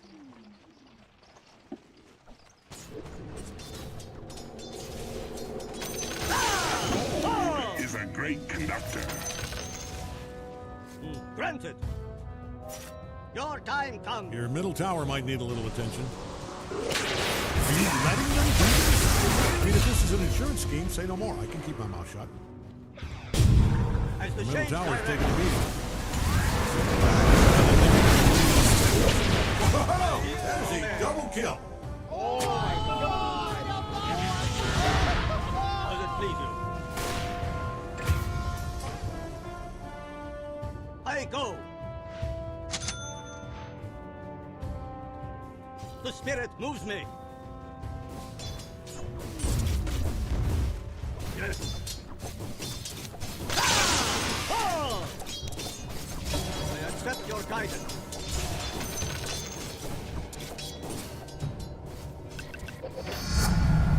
Ah, feel the power. Hey, the top tower's under attack. Shades, guide me. Do you need your top tower? I'm only asking because it's being destroyed.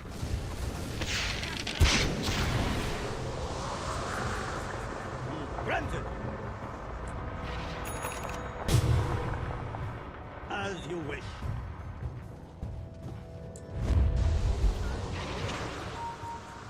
I hear. Your middle tower might need a little attention.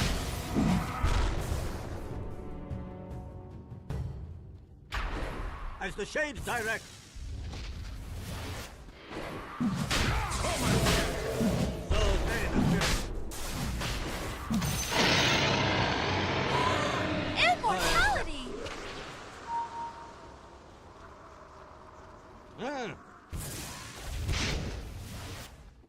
Your middle tower's taking a beating. Shades, guide me.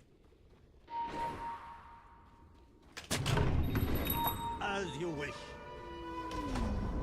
You know, just because your tower's being attacked doesn't mean it's never mind. It's gone. As it please you. I hear. I go.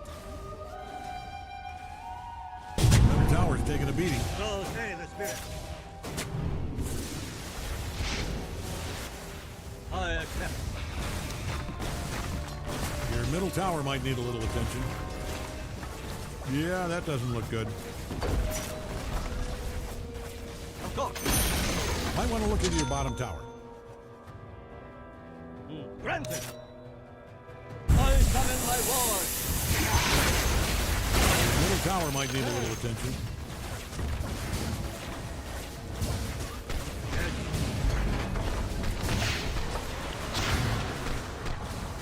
I hear and obey. Might want to look into your bottom tower. Ah, it'll be fine. Yes. Middle tower's taking a beating. I accept your guidance. The spirit moves Your me. middle tower might need a little attention. I wouldn't worry about it, though. It's not so... As the shades direct. That looks pretty bad.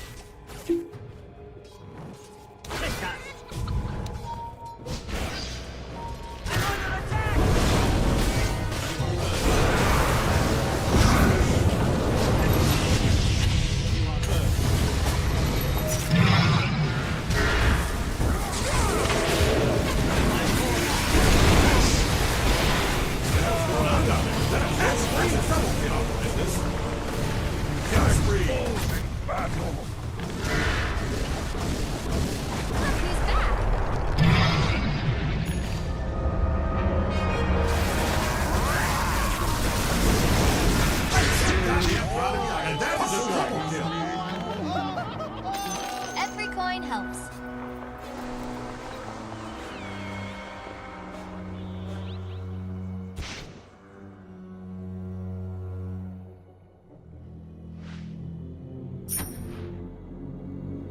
tower's taking a beating.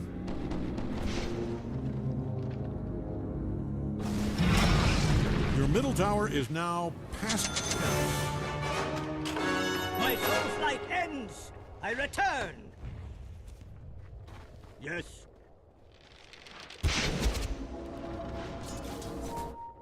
I hear and obey.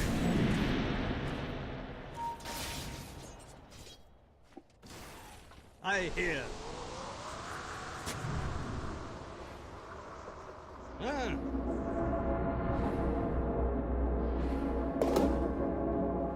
Yes. So say the spirit.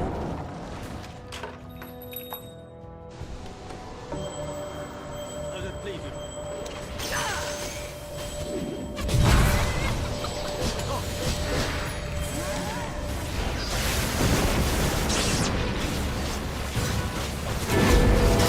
I go.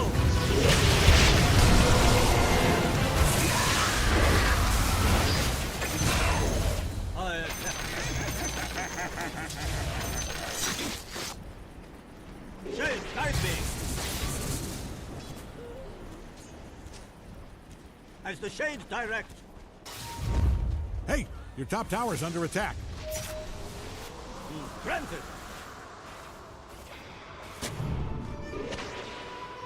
The spirit moves me.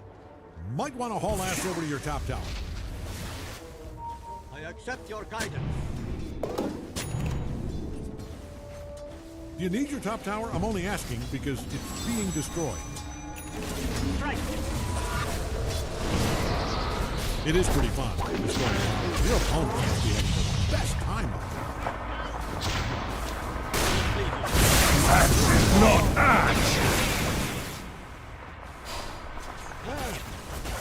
Might want to haul ass over to your top. Their bottom tower's all busted up.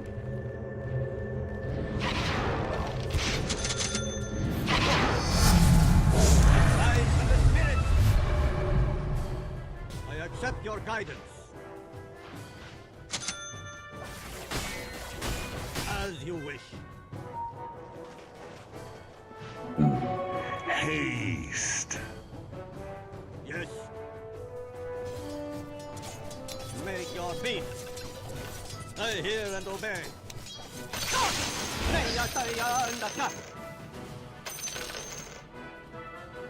You are heard.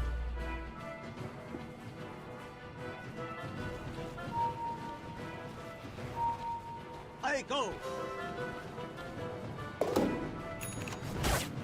I accept. So say the spirits. Coin for me.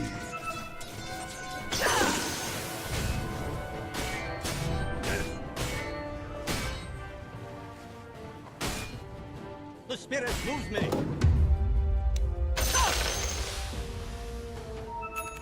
I hear.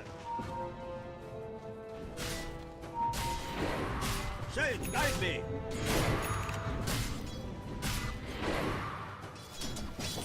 Coming for you. Fire. Granted.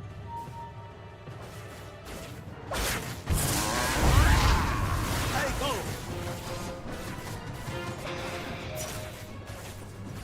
Shade, guide me.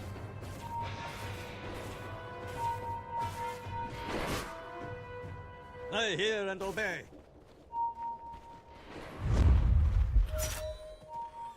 I accept your guidance.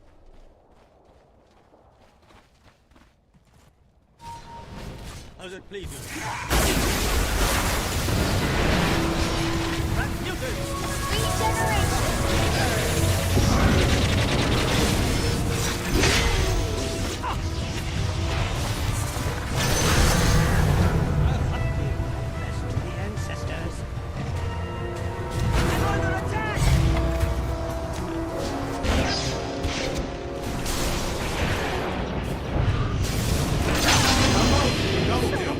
Sacrifice. As you wish.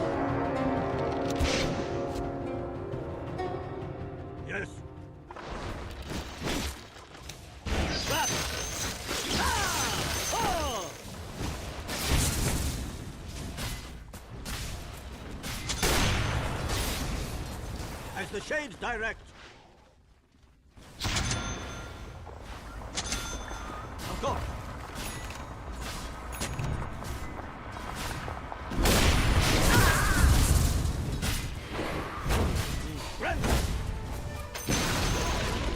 Their middle tower is down. Make your peace.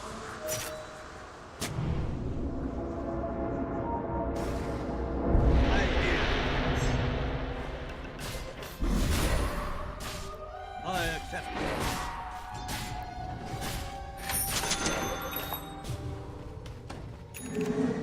So say the spirits.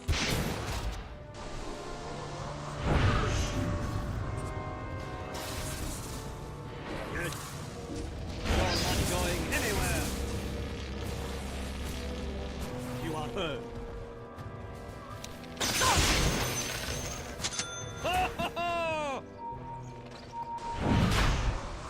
The spirit moves me.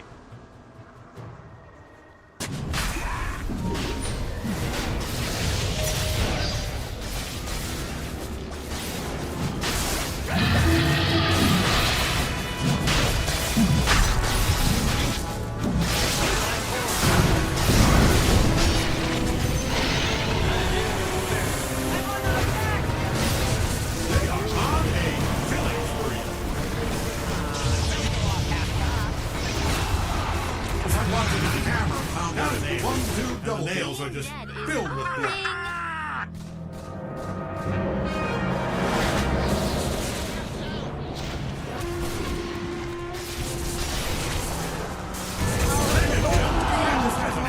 That is a triple kill.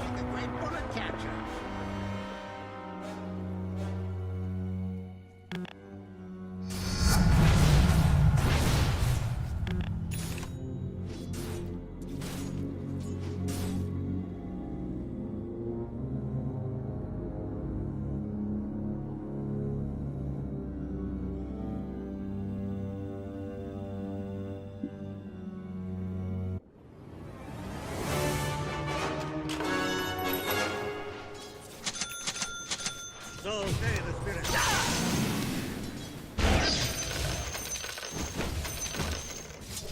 Of course. Oh! I hear.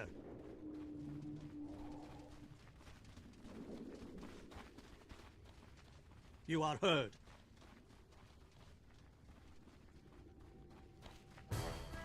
I go. Does it please you? Yes. Yes. As the shades direct.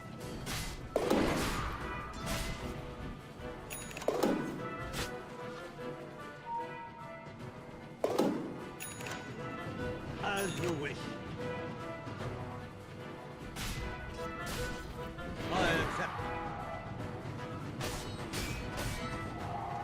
I accept your guidance.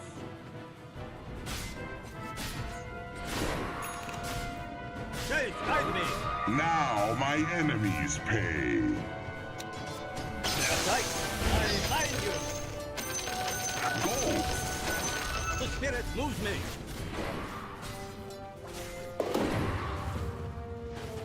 I accept.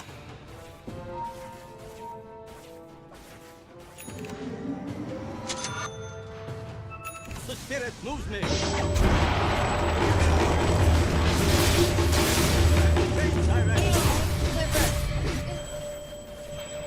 Oh my God! I hear.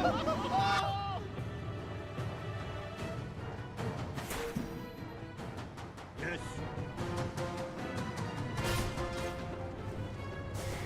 I accept your guidance. Shades, guide me. You are heard.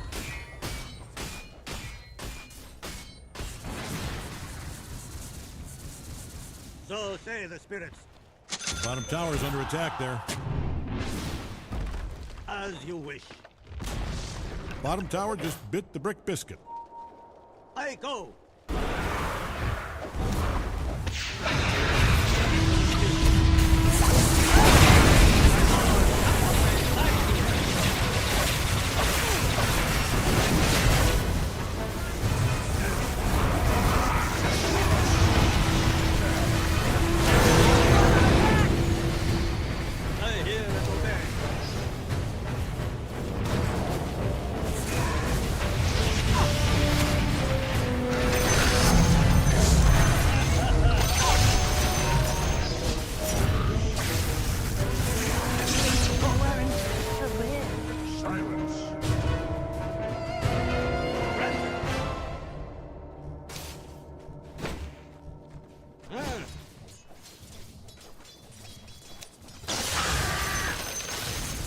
As the shades direct. Shades, guide me. Of course. I accept.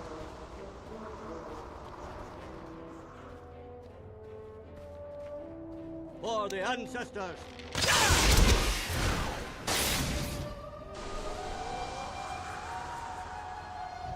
I accept your guidance. As you wish. Fortunes change.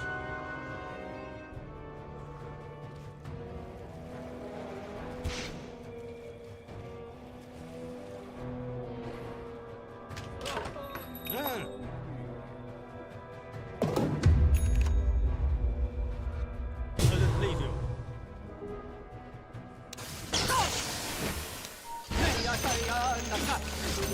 Invisibility.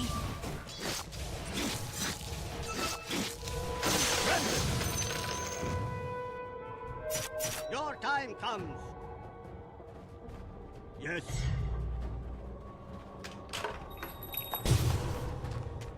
I go.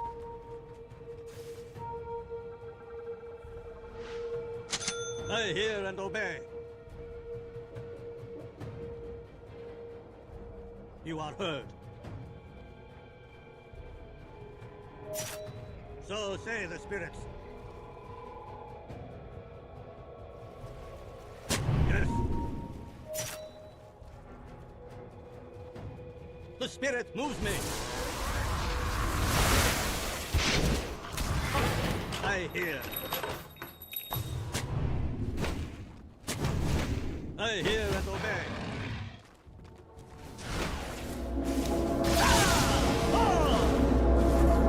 I go.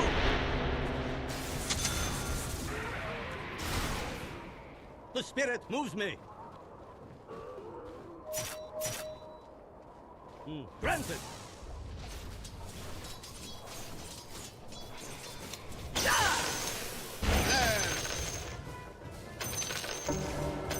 So say the spirits.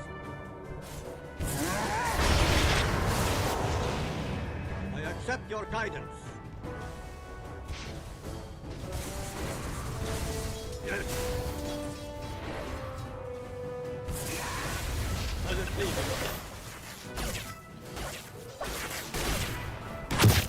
Of course. Shades, guide me.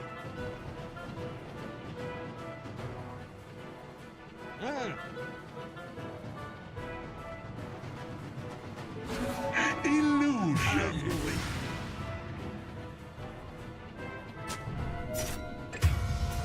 I accept.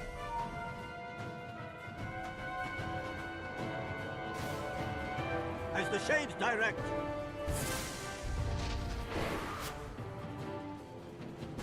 I hear.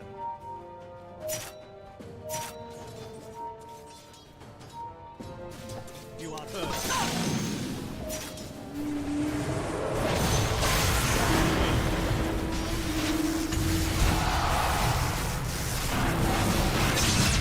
The spirit moves me. What?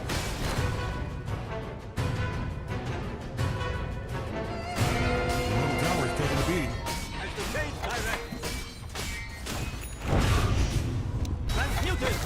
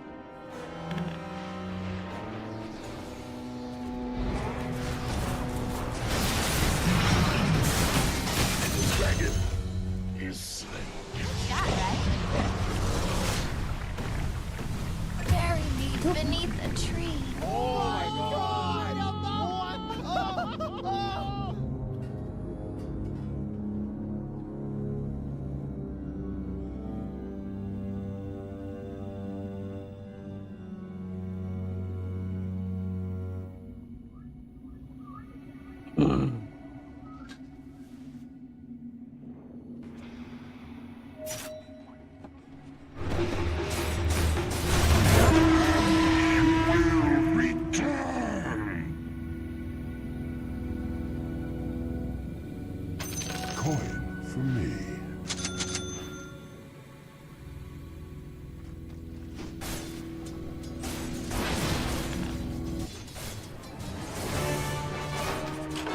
To reach the future, I need entrails. How does it please you? Yes. I hear. I accept your guidance. The middle tower might need a little attention.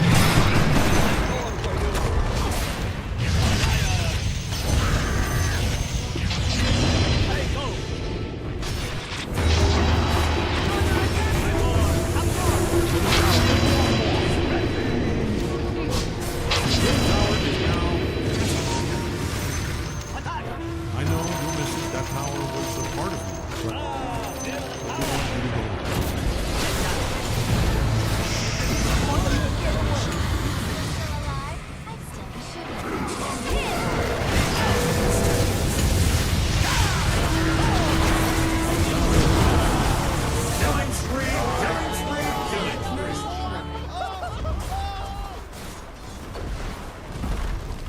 middle barracks, gone, destroyed. Good news, you have a pile of bricks. Bad news, it used to be your middle fortifying those structures. They are looking sharp. I want to look at your bottom tower. Ecstatic return! All right, bottom tower down.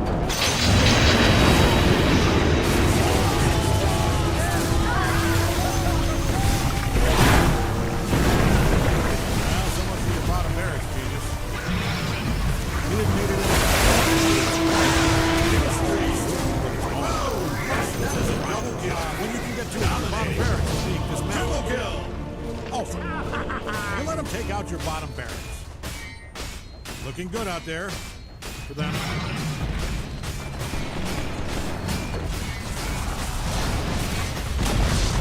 Middle tower. That tower is taking a beating. Good. Every tower that was well defended. Bottom towers are no longer tipped up. Not so fast. Your ancients under attack. Yeah. Great, they got mega creep now. On the bright side. I'll get back to you.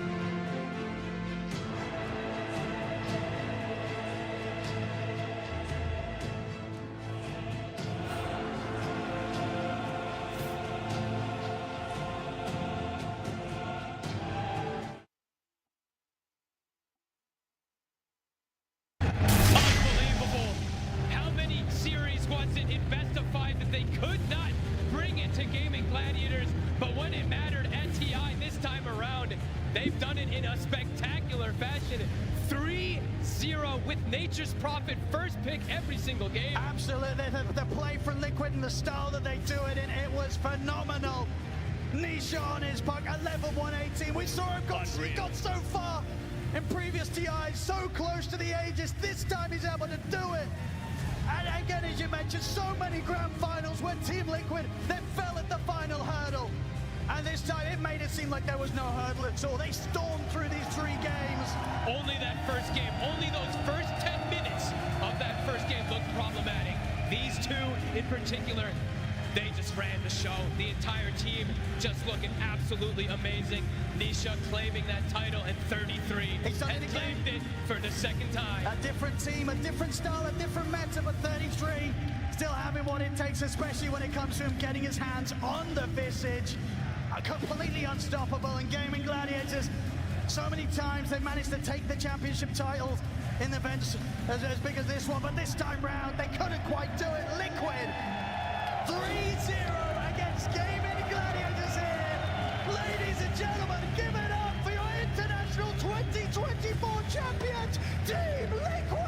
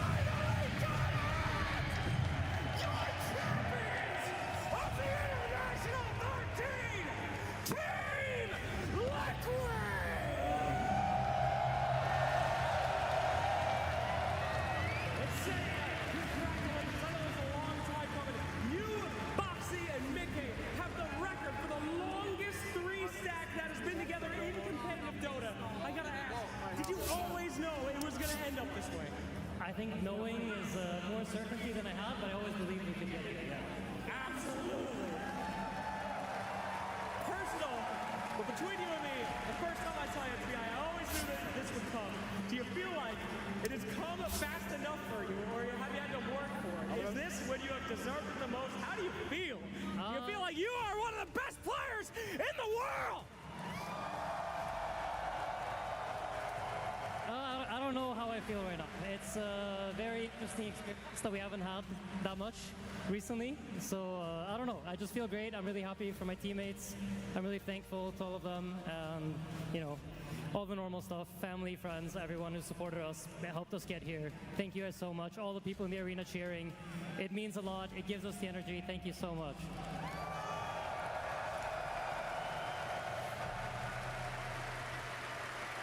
Mickey, you have shared this journey with Insania Unboxing and your whole team for so long. You have been quietly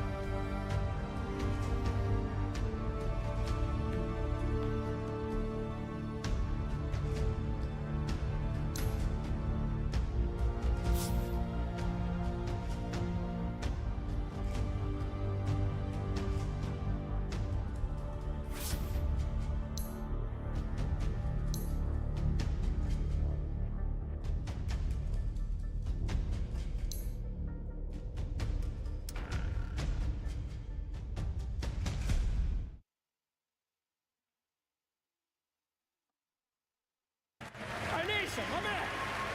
Look at the rock of this team for so long. You have been an unbelievable pro player. Many have regarded you in the past as one of the greatest players of all time.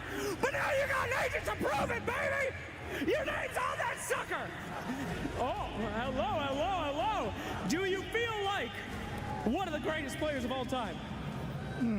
Maybe now, I guess.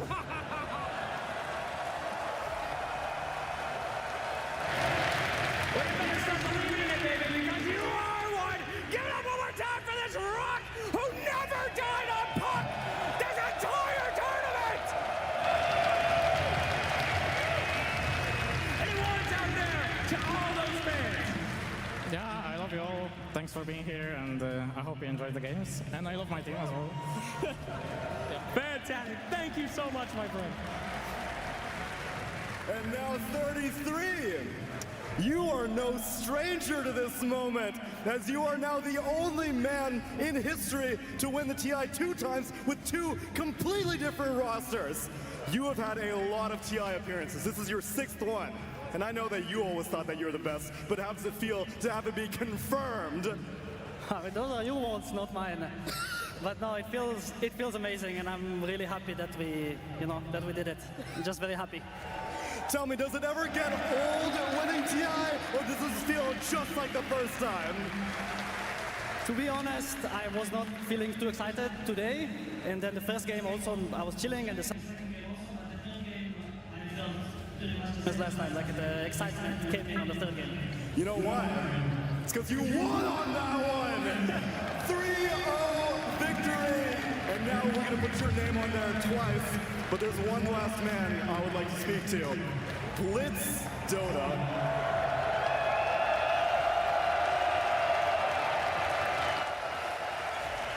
I have watched your journey through many, many different rosters, and I noticed that every single time you treat it like a family. This is as much a victory for you as it is for them. You sacrifice yourself for your team. And now it's codified, my man. You are a champion. I mean, I didn't really sacrifice anything. I feel like they took a chance on a guy who's never coached a winning team before. We had so many losses. We had 5 years without winning anything. We could have disbanded like 20 different times like people told us to. We didn't make a TI and Liquid still kept us on. I didn't do anything here. I'm just so glad that people like Zai, Nisha, Matsu, they took a chance on us and they were willing to play with us. And I'm so glad that I didn't ruin Nisha's career.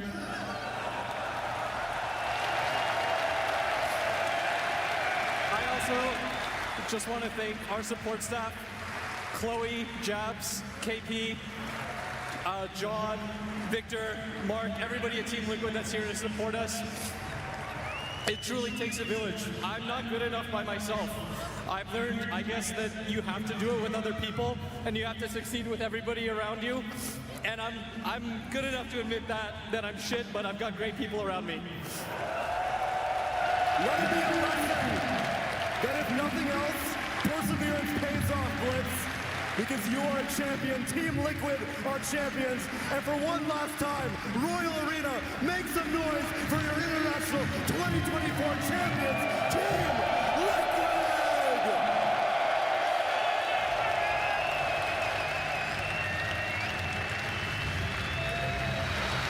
What an incredible emotional note from Coach Blitz to end on there. Congratulations to your 2024 international champions in Team Liquid, and they prove that consistency pays off. Getting second place so many times, Effie, it doesn't matter if you get that W in the end.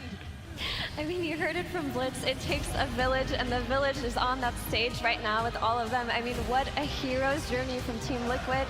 What an emotional journey. It was, watching that, just you can really feel how much this means to all of them. I mean, they've all had to go through so much personal adversity. They all have an incredible story here. I mean, Mickey from switching to mid to carry to becoming one of the best carries in the world. Nisha to finally winning a TI after looking so dominant on that iteration of Secret. 33 winning TI twice with 2 different teams with his style of play. Boxy, after all of his personal issues, is here. And Insania, finally. I mean, after his experience a few TIs ago on that main stage, to be able to still be confident, to be able to still lead his team, to be part of something, it was amazing too. I mean, this is what TI is about. It's the years of pursuit to get to the final tournament, to finally get yourself to the Aegis. Like, every single player, their dream is to get to this position, to be able to lift it, to put your name in history. The prestige, everything. It comes down to the best tournament of the year, and the moments on Liquid, like, you can see the emotions. They've worked time and time again for multiple years. 4 years for the core of Liquid, 5 years for Nisha, and 6, of course, for 33. But they got there. They get themselves in the Aegis, and this is everything. they will go down as the most successful team in the history of TIs because they did not drop a single game when it comes down to playing from the upper bracket.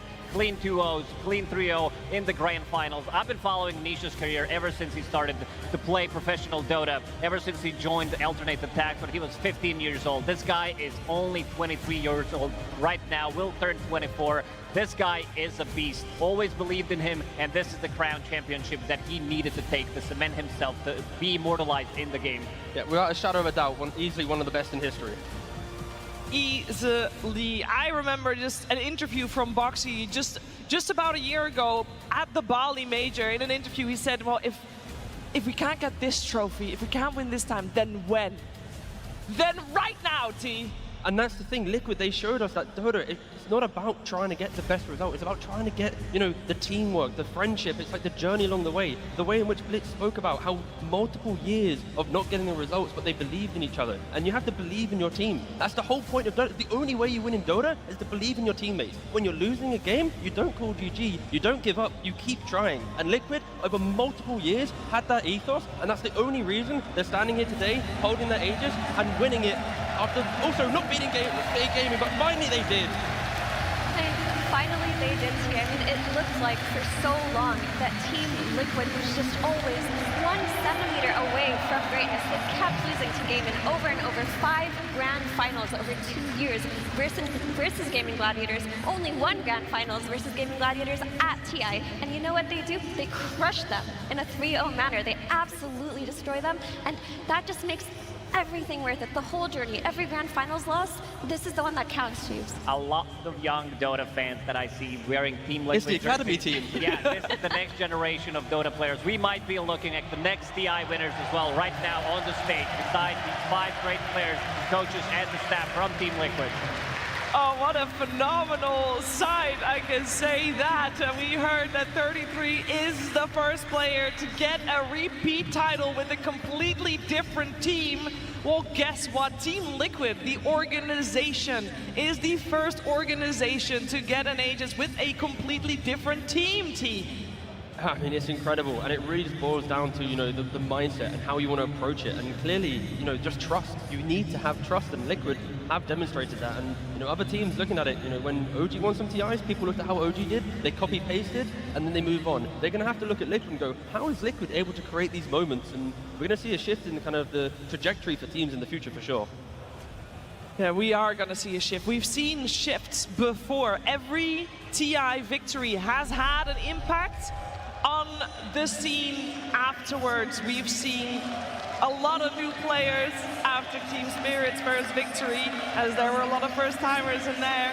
We've seen a lot of people following the footsteps of former championships, and I think that this impact, Effie, from Team Liquid just promotes finding the right people. It really does. It's just about connection. It's about how you as people can create a product that not just wins, but shows that you can win through friendship, through resilience, through effort. And this is just the triumph of Spirit here. They've lost so many times to get up after losing so many times. And to be standing here right now as the best team in the world, we can't even emphasize how great it's been for them. It's just unbelievable.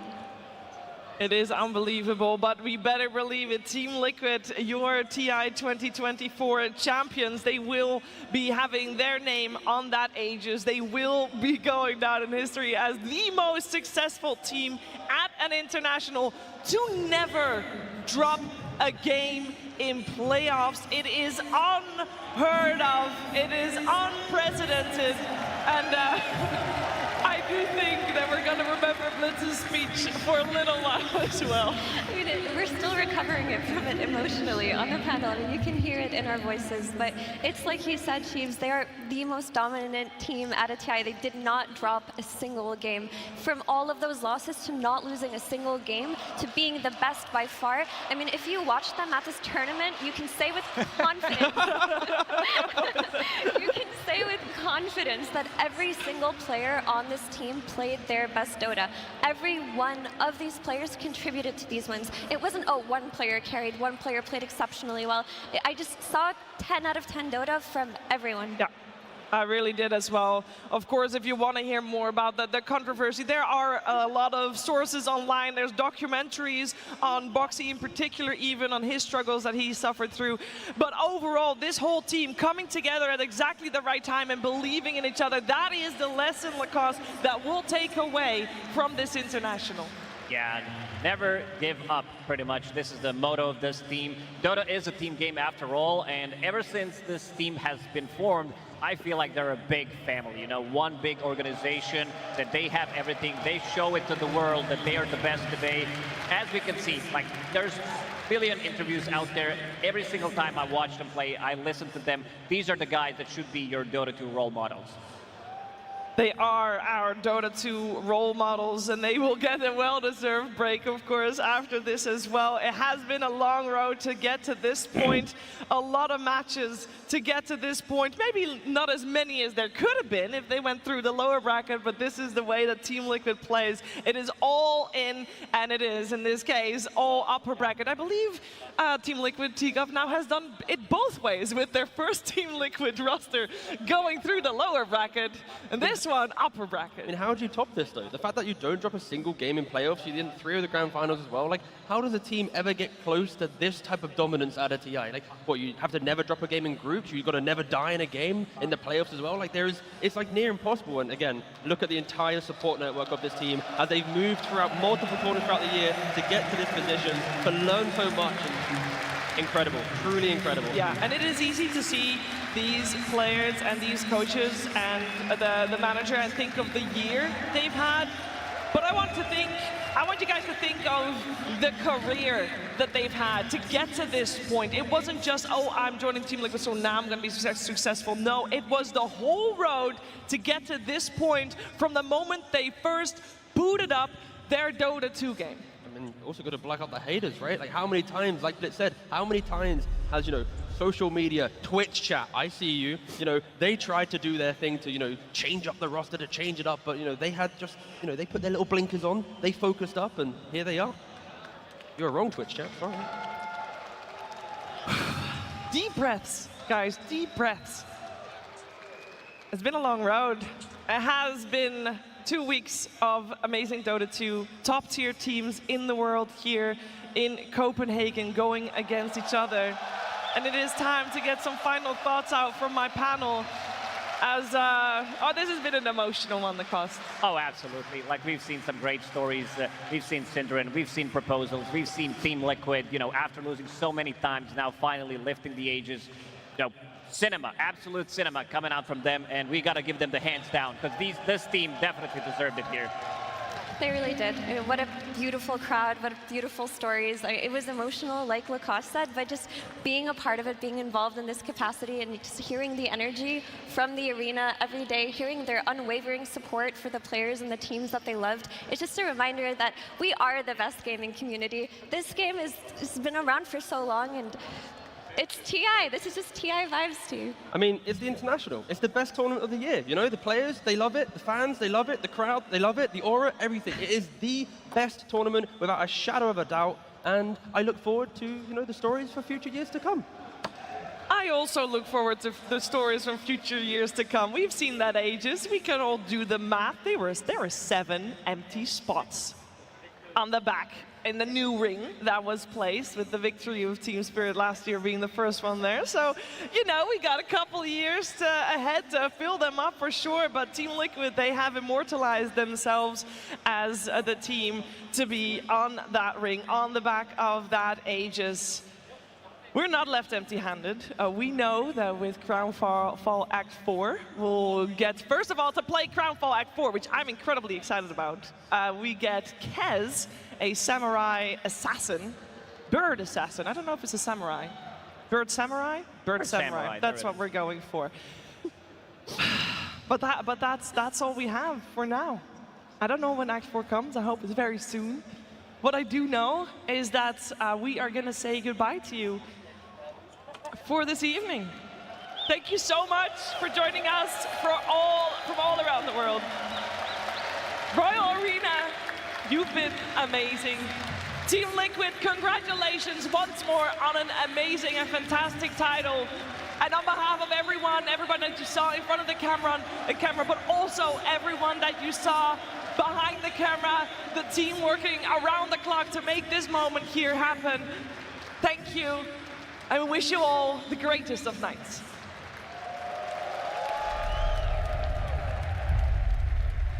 Ladies and gentlemen, and everybody here in the Royal Arena, please make some noise as we'll open it in style.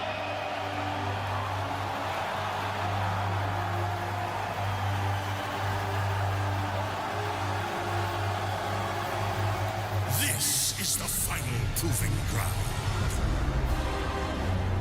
This is the Grand Colosseum, where legends forge undying names. The battle begins.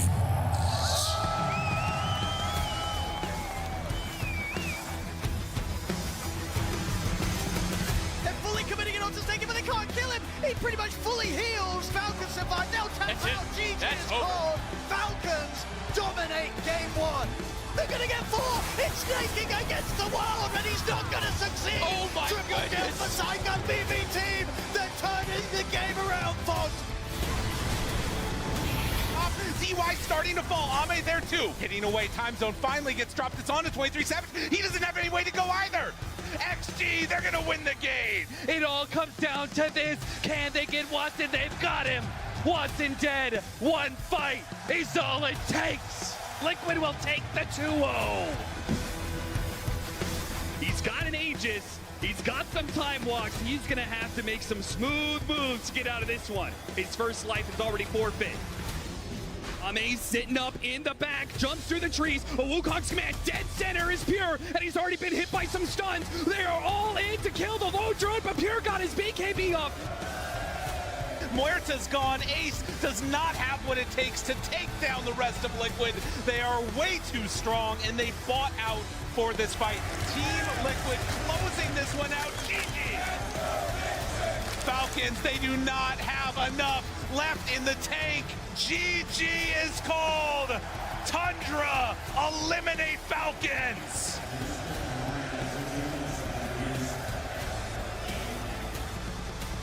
Are they going to go up to top lane? They're going to go through the gate. They're going to go straight in. for the throne. All in on this one. They pop their BKBs. They go straight for the throne, and it is all over.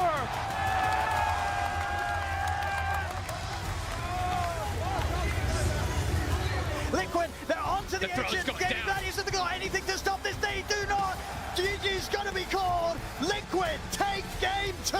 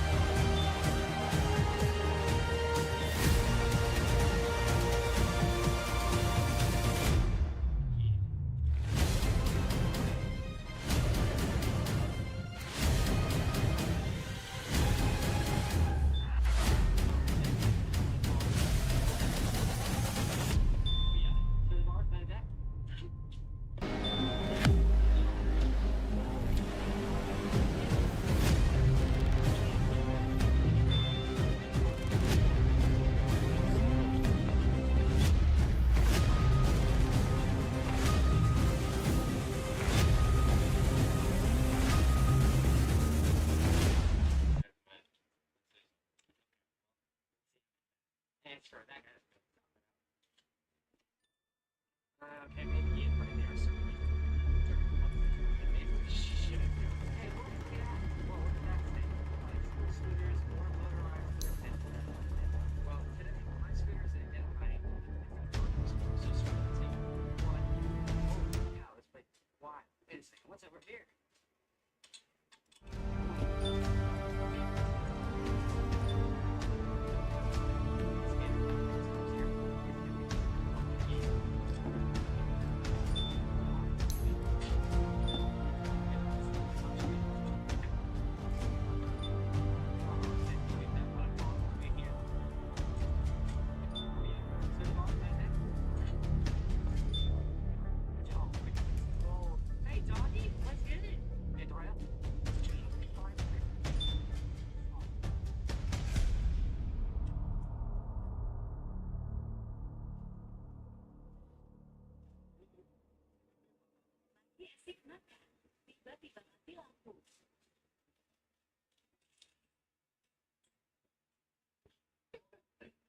Tidak bosan dengan menara.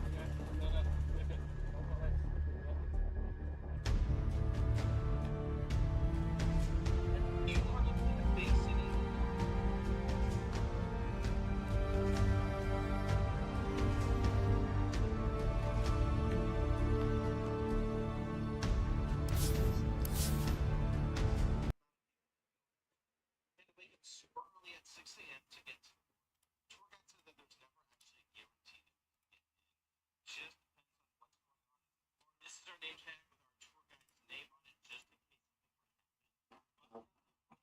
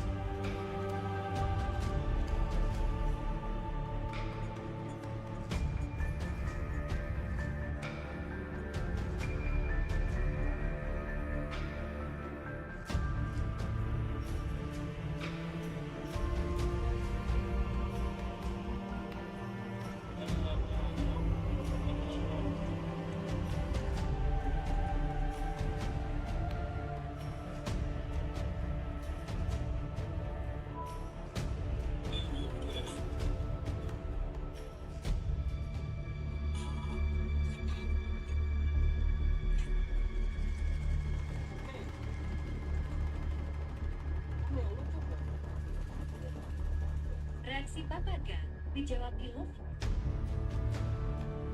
Look at those chicken legs, bro.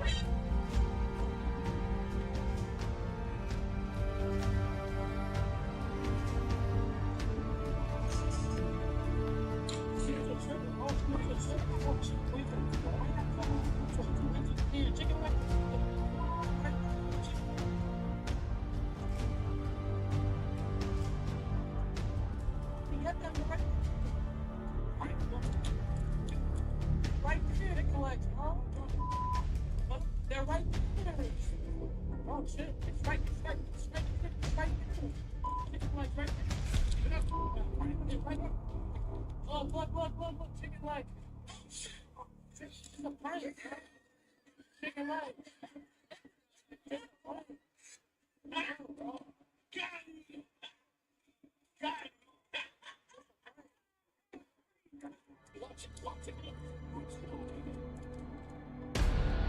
Look at those chicken legs, bro.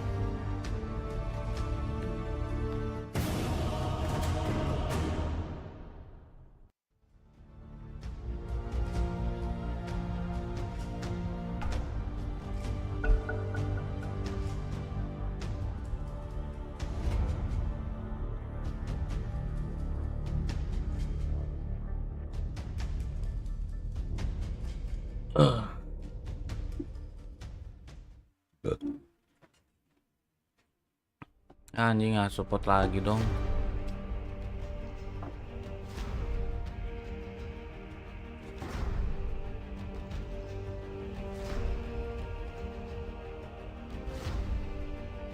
Ten seconds. 5 seconds.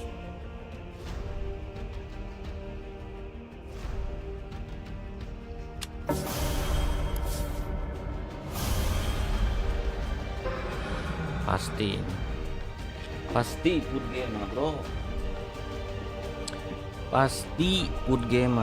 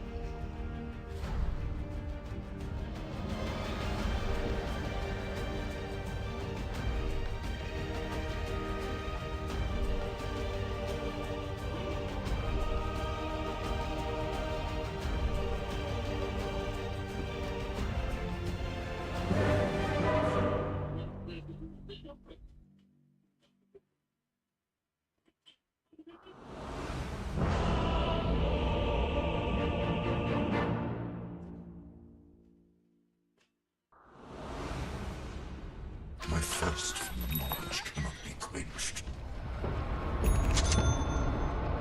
What's over there? All right, get ready. Such fascinating energies.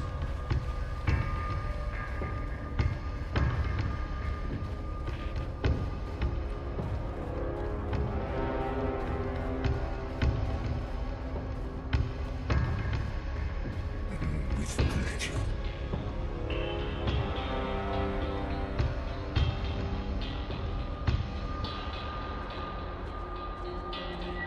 Art support lagi.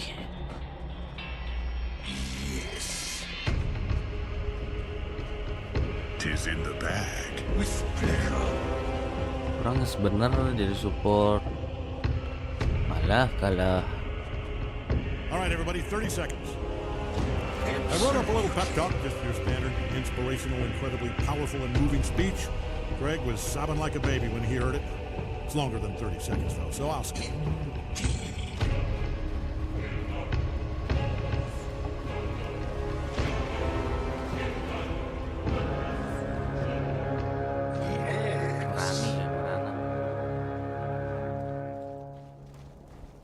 This will be fun. What a test this shall be. Interesting. Excellent idea. What's over there? I understand.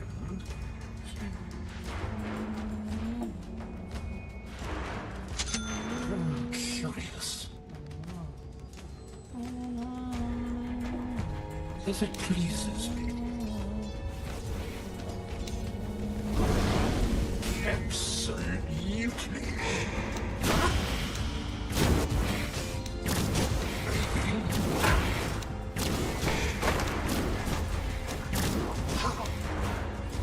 Suffer my sorcery.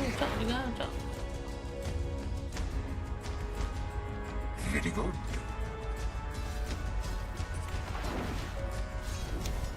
Test your metal.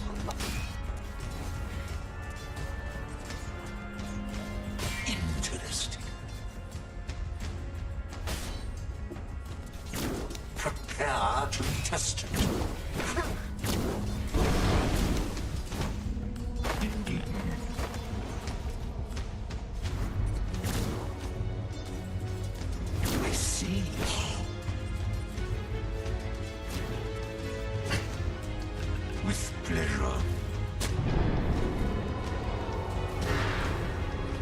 What's over there?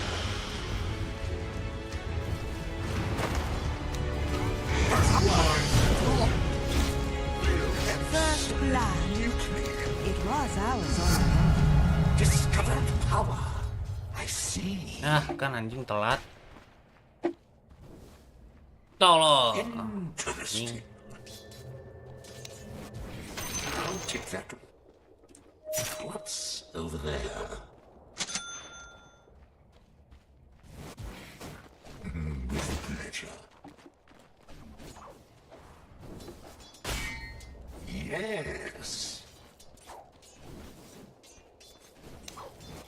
Such fascinating images. Indeed.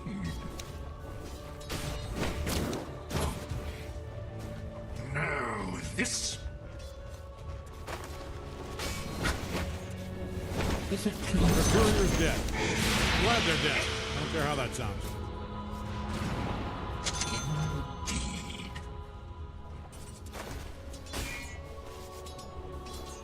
Absolutely. It's not done.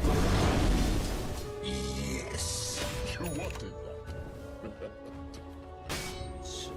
Very good. Excellent idea.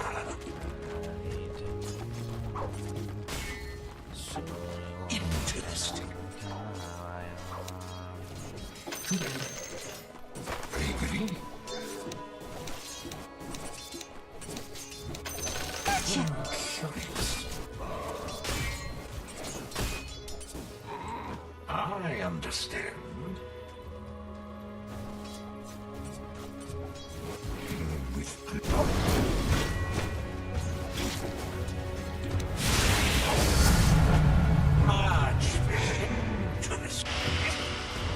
Anjing sakit, cok. Ini nih. I think someone just got disconnected. Sakit anjing, skill apa itu?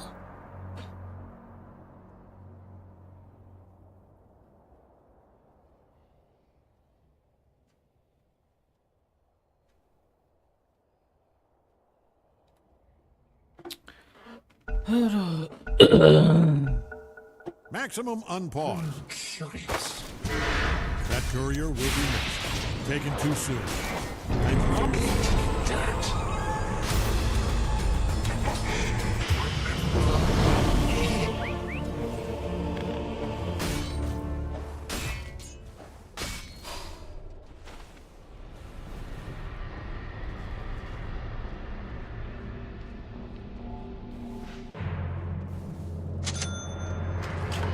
I'm coming, friends. Wait for me. Excellent idea. Yes. Attack. Indeed.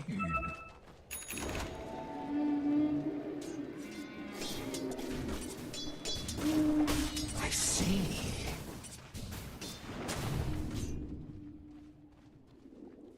Interesting. As it pleases me.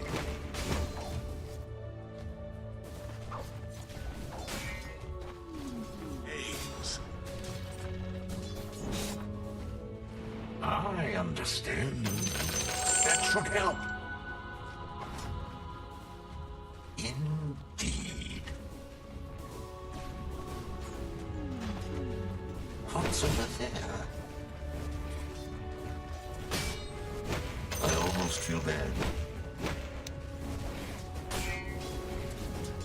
Yes.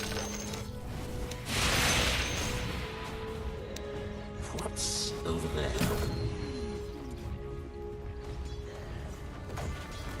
Hems missing top. Fearing he... Such fascinating images.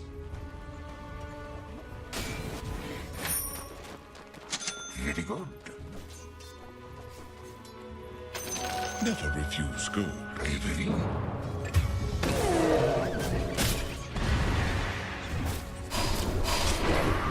With pleasure.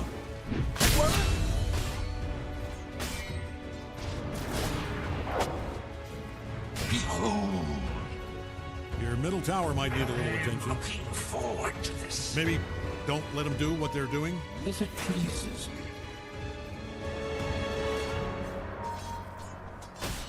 Interesting. Your middle tower's taking a beating. Curious.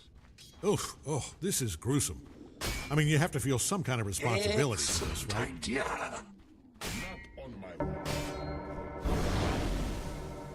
With pleasure.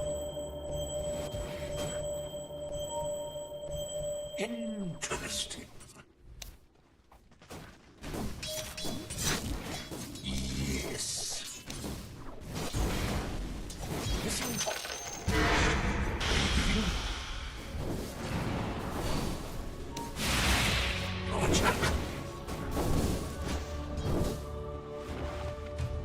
What's over there? I understand.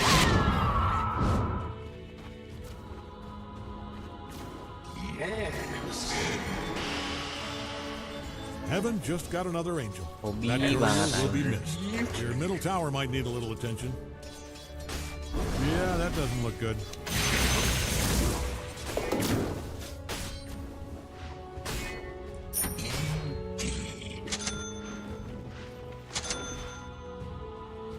Absolutely.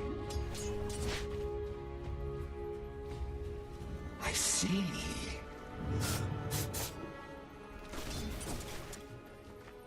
What's over there?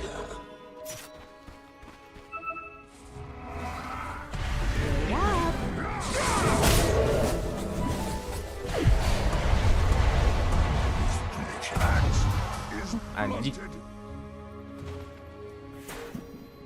Such fascinating images. Very good. I'll take that. Indeed.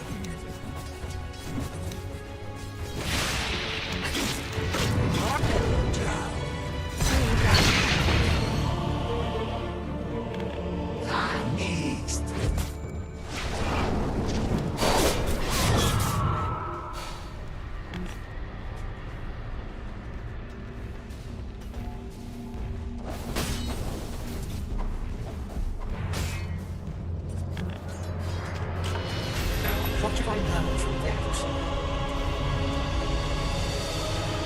Curious.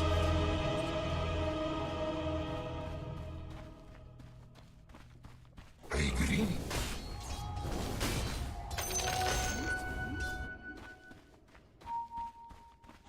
Face the Might want to haul ass over to your top tower. I understand.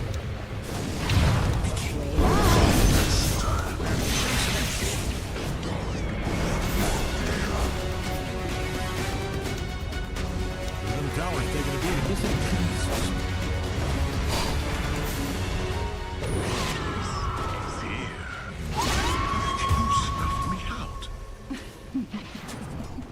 That was the sound of your death. Under attack. What's over there? Limber up. They've fortified their structures. Absolutely. Excellent idea. I'll take that. I see. Absolutely. Such fascinating images.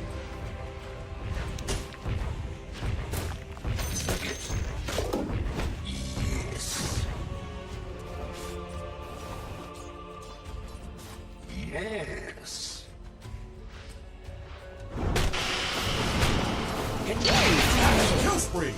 Look at you go. Hacking at limbs, blood spraying everywhere.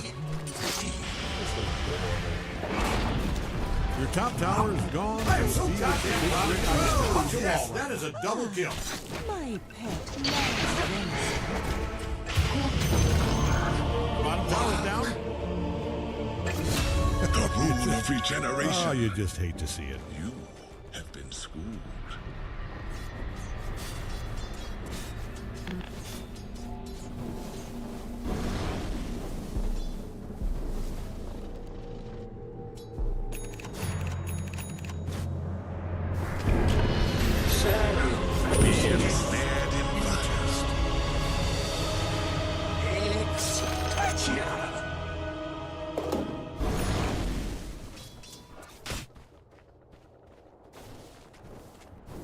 Indeed. Exposing. Yes. I see.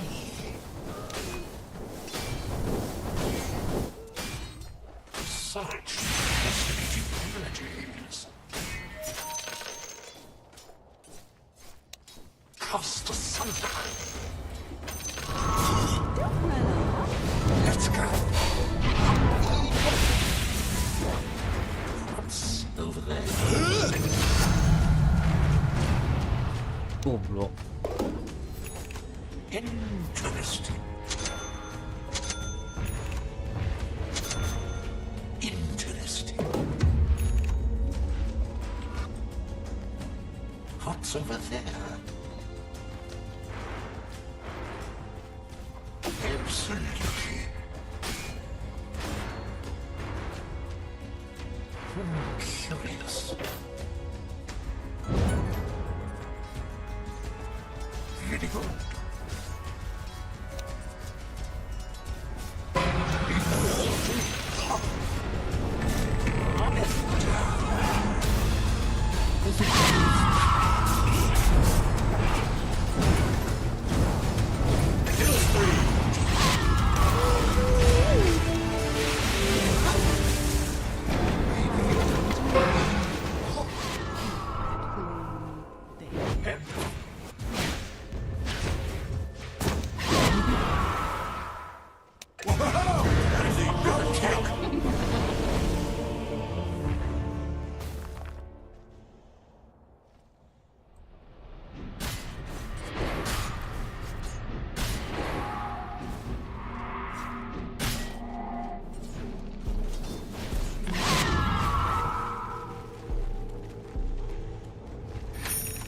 Tower's taking a beating. They say history is written by the bigger structures, so they are looking to save yourself a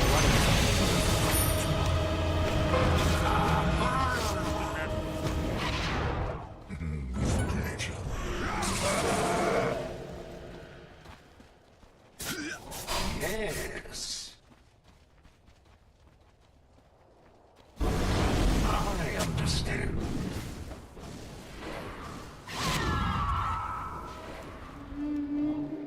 With pleasure.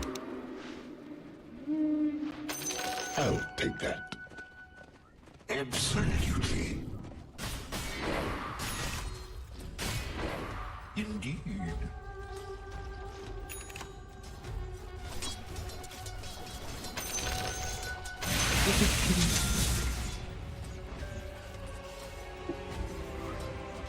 Excellent idea.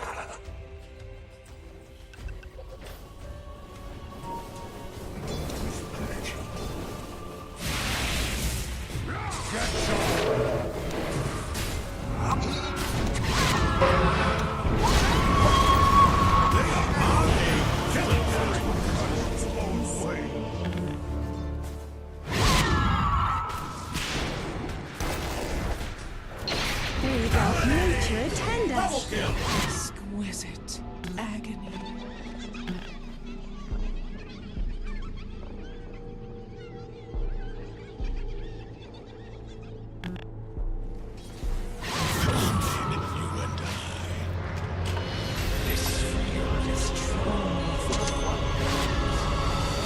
Tower's under attack there.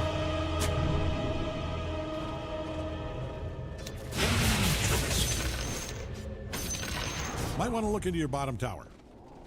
Indeed.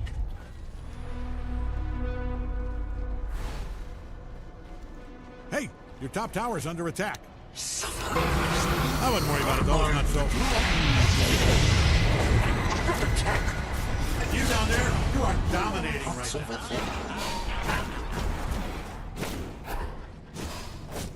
Absolutely.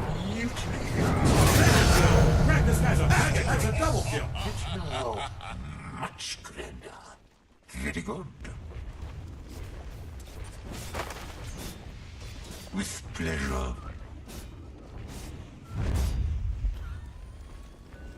I agree. Interesting.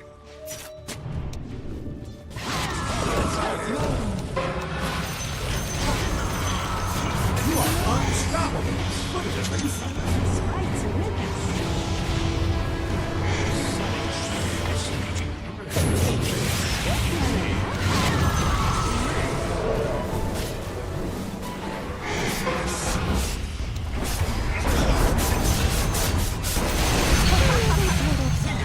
Gives me an idea.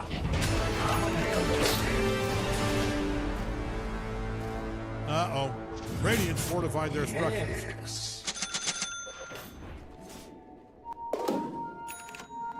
Yes.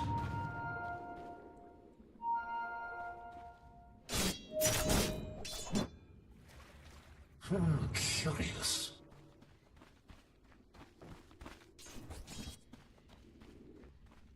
With pleasure.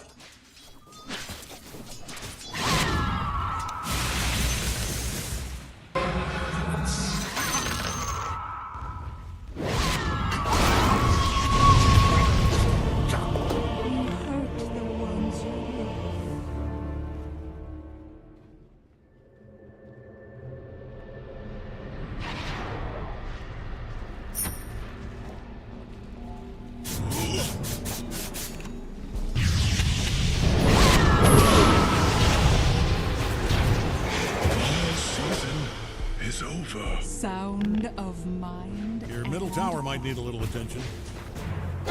Oh, they are. Your middle tower is now looking good out there. Fascinating mergings. Interesting.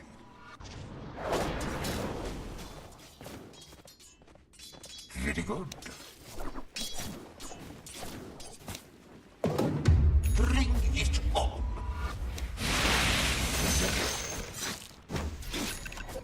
I see. What's over there?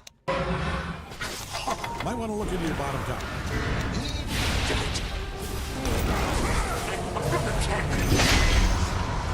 And good news is you hated your bottom tower. Killing spree! Killing spree! Killing spree! You know what? This is Dota. You're going to lose a tower here and there. Stay focused.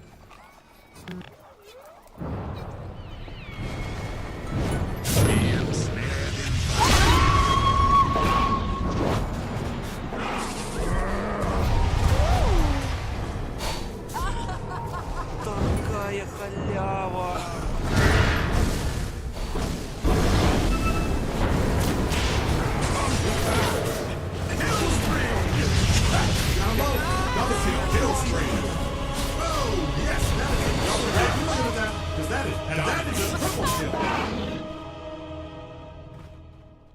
As it pleases me.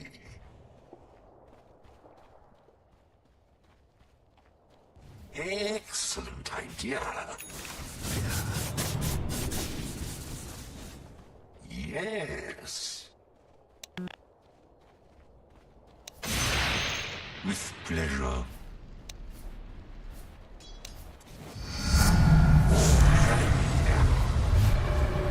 Indeed.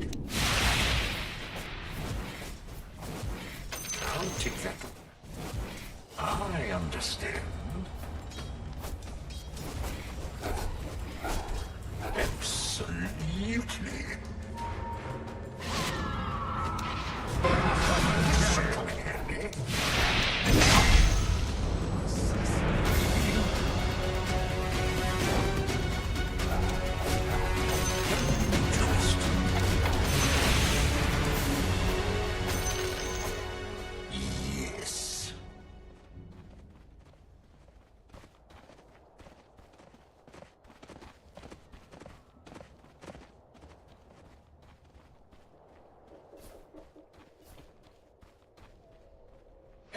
Absolutely.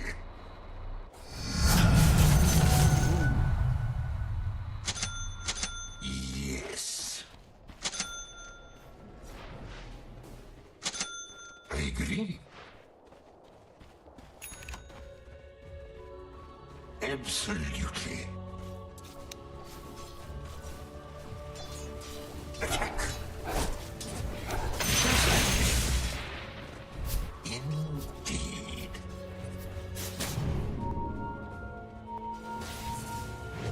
What's over?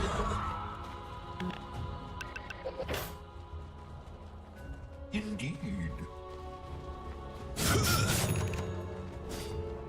What's over there?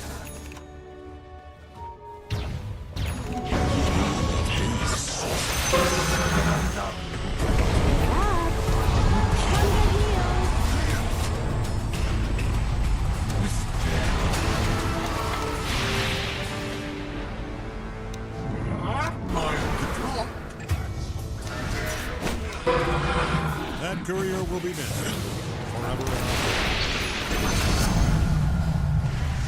I see.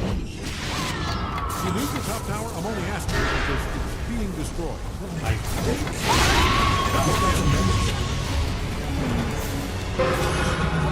you might want to haul ass over to your top tower. Up and down.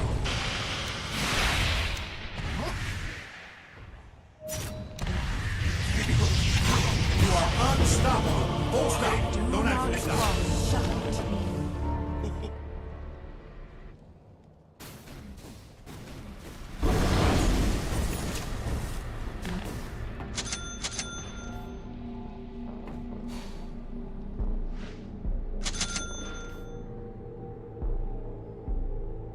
Your bottom tower's under attack there.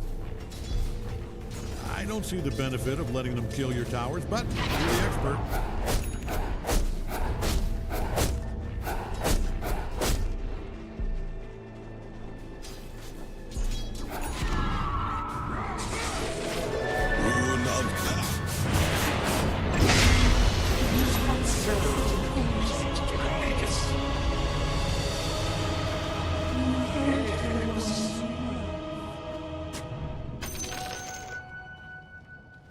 Interesting. I am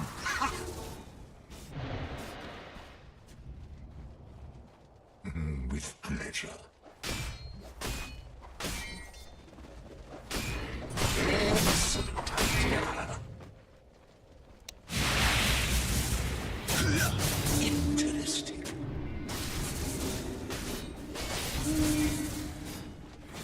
I see.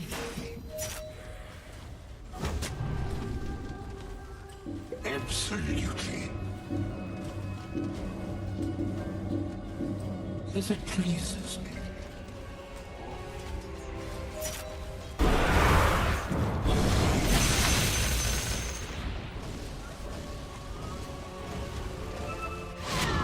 Such fascinating images.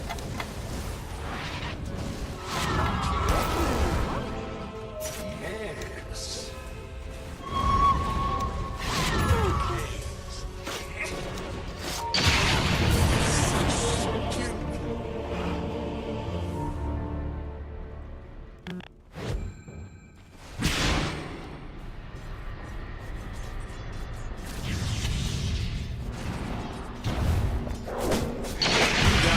I want you to know this is murder, pure and simple. You're gonna hang for what you've done here today, you hear me? Wait, what's that? This is legal?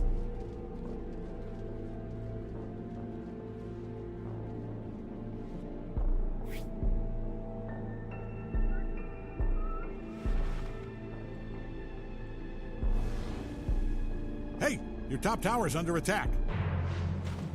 That thing is getting stomped on so hard it's gonna turn into wine. With pleasure. Immortality!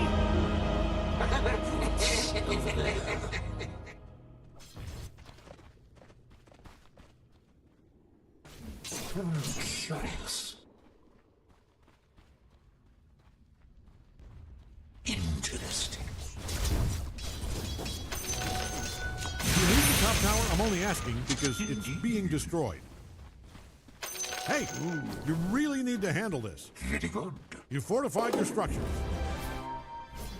You might want to haul ass over to your top tower. You people, I'm using the term loosely here. I know you're probably a giant bat or a robot. Top tower just very well over or whatever. But you people need to handle this. And I mean yesterday.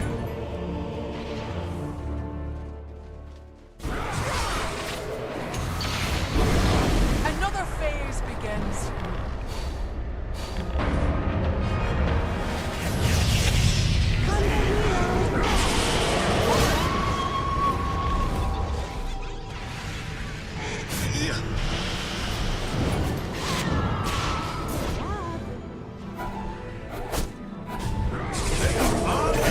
Top tower's under attack.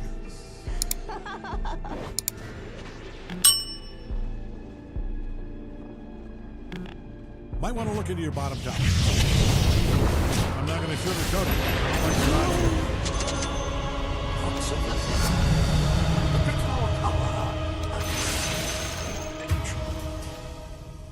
I understand. How peculiar. Excellent idea. Your bottom tower's under attack there. With pleasure. That's a monster kill. Oh, are you not going to beg?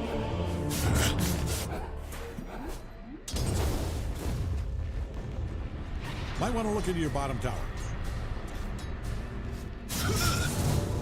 Don't run off. Bottom tower's under attack there.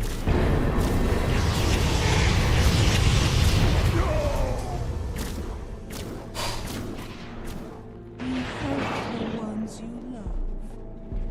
Chained in searing heat.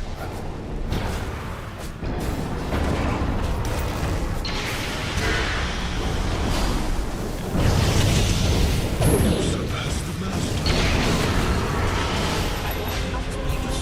Middle tower might need to gotta get over there. Just like a god. So, godlike. Your middle tower's taking a beating. Indeed. Might want to look into your bottom tower. Very good. I wouldn't just ignore this. You gotta show these idiots who's boss, or they'll never stop bullying that poor tower. Yes. Bottom tower's under attack there. Alright, bottom tower's down. Now. When you can get to it, your bottom barracks is being dismantled. You people, I'm using the term loosely here. I know you're probably a nice your bottom barracks, Genius, but you people need to handle this, and I mean yesterday. Wait, hold on. Is this a kill spree? Bloody murder. Where are you going?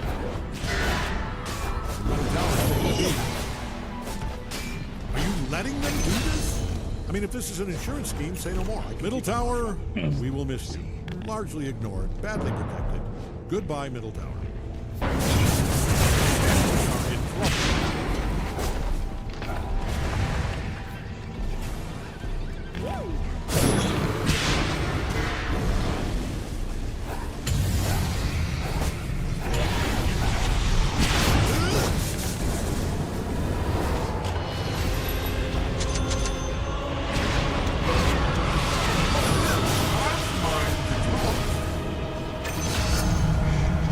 What's that, Greg? No, I don't mind. It has to be on some kind of killing tower to get those numbers. It was standing. Sunrise. My sorcery is unstoppable.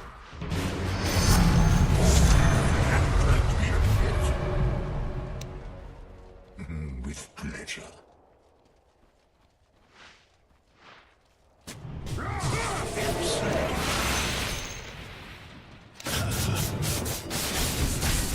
I see.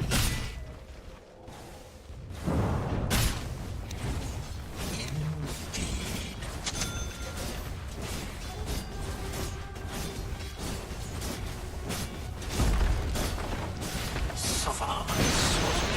Good stuff. Their middle towers are a pile of rubble. Still, we should be respectful. A moment of silence, please, for their stupid comment. I understand. I'm looking forward to this.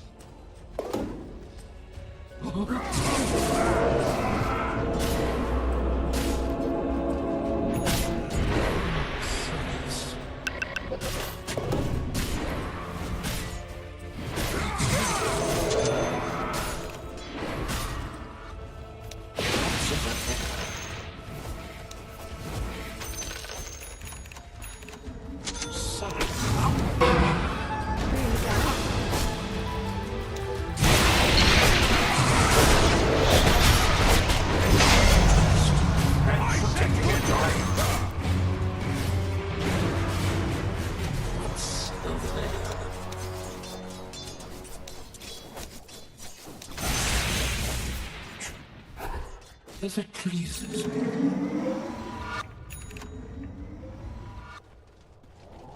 Absolutely.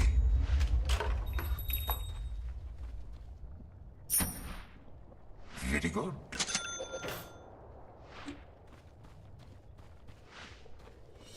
With pleasure.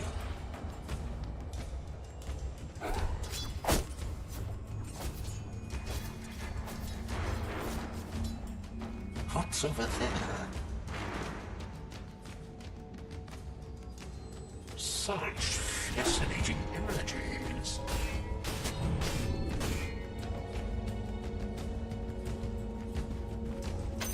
That should help. Interesting.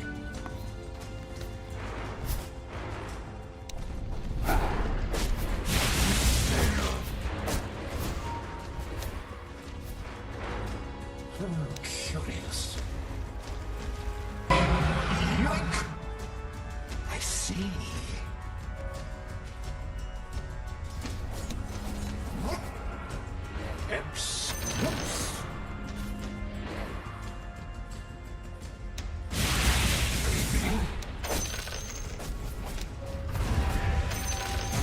Nature attend us. Yes. Excellent idea.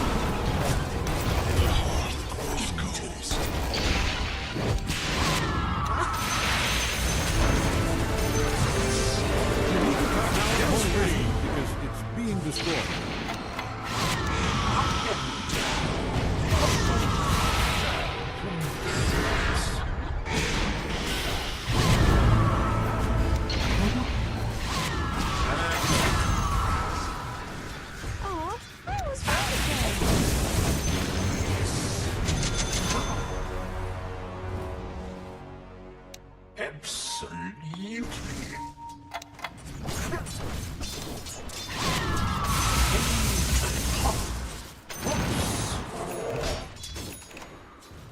Interesting.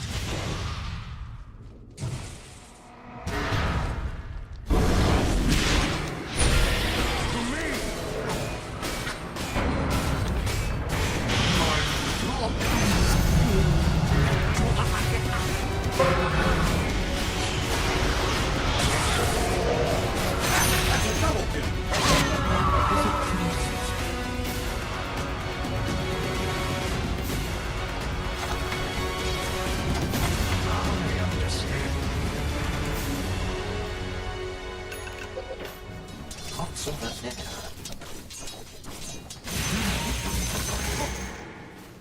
Very good.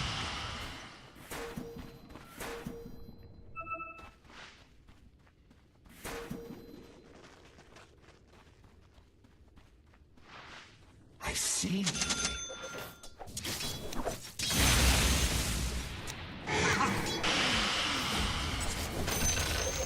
This will be fun. It's not like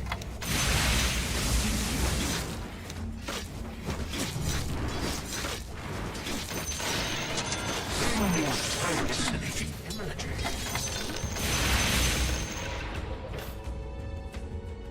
Indeed.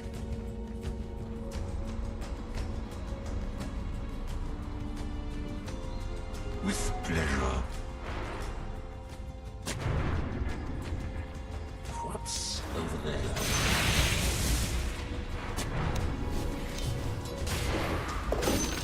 Yes.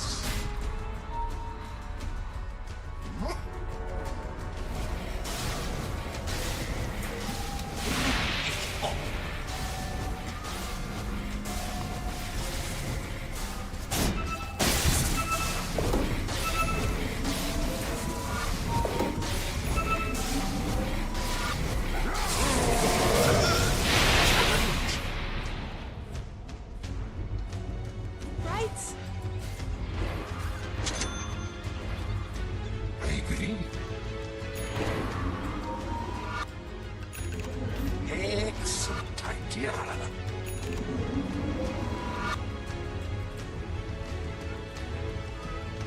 What's over there? Absolutely.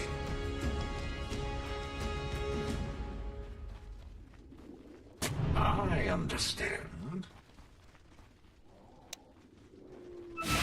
Yes, such fascinating images.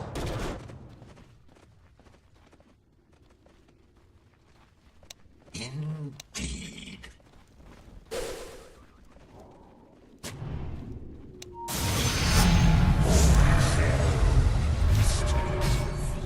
With pleasure. Interesting.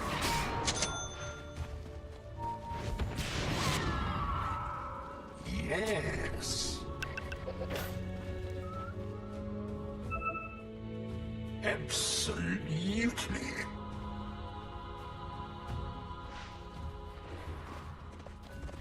What's over there? I see. Very good.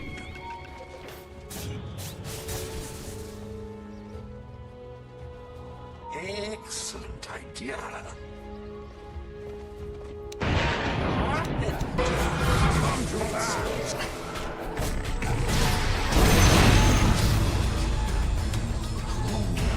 It's the ultimate Vegas. That's right. I am. Indeed.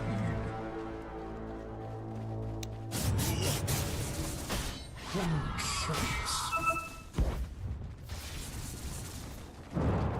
Yes.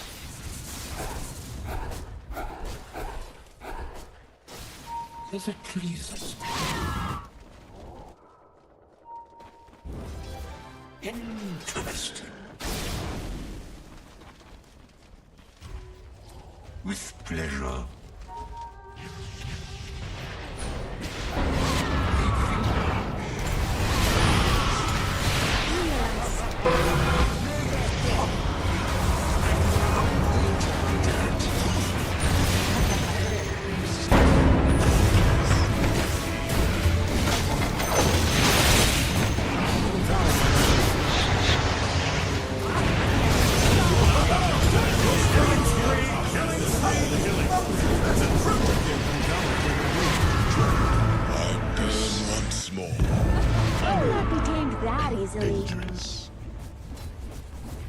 Might want to haul ass over to your top down. In the flame.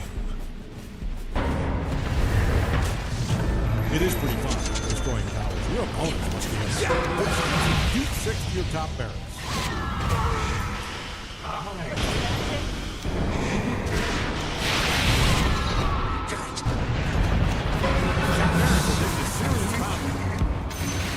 Hey, you really need to handle this. Every tower that was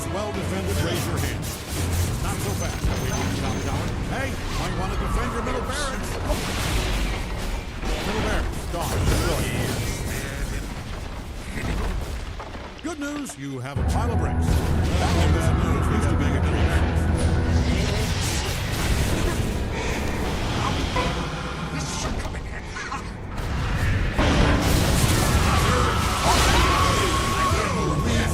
Double kill.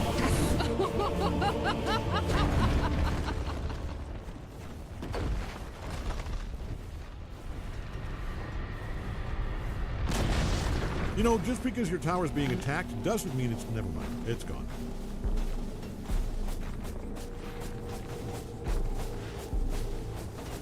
I think your ancient's under attack.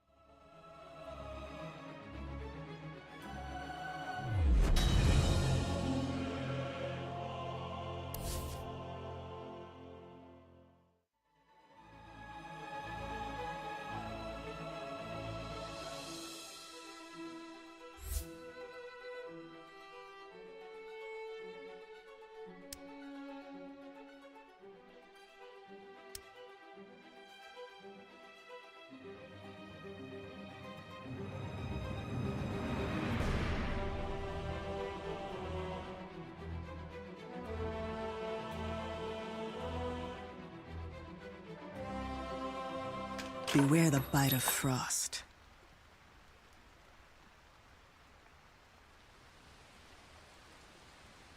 All right, get ready.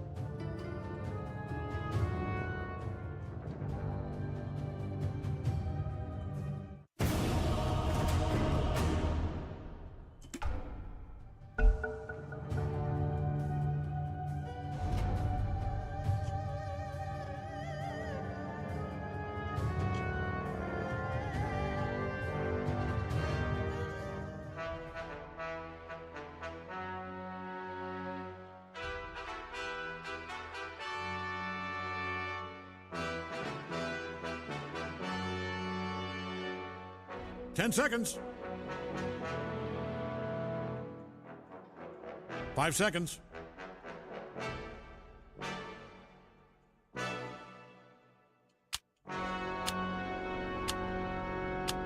Your pick.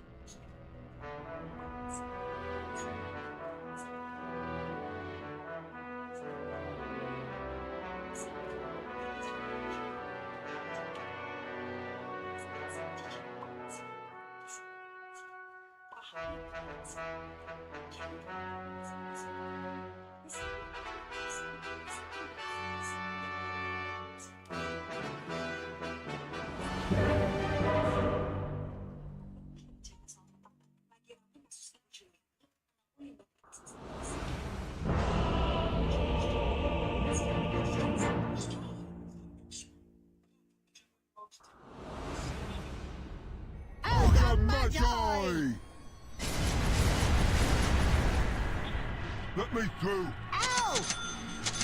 Remember, it's all on you here. A lot of pressure. All on your shoulders. Man, I would be a wreck. All right, let's go.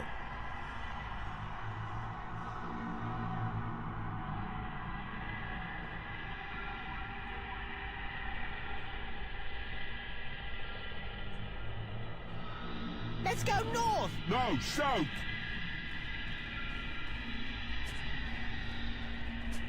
You go first!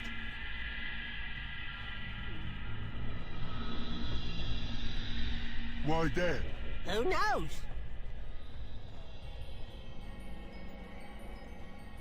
Yep. Yep.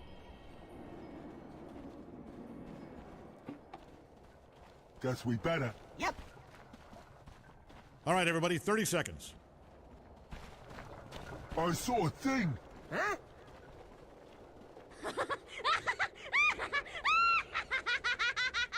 Yep.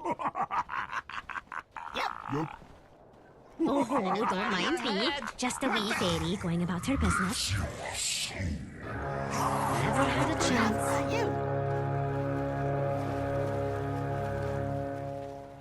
Good idea. Thank God we're starting. The main event, the big dance, the sport of kings, What, it the ain't field of started dreams, already? the world of war. All right.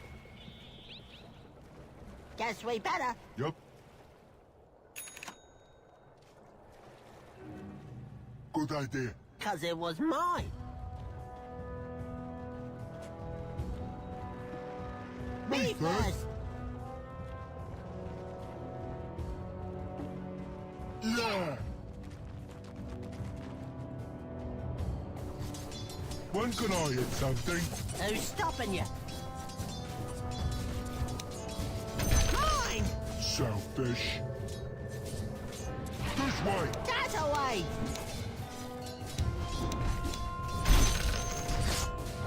Hit the road. Ow!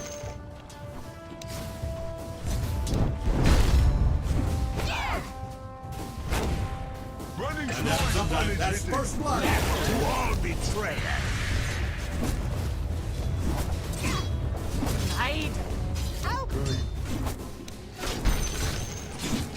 Hey. Oh. Save! My turn! Out of my way! I'm under attack! Here we go!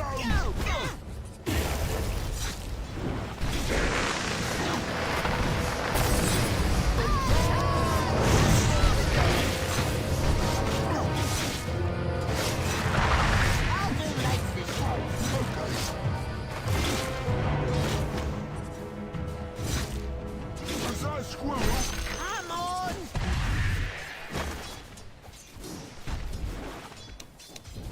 Yep. Yup. Oh no! Is that a squirrel? Come on! Hey.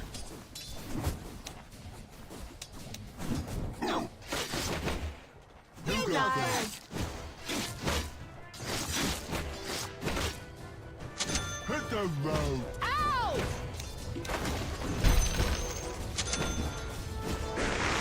Let's be better.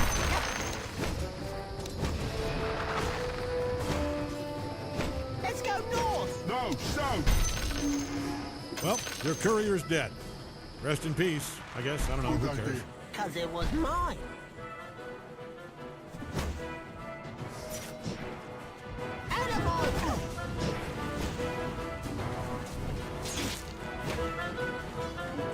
I saw a thing.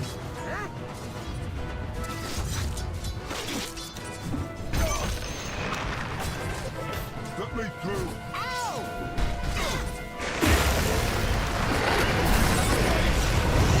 Haul ass over to your top.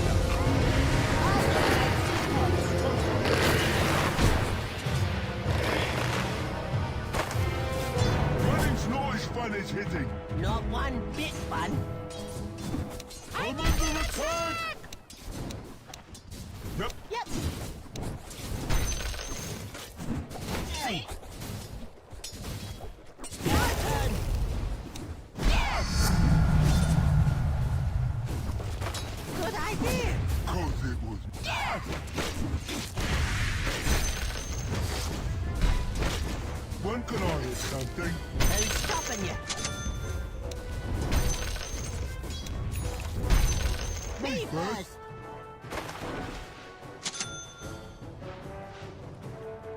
Why there? Who knows?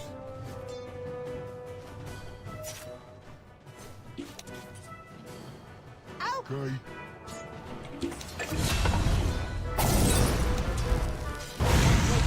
Yep.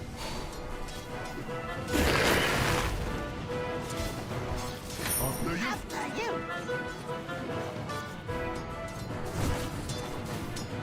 Oh.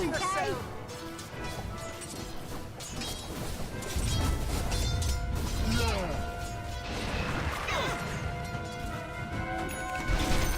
This way.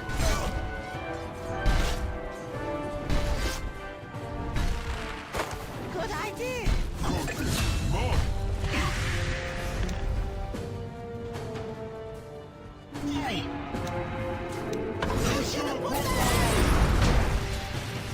Is that a squirrel? Come on.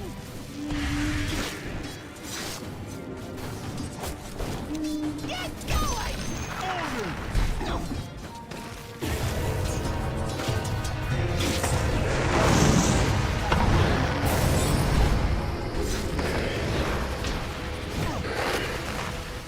Okay.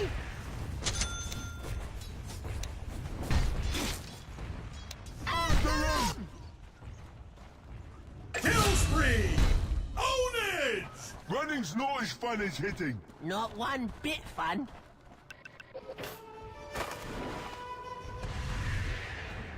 Go on.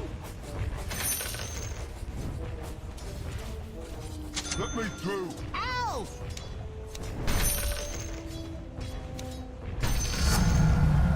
How many levels is that? One? Right there. Who knows?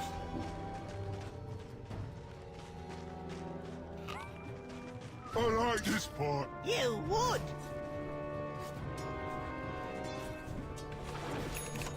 Out of my way. Hey!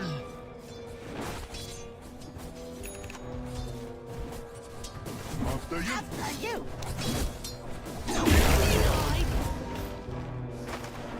Let me. No, me! I'm under attack.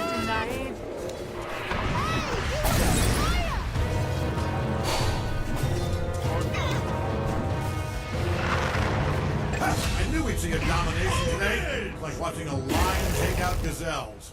I'll do legs this time.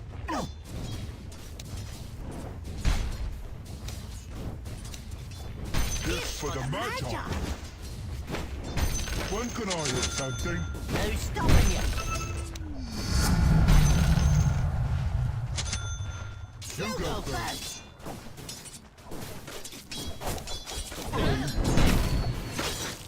Let's go north. No, south.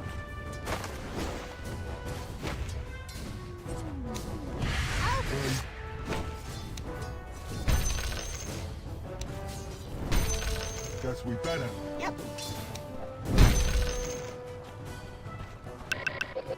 Yep. Yup. Do you need your top tower? I'm only asking because it's being destroyed. Me first. I know my mega. And this is an extra feel like an idiot saying ownage. You broke off a boot in their ass. You could still say ass. If they do, your boot's hanging out of them. Guess we better. Yup.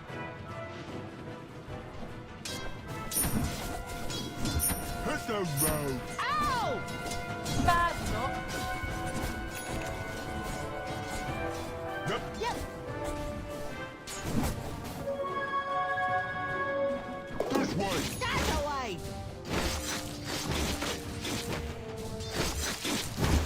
My turn. Mission bottom. Hit the road. Ow!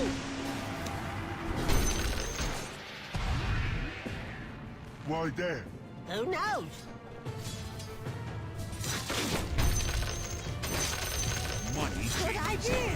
Oh, it was mine.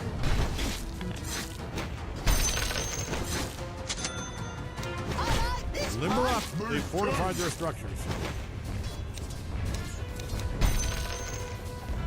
Let's go!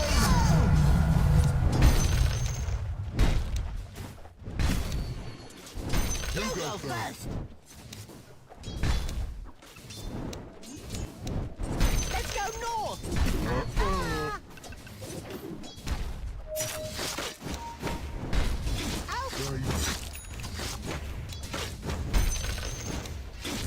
Mission bottom. After you.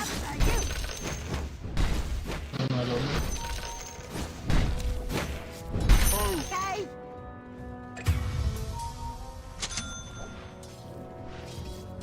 Yep. Yup.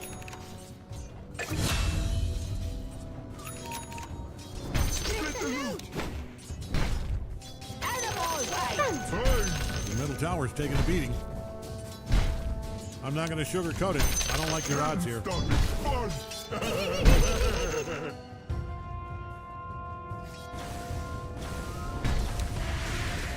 Is that a squirrel? Come on.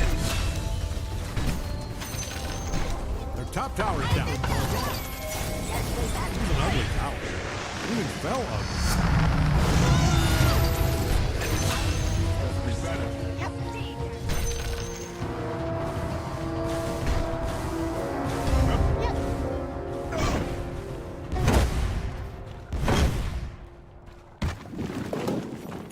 Yeah.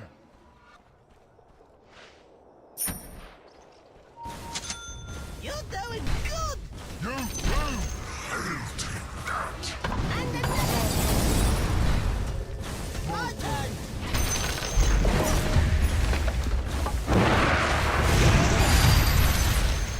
Not me. No.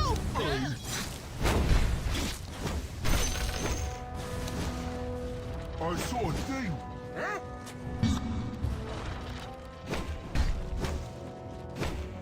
Hey! He said hey.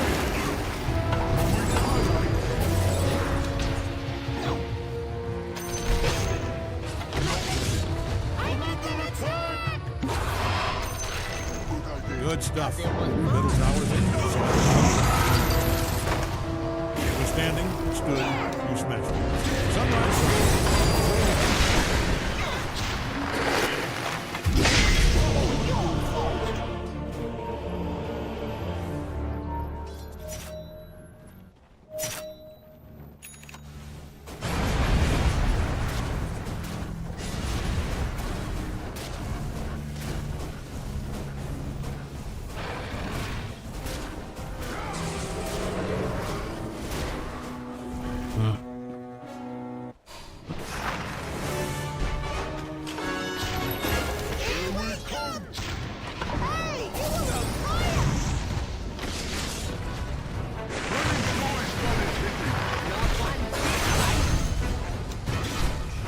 middle tower might need a little attention.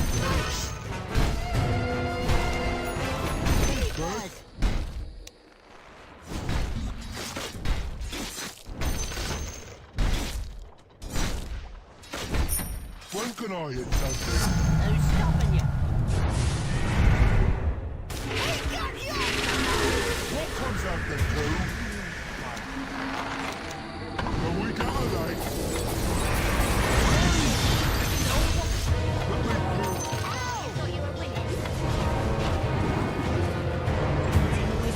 Thanks for the just what I was doing.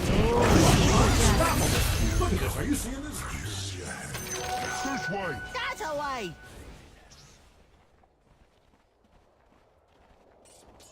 I'll do legs this time. Okay.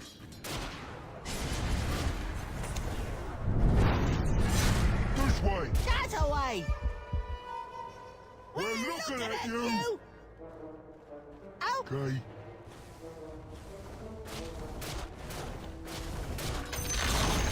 The bottom tower's down. Oh,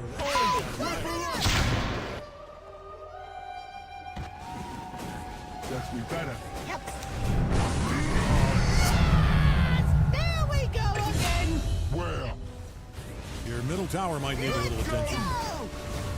Uh-oh. Rangers fortified their structure. The middle tower's taking a beating. Yeah, that doesn't look good.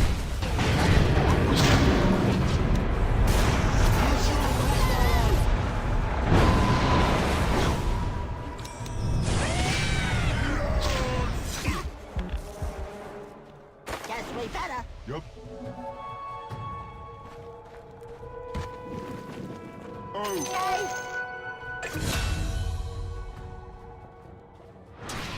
Yep. Missing bottom. Not me.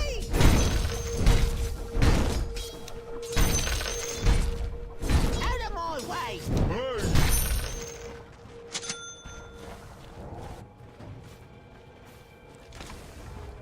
Running's not as fun as hitting.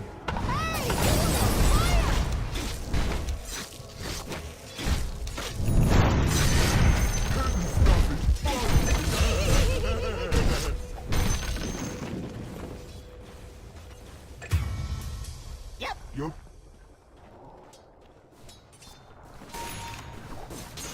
Because it was mine.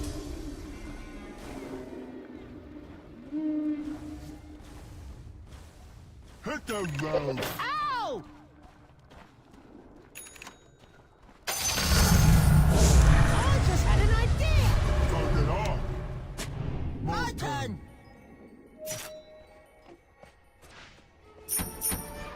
After you. After you.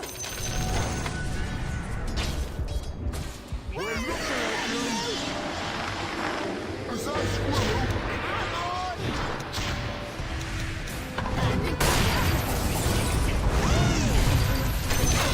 I won't lie. As expected. I'm open all night.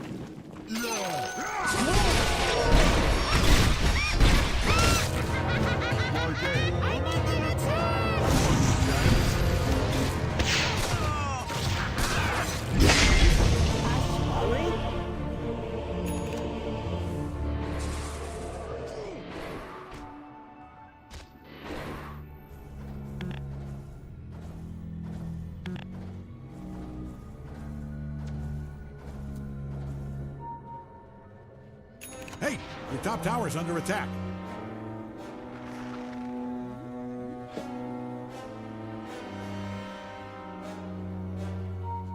Do you need your top tower? I'm only asking because it's being destroyed.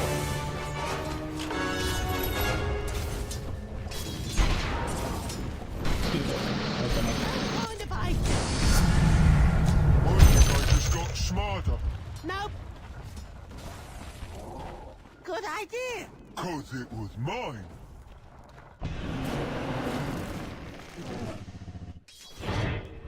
Let me through. Ow!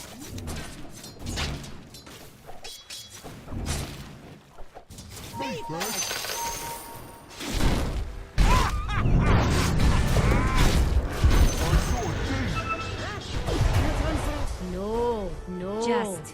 Just no. Let's go north. No, south.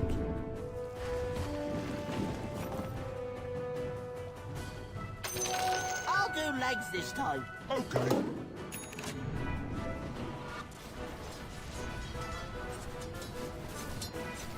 Let me. No, me.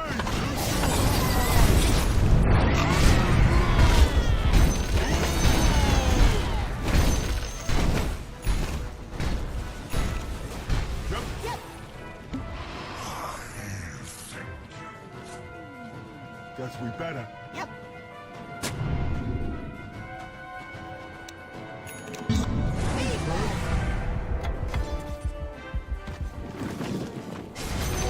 Mine. Selfish. Let me through. I'm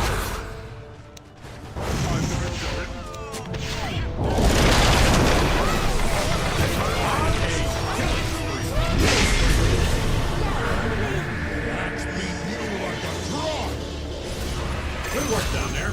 Also, just so you know, that's well This is a monster kill. Dominating. G.O.D. got it. And that is a triple kill.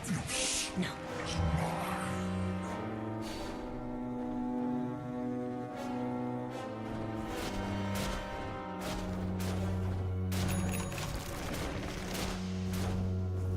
Double damage.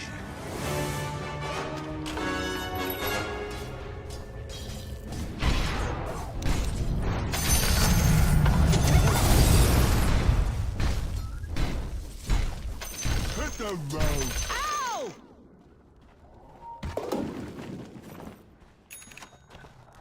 Yep. Yup.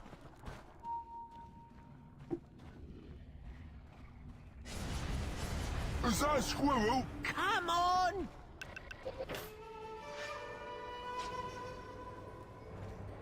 Oh. Okay.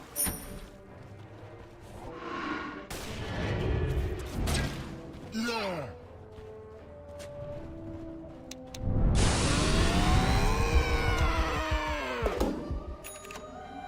Why there? Who knows?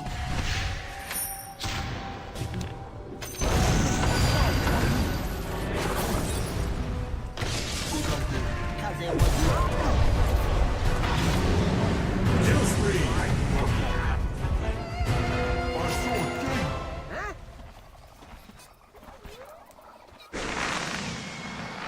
Out of my way! Hey.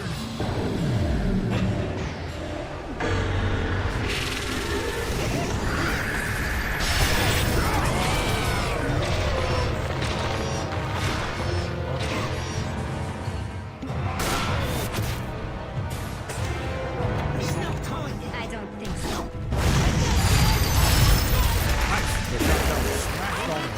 But we can. Good idea.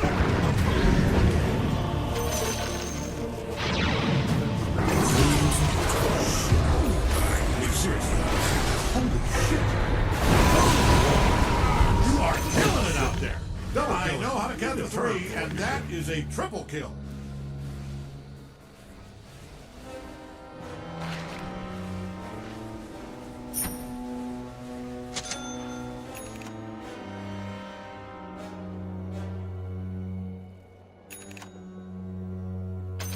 Mine!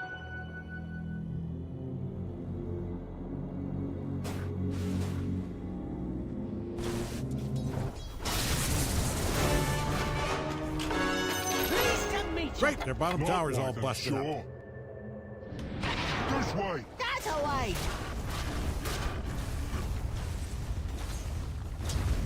You go first. My turn. Let's go north. No, south.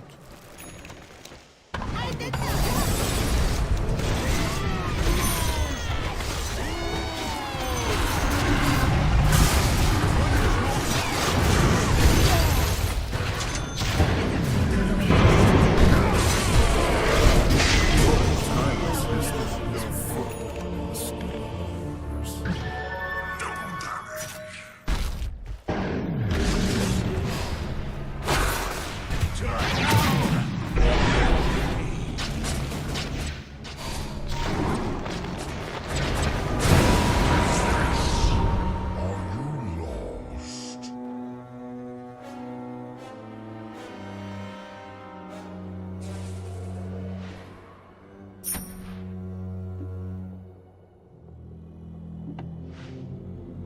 middle tower's taking a beating.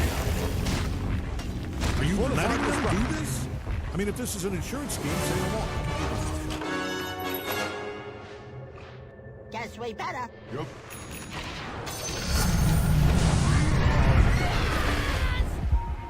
When can I hit something? Who's stopping you? Killing spree! Killing spree! Killing spree! The middle tower might need a little attention. Okay.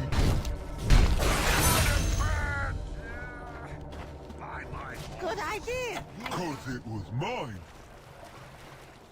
Your bottom tower's under attack there. Why there?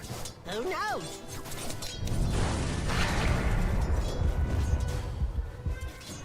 After you. I'm not ready. Might want to look into your bottom tower. I'll do legs this time. Okay.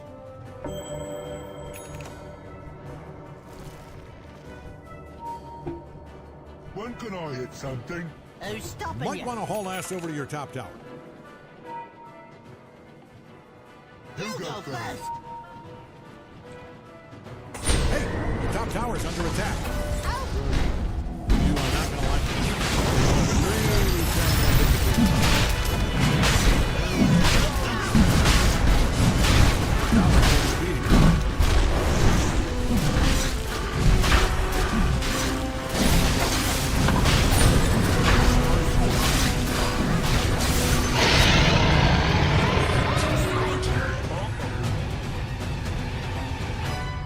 Good idea.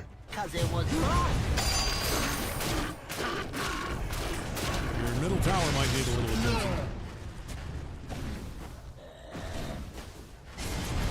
This way. That's away. Middle tower, we will miss you.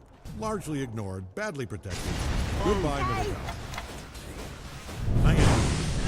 I do. To be in such a terrible situation, a victim of your own many mistakes. Yep. I'd love to know what that feels like. Mine. Selfish. Out of my way. Hey!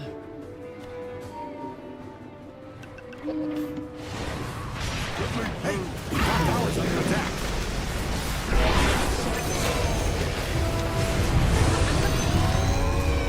Oh, no, your top tower, former top tower. Is that a squirrel? Cut down in the prime of its tower life. Taken too soon. Rest in peace. I'm not ready. Your middle tower is down. Might want to haul ass over to your top tower.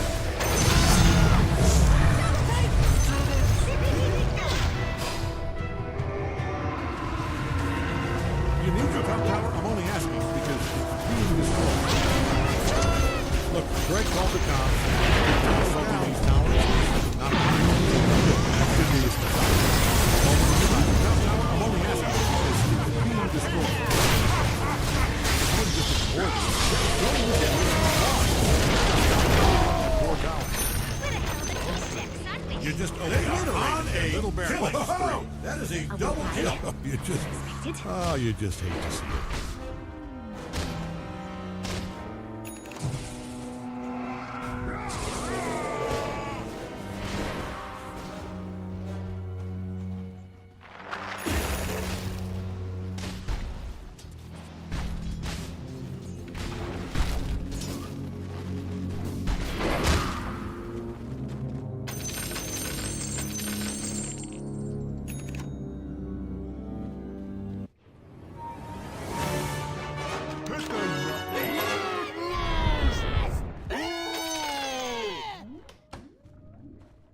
Running's not as fun as hitting. Not one bit fun.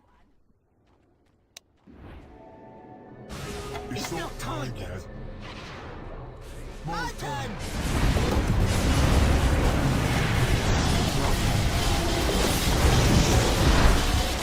Let's go north. No, south. Bottom tower's under attack there. Now, good news if you hated your bottom tower. Great news, in fact.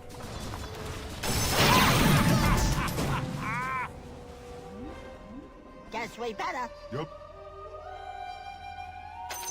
Money changes. It's not time yet. Guess we better. Yep.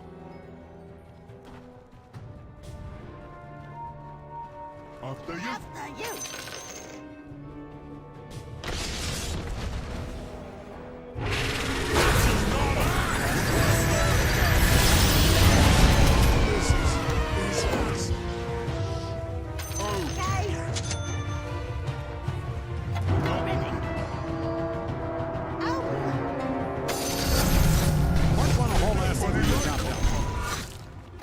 Yeah, I'd get over there if I was you.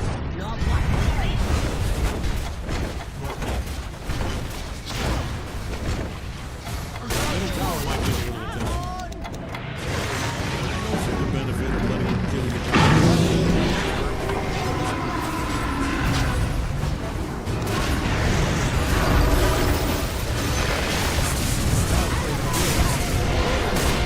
Let's see how this plays out. Maybe it's just a very stupid trap.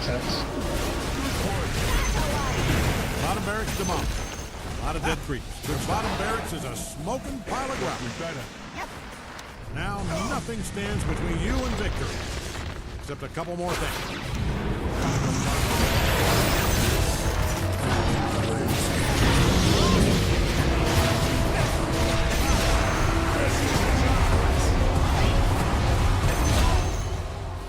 I saw a thing. Not yet. Good idea. Is that a double kill? Hold on. And checks out. That was a double kill. No, shout.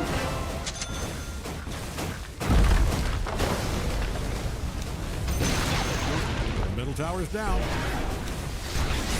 That thing's spit brick right now. I'll do like this time.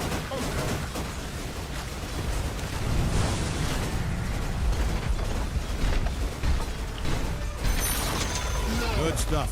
Their middle tower's a sad pile of rubble.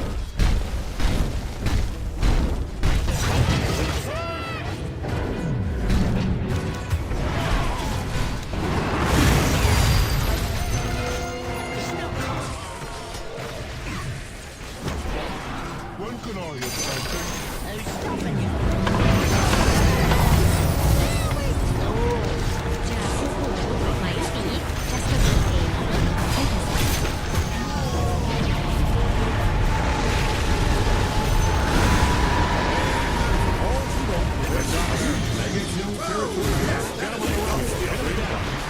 Covered blood. Smile on your big dumb face. Hey, we got there. Down there. That courier will be missed. Come down.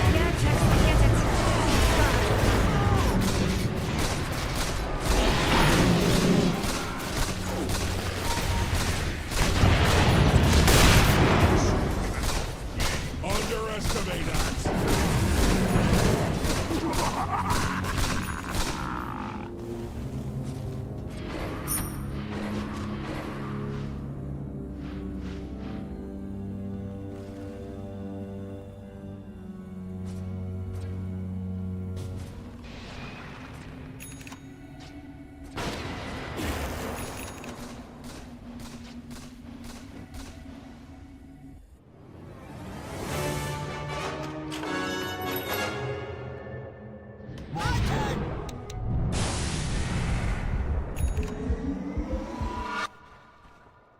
Let me through. Ow!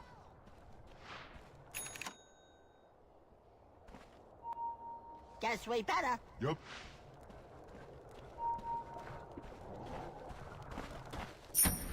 Hit the road. Ow! Ready. Why there? Who knows?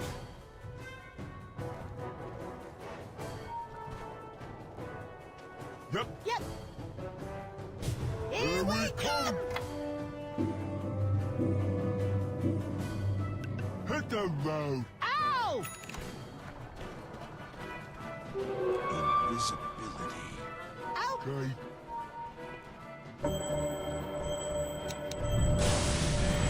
After you.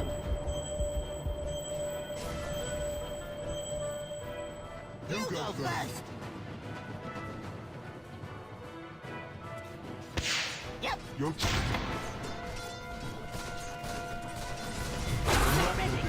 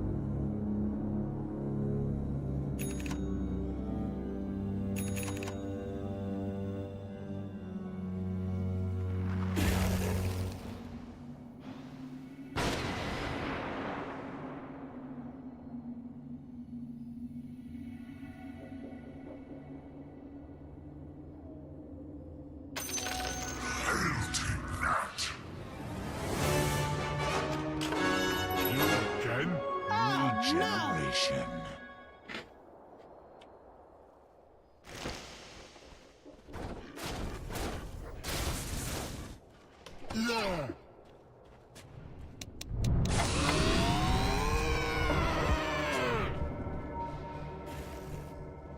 I saw a thing. It's not time yet. Guess we better. Yep.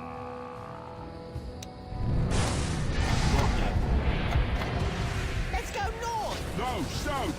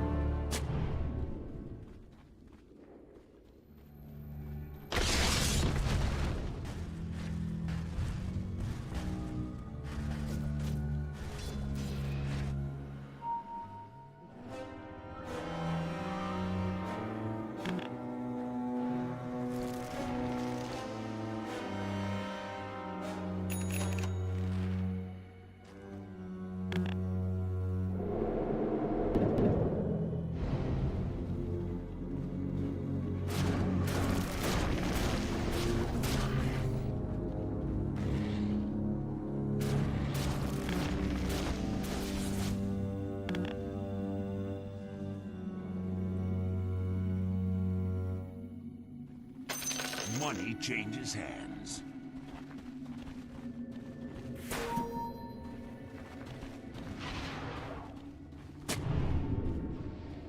Your middle tower's taking a beating. You people, I'm using the term probably a giant pink bat or a robot made out of fairy water or whatever, but you people need to handle this, and I mean yesterday. Right there. Who knows?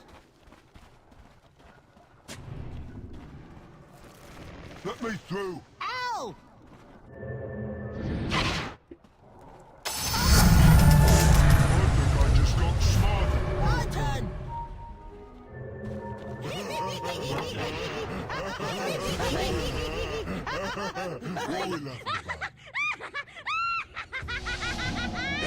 Running's noise. Okay.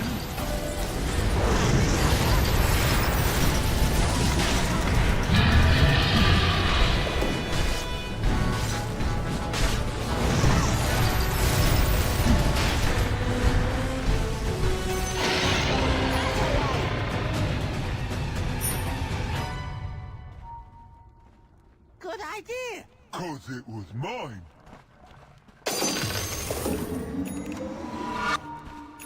Out of my way. Hey!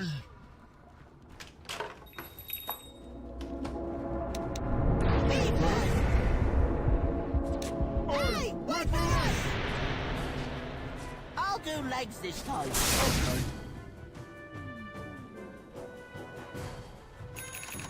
Guess we better. Yep.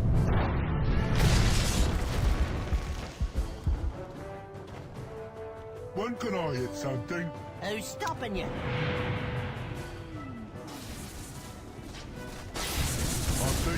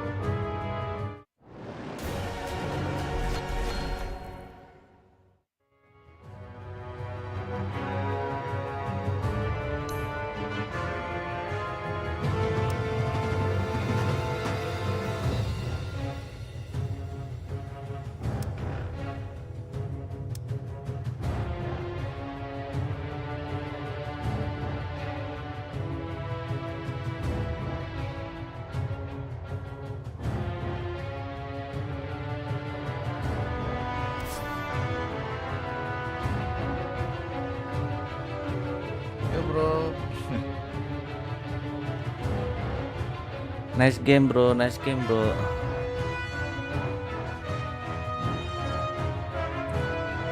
Oke, udah ngantuk juga ya.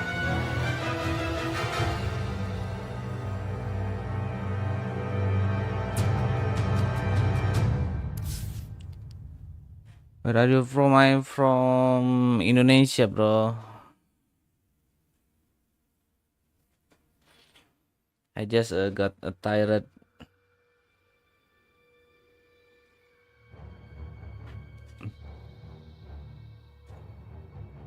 Ten hours I live streaming to play this Dota. Oke, kalau begitu saya Yudi pamit undur diri dulu. Wassalamualaikum warahmatullahi wabarakatuh. Thank you Maya Rindika for the subscribe the channel bro Maya ya. Oke, kalau begitu pamit dulu ya. Here Leon, yes. Good game Leon, good game Leon. Thank you for the game. Don't forget subscribe my channel bro. Zayar orang Indonesia kayaknya. Ini Maya Rindika Indo bukan ya? Oke, thank you yang udah subscribe ya. Pamit dulu, udah 10 jam live streaming, udah ngantuk juga. Oke.